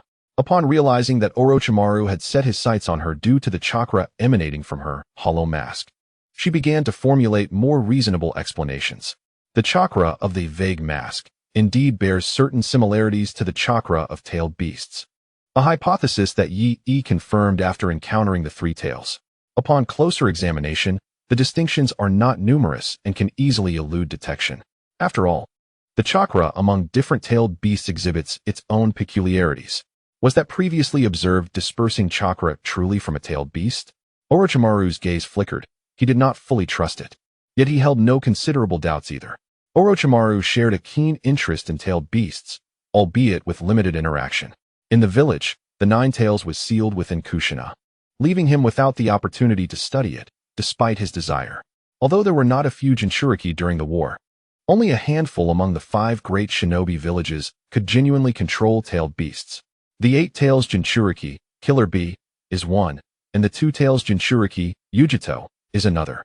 The two acknowledged perfect Jinchuriki reside in Kumogakure, which bolsters its overall strength, making it second only to Konohagakure, which boasts 2 Kage and 3 Sannin. This formidable power emboldened them to instigate the Third Shinobi World War. Their strength propelled the outbreak of conflict. On the battlefield, Orochimaru had indeed encountered Jinchuriki and even engaged in battle, yet his investigation into tailed beasts was not as profound as during the original storyline. After all, Orochimaru currently lacked the time to delve into various studies. Even the first Hokage's cells consumed considerable effort. With a playful smile, Orochimaru remarked, "So, the chakra fluctuations I sensed earlier were indeed from the Eight Tails. Yet, the notion seems utterly fantastical. Even if your body can withstand the onslaught of tailed beast chakra, without a continuous supply from the beast itself, it will inevitably be depleted one day." Yi replied calmly. Thus, I relinquished that idea and sought an alternative approach. The volume of chakra is intrinsically linked to the strength of the body. As long as the body is sufficiently robust, the chakra it can accommodate will not be lacking. Through the previous battle, I observed that Lord Orochimaru is exceptionally adept in the realm of physical enhancement and has transformed his own body. You must have conducted research in this area, correct? The physical enhancement you employed previously, akin to the Raikage's lightning release chakra mode, is an example, is it not? Orochimaru looked at Yi with keen interest and chuckled. As for physical modification, I indeed excel in that regard. Orochimaru was quite astonished by Yi's lightning release chakra mode, which demonstrated a speed that could rival that of the fourth Raikage, although he was uncertain about its durability. Given that he had not effectively struck Yi in their last encounter, one would naturally expect Yi's physical prowess to be exceptional, considering such speed. Yi feigned exasperation and raised his hands, stating, "While that technique can enhance my physical capabilities, it also exacts a tremendous toll on my chakra, rendering it unsustainable for prolonged use." Orochimaru had already sensed the chakra levels during their last battle, so such revelations would not be unexpected. With a low chuckle, he replied, "Last time, when you mentioned that you and I belonged to the same category, I was somewhat skeptical. It appears I was mistaken." This curiosity regarding the forbidden techniques of ninjutsu, along with the study and experimentation, indeed bears a certain resemblance to his own pursuits. One could almost consider them of the same ilk. Orochimaru continued, "What you wish to trade with me concerns the realm of biotechnological advancements, does it not? I can also provide you with information on bodily modifications. However, I cannot assure you of its applicability. The modifications I have developed are tailored specifically to my own physiology, rendering them impractical for others, serving only as a reference." Yi smiled, finally steering the conversation towards the crux of the matter. He nodded. "As long as there is research in this domain, I shall conduct my own inquiries. Lord Orochimaru, I also require some advanced medical ninjutsu. After all, I am a medical ninja. However, to acquire such advanced techniques, one must enter a medical facility, and I lack the time for that. I trust you possess scrolls pertaining to this area? I can share some of my findings in biotechnology and advanced medical ninjutsu with you, as part of our previous arrangement. However, should you seek further collaboration, Lord Orochimaru, I hope you have something of interest to offer," he added. Orochimaru narrowed his eyes with a sinister smile, leaving his subsequent thoughts unspoken, yet their implication was clear. Yi replied coolly, "That is only natural. Trade is trade, and collaboration is collaboration. We are not adversaries." "Are we? Not adversaries?" Orochimaru instinctively licked his lips, responding with a smile. "Then I hope our cooperation will be fruitful." With that, he swiftly entered his laboratory, presenting several scrolls to Yi, specifically those related to biotechnology and advanced medical ninjutsu. Yi accepted them, activating his Byakugan before Orochimaru's eyes, unrolling the scrolls and scanning them for any discrepancies. After confirming their validity, he nodded slightly and remarked, "Thank you, Lord Orochimaru. Since this is a collaboration, I, too, have some intelligence to share with you." "What intelligence?" Orochimaru inquired, curiosity piqued. Yi narrowed his eyes and said, "Lord Orochimaru, are you aware of a certain forbidden medical technique within this ninja realm?" Upon hearing this, Orochimaru's eyes narrowed as well. After licking his lips, he responded, "A forbidden medical technique? Bodily regeneration?" Yi smiled. "Your sources are indeed well informed." Orochimaru fixed his keen gaze upon Yi. "Do you possess such forbidden techniques of bodily regeneration?" Yi shook his head. "I do not possess this technique. However, during a skirmish, I overheard a cloud ninja mention someone who seems to have mastered it, known as Shinno. This technique is rumored to allow the body to reassemble even when shattered to pieces." Shinno. Orochimaru's eyes narrowed further. Could it truly be him? Has he perfected the art of regeneration? Some of Orochimaru's regeneration techniques are inextricably linked to Shinno. Orochimaru gazed at Yaichi and spoke. The skilled physician wandering in the ninja world, Shinno, is said to possess medical expertise that surpasses even that of medical ninjas in certain respects. It appears he once visited Konoha to discuss medical knowledge with Tsunade. I have conversed with him as well. Some of his philosophies have proven quite beneficial to me. Shinno has been to Konoha? Yaichi was not surprised that Orochimaru was acquainted with Shinno, especially considering that Orochimaru's regeneration technique seemed to originate from him.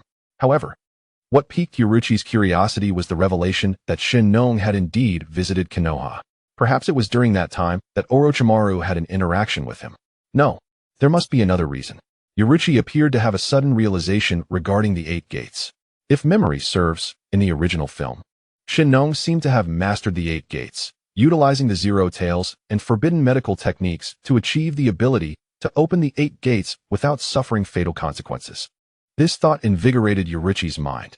Where did the 8 gates originate?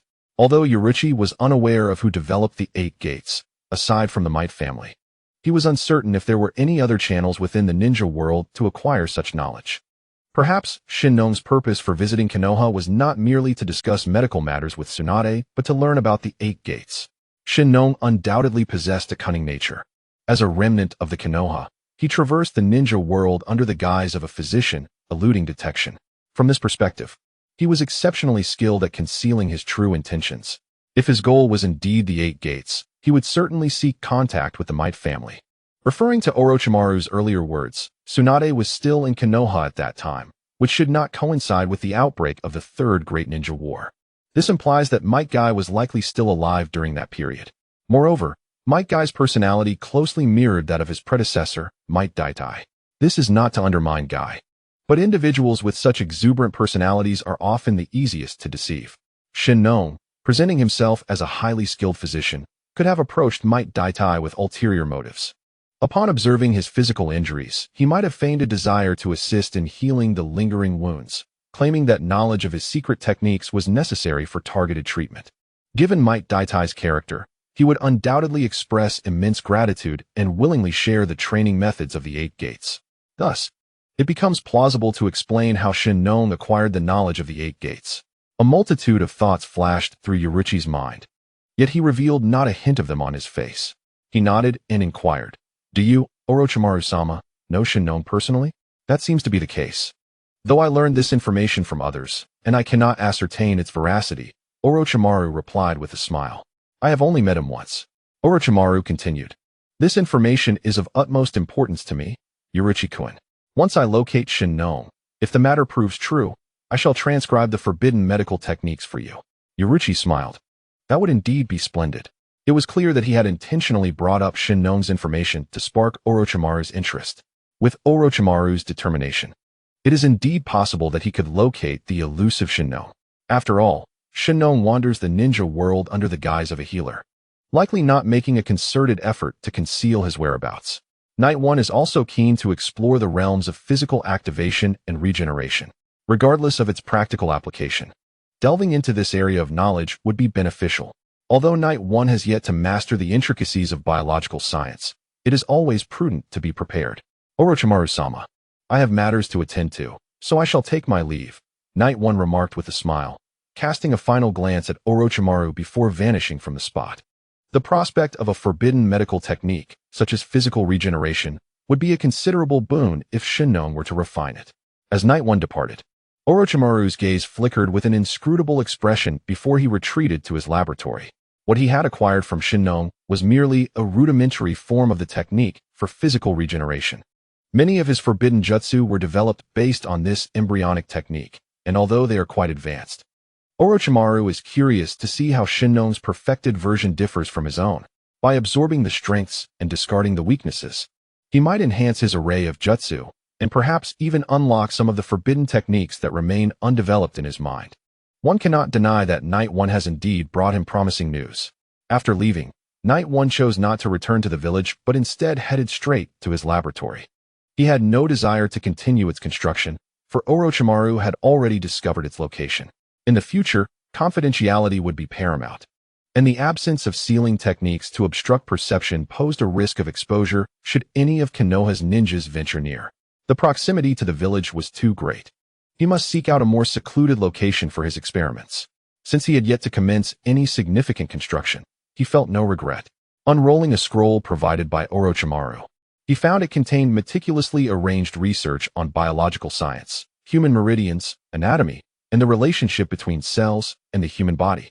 While it might be described as elementary, it was far more comprehensive than what one would encounter in a medical facility, replete with Orochimaru's personal annotations, which were sufficient for Night One at this stage. Another scroll detailed advanced concepts related to physical modification and cellular activation. The knowledge within was more sophisticated, requiring a profound understanding of the human body, meridians, and cells to fully grasp.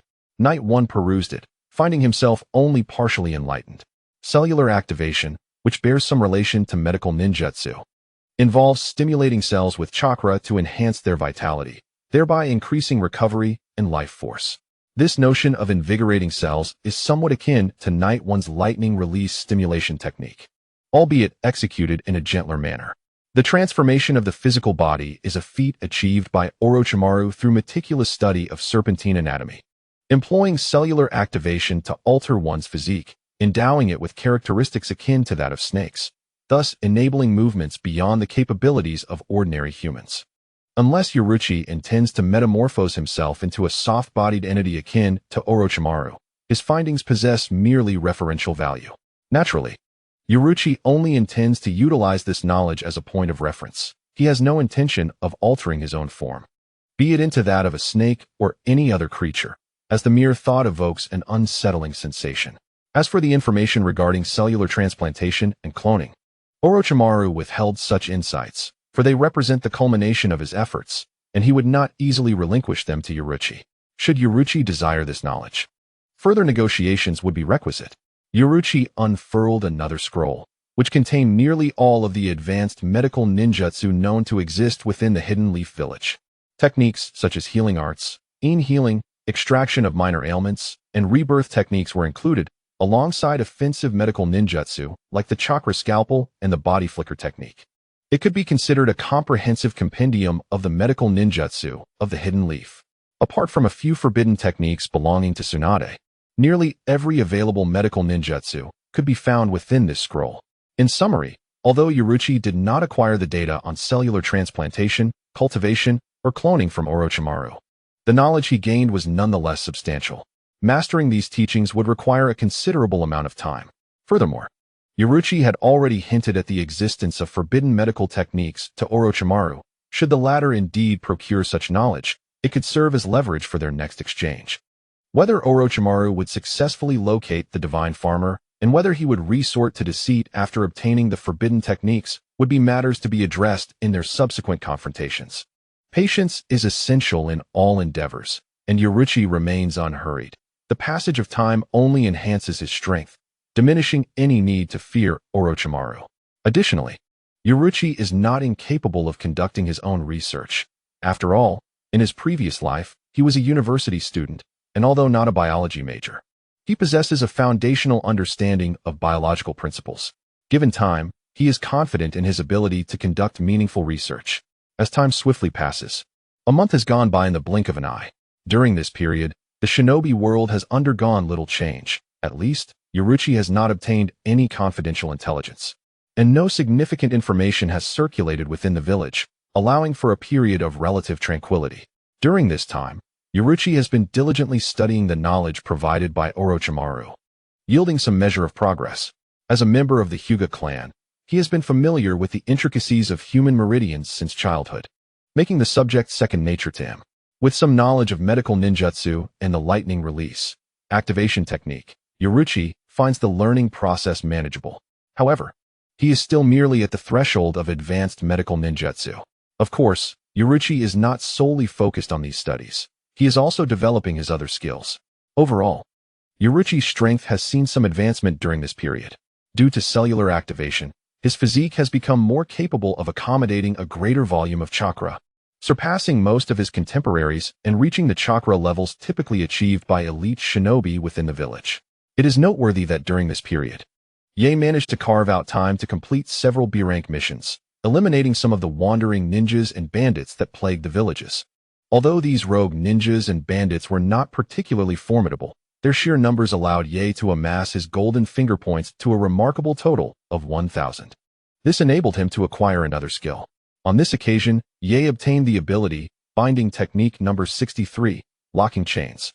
In the original work of Bleach, this power manifests as a massive serpentine chain that ensnares the opponent, rendering them immobile.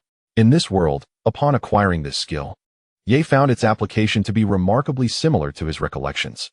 He could extend chains from any chakra point on any being, akin to the Vortex clan's formidable sealing techniques, primarily utilized to incapacitate adversaries.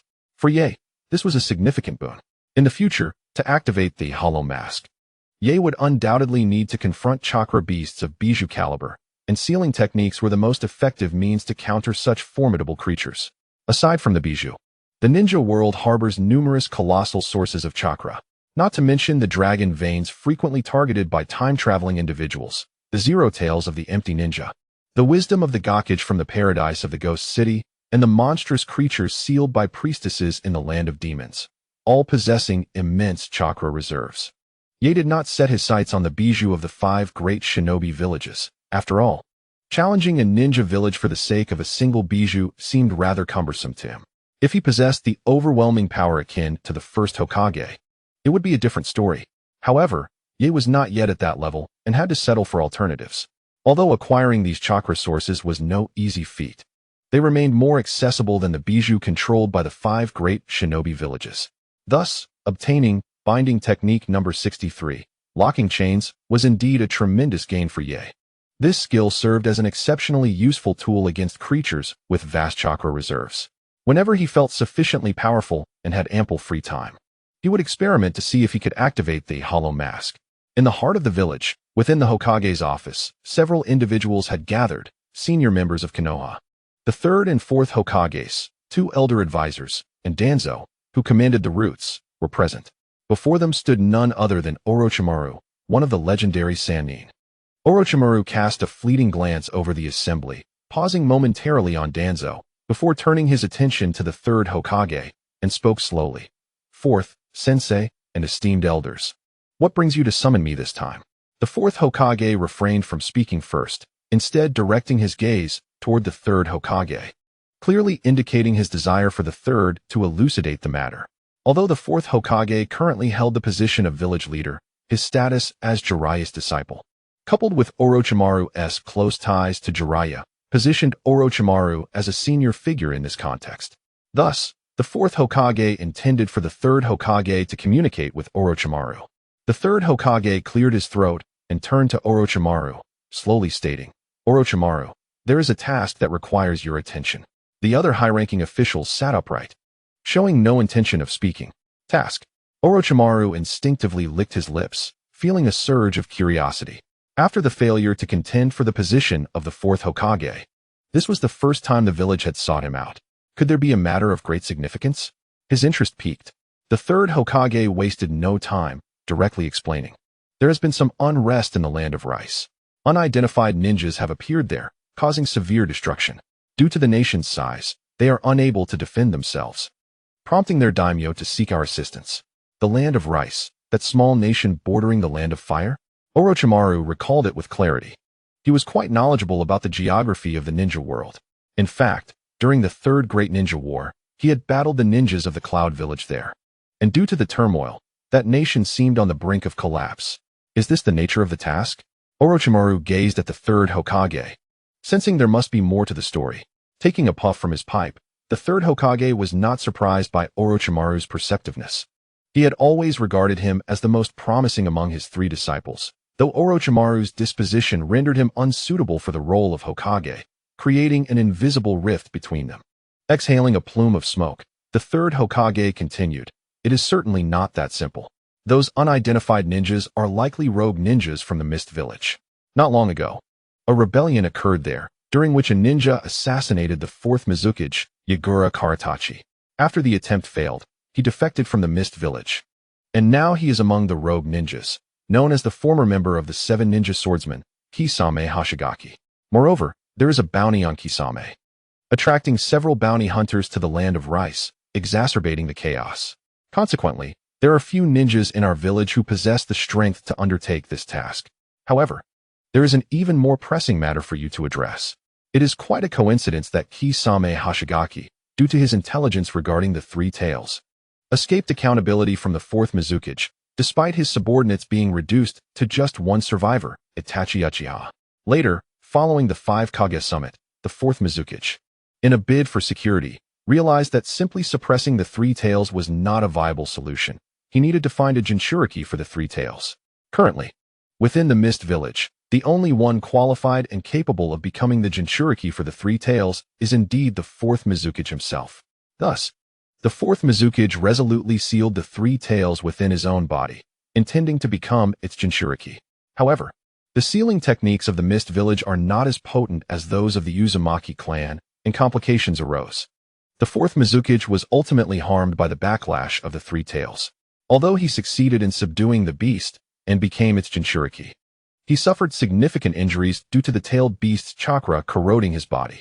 Previously, Kisame Hashigaki had shown loyalty to the Mist Village, but that was under the control of the third Mizukage. After the latter's demise, his sense of allegiance to the Mist Village waned. Regarding the fourth Mizukage, the individual held a profound disapproval. Strangely, the skin of the shark in his possession seemed particularly intrigued by the chakra of the tailed beasts, exhibiting an inexplicable yearning.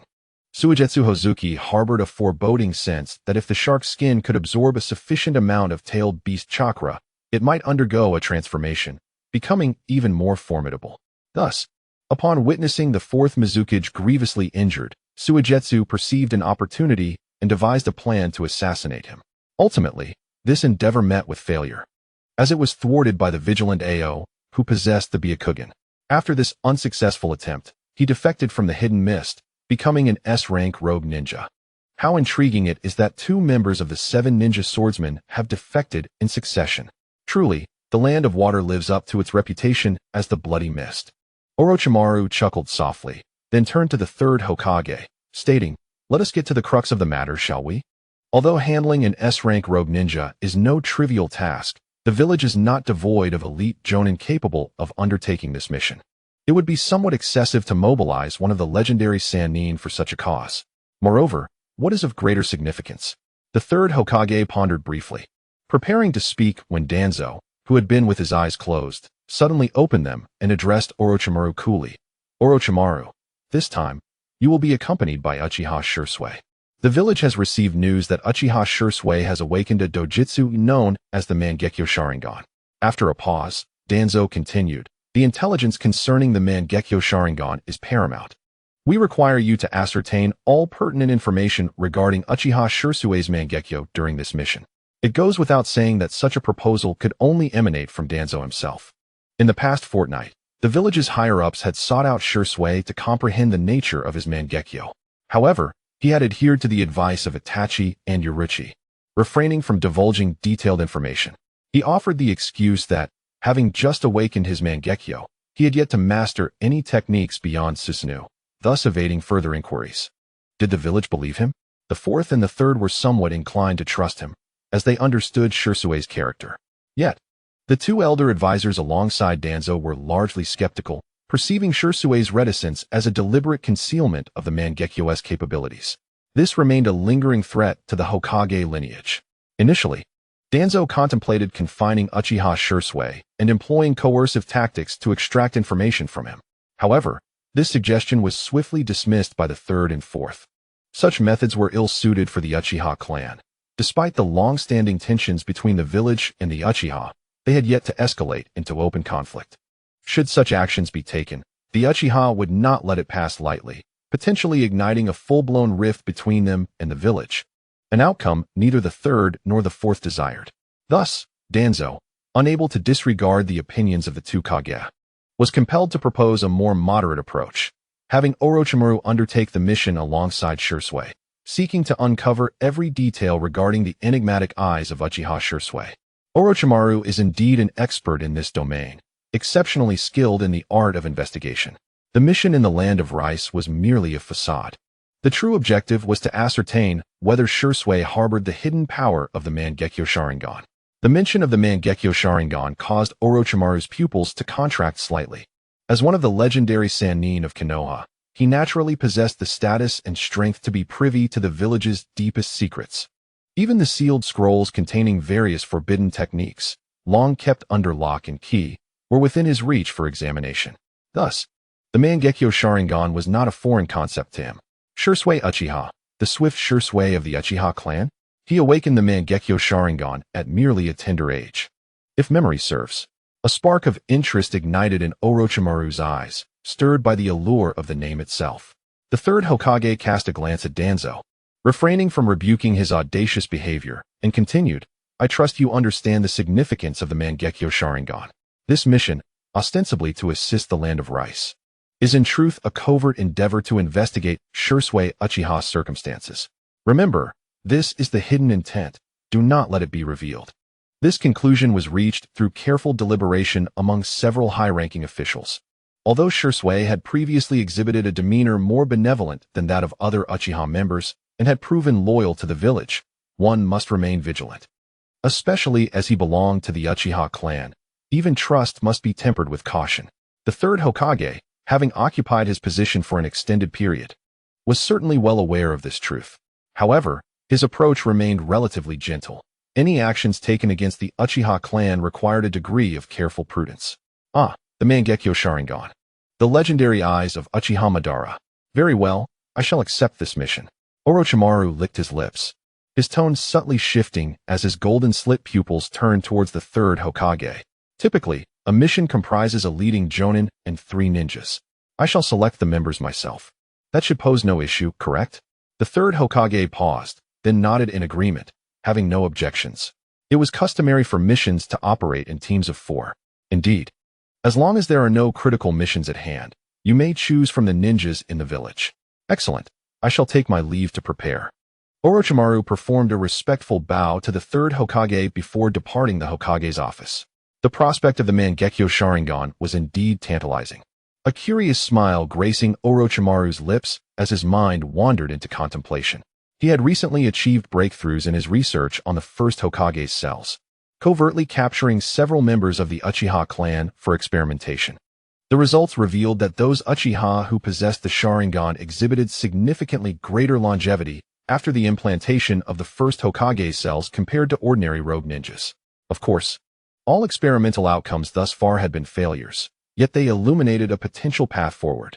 It was evident that ninjas endowed with bloodline limits differed from their ordinary counterparts, and the Mangekyo Sharingan represented the zenith of the Uchiha clan's Sharingan prowess. Regarding the Kaleidoscope Sharingan, the ultimate ocular technique of the Uchiha clan, Orochimaru certainly would not miss the opportunity to delve into its study. The following morning, Yaichi arose early and made his way to the gates of Konoha. The previous night, he had received an enigmatic mission instructing him to assemble at the Konoha gates at dawn. The specifics of this task were not disclosed by the Umbu operative. It was merely a notification. As a member of the Umbu, Yaichi had no grounds for refusal, nor could he, for it was his duty to comply with orders from the higher-ups. With a sense of curiosity, Yaichi approached the gates of Konoha. At that moment, several figures stood at the entrance, specifically 3 individuals. Orochimaru, clad in the standard green vest of a Konoha Jonin, stood alongside Shursui, who wore a black short-sleeved shirt adorned with the Uchiha fan, and Akamichi, dressed in brown attire. It was evident that they had been waiting for some time, as Akamichi appeared somewhat impatient, glancing towards the gates and muttering, "Why is Yaichi taking so long?" Shursui, however, maintained a calm demeanor, revealing no signs of impatience.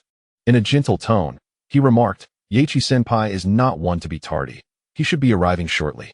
After speaking, Shursui's gaze shifted towards the gates, and with a slight smile, he added, "Isn't that him coming now?" Just as Shursui finished speaking, Yaichi's figure emerged from around a corner, still a considerable distance away. Orochimaru, with his keen perception, cast a glance at Shursui, intrigued by the evident sharpness of his senses, although he did not express this interest outwardly. He too turned his attention towards the gates and, like Shursui, had only just noticed Yaichi's approach, realizing that Shursui's awareness was notably more acute than his own. Why is Orochimaru here? Yaichi, upon sensing the trio, felt a twitch at the corner of his mouth upon seeing Orochimaru. What was going on? Why was Orochimaru present? Over the past month, Yaichi had sought out Orochimaru to discuss knowledge related to cellular activation. Orochimaru had been forthcoming, generously sharing insights with Yaichi. He had even expressed admiration for Yaichi's scientific aptitude and had previously suggested taking him on as a disciple, promising to impart his knowledge without reservation. Naturally, Yaichi had declined this offer, knowing that Orochimaru would eventually defect. Becoming his disciple would only invite trouble. Furthermore, such a relationship would imply a hierarchical dynamic, whereas Yaichi preferred their current cooperative and equal standing. Although he maintained a respectful address towards Orochimaru, their relationship was one of equals, devoid of a superior subordinate hierarchy. Although becoming a disciple of Orochimaru has its merits, and indeed a multitude of benefits, the potential drawbacks that may arise in the future render these advantages somewhat trivial. Ye understood Orochimaru's nature all too well, thus he preferred to maintain a discreet collaboration rather than entangle himself in a deeper relationship with him. Observing Orochimaru's current attire, Ye felt a twinge of unease. Could it be that he was leading the mission this time? If memory serves correctly, Orochimaru had mentioned his recent preoccupations. And then there was Shursui. What was going on here? Upon noticing Shursui among the personnel, Ye instantly sensed something amiss. Shursui was actually undertaking a mission alongside Orochimaru? Given Orochimaru's character, one could only surmise that if he were to learn of Shursui's awakening of the Mangekyo Sharingan, he would undoubtedly seek every possible means to investigate, perhaps even resorting to more sinister methods. Any mission requires the village's approval, hence Ye did not believe this was solely Orochimaru's initiative. There must be some ulterior motive at play. As for Akado, her presence was not surprising, being Orochimaru's disciple. Yay, you are quite tardy. We have been waiting for several minutes. Akato could not help but voice her complaint upon seeing Ye. Indeed, they had been waiting there for a few minutes. Oh, my apologies for the delay, Ye replied, glancing at Akato with a smirk. It's just a few minutes. Is it really that significant? He then turned to Orochimaru and offered a respectful bow. Lord Orochimaru. Shursui also greeted Ye, Senior Ye. After exchanging pleasantries, they did not linger but proceeded in a unified direction. On the way, Ye inquired of Orochimaru, Lord Orochimaru, what is the nature of this mission? He had not received any prior details regarding the task, necessitating his inquiry. Orochimaru smiled warmly. There has been unrest in the land of Rice, with unidentified ninjas causing disturbances within its borders. He succinctly outlined the mission details, omitting any references to the intelligence regarding Shursui.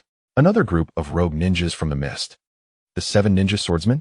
Ye raised an eyebrow, reflecting on the fact that the number of traitorous ninjas from the mist was indeed considerable. Previously, there was Hozuki Suigetsu. And this time, there was also the infamous Fuguki Suikazan. If memory serves, there is yet another, Momochi Zabuza, in the future. This village is doomed to meet its end. Yet, with such a bloody regime, discontent is only to be expected. This is particularly true considering that it was during the time when Obito controlled the 4th Mizukage. Had that brutal policy continued, every bloodline and clan would have been purged without exception. After all, what else could one expect from a village that orchestrated the murder of Rin? The mist truly suffers. As for Fuguki Suikazan, he is a formidable adversary. His blade, the Samahata, possesses the ability to absorb chakra. It is no wonder that this mission required Lord Orochimaru's involvement. Upon hearing the name, Shursui also recalled the implications immediately. The last battle he had with Sukka's pufferfish demon was not an easy feat, although he had gained a slight advantage. The ninja blade capable of devouring chakra left an indelible impression on him. Is that so? Orochimaru inquired, glancing at Yaichi and Shursui. Have you previously encountered the other members of the 7 ninja swordsmen? As far as Orochimaru was aware, only 3 remained from the mist's 7 ninja swordsmen. The new members had yet to be selected, making it improbable for Yaichi to have encountered them on the battlefield of the Third War. Yaichi replied, during a prior mission, we encountered Tenzo and Sukka's pufferfish demon, and we discovered the recently revived Three Tails there. Although the details of their last mission had been concealed from the village, Orochimaru, given his stature, could easily ascertain the specifics. Yaichi had no intention of withholding information and recounted the events succinctly. Indeed, we had contact with Sukka's pufferfish demon during our last mission. Shursui nodded in agreement. At the same time, Akane stood to the side, wide-eyed. The discussion of the 7 ninja swordsmen and tailed beasts was far beyond her grasp. She wondered why her teacher had insisted on her participation in such a task, which seemed ill-suited for a mere chunin like herself. However, with Orochimaru leading the team, she felt a sense of reassurance. As one of the legendary Sannin and her mentor, surely he would not place her in peril. There were indeed reasons behind Orochimaru's decision to include Akane. First and foremost was the desire to hone her skills. Her talent was commendable, and it was no wonder she had caught his eye as a disciple, although her recent progress had been somewhat sluggish.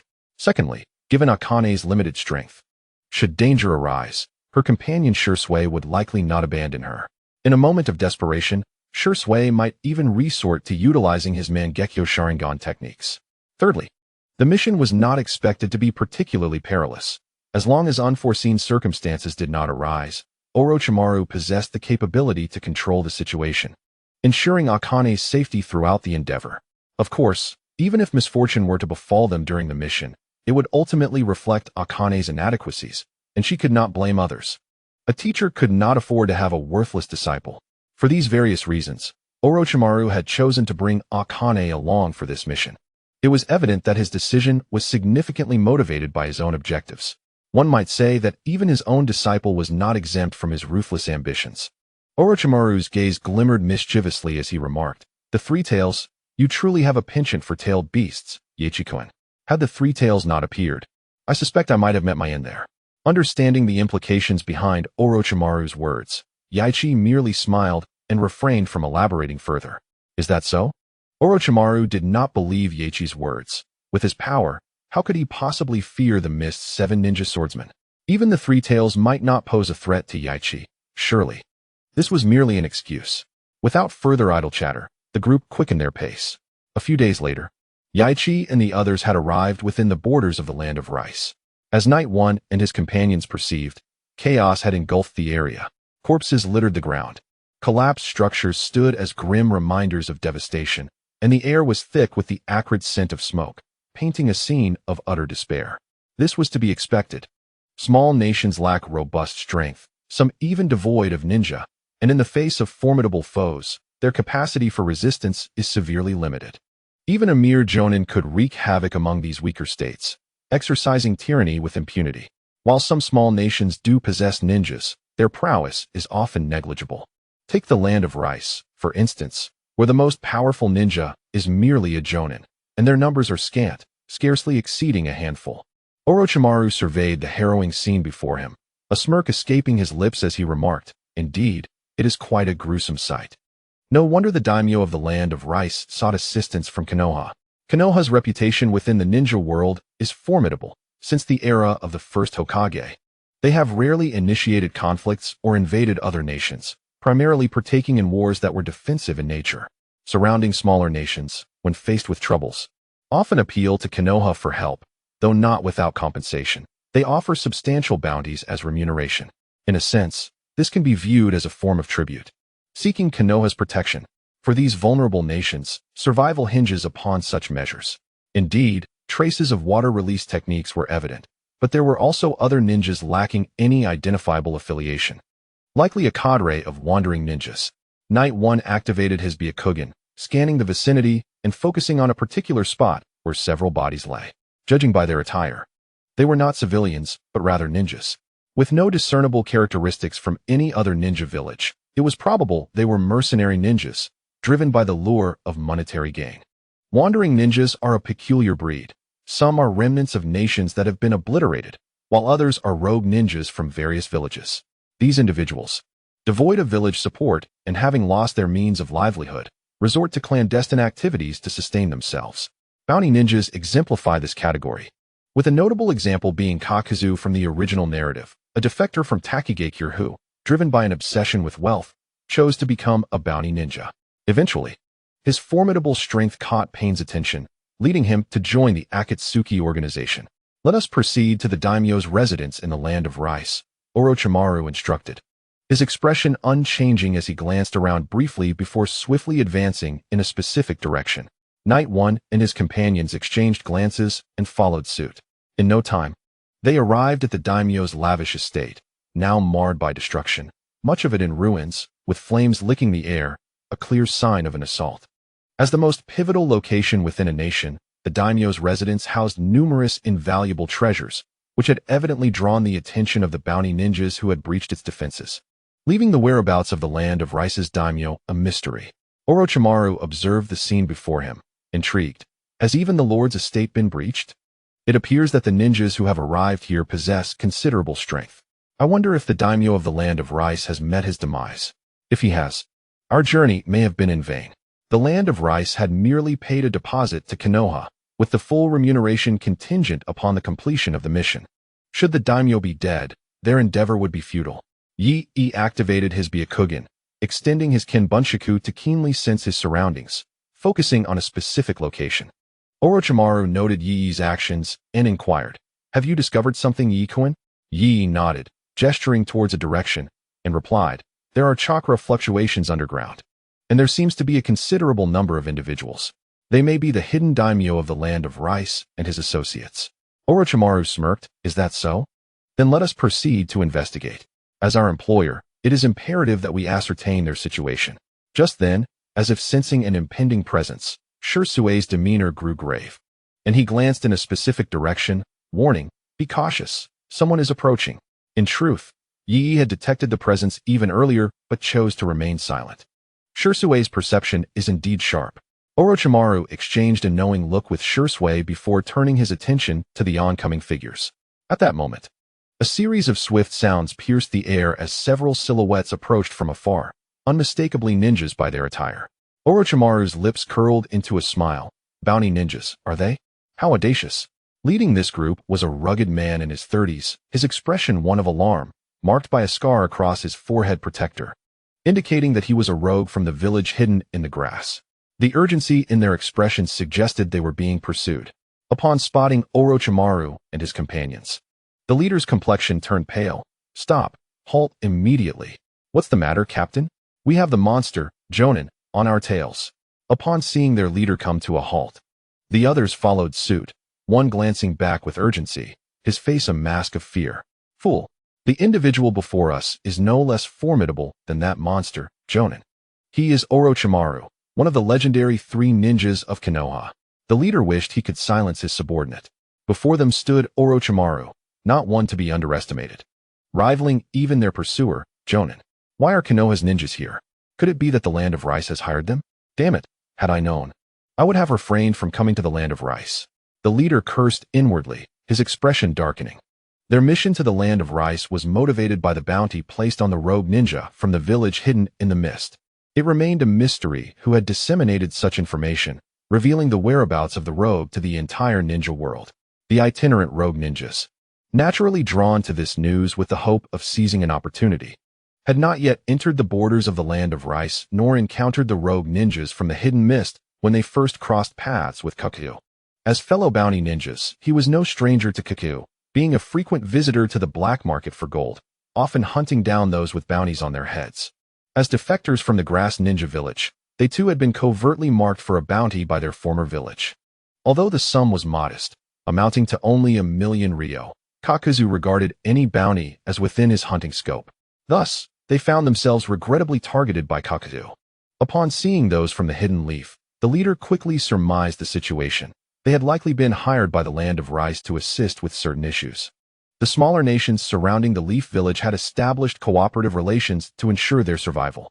Taking a deep breath, the leader boldly addressed Orochimaru, saying, Lord Orochimaru, we merely came to the Land of Rice to take a look.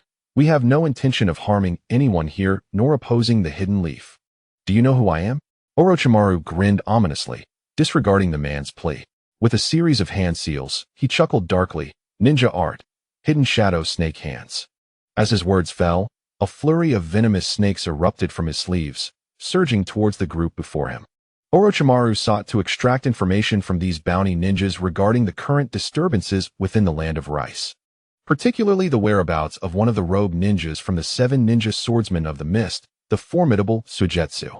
His intent was clear, to find an opportunity for Shursui to confront a worthy opponent, allowing him to scrutinize Shursui's capabilities. Engaging with weaker adversaries would likely not reveal Shursui's true strength. Damn it, we must leave this place. Retreat in another direction. Fire style, fireball jutsu. The leader's face paled in terror at the unfolding events.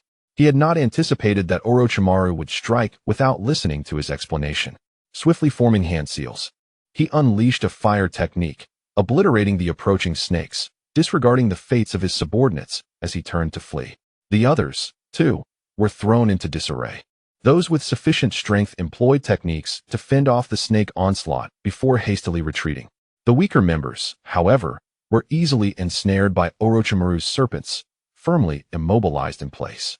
With a cold smirk, Orochimaru unleashed a massive constrictor snake from his sleeve, its body coiling and swiftly catching up to the leader, ensnaring him and dragging him back.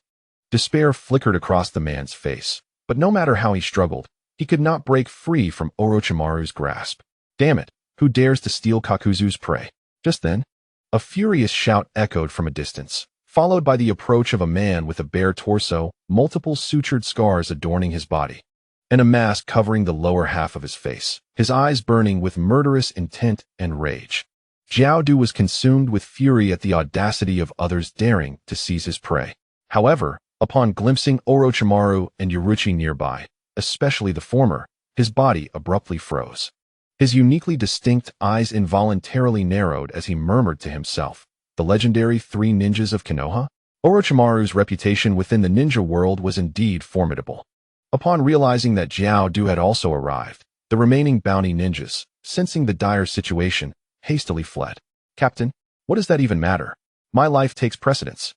Just as they attempted to escape, Jiaodu merely sneered coldly, forming hand seals as black tendrils erupted from his body, piercing through the fleeing individuals and dragging them back toward him. Having completed this grim task, Jiaodu warily regarded Orochimaru and his companions. his eyes narrowing as he observed the man captured by Orochimaru.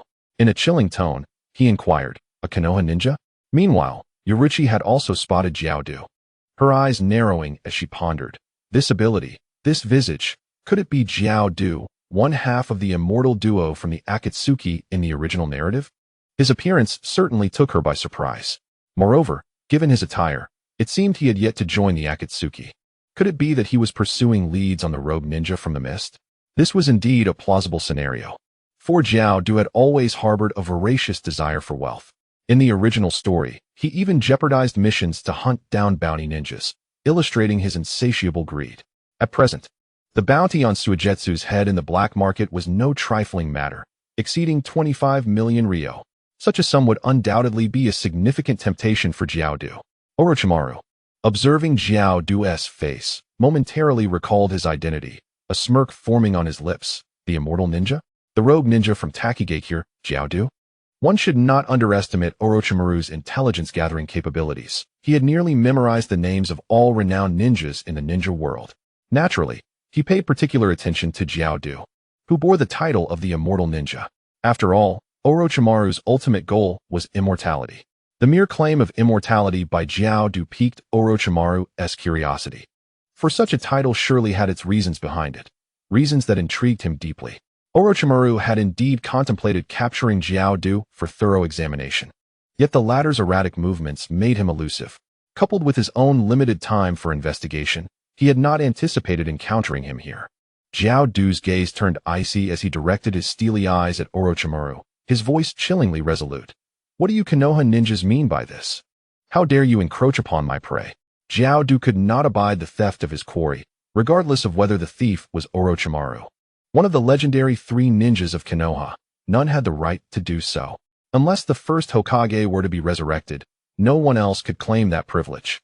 Moreover, as Jiaodu regarded Orochimaru, a flicker of avarice occasionally glimmered in his eyes. Orochimaru also had a bounty on his head in the black market, and that figure reached an astounding 40 million ryo. Regardless of the clandestine bounties set by other hidden villages or the vendettas against Orochimaru, the sum in question belongs to the upper echelon of the black market. This is the prestige of the legendary Sannin of Konoha. To assert that Kakuzu harbors no intentions towards Orochimaru would be utterly implausible. Orochimaru, noticing the glint of greed in Kakuzu's eyes, could not resist licking his lips and taunted. "Pray? Hee, they are no longer your quarry, but mine. Do you wish to provoke me, Kakuzu?" Kakuzu's gaze sharpened, revealing a menacing undertone. After all, he had once clashed with the first Hokage. He would not show weakness before this younger generation. Moreover, the bounty on Orochimaru was indeed tempting.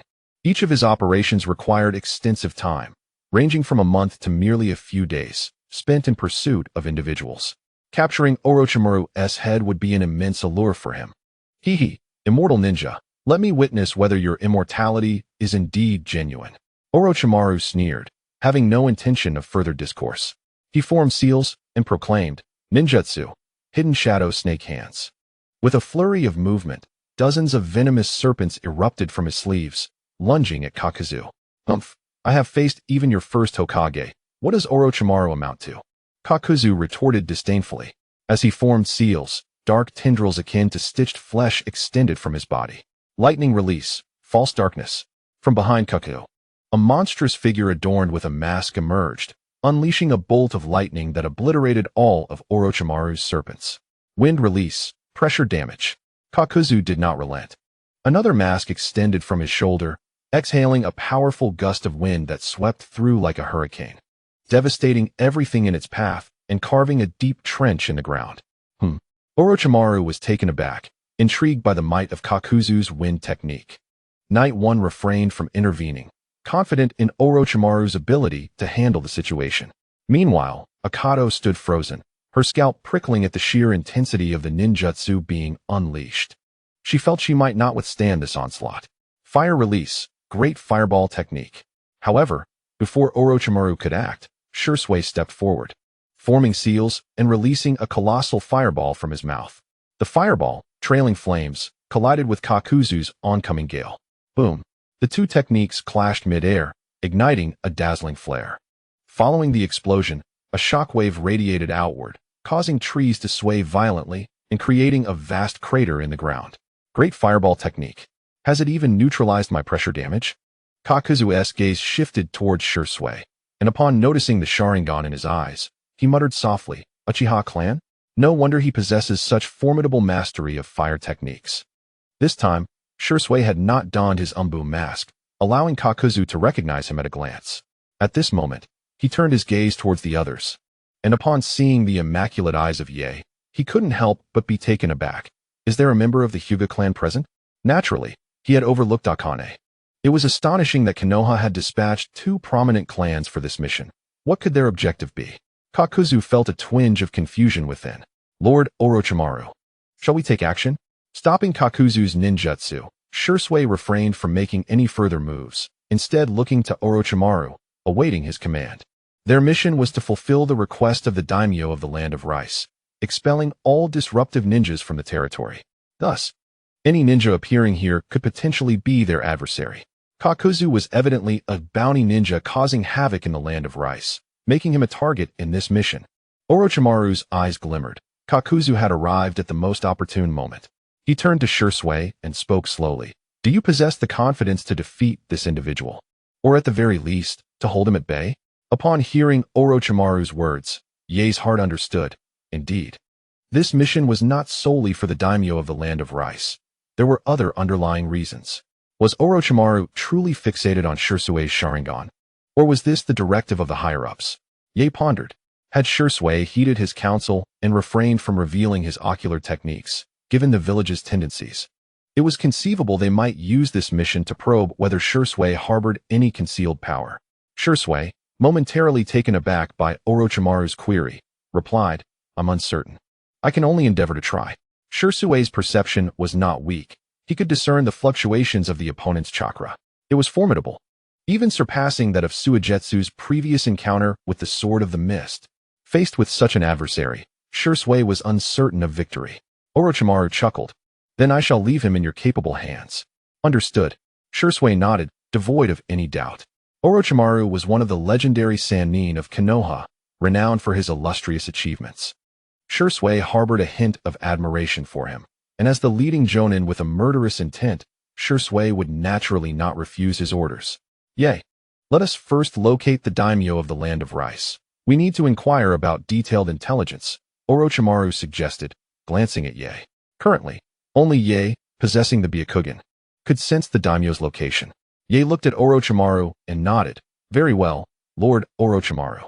As they were about to depart, Ye approached Shursui's side and whispered, Be cautious. The opponent's strength is formidable. Shursui nodded. I will, Ye-senpai. Humph. Trying to escape? Kakuzu, seeing Orochimaru about to leave, was unwilling to let him go. With a cold snort, he formed hand seals and declared, Wind release, pressure damage. As Kakuzu completed the seals, black tendrils extended from his body, and a mask emerged from behind. Its mouth wide open, unleashing a high-pressure wind akin to cannon fire, charging forth with thunderous momentum. The wind surged forward, resembling a hurricane compressed to its limits, obliterating everything in its path with astonishing destructive power. I will not allow you to hinder them. Fire release, great fireball technique. In this moment, within the depths of his gaze, Three Tomo spun rapidly, as he swiftly formed hand seals with both hands. His chest expanded, and he unleashed 3 fire dragons from his mouth. The fire dragons spiraled forth, colliding with the oncoming gust of wind. With a resounding boom, the two formidable ninjutsu clashed, resulting in an explosion that sent dark smoke billowing upward. A shockwave, mingled with swirling winds, swept through the area, causing the surrounding trees to sway precariously. Some even uprooted entirely. Do you truly believe a mere child can stand in my way? The arrogance of Konoha is astounding. Kakuzu's gaze fixated on Shursui, his eyes ablaze as he beheld the 3 Tomo of the Sharingan. However, the Uchiha clan does have a bounty on their eyes in the black market, especially in this 3 Tomo state. It seems my bounty today will be substantial. Humph. If you desire my eyes, come and try to seize them. Shursui scoffed, drawing a katana from his back. With a flash of crimson in his eyes, he activated the body flicker technique and dashed forward, instantly creating several afterimages that surged toward Kakuzu from all directions. This technique, in conjunction with his ocular prowess, produced phantoms due to his incredible speed. Coupled with the Sharingan's ability to disrupt the enemy's perception, it was exceedingly difficult for an ordinary person to discern the flaws in this maneuver. Shadow Clone. Kakuzu observed as numerous Shursui figures charged at him, sneering coldly. He unleashed tendrils from his body to counter the onslaught, attacking from unexpected angles. Yet, his strikes met only empty air, as if they had passed straight through. No, this isn't a shadow clone. It's merely the afterimages created by his speed. Kakuzu's expression darkened. Initially, he had underestimated Shursui's youth, but the display of power was indeed beyond his expectations. This speed was startling. The sound of clashing metal echoed as the two engaged in a fierce exchange, the air thick with the noise of their weapons colliding. Facing the onslaught of Shursui's multiple attacks, Kakuzu relied on the tendrils extending from his body to defend himself, launching strikes from various unexpected positions. However, Shursui's keen perception allowed him to effortlessly evade and counter. The two exchanged blows, creating a powerful gust of wind, neither gaining the upper hand. What kind of ninjutsu is this, where the attacks are intangible yet effective? Kakuzu pondered. Nevertheless, I will simply destroy you all. Evading one of Shursui's slashes, Kakuzu swiftly retreated. A cold smirk on his face as he rapidly formed hand seals. Fire style, head hardening. As Kakuzu completed his seals, the mask on his back opened wide, unleashing a torrent of flames that surged forth like a tidal wave. Noticing this, Shursui narrowed his eyes, abruptly halting his movement as the afterimages generated by the body flicker technique dissipated one by one. He could not afford to underestimate his opponent. Indeed, Kakuzu was exceptionally powerful. Among the strongest he had encountered. The three tomo in his eyes swept back and forth, and with the insight granted by the Sharingan, Shursui quickly assessed the maximum range of this ninjutsu, opting not to withstand it head-on. With a swift step back, the figure retreated, the flames spreading with a velocity that surpassed even that of Shursui. The title of instantaneous body alone attests to Shursui's mastery of speed. Although he may not rival the fourth generation's space-time ninjutsu in swiftness, few in the ninja world could claim to be faster than him. In a flash, a blur sliced through the air as Shursui positioned himself safely, his Sharingan unwaveringly fixed ahead. Boom! Just as Shursui vacated his original spot, a curtain of fire surged forth. Upon reaching a certain extent, the flames erupted violently, unleashing a deafening roar.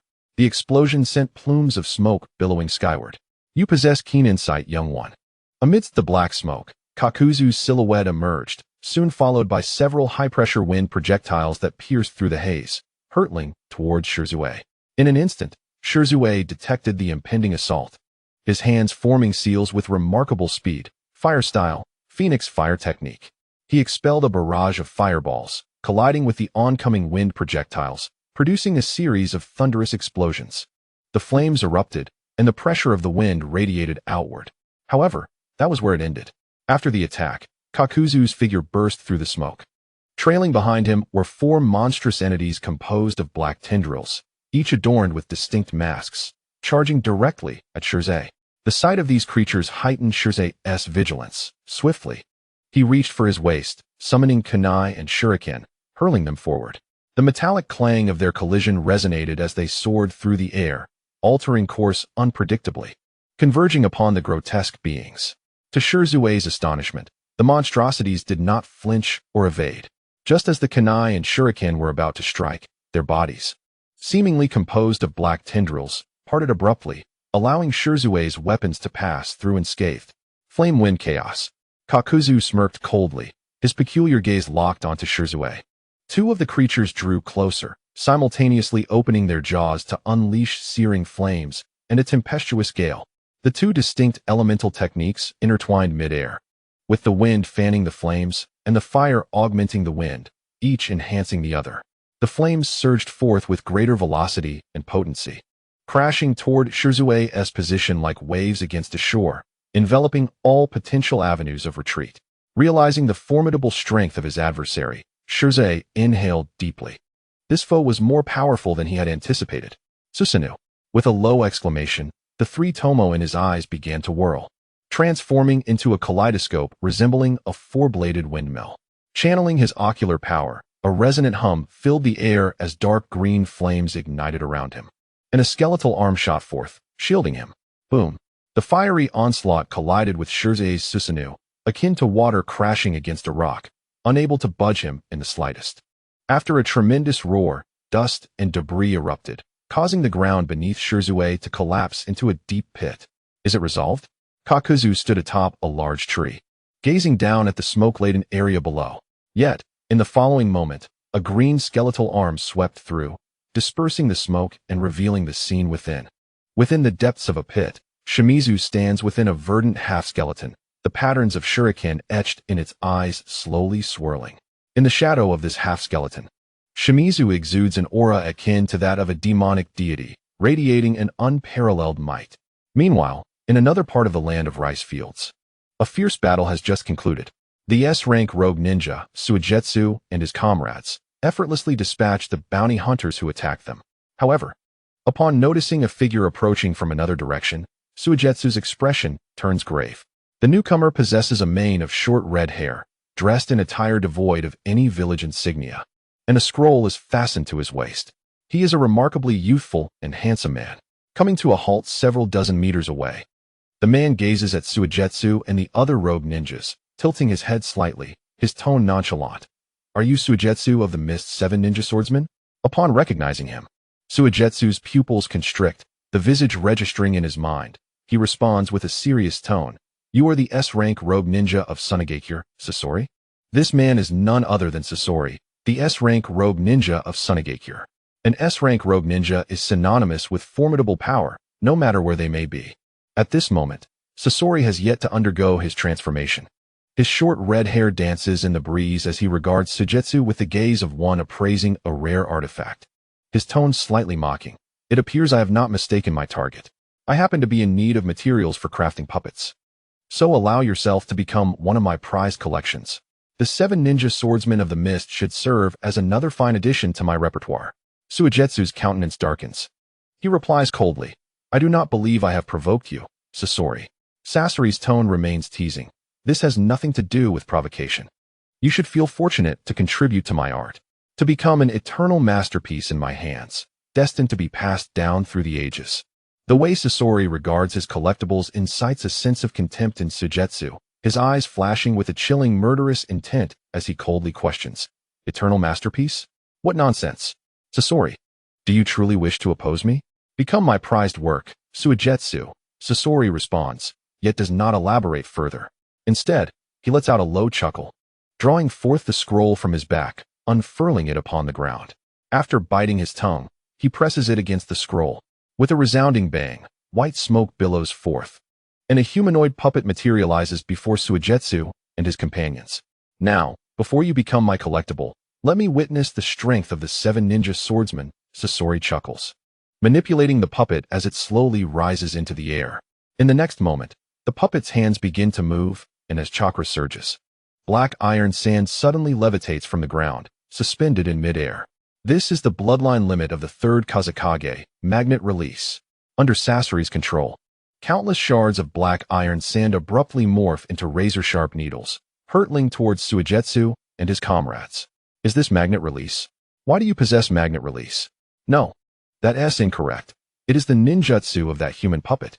Upon witnessing this scene, Sugashin Hitanki scrutinized the puppet, and upon recognizing its visage, his expression shifted dramatically, exclaiming, "This face belongs to the 3rd Kazekage of Sunagakure?" He was well aware of the illustrious reputation of magnet release, a bloodline limit once belonging to the 3rd Kazekage. As he pondered, the familiarity of the face dawned on him. It was none other than the long-missing 3rd Kazekage of Sunagakure.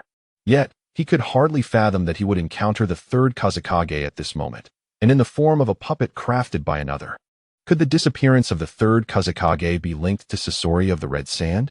As Suigashin Hitanki beheld the rain of iron needles descending upon him, his countenance grew grave. Any Kage is a formidable entity. Even in puppet form, he could not afford to underestimate the 3rd Kazekage.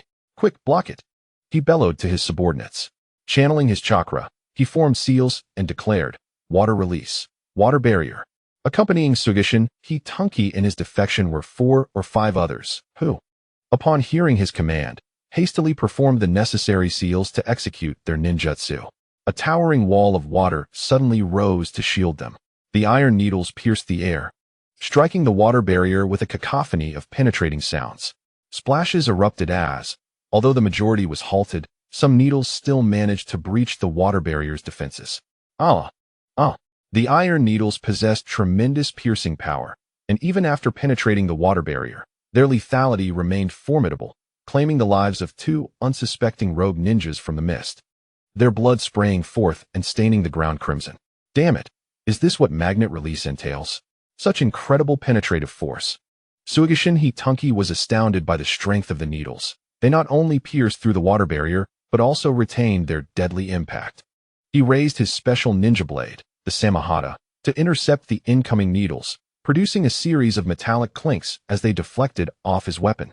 Behind Sasori, the puppet of the third Kazekage floated ominously, his gaze calm as he regarded the unique ninja blade in Suigashin Hitunki's grasp.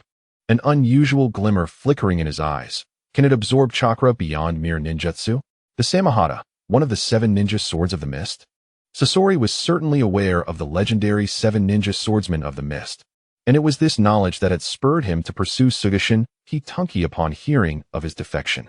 He had little interest in common weaklings, as he was currently lacking usable materials. With the third Kazekage's puppet in his possession, he had little regard for ordinary ninjas. What he sought were those with extraordinary abilities. Only such individuals were worthy to become part of his collection. To think that the disappearance of the third Kazekage was orchestrated by you, and that he has been transformed into a puppet, was this the reason behind your defection? Suigashin Hitunki eyed Sasori and the third Kazekage puppet behind him warily. After that last strike, he had already gauged the strength of his opponent. Even though transformed into a mere puppet with diminished strength, it still possesses formidable combat capabilities. For a puppeteer, the puppet embodies his prowess. The greater the puppet's strength, the more power he can wield. With keen insight, you shall obediently become yet another addition to my collection. To be alongside the mightiest third Kazekage as part of my assortment is indeed an honor for you. Scorpion smiled faintly, his chakra coalescing into threads as he manipulated the third Kazekage puppet. The puppet raised its arm once more, summoning countless black iron sands from beneath the earth, which suspended ominously in the air, forming a dark cloud. Under the puppet's command, the swirling iron sands moved like agile tentacles, launching a relentless assault against Suigetsu and his companions. Though the iron sands appeared light, they bore immense weight. Each strike stirred up clouds of dust, shattering the ground and splintering trees. Shortly after the battle commenced, only Suigetsu remained from the mist's rogue ninjas, as the others were utterly unable to withstand the onslaught. Their strengths were not on the same level. Even Suigetsu, an elite jonin, found himself in a precarious position, barely managing to defend and evade. At this moment, he dared not hold back, unleashing his full power. Merging with his shark skin, he transformed into a pufferfish man. Water release, great exploding water colliding wave. Merging with the shark skin, Suigetsu need not worry about chakra depletion. His hands swiftly formed seals, his chest swelling as torrents of water erupted from his mouth, cascading like a waterfall around him. Such a technique exists? Scorpion mused, observing Suigetsu, now fused with shark skin. His eyes gleamed with intrigue, and he conjured iron sands beneath his feet, elevating himself into the air before the water could engulf him. The third Kazekage puppet sprouted iron sand wings, hovering beside Scorpion. As Scorpion watched Suigetsu's transformation, his interest in the 7 ninja swordsmen of the mist deepened. A desire began to blossom within him to seize the 7 swords, crafting 7 puppets to command them. Such a collection would undoubtedly surpass even his pride in the third Kazekage puppet. With a crash, the water reshaped the entire terrain, transforming the once wooded area into a vast aquatic expanse, submerging all around as if a lake had materialized from thin air. Suigetsu, capable of breathing underwater, concealed himself beneath the surface, anxiously observing 2 indistinct figures above, his expression grave. This adversary is unexpectedly powerful. Suigetsu gritted his teeth, realizing that the opponent's strength exceeded his expectations. The iron sands manipulated by magnetism possessed tremendous destructive force due to their weight, and their agility and extensive range made evasion increasingly challenging. Standing atop the iron sands, Scorpion cast a mocking glance at the water's surface below, his tone laced with derision. Futile. No matter how you flee, you cannot escape my vantage point from above. Surrender now, and you may suffer less. As he spoke, his fingers began to move, manipulating the third generation of the wind shadow puppet, its hands raised and aimed downwards. Behind him, the sky was engulfed by a dark, feather-like cloud of iron sand, which was once again summoned into action. Countless iron needles, resembling raindrops, shot forth, creating a comprehensive barrage below. The needles pierced the water's surface like a relentless storm, causing splashes to erupt instantaneously. The Watermelon Mountain Puffer Ghost cursed inwardly, yet dared not remain stationary. His legs sprang into motion, accelerating sharply, darting side to side like a swimming fish, desperately evading the penetrating iron needles. For those he could not dodge, he deflected them with kunai.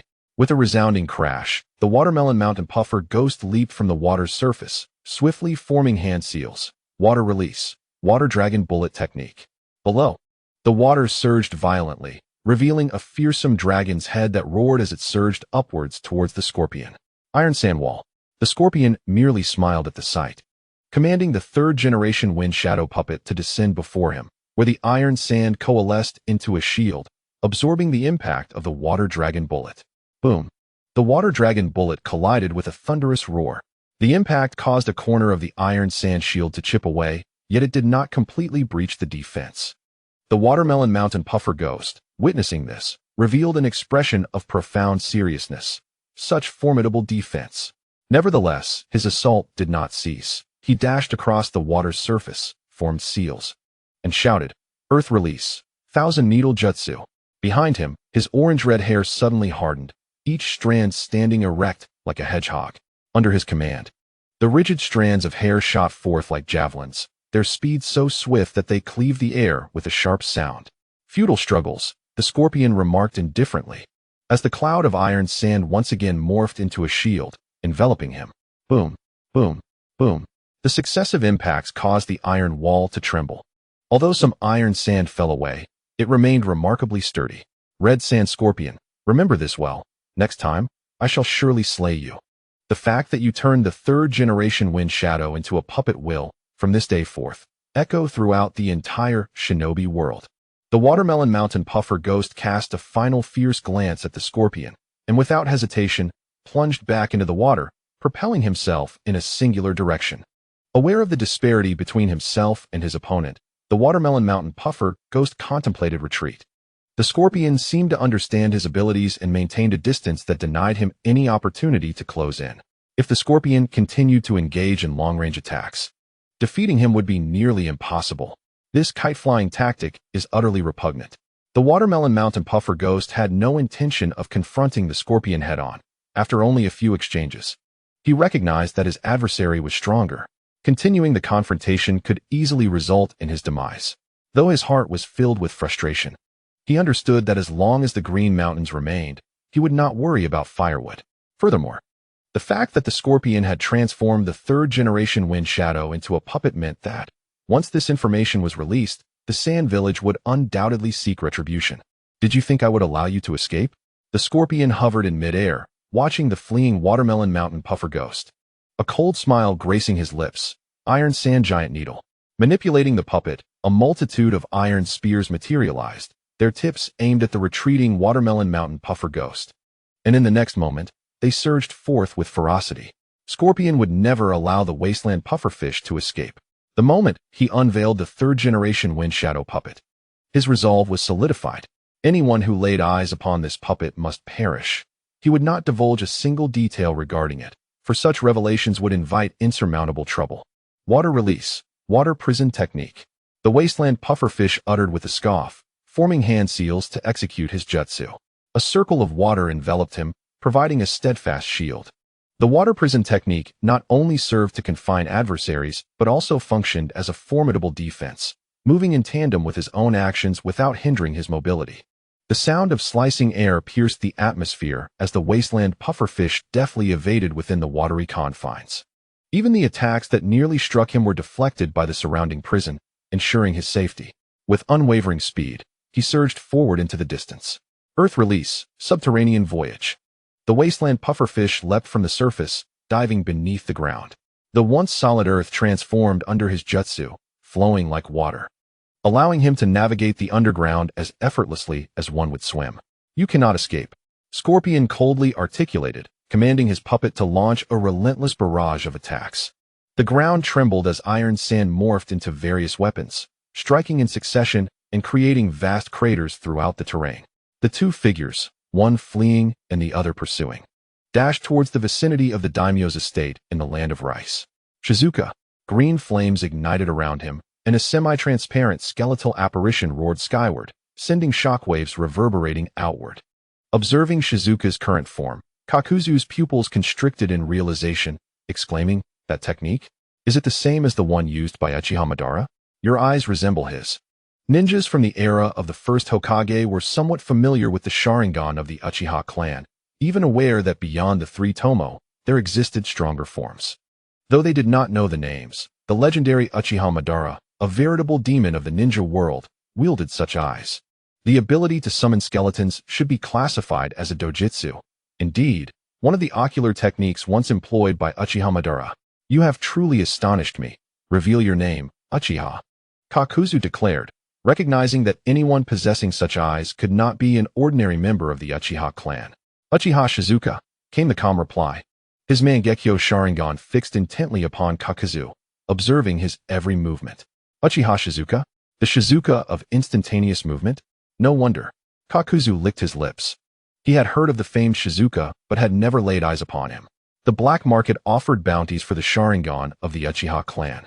Yet there was no bounty for Uchiha Shizuka, which is why he failed to recognize him. However, he hadn't anticipated that the young man before him was the one who had carved out a reputation in the ninja world as Shizuka of instantaneous movement. Yet, his surprise was fleeting. He felt no fear. Even if he possessed eyes akin to Uchiha Madara's, he was certain he lacked Madara's unparalleled strength. At least in the presence of Shursui, he did not feel an overwhelming sense of oppression. Compared to the first Hokage, Shursui's aura had not yet reached the level that instilled a sense of helplessness. It merely commanded a degree of seriousness. With eyes akin to those of Uchiha Madara, it was evident that other ninja villages would be exceedingly intrigued. "Perhaps your worth surpasses that of the legendary Sannin, Orochimaru." Kakuzu's face expressed excitement, and his avarice was unmistakably evident in his gaze. The secret technique, the grudge mode.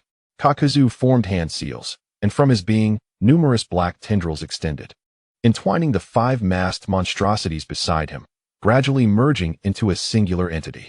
At that moment, Kakuzu underwent a profound transformation. 8 robust black tendrils writhed menacingly, and 5 masks appeared sequentially above his head, rendering him a grotesque figure. Has his chakra intensified? What manner of jutsu does this fellow possess? Observing this scene, Shursui sensed a sudden surge in Kakuzu's chakra fluctuations, prompting a heightened state of vigilance, yet he refrained from hastily engaging. From their brief encounter prior, his insight was remarkably acute, allowing him to discern some underlying truths. Each of Kakuzu's masks could unleash a jutsu of a distinct attribute, granting him the ability to wield techniques of 5 different elemental natures. Such mastery of the 5 elements was something he had only witnessed in the third Hokage. "Let me see if you possess even a fraction of Uchiha Madara's might," Kakuzu scoffed, propelling himself forward like an arrow. Before he even reached Shursui, the black tendrils abruptly elongated, striking towards Shursui like whips. As the fierce wind rushed forth, Shursui activated his Susanoo, delivering a powerful punch to collide with the incoming tendril. Boom!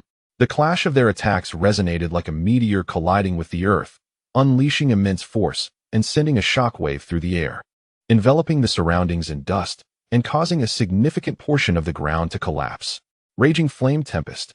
Amidst the swirling dust, a fierce inferno surged forth, distorting the air with its searing heat.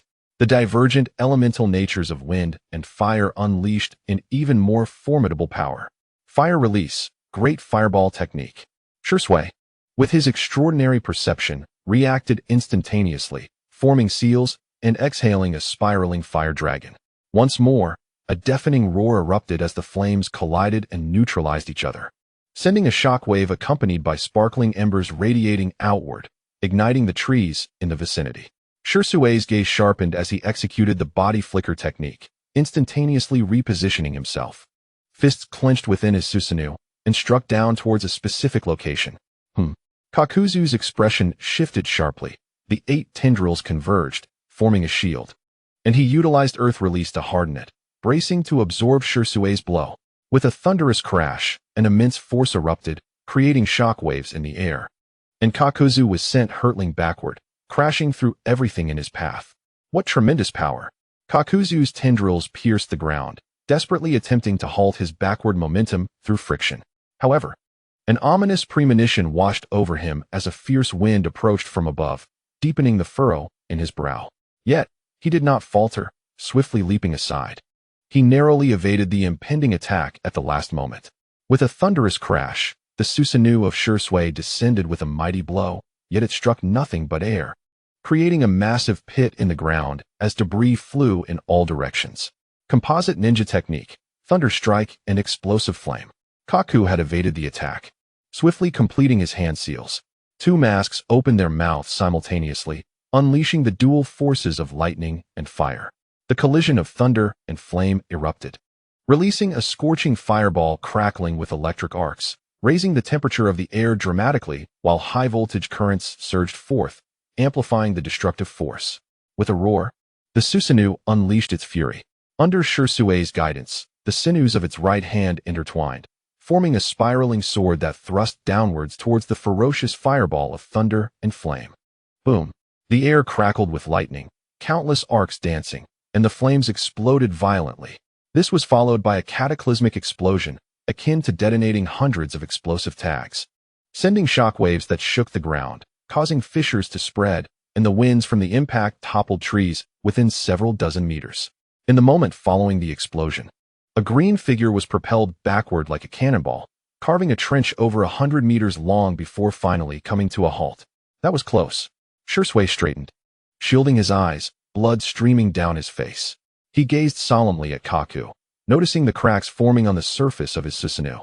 However, after channeling his ocular power, the cracks slowly began to mend. The power of the opponent's composite ninjutsu was formidable. Had he not infused some of his ocular energy to bolster the Susanoo's strength at the last moment, he might have been gravely injured. Such incredible defensive capabilities?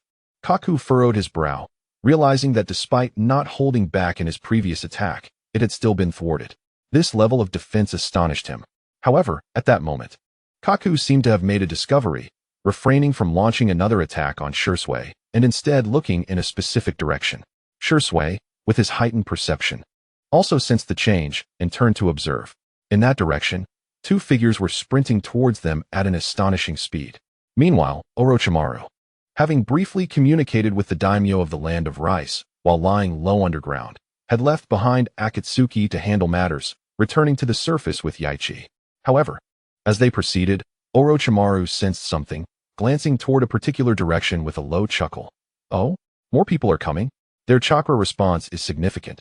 This mission seems far from simple. Before departing, he had left a small snake, a conduit for observing Shirsue closely. Now, through this serpent, he had detected the arrival of others at the daimyo's estate. Yaichi also sensed the situation and turned to Orochimaru, saying, "We need to hurry. If it's just Shirsue alone, he might struggle to cope." Orochimaru remained silent, walking while casting a knowing glance at Yaichi, implying, "Yaichi-kun, you have previously undertaken missions with Uchiha Shirsue. You must have witnessed the capabilities of his Mangekyo Sharingan. What are your thoughts on the Uchiha clan's Mangekyo Sharingan? Hinata Ye and I are of the same ilk, sharing a profound interest in the study of various ninjutsu and forbidden techniques. One can surmise that he must also harbor an intrigue for the Uchiha clan's Mangekyo Sharingan. This time, Ye was invited to accompany me on a mission with the intention of igniting his interest." Orochimaru holds a certain admiration for Ye's occasional bursts of whimsical ideas. Otherwise, he would not have proposed to take Ye as his disciple. Ye merely cast a glance at Orochimaru and remarked coolly, "Impressive." Orochimaru grinned widely. "Is that all? Aren't you curious, Ye-kun? Your clan must possess records regarding the Mangekyo Sharingan. Apart from Susanoo, every Mangekyo Uchiha possesses unique ocular techniques. I am not well versed in such matters, being merely a branch family member, and thus, my access to insider knowledge is limited," Ye replied, shaking his head. He continued, "Lord Orochimaru, your mission this time surely extends beyond merely assisting the Land of Rice. Your perceptiveness remains sharp." Orochimaru chuckled softly, Yet he refrained from elaborating further. Ye directly stated, "Your keen interest in Uchiha Shursui suggests you wish to investigate the ocular techniques within his eyes, does it not?" Orochimaru merely smiled at this observation, unperturbed. For he knew Ye would see through his intentions. He said, "Naturally, I wish to study the eyes akin to those of Uchiha Madara, the legendary figure revered alongside the first Hokage. The secrets surrounding the first Hokage and Uchiha Madara's formidable power are matters that Orochimaru is eager to unravel. The mere cells of the first Hokage already exhibit such overwhelming strength.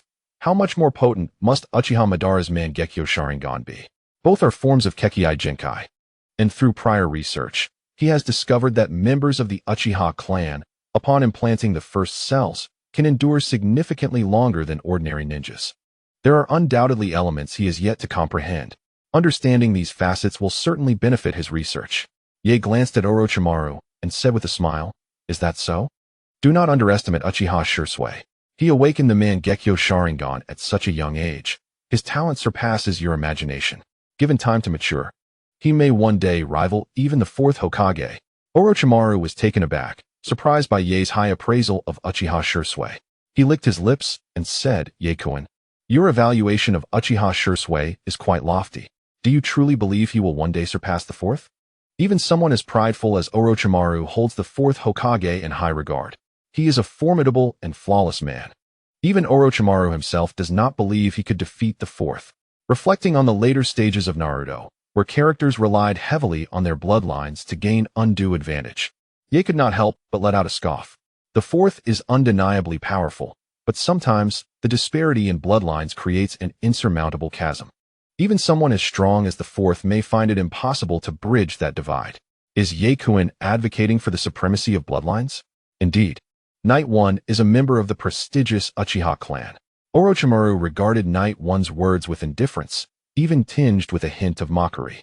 In Orochimaru's mind, lineage merely provided a slight advantage at the outset. It could hardly serve as a benchmark for true strength.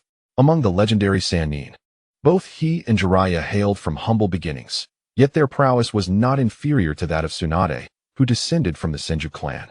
Knight One detected the derision in Orochimaru's tone, but merely smiled in response. He was acutely aware of far more than Orochimaru could fathom.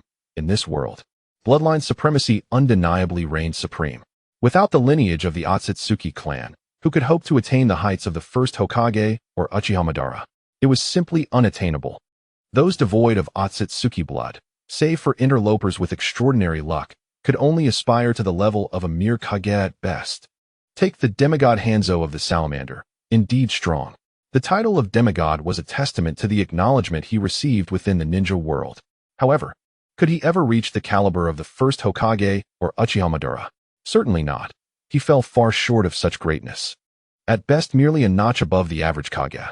Knight One remarked with a smile, "Isn't the existence of the first Hokage and Uchiha Madara a testament to this truth?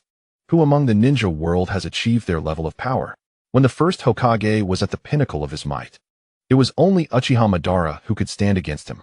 Even Hanzo, who earned the revered title of Sannin, despite his formidable strength, remains significantly outclassed by the first Hokage and Madara."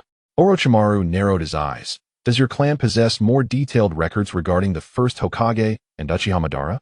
Knight One retorted with a question of his own. "Lord Orochimaru, what is your assessment of the nine-tail strength?"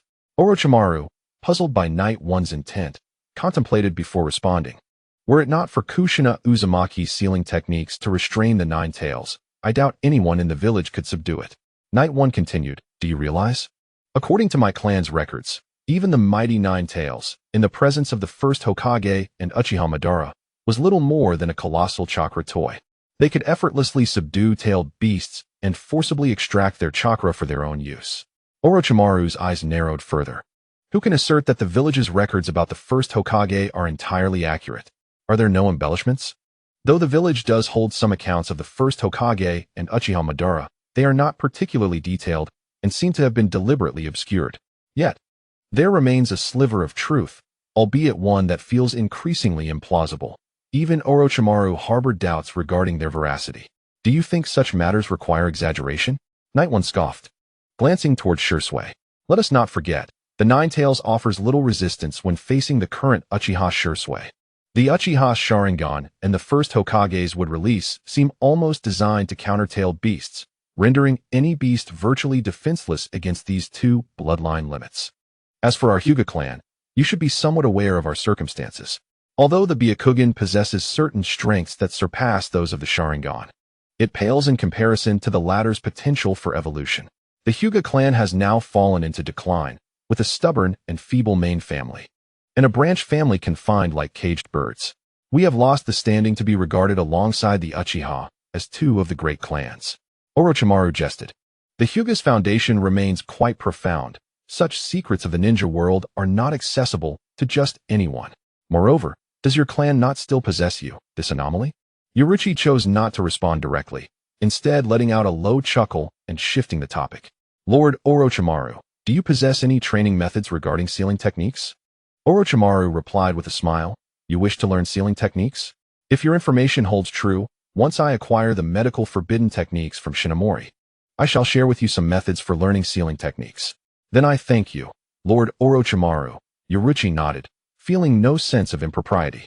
This was the nature of their collaboration, with both parties required to contribute. The allure of the medical forbidden techniques was significant for Orochimaru. If Yaruchi's information proved accurate, he would not hesitate to share. This was part of their transaction. Orochimaru nodded slightly, choosing not to elaborate further. At that moment, the two had emerged from the underground of the daimyo's estate, returning to the surface, and utilized the body flicker technique to arrive beside Shursui. There, Kakuzu noticed the return of Orochimaru and Yaruchi, his brow furrowing in response. One Uchiha Shursui was already formidable enough to raise his caution. With the addition of the legendary Sannin Orochimaru, he knew he stood no chance. Moreover, another presence was approaching, and judging by the chakra response, that individual would not be weak either. What was happening today? Why was there a congregation of powerful figures? Lord Orochimaru, Senior Yaruchi, Shursui greeted them, feeling a slight relief. Kakuzu was indeed strong, and with other ninjas en route, he could not manage the situation alone. Orochimaru turned his gaze towards Shursui, a peculiar glint in his eyes as he mused internally. Is this the ocular technique of the Mangekyo Sharingan? Susanoo. Yaruchi merely nodded, activating his Byakugan to observe Kakuzu and the distant figures. Upon spotting two individuals in a rapid chase, Yaruchi couldn't help but narrow his eyes. Is that Suigetsu and the scorpion of the red sand? Yaruchi felt a wave of bewilderment. While he was not surprised to see Suigetsu and Kakuzu here, the appearance of the scorpion of the red sand truly astonished him. What was going on? Why were these individuals gathering here? A peculiar expression crossed Yaruchi's face. Suigetsu, Kakuzu, and Orochimaru were all individuals who had, in the original narrative, joined the Akatsuki. Noticing the change in Yaruchi's demeanor, both Orochimaru and Shursui turned their attention to him. Orochimaru inquired, do you have any revelations, Yaruchi? The individuals approaching are all S-rank rogue ninjas, including our target, the Watermelon Mountain Puffer Ghost, one of the 7 ninja swordsmen, as well as the rogue ninja from Sunagakure, the scorpion of the red sand. The mention of Watermelon Mountain Puffer Ghost and Scorpion intrigued Orochimaru, causing him to raise an eyebrow. S-rank rogue ninjas are formidable beings. It is astonishing that such a small nation as the Land of Rice could gather so many powerful figures. Shursui was equally astonished, as he was not unfamiliar with these names. As the Watermelon Mountain Puffer Ghost and Scorpion, in a cat-and-mouse chase, became aware of the situation here, they noted the battlefield's disarray from the recent confrontation between Kakuzu and Shursui. The change was evident to anyone with sight. They also observed the individuals present. Is that a group from Konoha? The green-skinned skeleton resembles that Uchiha from before. And one of the legendary 3, Orochimaru? What in the world is happening? Watermelon Mountain Puffer Ghost thought, dodging the attacks of Iron Sand while attempting to flee, but halted upon seeing the figures ahead. Though he did not recognize Kaku, the chakra fluctuations indicated he was no weakling. In the treetops, Scorpion narrowed his eyes, retracting the 3rd Kazekage puppet and alighting on a branch, scrutinizing the scene below. The legendary 3, Orochimaru, and members of the Uchiha and Hyūga clans, alongside the bounty ninja Kakuzu. Through their characteristics, he discerned their identities. However, he overlooked the inconspicuous figure of Yaruchi, focusing instead on Orochimaru, Kakuzu, and Shursui, who had activated his Susanoo. Scorpion scanned the group warily, pondering why they had all gathered in this location. The atmosphere among them grew tense, and inexplicably, a silence enveloped the scene. On a distant hillside, a spatial vortex suddenly materialized, and moments later, a mysterious figure clad in a black robe and mask stepped forth, gazing down from an elevated position. In the next instant, a being with a head resembling a pitcher plant and a face split in black and white appeared beside the masked individual, seemingly emerging from the ground. The black half of his face spoke in a calm tone. Isn't it premature to initiate action? Nagato hasn't arrived yet. The masked figure revealed a scarlet Sharingan with 3 tomo, casting his indifferent gaze downward, interrupting. He possesses the physique of the Uzumaki clan and has become quite familiar with those eyes. He will not allow his dear friend's corpse to decay into a pile of rotten flesh. This time, he will surely succeed, and once he does, we shall commence our actions as well. A relatively unconventional voice emanated from the white visage of the carnivorous plant creature, the bounty ninja Kakuzu, the rogue ninja Sasori from Sunagakure, and the defected Kirigakure ninja, the pufferfish demon of Suigetsu, are indeed qualified to become members of the organization. However, the sudden intervention of those from Konoha complicates matters. Upon hearing this name, the masked figure from Konoha's eyes flickered momentarily before transforming into a cold snort. The unexpected intrusion of Konoha's people has taken me by surprise, yet it may not necessarily be a misfortune. The masked figure gazed toward the direction of the stationed forces of Kumogakure at the border, a resolution forming in his heart. His exposed eye flashing with a chilling glint as he spoke in a detached tone. Perhaps it is best for the ninja world to descend into chaos once more. Upon finishing his words, a vortex appeared behind him, drawing him in and rendering him invisible. The carnivorous plant creature glanced at the standoff below, clicking his tongue. Oh, they are indeed acting with remarkable decisiveness. Do they truly wish to plunge the ninja world into turmoil again? Yet, it may prove beneficial to weaken the strength of the 5 great shinobi villages for our forthcoming endeavors. His form began to sink, vanishing as though he had never existed. Meanwhile, the 6 individuals in the arena remained locked in confrontation, the situation precarious. Any reckless action could invite unnecessary complications. However, Yi's attention was not on the standoff.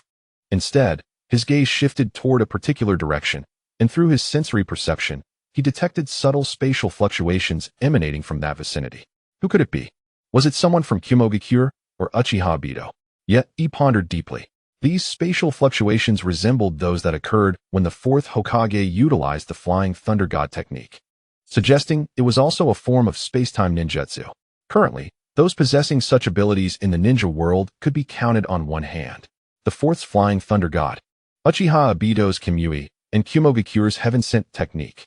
Yet, he discreetly cast his gaze over all present, his mind racing with conjectures. Are these individuals gathered here all formidable rogue ninjas? Is there some hidden agenda at play? The Akatsuki organization. Has Uchiha Obito commenced his actions? With the chaos of the Nine Tails incident not far off, it seems reasonable for him to begin now. A glint of insight flashed in Yi's eyes as he subtly observed the others. All were S-rank rogue ninjas. Some even members of the Akatsuki from the original narrative. Yi's thoughts raced, whispering to himself. Are they already beginning to select members? Only the Akatsuki organization would take an interest in rogue ninjas. The rumors circulating in the ninja world had struck Yi as peculiar. Who would be so invested in the affairs of a rogue ninja, disseminating such information throughout the entire realm?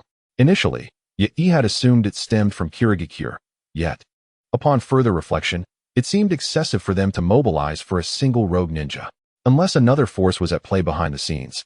The only plausible explanation was that the Akatsuki organization had initiated its movements. It was highly likely that the Akatsuki had begun the process of selecting its members. While Yi maintained an impassive facade, a slight gravity settled in his heart. Orochimaru cast a glance at Kakuzu, Sasori, and the pufferfish demon of Suigetsu, licking his lips before breaking the silence. I never anticipated that the humble land of rice would gather such formidable figures. S-rank rogue ninjas from the mist, sand, and waterfall. Does this land hold something that attracts your esteemed presence? Kakuzu, Sasori, and the pufferfish demon, all notorious S-rank renegades, were indeed figures of great renown. Kakuzu replied coldly. This is the land of rice, not your Konoha territory.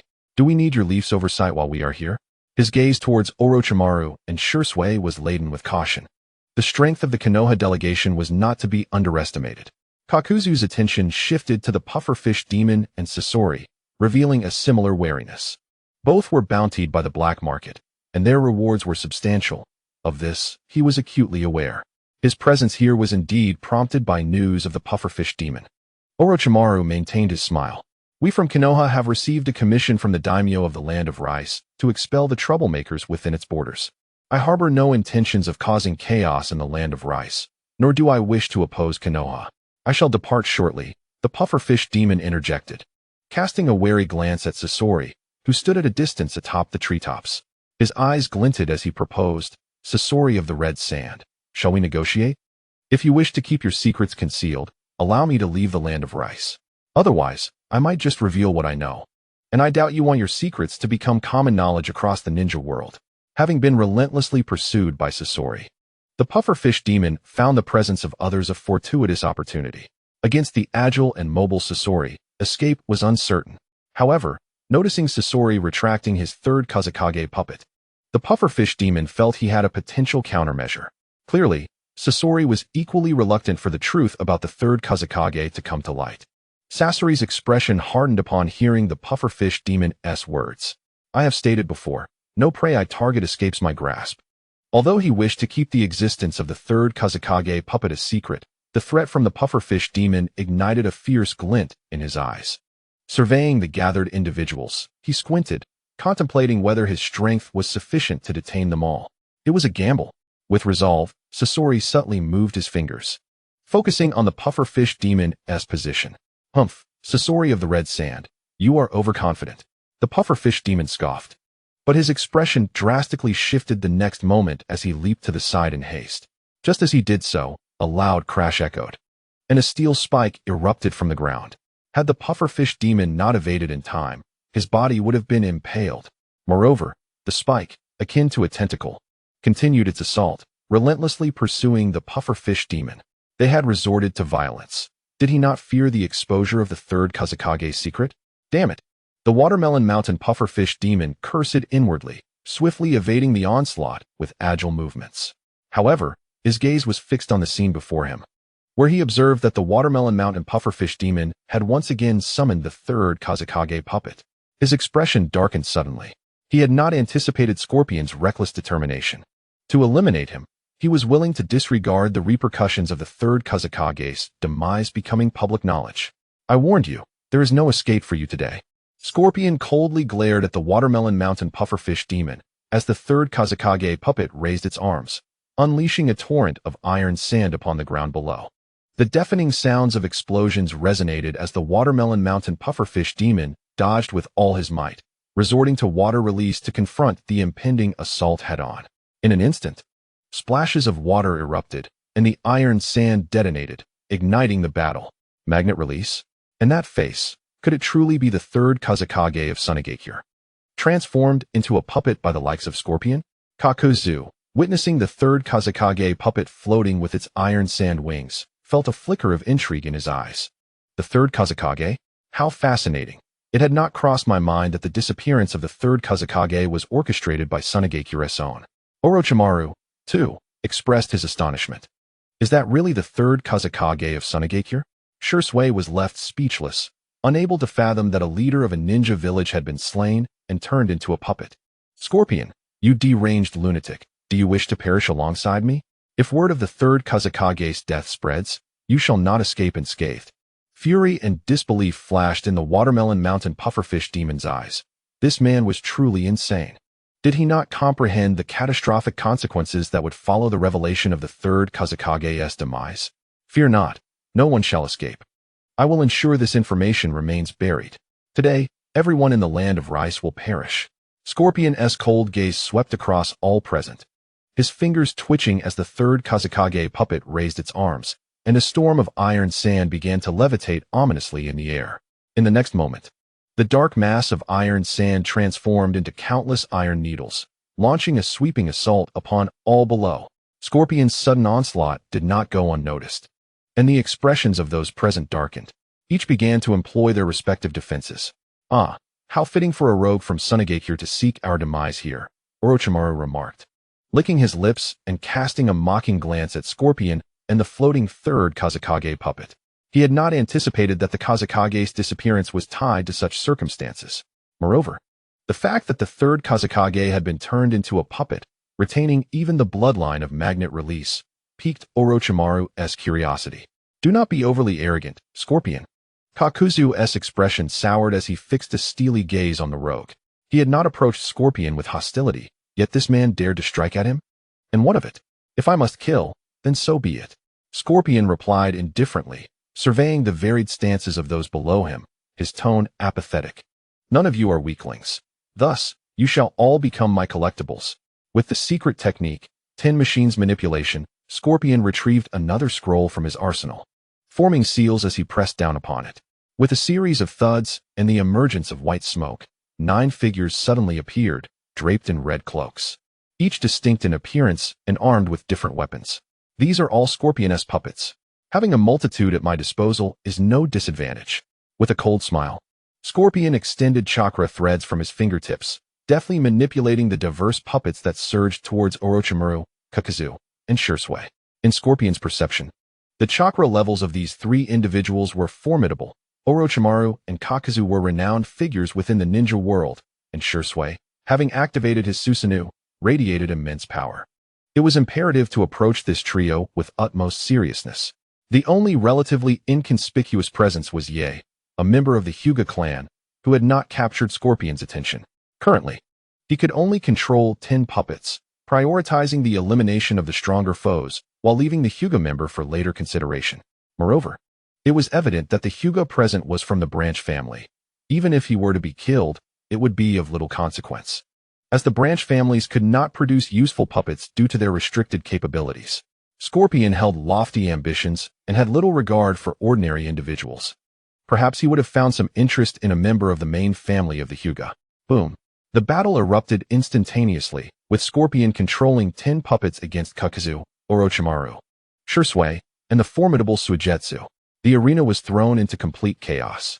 Observing this scene, Yae felt somewhat speechless, yet he found solace in not having to engage. Aware that Uchiha Obito might be observing from a distance, he became increasingly vigilant. He pondered whether Kagaya's manifestation had accompanied them.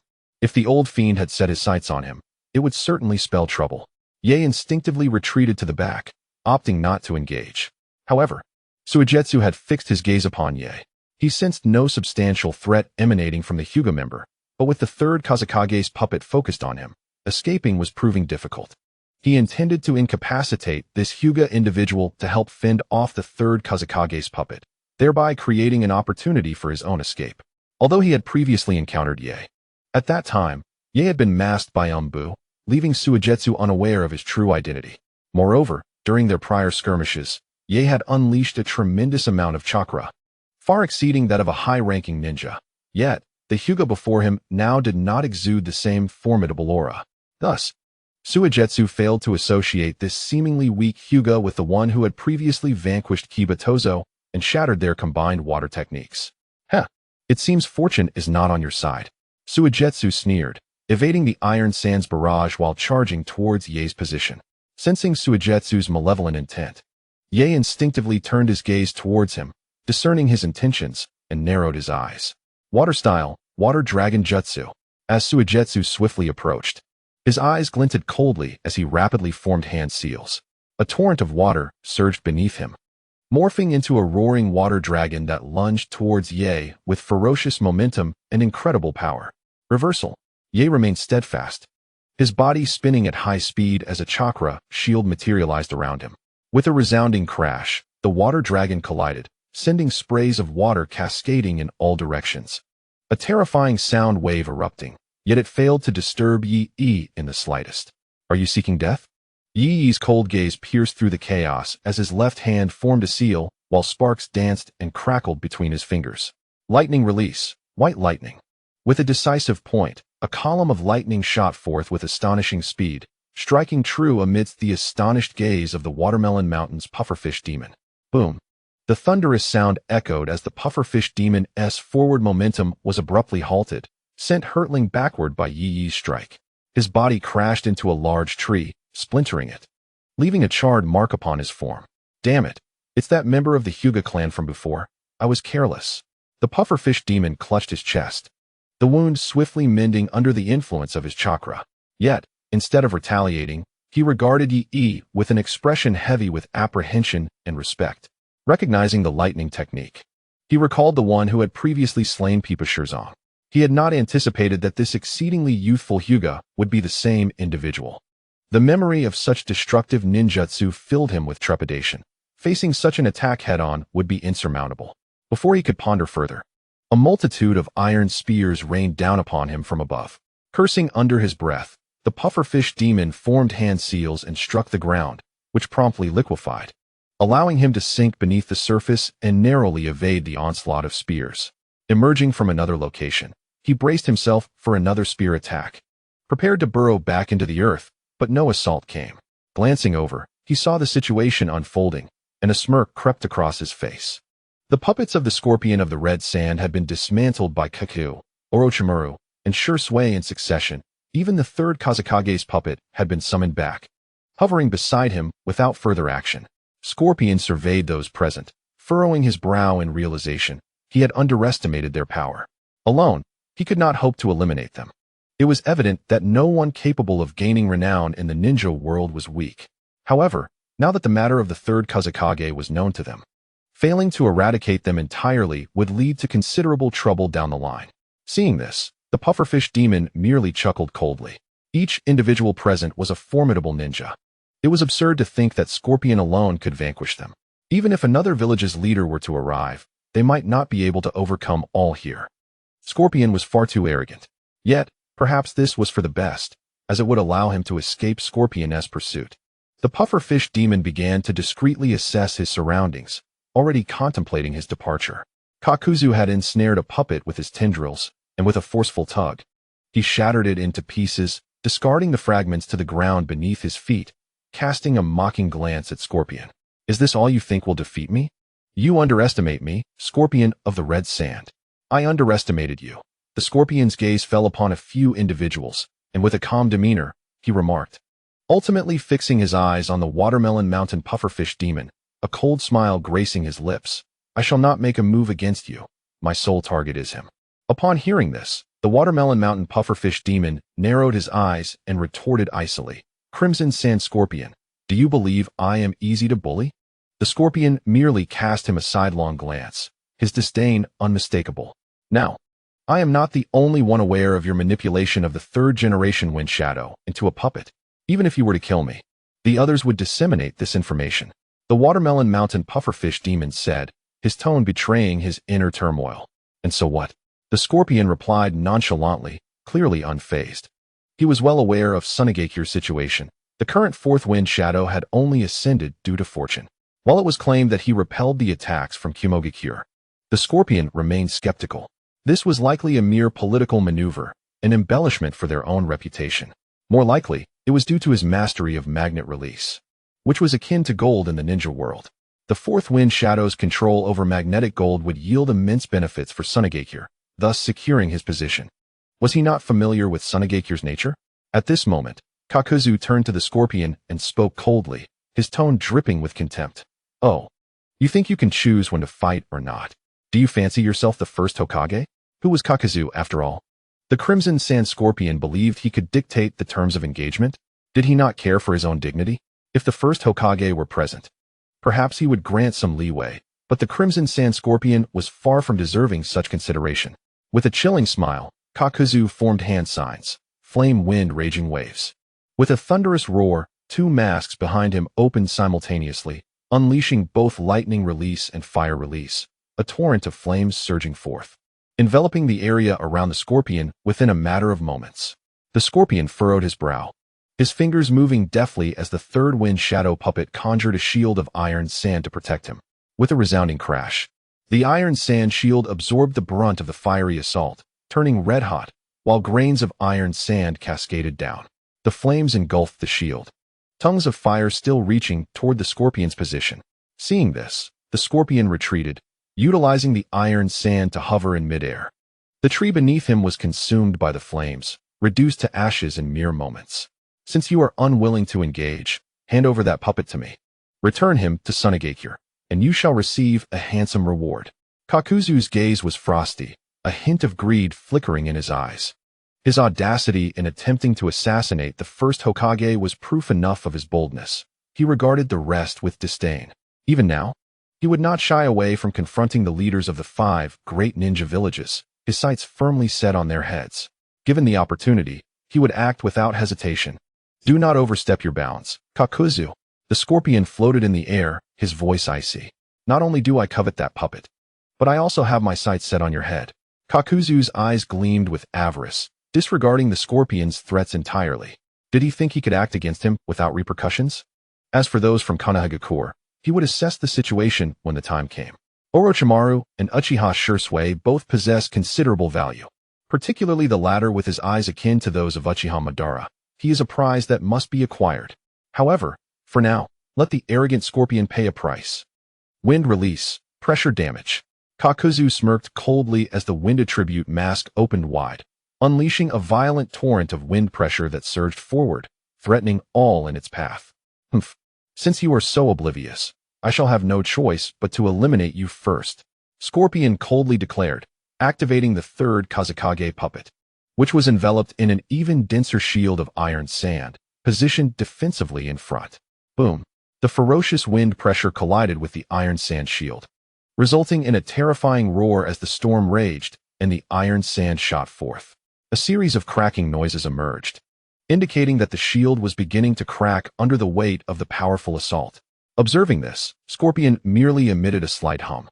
As the 3rd Kazekage puppet raised its hands once more, drawing upon more iron sand to reinforce the shield, enhancing its iron sand technique. Moreover, countless long iron spears emerged, aimed at Kakuzu below. Boom, boom, boom. A symphony of thunderous sounds erupted as Kakuzu, moving with remarkable speed, evaded the onslaught of attacks while unleashing a barrage of ninjutsu of 5 different elemental attributes in succession. Kakuzu's prowess far surpassed that of the Watermelon Mountain Pufferfish Ghost. And even Scorpion found himself somewhat challenged by the relentless barrage of 5 different techniques. Nevertheless, his own offensive was equally formidable, as the iron sand morphed into various shapes, launching an assault from multiple angles toward Kakuzu. The area quaked as these 2 adept long-range ninjas exchanged blows. Shisui, witnessing this scene, found himself at a loss. Yet he did not retract his Susanoo. Rather, he merely tempered its presence and glanced toward Orochimaru, asking, "Lord Orochimaru, what should we do now?" Orochimaru observed the clash between the 2 and subtly cast a glance at Shisui, a smirk gracing his lips as he replied. The mission from the Lord of the Land of Rice is to expel the rogue ninjas wreaking havoc within its borders. All ninjas here are our enemies. Shisui nodded in acknowledgement, stating, "I understand, Lord Orochimaru." Without hesitation, he propelled himself into the fray between Kakuzu and Scorpion. Orochimaru watched with a sinister smile, silently contemplating, "How else could I ensure you reveal more of your capabilities?" He had not forgotten the true purpose of his journey. The Land of Rice was merely a facade, and his primary interest lay in uncovering whether Shisui's Sharingan concealed any hidden abilities. Turning to Yaichi, Orochimaru inquired, "Yaichi-kun, what are your plans?" Yaichi met Orochimaru's gaze and replied nonchalantly, "What other plan could there be? Is our mission not to expel all those who do not belong to the Land of Rice? My opponent is him." With that, he fixed his sights on the Watermelon Mountain Pufferfish Ghost and surged forward. Orochimaru merely smiled, unfazed, as he leapt into the fray as well. With the involvement of Shisui and Orochimaru, the battle grew increasingly intense. Orochimaru was particularly intrigued by the 3rd Kazekage puppet. Despite being transformed into a puppet, why did it still possess the magnet release bloodline? This piqued his curiosity immensely, prompting him to fixate on the scorpion of the red sand. Meanwhile, Shisui continued to grapple with Kakuzu. The clash of these 4 formidable figures, each possessing the strength of a Kage, reverberated throughout the area, causing the very ground to tremble. Uruchi advanced towards the location of the Watermelon Mountain Pufferfish Ghost, small arcs of lightning dancing around him as he activated the lightning release body flicker technique to invigorate his cells and enhance his physique. His movements, however subtle, did not escape the keen perception of the Watermelon Mountain Pufferfish Ghost. Noticing Uruchi approaching step by step, The ghost's expression changed slightly, his heart brimming with caution. Then, Watermelon Mountain Pufferfish Ghost.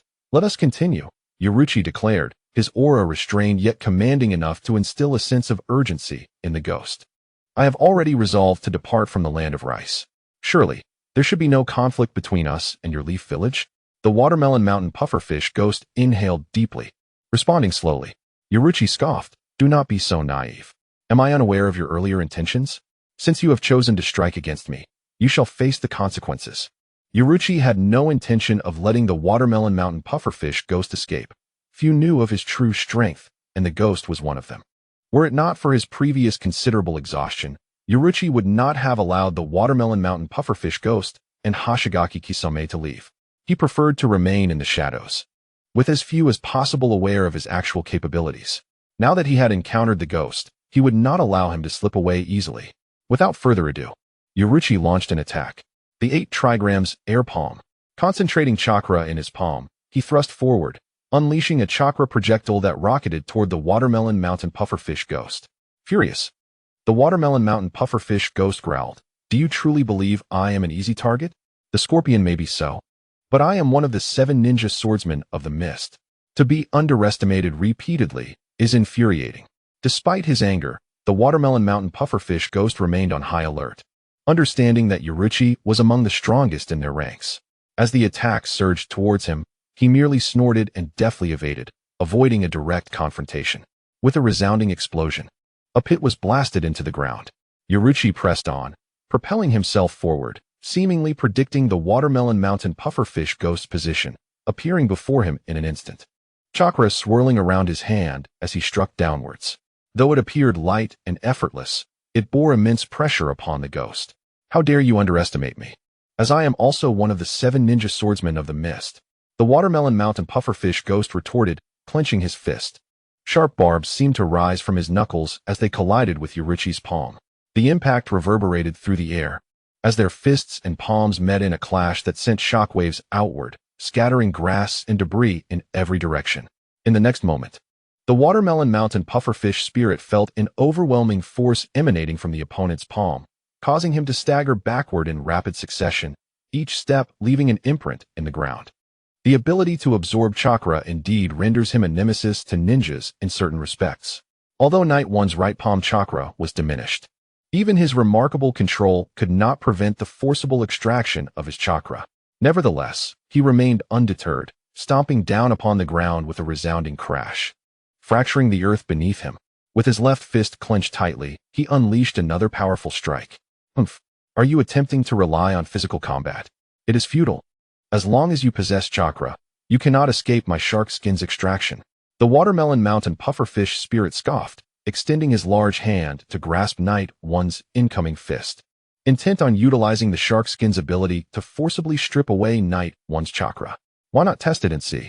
Night One smiled, his control astonishing after receiving white hit. He abruptly halted his assault, pivoting his body while maintaining momentum, delivering a fierce whip kick that struck the pufferfish spirit at the waist. With a dull thud, the force of Night One's whip kick was immense. The chakra erupted within him, potent enough to shatter boulders. The pufferfish spirit felt an overwhelming force surge forth, the explosive chakra invading his body and causing him to spit out a mouthful of blood. His body was propelled backward like a cannonball, crashing heavily into the ground after covering over 100 meters, creating a massive crater upon impact. Damn it! Wiping the blood from the corner of his mouth, the Watermelon Mountain Pufferfish spirit quickly rose. After merging with the shark skin, his resilience was formidable and his recovery rate astonishing. He was far from losing his fighting capability easily. Night One propelled himself forward, unleashing a terrifying force, his figure resembling a fleeting shadow as he ascended above the pufferfish spirit, raising his right leg for a downward axe kick. Boom! The ground shattered inch by inch, revealing a vast crater. At the last moment, the pufferfish spirit barely evaded and countered by forming hand seals to execute a ninjutsu, water release, waterfong bullet technique. Streams of water materialized around him, swirling gently, before dozens of spear-like water bullets shot forth. Night One's Byakugan detected the attack, allowing him to shimmer several times to evade and charge forward once more, launching a palm strike.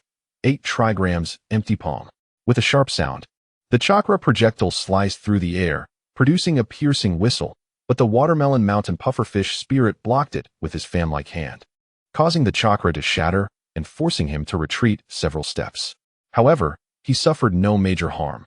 In fact, some of the chakra from Night One's 8 trigrams empty palm was absorbed by his palm. Using ninjutsu against me? You underestimate your own strength. The pufferfish spirit sneered, forming seals to unleash the water dragon bullet technique. A water dragon surged forth from behind him, soaring skyward before suddenly crashing down towards Night One. Not so easily. Night One chuckled coldly, forming seals with his right hand while extending his left to grasp and shake. The previously shattered chakra underwent a transformation, and 3 beams of lightning emerged from thin air, ensnaring the pufferfish spirit's right foot and anchoring him to the spot. Upon closer inspection, one can discern that the 5 fingers of Night One's left hand are entwined with threads of chakra, intricately connecting with the swirling chakra that disperses around him. This dissipating chakra lies within his realm of control, enabling him to execute ninjutsu. Following his fusion with the shark skin, the skin of the watermelon mountain blowfish demon possesses the ability to absorb chakra. Night One is acutely aware that his use of ninjutsu is not without purpose. At this moment, his mastery over chakra has become increasingly sophisticated, allowing him to extend chakra threads from his fingertips akin to the scorpion, though he wields not puppets, but rather the dispersing chakra. Without hesitation, Night One let out a cold chuckle, seizing the moment as he entrapped the watermelon mountain blowfish demon with his mouth puncture 3 flash technique. His figure surged forth, crackling with the fury of thunder, erupting into an overwhelming wave of chakra. At that instant, the water dragon bullet unleashed from behind him crashed into the spot where he had just stood, creating a deafening explosion that shattered the ground and sent water spraying in all directions. Before the watermelon mountain blowfish demon, a deadly intent radiated from Night One. As he concentrated high-voltage electricity into his fist, the lightning coalescing into a plasma-like form, and he delivered a ferocious punch, a bone-crushing strike. The high-pressure lightning danced upon the edge of Night One's fist, as if a tremendous force was converging, compressing the air around him, poised to unleash a terrifying power. Alarmed, the watermelon mountain blowfish demon sensed the ferocity of Night One's assault. His expression shifted dramatically. Reacting swiftly, he crossed his arms defensively before him, preparing to withstand Night One's fierce blow. Trapped by the mouth puncture 3 flash, the watermelon mountain blowfish demon found himself unable to maneuver, resorting to this desperate measure of enduring the strike. Yet, he underestimated the might of Night One's punch. This strike was delivered without restraint, an almost full-force eruption. The power behind that punch could obliterate a small mountain. Night One's fist landed solidly upon the watermelon mountain blowfish demon's arms, unleashing a surge of energy. As thunder crackled violently, a resounding boom echoed throughout the space surrounding them, with the ground erupting into a whirlwind centered not merely on the two of them, but rather on the impact of Night One's fist. The earth buckled under the tremendous force, creating a gaping chasm. A piercing scream escaped the watermelon mountain blowfish demon, as he felt his bones threatened with shattering, accompanied by the sickening sound of cracking bones. Night One's fist reverberated with terrifying power, the force of lightning and chakra surging forth, transforming into an unparalleled assault. This strike was unstoppable. The watermelon mountain blowfish demon's arms were forced apart, exposing a gaping void in his chest. Night One's fist descended with unyielding force. The impact was so horrific that it caved in his chest, causing a torrent of scalding blood to erupt forth, propelling him like a ragged sack through the air. Blood arced through the air as he was flung several hundred meters away, crashing down onto the ground with such force that it created a massive crater, while spiderweb-like cracks radiated outward from the epicenter. Night One cracked his neck, then propelled himself toward the position of the watermelon mountain blowfish demon.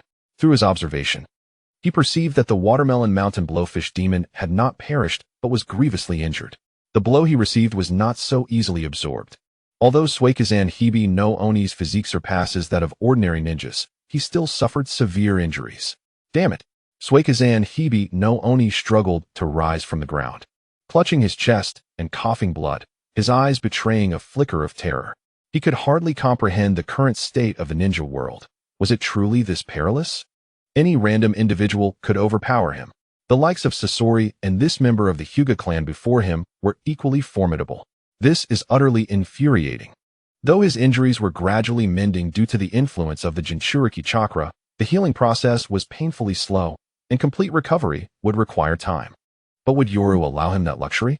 Sensing Yoru's murderous intent and witnessing his rapid advance, Suikazan Hibi no Oni gritted his teeth and, disregarding his internal wounds, forcefully unleashed his chakra, forming hand seals. Water style, great exploding water collapsing wave.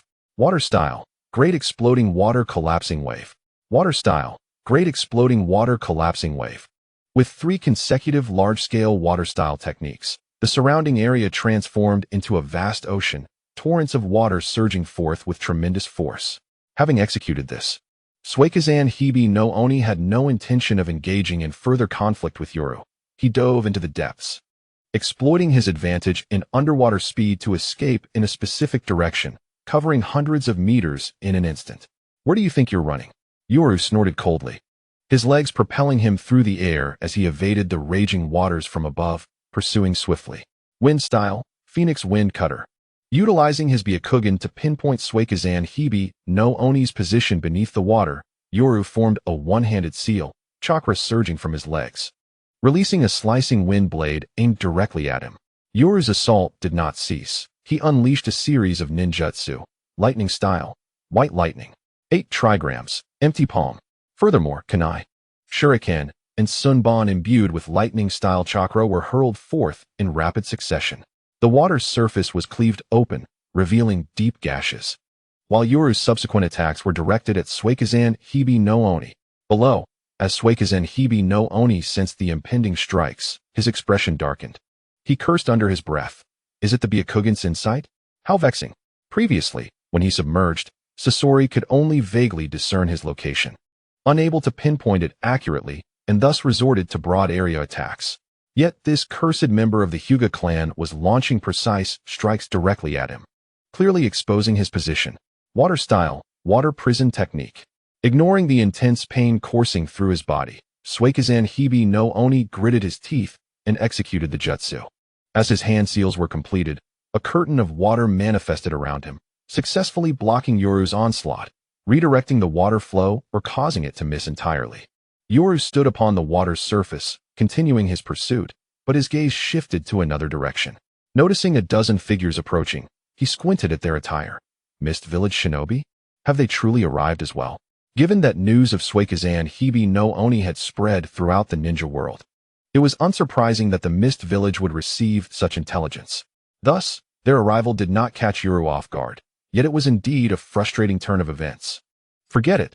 This man must perish. The absence of one who knows my strength is advantageous to me.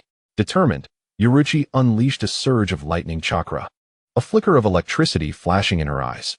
Taking a deep breath, she commanded, Shunko, activate. With a resounding boom, her chakra fluctuated violently, enveloping her in a fiery aura of lightning chakra, crackling with thunderous sounds. This technique bore the name Shunko, inspired by the Shinigami world, specifically by the formidable Yoruchi Shoin. This technique, a fusion of hand-to-hand combat and Kido, entwined the user's back and shoulders with highly concentrated Kido, allowing them to explode forth and integrate their Kido with their physical prowess in battle. Yoruchi's version emerged only after the advent of Hakuda, showcasing a remarkable similarity to the Shunko of the Shinigami realm, albeit substituting Kido with lightning ninjutsu. Both Yoruchi Shoin and Hinata Yoruchi shared the same name, and thus, she adopted this moniker without hesitation. However, her Shunko was still in progress, merely a prototype that required further refinement. Nevertheless, even in its incomplete state, it represented one of Yoruchi's most formidable trump cards. Upon activating Shunko, an overwhelming aura erupted from her, causing the water beneath her feet to churn violently, creating a vacuum around her form.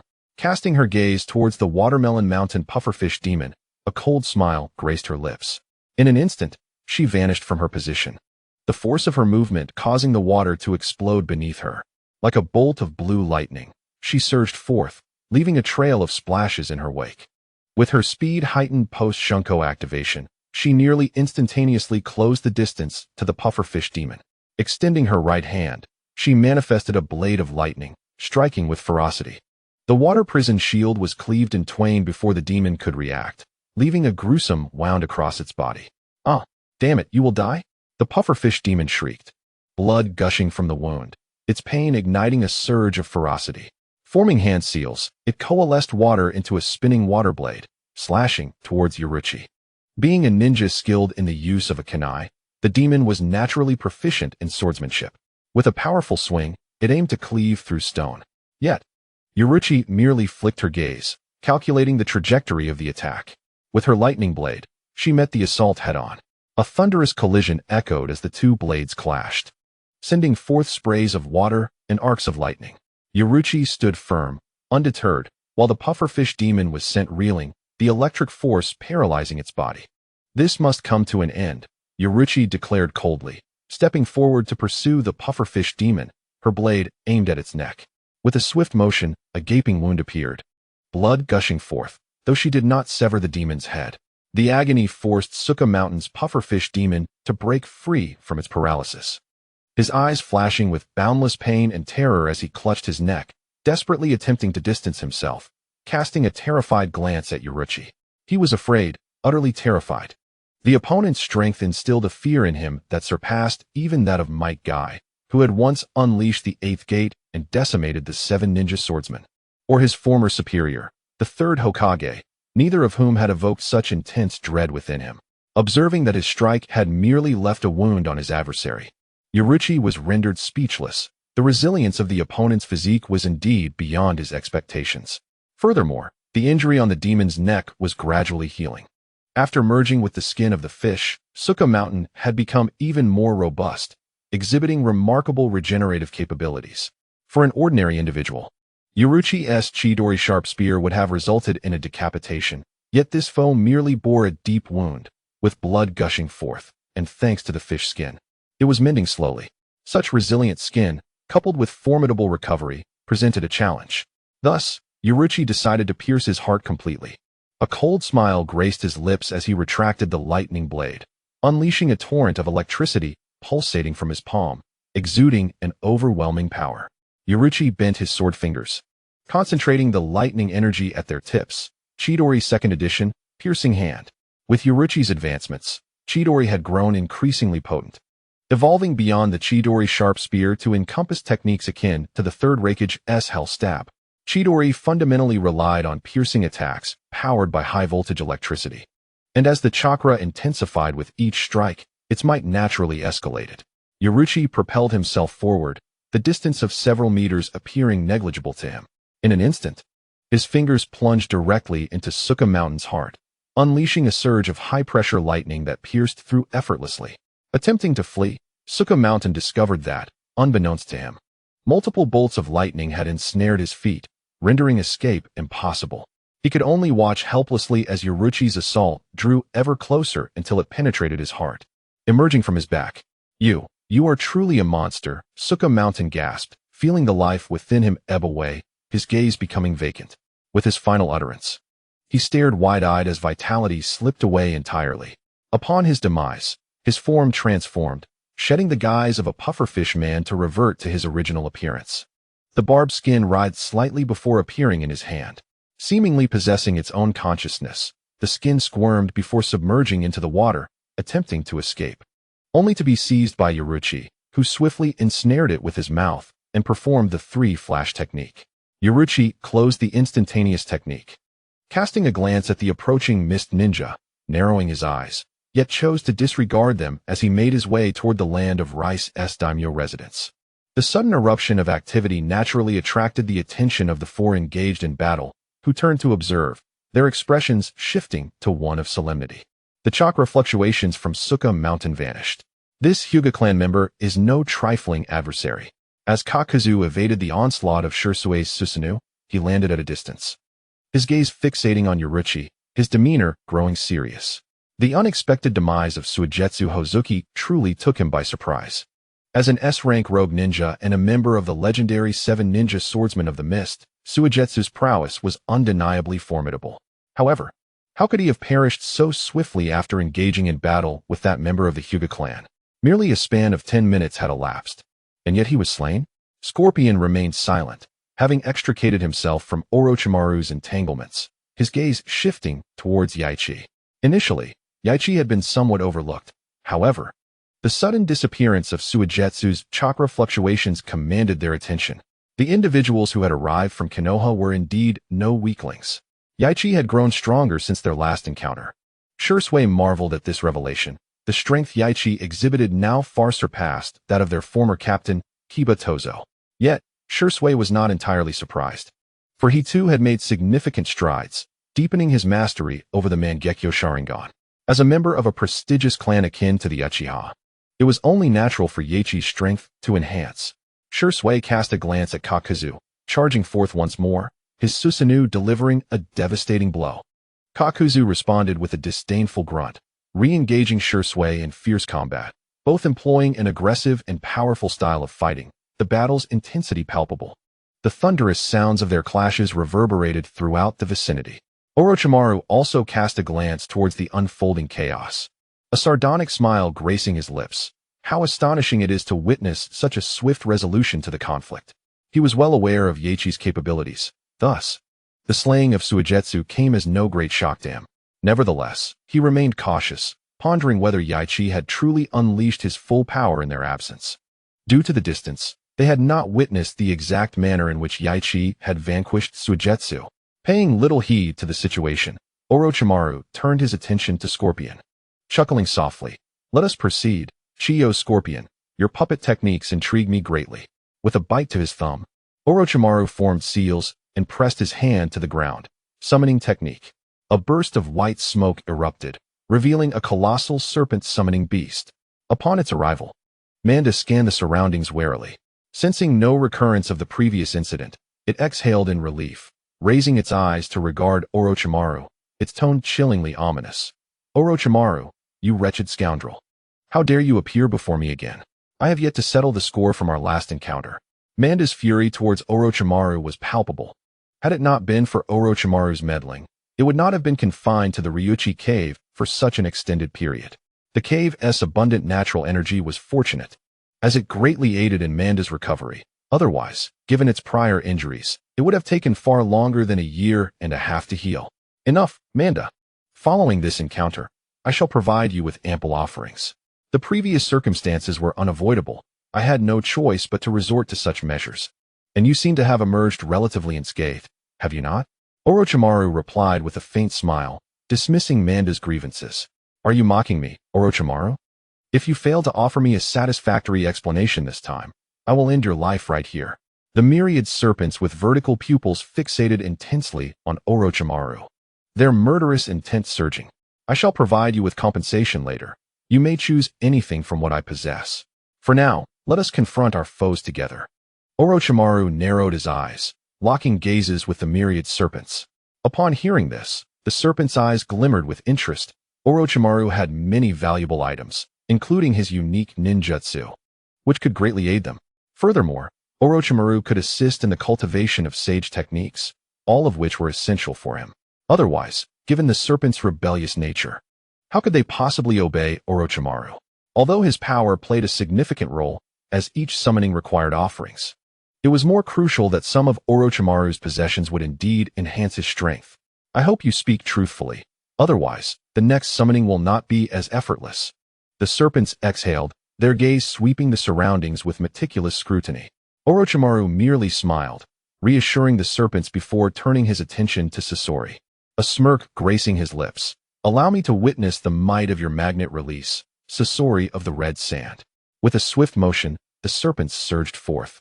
Lunging towards Sasori, their jaws wide open to strike. A summoning beast of the three ninjas? Quite impressive. I have yet to experiment with such a colossal creature as a puppet, Sasori mused, his eyes sparkling with ambition. If he could transform such a massive summoning beast into a puppet, it might rival even the tailed beasts. As the serpents lunged, Sasori deftly evaded the attack, and iron sand coalesced around him, forming a colossal spear aimed directly at the serpents. With astounding agility and acute perception, the serpents danced through the air, evading the onslaught. The iron spear could not find its mark. A flying ninja indeed presents quite a challenge, Orochimaru thought. Observing Sasori's kite-flying tactics from above, his brow slightly furrowed. A highly mobile ninja can truly complicate matters. Wind release, great breakthrough. Standing atop the serpents, Orochimaru formed seals, his chest swelling as he unleashed a tempest, directing it towards Sasori's position. Sasori merely glanced, raising an iron sand shield before him, remaining steadfast against the howling winds. The third Kazekage's puppet raised its hands, commanding countless grains of iron sand from the ground to form numerous tendrils, aiming to ensnare the serpent's massive body. Even for a summoning behemoth like the serpents, the weight of the iron sand posed a significant strain. With a powerful flick of its tail, the serpent sent a large mass of iron sand flying. Yet more iron sand coiled around its form, swiftly enveloping the serpents entirely. Iron sand coffin, Sasori declared coldly, as chakra surged through the third Kazekage's puppet, its hands clasping together. With a resonant hum, the iron sand began to compress inward, accompanied by a thunderous roar as countless grains pressed together. Where did it go? Sasori's gaze sharpened as he felt a fierce wind at his feet. In the next moment, the serpent's colossal body erupted from the ground. Their jaws agape as sage chakra surged, sage art, white serpent's breath. The white serpent mist transformed into a laser-like assault, emitting a piercing shriek as it surged upwards to strike at Sasori's feet. Iron sand shield. The sudden appearance of the myriad serpents, coupled with their astonishing swiftness, rendered evasion impossible. The only recourse was to summon the iron sand surrounding the third Kazekage puppet, forming a shield beneath him. Boom! A white mist surged forth, enveloping the fierce impact, and with a resounding roar, the mist erupted, swiftly eroding the iron sand shield. In no time, the shield teetered on the brink of collapse. Voidblade. Orochimaru observed the situation with a cold smirk, then leaped from the rising tide of serpents, expelling a venomous snake from his mouth. From the serpent's maw, a sharp longsword extended, piercing through the iron sand shield and aiming directly at the heart of Scorpion. Humph! Scorpion merely scoffed as the third Kazekage puppet, under his command, conjured an array of weapons, the longest being a katana, boldly meeting Orochimaru's Kusanagi sword head-on. With a clang, metal clashed, and sparks flew. The third Kazekage puppet was sent flying, while the snake clinging to the Kusanagi sword suddenly opened its jaws. Another Orochimaru leaped forward, flinging the Kusanagi sword towards Scorpion's neck, simultaneously forming hand seals. Ninjutsu, shadow of the serpent. Countless venomous snakes emerged from Orochimaru's sleeves, lunging towards Scorpion. Below, the myriad serpents surged once more, spewing forth a purple venom that enveloped the area, arriving with astonishing swiftness. In an instant, 3 lethal techniques were unleashed, showcasing Orochimaru's impeccable timing in battle. Every strike was a deadly gambit. Scorpion, secretly cursing the formidable Sannin of Konoha, remained vigilant against Orochimaru, yet the latter's reactions were indeed beyond his expectations. Just as Scorpion revealed a slight opening, he was bombarded by a relentless offensive.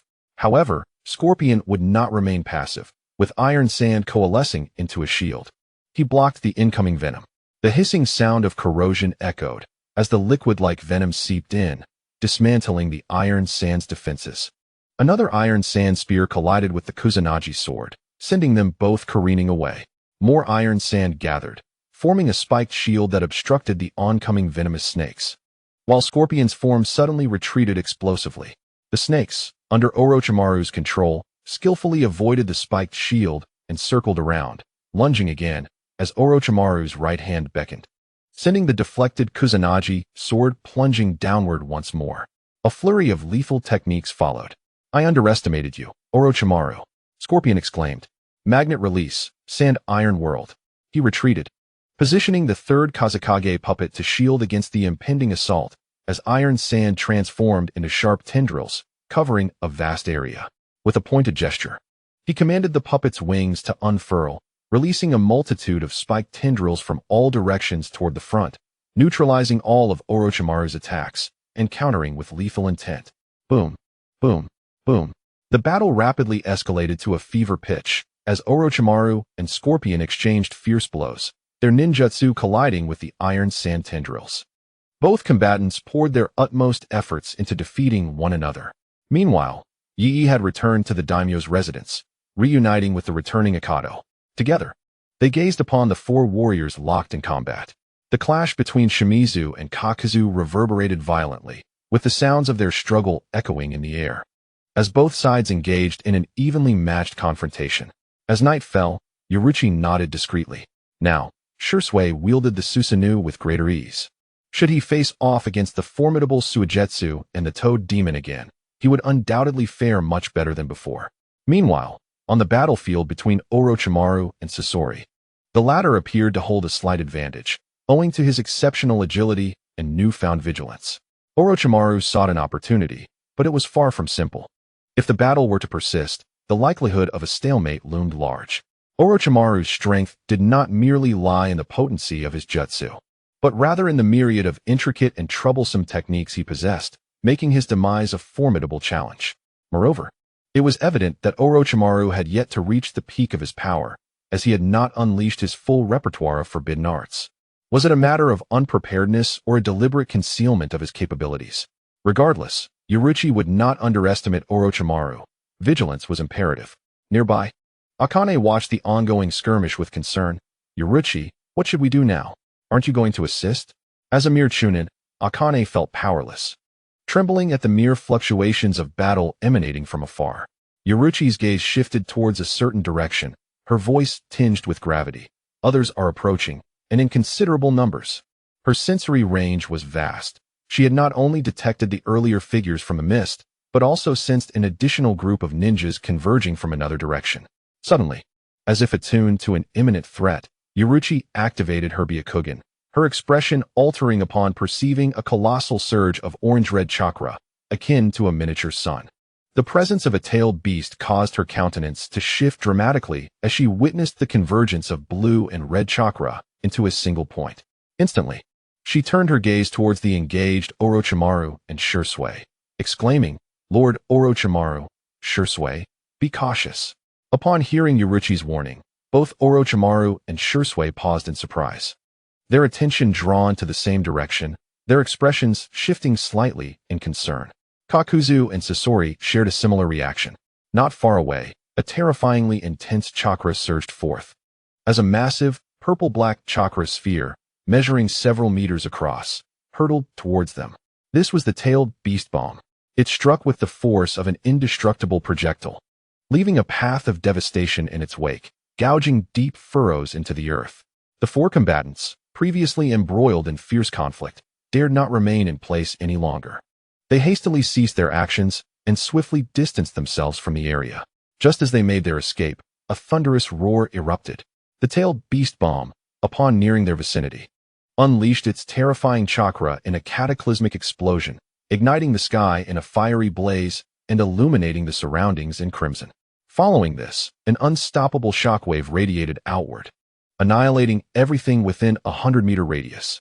Damn it, Kakuzu cursed inwardly, feeling the ominous energy approaching from behind. He enveloped himself with his tendrils and employed earth release to harden his defenses, bracing for the impending impact. Orochimaru, Shursui, and Sasori dared not hesitate. As they sought to distance themselves, each activated their respective jutsu to shield themselves. The trees collapsed, the ground cracked, and at the epicenter of the explosion, a violent shockwave erupted, accompanied by billowing black smoke and flickering lightning. A vast chasm appeared, and the air was rent as if by a tempest of unimaginable fury. Despite having fled in advance and employing protective ninjutsu, Orochimaru, Shursui, Kakuzu, and Scorpion were still caught in the tumult, propelled forward with greater speed, shattering everything in their path. Ye stood in front of Azuki, shielding her from the residual shockwave. With his Byakugan, he disregarded the swirling smoke and debris, extending his observation to sense the situation ahead. However, due to the impact of the tailed beast bomb, an overwhelming amount of tailed beast chakra was dispersed, rendering even Ye unable to discern the finer details. Nonetheless, he was unperturbed, knowing that Shursui and Orochimaru were not so easily vanquished. As the smoke began to clear, a group of ninjas approached. Halting not far away and scanning the scene with keen eyes, Ye observed that they were garbed in the attire of the hidden cloud village. Leading them was a striking woman clad in an orange-tailed beast cloak, her chestnut hair cascading elegantly. Upon recognizing her, Ye's eyes narrowed slightly. People from the hidden cloud? That face, is she the Jinchuriki of the Two Tails, Yujito? Why would they appear here? contemplating the mysterious figure who had just departed.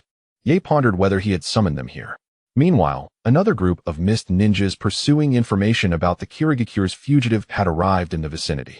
Upon witnessing the sudden explosion, their expressions shifted, and they refrained from approaching recklessly. The leader among them, a man with spiky blue hair and a forehead protector, bore an eye patch over his right eye. This man, Ao, a Jonin from the Hidden Mist village, had now removed his eye patch, activating his Byakugan to survey the situation. Observing the vast orange chakra dispersing into the atmosphere, he spoke in a somber tone. The orange chakra belongs to a tailed beast. The commotion we heard must have been caused by it. Beside him stood Kisame, a man with deep blue hair and shark-like features, who also gazed at the scene with gravity. A tailed beast. Why would one appear here? Has the Hidden Cloud sent their people? In the current ninja world, only the Hidden Cloud could perfectly control tailed beasts. The 8 tails, Killer Bee, and the 2 tails, Yujito, were both ideal Jinchuriki, capable of harnessing the full power of their respective tailed beasts. This was an unparalleled feat in today's ninja realm, one that others could only envy. Even Kushina, the wife of the 4th Hokage and a member of the Uzumaki clan, could only subdue the tailed beast without fully utilizing the chakra of the 9 tails. Thus, with minimal deduction, Kisame could ascertain that the individuals present were likely from the Hidden Cloud. Moreover, the proximity to the Hidden Cloud's border was not far off. Due to the overwhelming tailed beast chakra, Ao's Byakugan could not penetrate the haze surrounding the situation, and he shook his head. I cannot discern the details. A striking young woman beside him pursed her lips and inquired. Then what of our target, the Kirigakure's fugitive, Suigetsu? His chakra signature seemed to have vanished. Ching took a deep breath, for as a sensory ninja, he had indeed failed to detect the chakra fluctuations of the Watermelon Mountain Puffer ghost since his arrival here. There was only one explanation for this phenomenon. The Watermelon Mountain Puffer ghost had been slain. Thus, his chakra presence had completely dissipated. Contemplating this, Ching's expression darkened as he spoke. As a rogue ninja, the death of the Watermelon Mountain Puffer ghost is of little consequence. Yet the Jonin skin he possesses must be reclaimed for the Hidden Mist. Meanwhile, Shursui and Orochimaru emerged from the pit, appearing somewhat disheveled but unscathed. Shursui's Susanoo exhibited astonishing defensive capabilities. If he were to unleash it fully, he could perhaps withstand even a tailed beast bomb, let alone merely being caught in the residual shockwaves. As for Orochimaru, his survival was assured as long as his chakra remained sufficient. Ending his life was no simple task. To confront Orochimaru, Jinjutsu and sealing techniques were undoubtedly the most effective means. Are there still people from the Hidden Cloud and the Hidden Mist around? This place is becoming increasingly lively, Orochimaru remarked, licking his lips, a mysterious glimmer flashing in his eyes. The myriad snakes slithered towards him, bearing numerous wounds. And one of them glared at Orochimaru, its eyes glinting with malice. What kind of monsters have you provoked, Orochimaru? Even a Jinchuriki has arrived. I hadn't anticipated this. Orochimaru soothed the snake's agitation, casting his gaze towards the unfolding scene, his eyes narrowing in contemplation. Could it be that the Hidden Mist and the Hidden Cloud have come for the Watermelon Mountain Puffer ghost as well? No. Merely a rogue ninja could not possibly attract such a multitude. Perhaps there are other motives at play. Orochimaru's mind was astute, and he began to speculate about the circumstances surrounding the Land of Rice. It was too coincidental that the whereabouts of the Watermelon Mountain Puffer ghost had spread throughout the ninja world. Such an occurrence could not transpire without someone secretly instigating it. Initially, Orochimaru believed that individuals from the Hidden Mist had leaked information, but now he was less certain. How could a single S-rank rogue ninja summon so many powerful figures? Although S-rank rogue ninjas were rare, such a situation had never been witnessed before. Was there another force at work behind the scenes? The intrigue deepened, prompting a quiet chuckle from Orochimaru. Meanwhile, Shursui observed the emergence of the two factions, his mind not as suspicious as Orochimaru's. He wore a grave expression. Is that the two tails Jinchuriki from the Hidden Cloud? Shursui had never engaged directly with a Jinchuriki in battle, and this was his first close encounter. The magnitude of their chakra was indeed terrifying. Ye and Hondo swiftly arrived, with Ye inquiring, Lord Orochimaru, Shursui, are you unharmed? Not at all. Both Shursui and Orochimaru shook their heads, affirming their lack of injuries. On the side of the Hidden Cloud, two figures clad in the chakra garments of a tailed beast surveyed all present, their expressions shifting to one of solemnity upon recognizing the faces before them. The presence of Konoha, the hidden mist, and two S-rank rogue ninjas, including the likes of Sasori, was a force that even they, from the hidden cloud, could not afford to underestimate. The two figures, their gaze fixed upon the members of the hidden mist and the Leaf Village, began to speculate. Could it be that the Leaf has conspired with the mist? No, it is also possible that other ninja villages are involved. Currently, the ninja world enjoys a semblance of peace, with the 5 great ninja villages wary of one another. Any of them could potentially strike. The reason the hidden cloud has come here is due to a recent attack on their stationed forces at the border by a mysterious masked individual, who obliterated their supplies and claimed the lives of countless hidden cloud ninjas. Supplies are of utmost importance in warfare. The loss of such resources signifies a loss of capacity to engage in prolonged combat. This act compels the hidden cloud forces to withdraw from the border. In a time when the situation in the ninja world remains unstable, such actions are undeniably severe, and those responsible are worthy of condemnation. At this moment, the border forces are under the command of the two figures. Upon witnessing the audacious assault on the hidden cloud and the destruction of their vital supplies, their fury was palpable, leaving no room for leniency. Thus, they pursued the trail with fervor. However, the mysterious individual moved with incredible speed and evaded capture, rendering ordinary ninjutsu ineffective against him. To prevent the masked figure from escaping, the two figures resolved to unleash their tailed beast transformation, launching a tailed beast bomb directly at the elusive foe. Yet, the figure managed to evade the attack. As she surveyed her surroundings, she found no trace of the mysterious individual.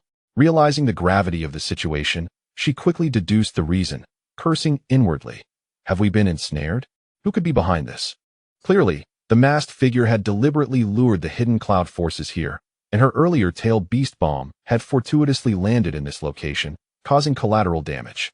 This was no mere coincidence. It was a calculated maneuver. Meanwhile, on the other side, Kakazu, his expression dark and brooding, had just suffered a grievous loss. One of his hearts had been pierced by the residual force of the earlier explosion. This meant he had lost a life, and, consequently, the ability to utilize a specific ninjutsu. Such a loss ignited his ire. Kakuzu directed his gaze towards the hidden cloud, focusing intently on the two figures with a menacing tone, his intent to kill palpable. If today's events do not yield a satisfactory explanation, you hidden cloud shall brace for my retaliation. Scorpion, equally perturbed, understood that no one would remain untroubled after a sudden and inexplicable assault. He coldly remarked, though the hidden cloud may be formidable, I, Scorpion of the Red Sand, am not to be trifled with. In the face of Kakuzu and Scorpion's threats, the two figures of the hidden cloud retorted coolly, you are but two rogue ninjas. What tempest can you stir? Their tone was resolute, as if dismissing the two entirely. With her proud demeanor and status as the perfect Jinchuriki of the hidden cloud, she held little regard for ninjas from other villages. Moreover, in the midst of negotiations among the 5 great ninja villages, the hidden cloud must maintain a steadfast front to secure an advantageous position at the negotiation table. Moreover, they are merely 2 rogue ninjas without any backing. Even if they were to be killed, it would be of little consequence. On the side of Konoha, Orochimaru stepped forward, casting a mocking glance toward the group from the hidden cloud village, and spoke with a tone laced with sarcasm. Do you truly wish to reignite the great ninja war by recklessly attacking our people? The sudden assault they had faced earlier filled Orochimaru with considerable ire. His temperament was not one to be trifled with. The 2 individuals from the hidden cloud village regarded Orochimaru, and in the face of Konoha, the mightiest among the 5 great shinobi countries, her tone was not as confrontational as it had been with Kakazu and Sasori. Yet her presence remained formidable. Coldly, she stated, do not feign innocence, Konoha. We have reason to believe that the recent attack by unidentified assailants was orchestrated by your Umbu. The Umbu of Konoha were notorious even among the 5 great shinobi villages, having been implicated in numerous assassination attempts. Of course, it was not solely Konoha that could be responsible. Other shinobi villages could also be involved, but Konoha bore the greatest suspicion due to their past transgressions. The notion of the hidden cloud forces being ambushed, Orochimaru's eyes narrowed as he contemplated the implications, further solidifying his suspicions that foul play was afoot in the land of rice. He turned to the two individuals from the hidden cloud and remarked, "Do not unjustly accuse Konoha. Who is to say that you are not staging this drama yourselves? Humph.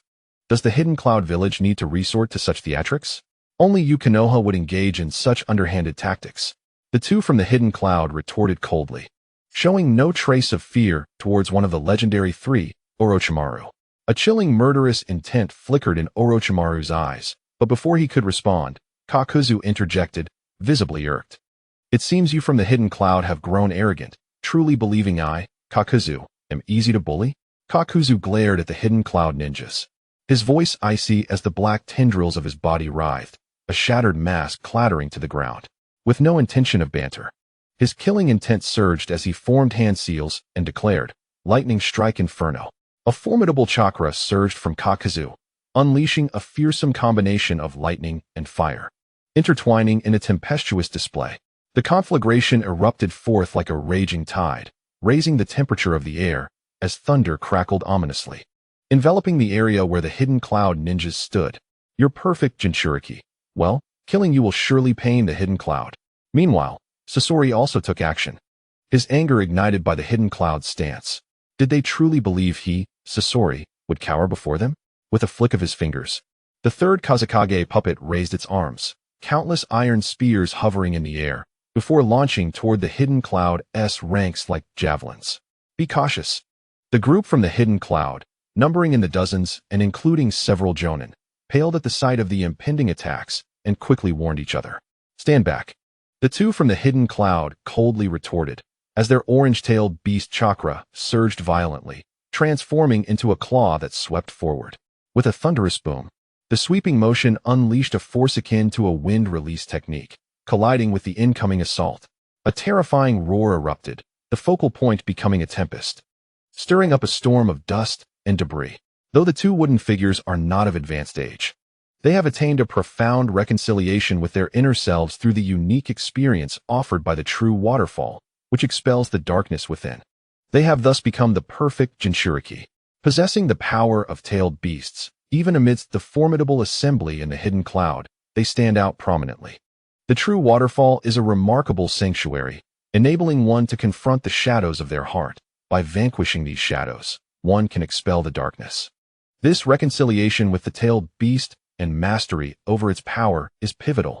It is precisely because of the true waterfall's existence that the hidden cloud boasts two perfect Jinchuriki who have fully harnessed the power of tailed beasts, a remarkable advantage indeed.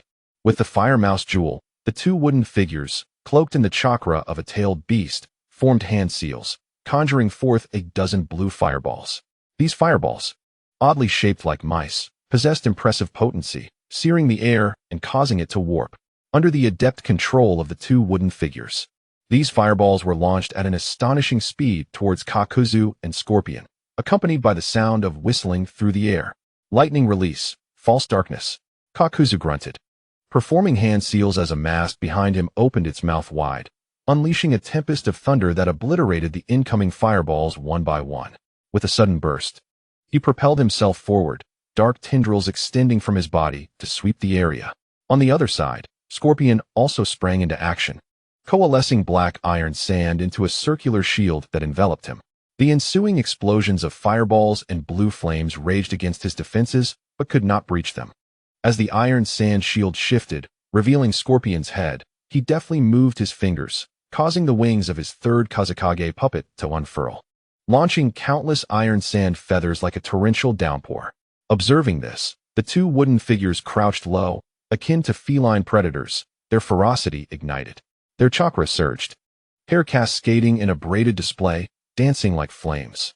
The originally orange chakra was overtaken by blue chakra adorned with feline patterns, two tails emerging behind them. A single sweep generated an unrelenting gale. At that moment, the two wooden figures' aura intensified dramatically, their chakra swelling to immense proportions, creating gusts that made the surrounding trees sway. This transformation, a partial tailed beast manifestation, is a feat achievable only by those who have completely mastered the power of tailed beasts. At this juncture, only the 8 tails Jinchuriki, Killer Bee, and the 2 tails Jinchuriki, the two wooden figures, could reach such a level.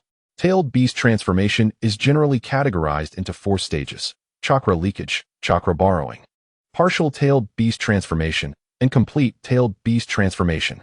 The current state of the two wooden figures hovers between chakra borrowing and partial tailed beast transformation. While they have not fully transformed, they can still exhibit certain characteristics of a tailed beast. With a sweeping motion of their tails, they sent the barrage of iron sand feathers flying away, directly targeting Scorpion, though he managed to block it with the iron sand. Meanwhile, one tail collided with Kakuzu's advancing tendrils. With a resounding boom, Kakuzu felt an overwhelming force strike him, causing him to stagger back several steps, his feet digging into the ground as it crumbled beneath him. Jiaodu cast a glance at the two wooden figures, his eyes narrowing slightly. Indeed, they are perfect Jinchuriki, he mused. Scorpion hovered in midair, his expression growing solemn, yet he showed no signs of fear. Truly, as an S-rank rogue ninja, he managed to withstand my assault. The two wooden figures also appeared somewhat grave. The strength of these two adversaries was formidable. With a swift motion, the two wooden figures unleashed their cat claw technique. Their hands enveloped in chakra adorned with feline patterns, transforming into lethal claws. They lunged at Jiaodu, crossing their arms to strike downward. Vibrant blue flames flickering atop the claws, slicing through the air with a sharp whistling sound. Fire release, head carving technique. Jiaodu evaded the attack with a swift movement, a mask on his back opening wide to unleash a torrent of flames that engulfed the surroundings. The two wooden figures' expressions sharpened, and upon landing, their forms abruptly vanished, their speed surpassing even that of the spreading inferno. Two-tailed fire. After escaping the attack's range, they sensed countless iron spears hurtling towards them. Without hesitation, they expelled a scorching fireball several meters in diameter, colliding with the iron spears. The fireball engulfed the iron sand, its intense heat incinerating the spears, melting them into molten iron that plummeted to the ground, while the fireball surged forth, aiming to consume Scorpion midair. Realizing the terrifying temperature of the fireball, Scorpion opted not to confront it directly, maneuvering the iron sand to evade the onslaught. Meanwhile, the third Kazakage's puppet directed the iron sand to rise from the ground, ensnaring the wooden figure's feet, while above, iron sand coalesced into a pillar, crashing down from the sky with ferocity. Caught off guard and unable to evade due to their immobilized feet, the two wooden figures braced themselves, extending their chakra arms to withstand the impact of the iron sand pillar. "So heavy," they exclaimed, their expressions shifting as the weight transmitted through their arms instilled fear. The chakra arms could not endure the strain. In the next moment, the chakra arms buckled, and the iron sand pillar descended upon them. With a resounding crash, the iron sand pillar struck down, compressing the two wooden figures into the ground, creating a deep crater as dust and debris erupted, fissures radiating outward. Flame wind chaotic waves. On the other side, Jiaodu smirked coldly, forming hand seals as both masks unleashed a simultaneous attack. Wind release and fire release converged in midair, forming a more terrifying curtain of flames that targeted the location of the two wooden figures. With a thunderous explosion, flames erupted, blazing fiercely, the intense heat warping the air around them. Though suppressed by the iron sand pillar and scorched by the flames, the two wooden figures, clad in the cloak of their tailed beast, suffered no significant harm. Deep within their consciousness, a pair of crimson eyes suddenly ignited with brilliance. A majestic feline demon, massive in stature and sprawled upon the ground, yawned and inquired, "Do you require my assistance, young wooden figure?" The external two wooden figures nodded in response. "We humbly ask for your aid, Yuryu." The feline demon revealed a sinister grin. "Very well, let them witness our true power." Waves of immense chakra surged forth from the feline demon, enveloping the space around them. In the external realm, a formidable chakra adorned with feline patterns enveloped the two wooden figures. They inhaled deeply and declared, "Let us proceed, Yuryu." Roar. A tremendous roar of a beast erupted from the flames, scattering the once blazing fire as if shaken by the very sound. Following this, a colossal blue feline demon, adorned with intricate chakra patterns, surged skyward, transforming into a paw that effortlessly pried open the heavy iron sand cylinder. With a gentle push, it sent the massive iron sand pillar flying far away. Amidst the swirling smoke and dust, blue flames of chakra danced, revealing a pair of blood-red eyes that radiated ferocity. As the chakra fluctuations intensified, the creature's size grew even more immense, evolving into an extraordinarily large cat demon, its bizarrely patterned chakra flickering like flames. This was a complete transformation into a tailed beast, capable of unleashing its full power. "Die!" cried the two-tailed beast, unleashing two massive fireballs that trailed long flames as they hurtled towards Scorpion and Kakuzu. The true form of the two-tailed beast? How intriguing. Kakuzu's eyes narrowed as he formed hand seals, exhaling a wall of fire that collided with the incoming fireballs, causing an explosion of flames and a fierce gust of wind. On the other side, Scorpion was also taken aback. Without uttering a word, he condensed iron sand into a cylinder, charging forward to shatter the fireballs into countless fragments while maintaining his momentum. The two-tailed beast, agile on all fours, deftly sidestepped Scorpion's assault, and after several rapid movements, found itself beside Scorpion, striking down with its forepaw. So fast, Scorpion gasped in surprise. He had not anticipated the speed of such a massive form. Caught off guard, he was sent flying, but at the last moment, he managed to conjure an iron sand shield to mitigate some of the impact. Nonetheless, he was still propelled away, leaving a long scar on the ground. The two-tailed beast did not relent. With a flick of its tail, it transformed into a whip, striking out at the attacking Kakuzu. The force of their clash sent Kakuzu reeling away, landing in another location. "Still not dead? Truly resilient," the two-tailed beast exclaimed, opening its mouth to release a voice reminiscent of wooden puppets. After its transformation, its senses had sharpened, detecting that neither opponent had perished, their chakra responses still strong. Haha. As expected, tailed beasts are the mightiest weapons in the ninja world. But to wish for my demise, you shall find it no easy task. Kakuzu's booming laughter echoed as he leapt from the pit, launching another jutsu against the two-tailed beast. As material, you are adequate. Scorpion's eyes glimmered with a cold light as various iron sand weapons surged forth. Boom, boom, boom. The three warriors unleashed their full power, engaging in a fierce battle that shook the very ground, causing the area to tremble. The conflict between shadow-level fighters was capable of altering the landscape itself, with shockwaves radiating outward, stirring up boundless clouds of dust. Observing the fierce clash, the members of the Hidden Cloud Village wore expressions of grave concern. One accompanying Jonin looked particularly troubled. Has Lord Jinchuriki truly been forced to this extent, even resorting to full-tailed beast transformation? Another Jonin, though serious, remained composed. He turned to Kakuzu and Scorpion, asking, "Do we have any information on those two? Who exactly are they? In the realm of the Hidden Leaf, the traitorous ninja Kakuzu from Takigakure and the rogue ninja Sasori from Sunigakure, both classified as S-rank renegades, pose a significant threat. What shall we do now, sir? Should we assist Lord Yamato?" inquired a Chunin, his expression troubled as he glanced towards the individuals from the Hidden Leaf and the Hidden Mist. The composed Jounin narrowed his eyes, contemplating the unforeseen entanglement of this conflict with the forces of the Hidden Mist and the Hidden Leaf. "We need not concern ourselves with Lord Yamato. Given his strength, he is unlikely to falter easily." After a brief deliberation, he commanded, "Notify the troops to expedite their support to this location."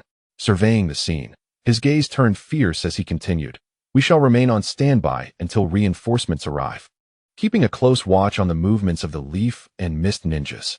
"Understood," responded one ninja, promptly departing to relay the message to the main contingent of Kyomogakure. Meanwhile, the individuals from Konoha exchanged perplexed glances as they observed the fierce confrontation. Yoruichi, too, felt a sense of bewilderment at how the situation had escalated so rapidly. Nevertheless, she was certain that the circumstances in the land of rice were no mere coincidence, and were likely connected to the enigmatic figure who had previously utilized space-time ninjutsu from afar. If it is indeed Uchiha Obito, does he intend to plunge the ninja world into chaos once more? Such turmoil would certainly benefit their future endeavors, Yoruichi pondered, possessing a precognitive sense that allowed her to discern numerous details, though she refrained from drawing definitive conclusions. Shursui turned to Orochimaru and asked, "Lord Orochimaru, what should we do now?" Orochimaru, having summoned the spirit of the great serpent, observed the intense battle with a mysterious glint in his vertical pupils. "With the appearances of Kyomogakure and Kirigakure, this matter has transcended our mission in Konoha. Engaging in conflict with these two villages could very well lead to further unrest within the ninja world." Orochimaru had no desire for another war, not out of compassion, but because he had numerous research projects that required his attention. Should war break out again, as one of the legendary Sannin and a disciple of the third Hokage. He would undoubtedly be dispatched on missions, hindering the progress of his studies. Hearing this, Akatsuki felt a sense of relief. Are we leaving this place, then? Since arriving, she had felt uneasy, her Chunin abilities rendering her unable to contribute, leaving her to merely observe in anxiety. The prospect of departing eased her worries. Orochimaru scanned the surroundings and declared, remaining here is no longer necessary. The involvement of other village ninjas mandates a report to the higher-ups. He then turned to Yoruichi. What are your thoughts? Why ask me? You are the commanding Jounin, Yoruichi thought, though her expression remained neutral. Whatever you decide, Lord Orochimaru, is acceptable. Orochimaru nodded and commanded, let us depart. Upon their arrival at this location, the Mist Ninjas refrained from making any hasty moves. Their numbers were few, comprising merely a dozen individuals, among whom were several elite Jonin, and the remainder consisting of specially designated Jonin and Shunin. The leader, with a countenance of grave concern, observed the three engaged in fierce combat. Despite the considerable distance, the residual shockwaves emanating from the clash compelled them to maintain a cautious distance. One of his Byakugan eyes activated, revealing the blinding chakra of the two tails, which left him deeply astonished. While ordinary individuals could only perceive the strength of chakra through sensory means, his Byakugan allowed him to witness the terrifying amount of chakra possessed by the tailed beast. Furthermore, the formidable prowess of the individuals, Kakuzu and Sasori, who were battling against a fully tailed beast transformed Jinchuriki, was equally remarkable. Had these two formidable warriors coordinated their efforts, the tide of battle would likely have swung overwhelmingly in their favor, rather than remaining in a stalemate. Orochimaru and Uchiha Shursui, having momentarily diverted their attention from the ongoing battle, now focused on the Leaf side. Previously captivated by the conflict, Orochimaru's gaze shifted towards Konoha, and upon doing so, his expression subtly altered. He was well acquainted with Orochimaru, a name renowned throughout the ninja world as one of the legendary Sannin. However, what caused him greater unease was the Uchiha youth, Uchiha Shursui. During the Third Great Ninja War, he had witnessed Shursui activate Susanoo, a moment that had left an indelible mark on his psyche, causing a shiver even in recollection.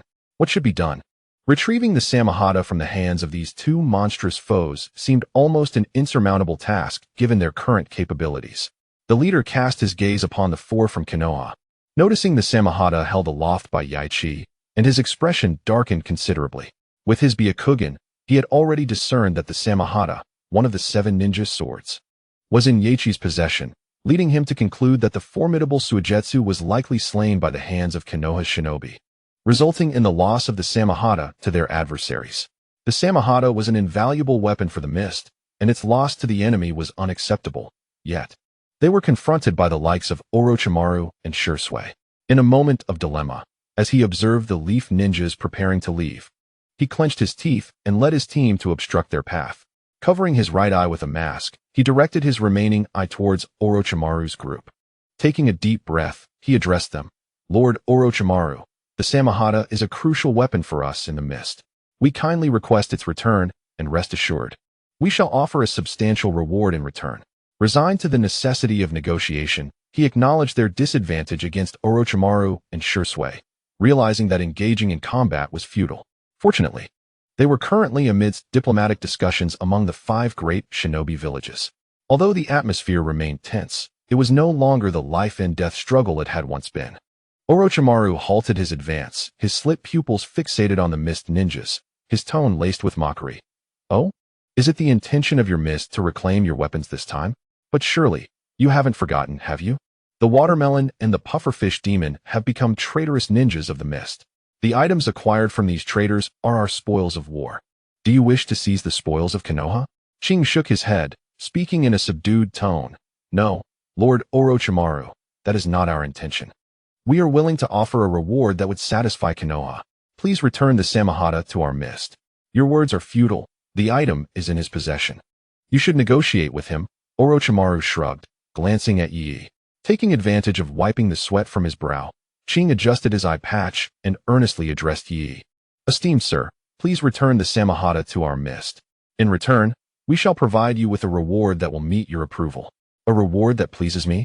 Yi turned his gaze towards Ching, and in an instant, he recognized his identity. Ching, who possessed the Byakugan of the Hyūga clan. Yi narrowed his eyes and declared, "Then I shall require your right eye." His tone turned frigid, and his demeanor became icy as he continued, "If I am not mistaken, your right eye has been implanted with the Byakugan of our Hyūga clan, does it not? You must understand the significance of the Byakugan to us." As he spoke, a palpable aura of menace emanated from Yi, his words devoid of any courtesy. Upon hearing this, Orochimaru's gaze shifted to Ching's right eye, his expression turning peculiar. Shirzue also froze for a moment, his eyes sharpening as he regarded Ching.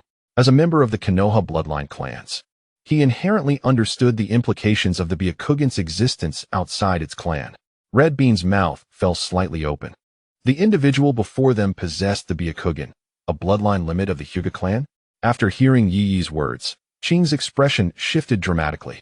He leaped backward, feeling the murderous intent emanating from Yi, as well as the scrutiny of Orochimaru and Shirzue.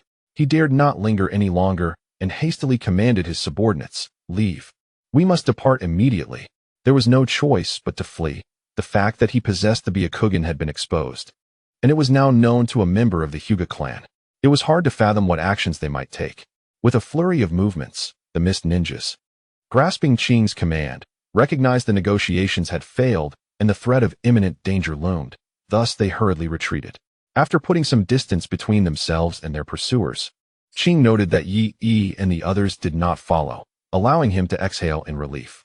He thought to himself, "Fortunately, the 5 great ninja villages are currently prohibited from engaging in conflict, and with the presence of other ninjas, otherwise they would surely be killed here, erasing all traces and leaving them without a chance to defend themselves." Ching felt fortunate. Had there not been individuals from the Cloud Village present, the Konoha ninjas might not have hesitated to eliminate them on the spot. Meanwhile, Kisame discreetly cast his gaze towards Yi and the Samahata in his possession, muttering to himself, "This chakra fluctuation, could it belong to that young member of the Hyūga clan's Umbu?" Indeed, Kisame had recognized Yi's identity, the very Umbu of the Hyūga clan he had once held in deep regard. The matter concerning the elusive Joki was of little consequence. All that mattered was to remember his visage, for opportunities would surely arise in the future. In the mind of the enigmatic Kisame, a flicker of ambition danced within his gaze as he followed Ching away from the scene. However, upon witnessing this exchange, the composed Jonin from the hidden cloud, with narrowed eyes, gestured to his subordinates, sending several ninjas to pursue. Yet he had no intention of chasing after them. He merely cast a glance at Ching's retreating figure. His eyes slightly squinted, lost in contemplation. Orochimaru approached Yi, standing beside him with an enigmatic expression, and remarked, "Are you truly allowing him to depart unscathed, Yakuin?" Yi shrugged nonchalantly, replying, "What else would you have me do? Should I slay them? The ninja world is relatively peaceful at present. If this conflict were to ignite another war, I would be branded a traitor to Konoha." Orochimaru did not believe that Yi was genuinely concerned about such matters. Yet he regarded him with an intriguing gaze and nodded, stating, "Your approach is indeed prudent." As the 4 members prepared to depart once more, they were abruptly halted by the forces of the Hidden Cloud. This time, the Hidden Cloud had suffered significant losses, with their border supplies utterly decimated. If the culprits remained unidentified, they would undoubtedly face repercussions. Given that Konoha and the Hidden Mist were the primary suspects in this affair, the Hidden Cloud would not permit those under suspicion to leave unchallenged. The steadfast Jonin from the Hidden Cloud, known as Baiya, was adept in strategy and planning. Serving as the deputy commander of the border forces, second only to 2 individuals from the unit, he positioned himself before the Konoha team, his tone sharp, "Orochimaru, the attack on our Hidden Cloud forces remains unresolved. You Konoha shinobi cannot simply depart." Orochimaru's eyes turned cold. "Do you wish to obstruct our path? There exists a truce between the Hidden Cloud and Konoha. Do you intend to breach this agreement and incite war once more?" "Incite war? No. We of the Hidden Cloud harbor no such intentions," Baiya replied with composure, though his eyes glinted with a steely resolve. "However, until we ascertain who assaulted our border forces, all of you from Konoha must remain here." He had already dispatched word to summon reinforcements, and soon a multitude of Hidden Cloud ninjas would arrive. With sheer numbers on their side, even facing Orochimaru, he felt no fear.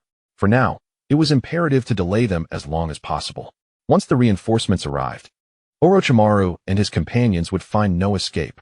As for whether Konoha was indeed responsible for the attack, capturing them and employing Jinjutsu for interrogation would suffice. If they were guilty, it would provide them leverage over Konoha. If not, Orochimaru, as one of the legendary Sannin, surely possessed a wealth of hidden information about Konoha. This was a gamble that promised no loss. After all, their grievances were valid. The hidden cloud had been assaulted, and the presence of the hidden mist near their border forces raised undeniable suspicions. With a suitable pretext, any slightly excessive actions could compel Konoha to swallow their grievances in silence. "Let us see if you possess the capability for this," Orochimaru said, his eyes narrowing as he discerned the intentions of the hidden cloud, a cold smile playing upon his lips. Initially, he had no desire to engage in conflict with the hidden cloud. Should another war erupt between Konoha and the hidden cloud, the entire ninja world would once again be plunged into chaos. However, confronted by the aggressive stance of the hidden cloud, how could Orochimaru, with his temperament, possibly submit? Knight 1 and the others were also prepared for battle. At the slightest command from Orochimaru, a clash was inevitable. It appeared that this attack on our hidden cloud was indeed orchestrated by you, Konoha. Hyūga snorted, placing the blame squarely on Konoha, yet subtly gestured for his subordinates to remain vigilant. Their task was merely to hold off Orochimaru. There was no need for a direct confrontation. Ninjutsu, Serpent's Array. Orochimaru understood this all too well. Without further ado, he licked his lips, formed hand seals, and pressed his hands to the ground. Countless venomous snakes slithered forth from his sleeves, swiftly enveloping the surroundings and charging towards the hidden cloud ninjas obstructing their path. Attack! Orochimaru smirked coldly. Since the hidden cloud had initiated hostilities, they no longer had to hold back. Yes, Shirzue nodded in agreement. As the leading jonin, he merely needed to follow orders. He formed hand seals, his chest swelling. Fire release. Great fireball technique. With a thunderous roar, a colossal fireball erupted from his mouth, trailing flames as it hurtled toward the location of the hidden cloud ninjas. Fire release. Dragon fire technique. At that moment, Akane also formed seals, unleashing a fire dragon that surged forth in a direct line. 8 trigrams, air palm. Knight 1 was equally resolute, activating his Byakugan, concentrating chakra in his palm, and launching a chakra shockwave. Block it. Hyūga commanded sharply, forming hand seals. Lightning release. Earth walk. Behind him, a dozen or so others followed suit, unleashing a barrage of various ninjutsu. Lightning release. Earth walk. Lightning release. Lightning arrow. Fire release. Flame bullet. Wind release. Earth release. Boom. The battle erupted instantaneously. Countless venomous snakes swept away by the shock waves of the ninjutsu, resulting in a gruesome spectacle of death and carnage. The clashing of ninjutsu reverberated with explosive sounds, engulfing the arena in a cloud of dust. Amidst the dust, Knight 1's Byakugan detected the silhouettes of their foes. With a swift motion, he dashed forth, extending his thunder sword, and with a single strike, claimed the life of a hidden cloud ninja.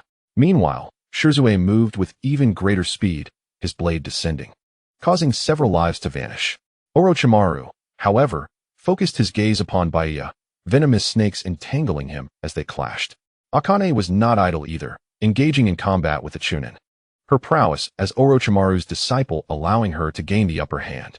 Hyūga, merely an ordinary jonin, found himself barely able to fend off Orochimaru's onslaught. Beads of sweat rolling down his forehead as he shouted, "Do not engage them directly. Just hold them off." However, confronted by the assaults of Knight 1 and Shirzue, the other Chunins were no match, easily falling to their blades. In an instant, what had once been a dozen combatants was reduced to only a handful of relatively strong jonin. Damn it! Hyūga's countenance shifted dramatically. He had anticipated that only Orochimaru warranted caution, yet he was taken aback by the formidable prowess of the other two as well. He narrowly evaded Orochimaru's onslaught, hastily retreating, unwilling to draw closer.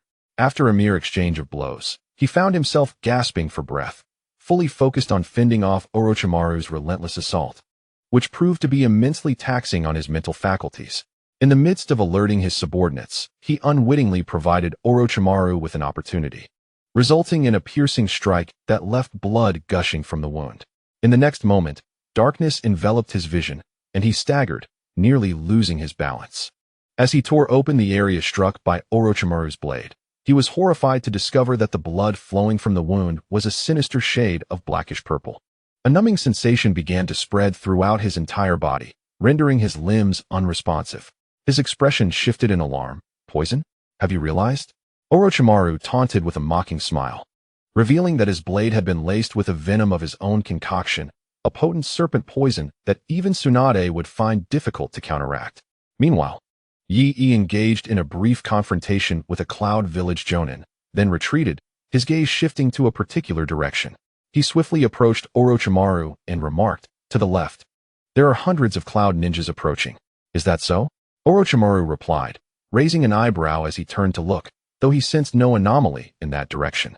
Nevertheless, he regarded Yi's words with seriousness, for the insight provided by his Byakugan far surpassed his own.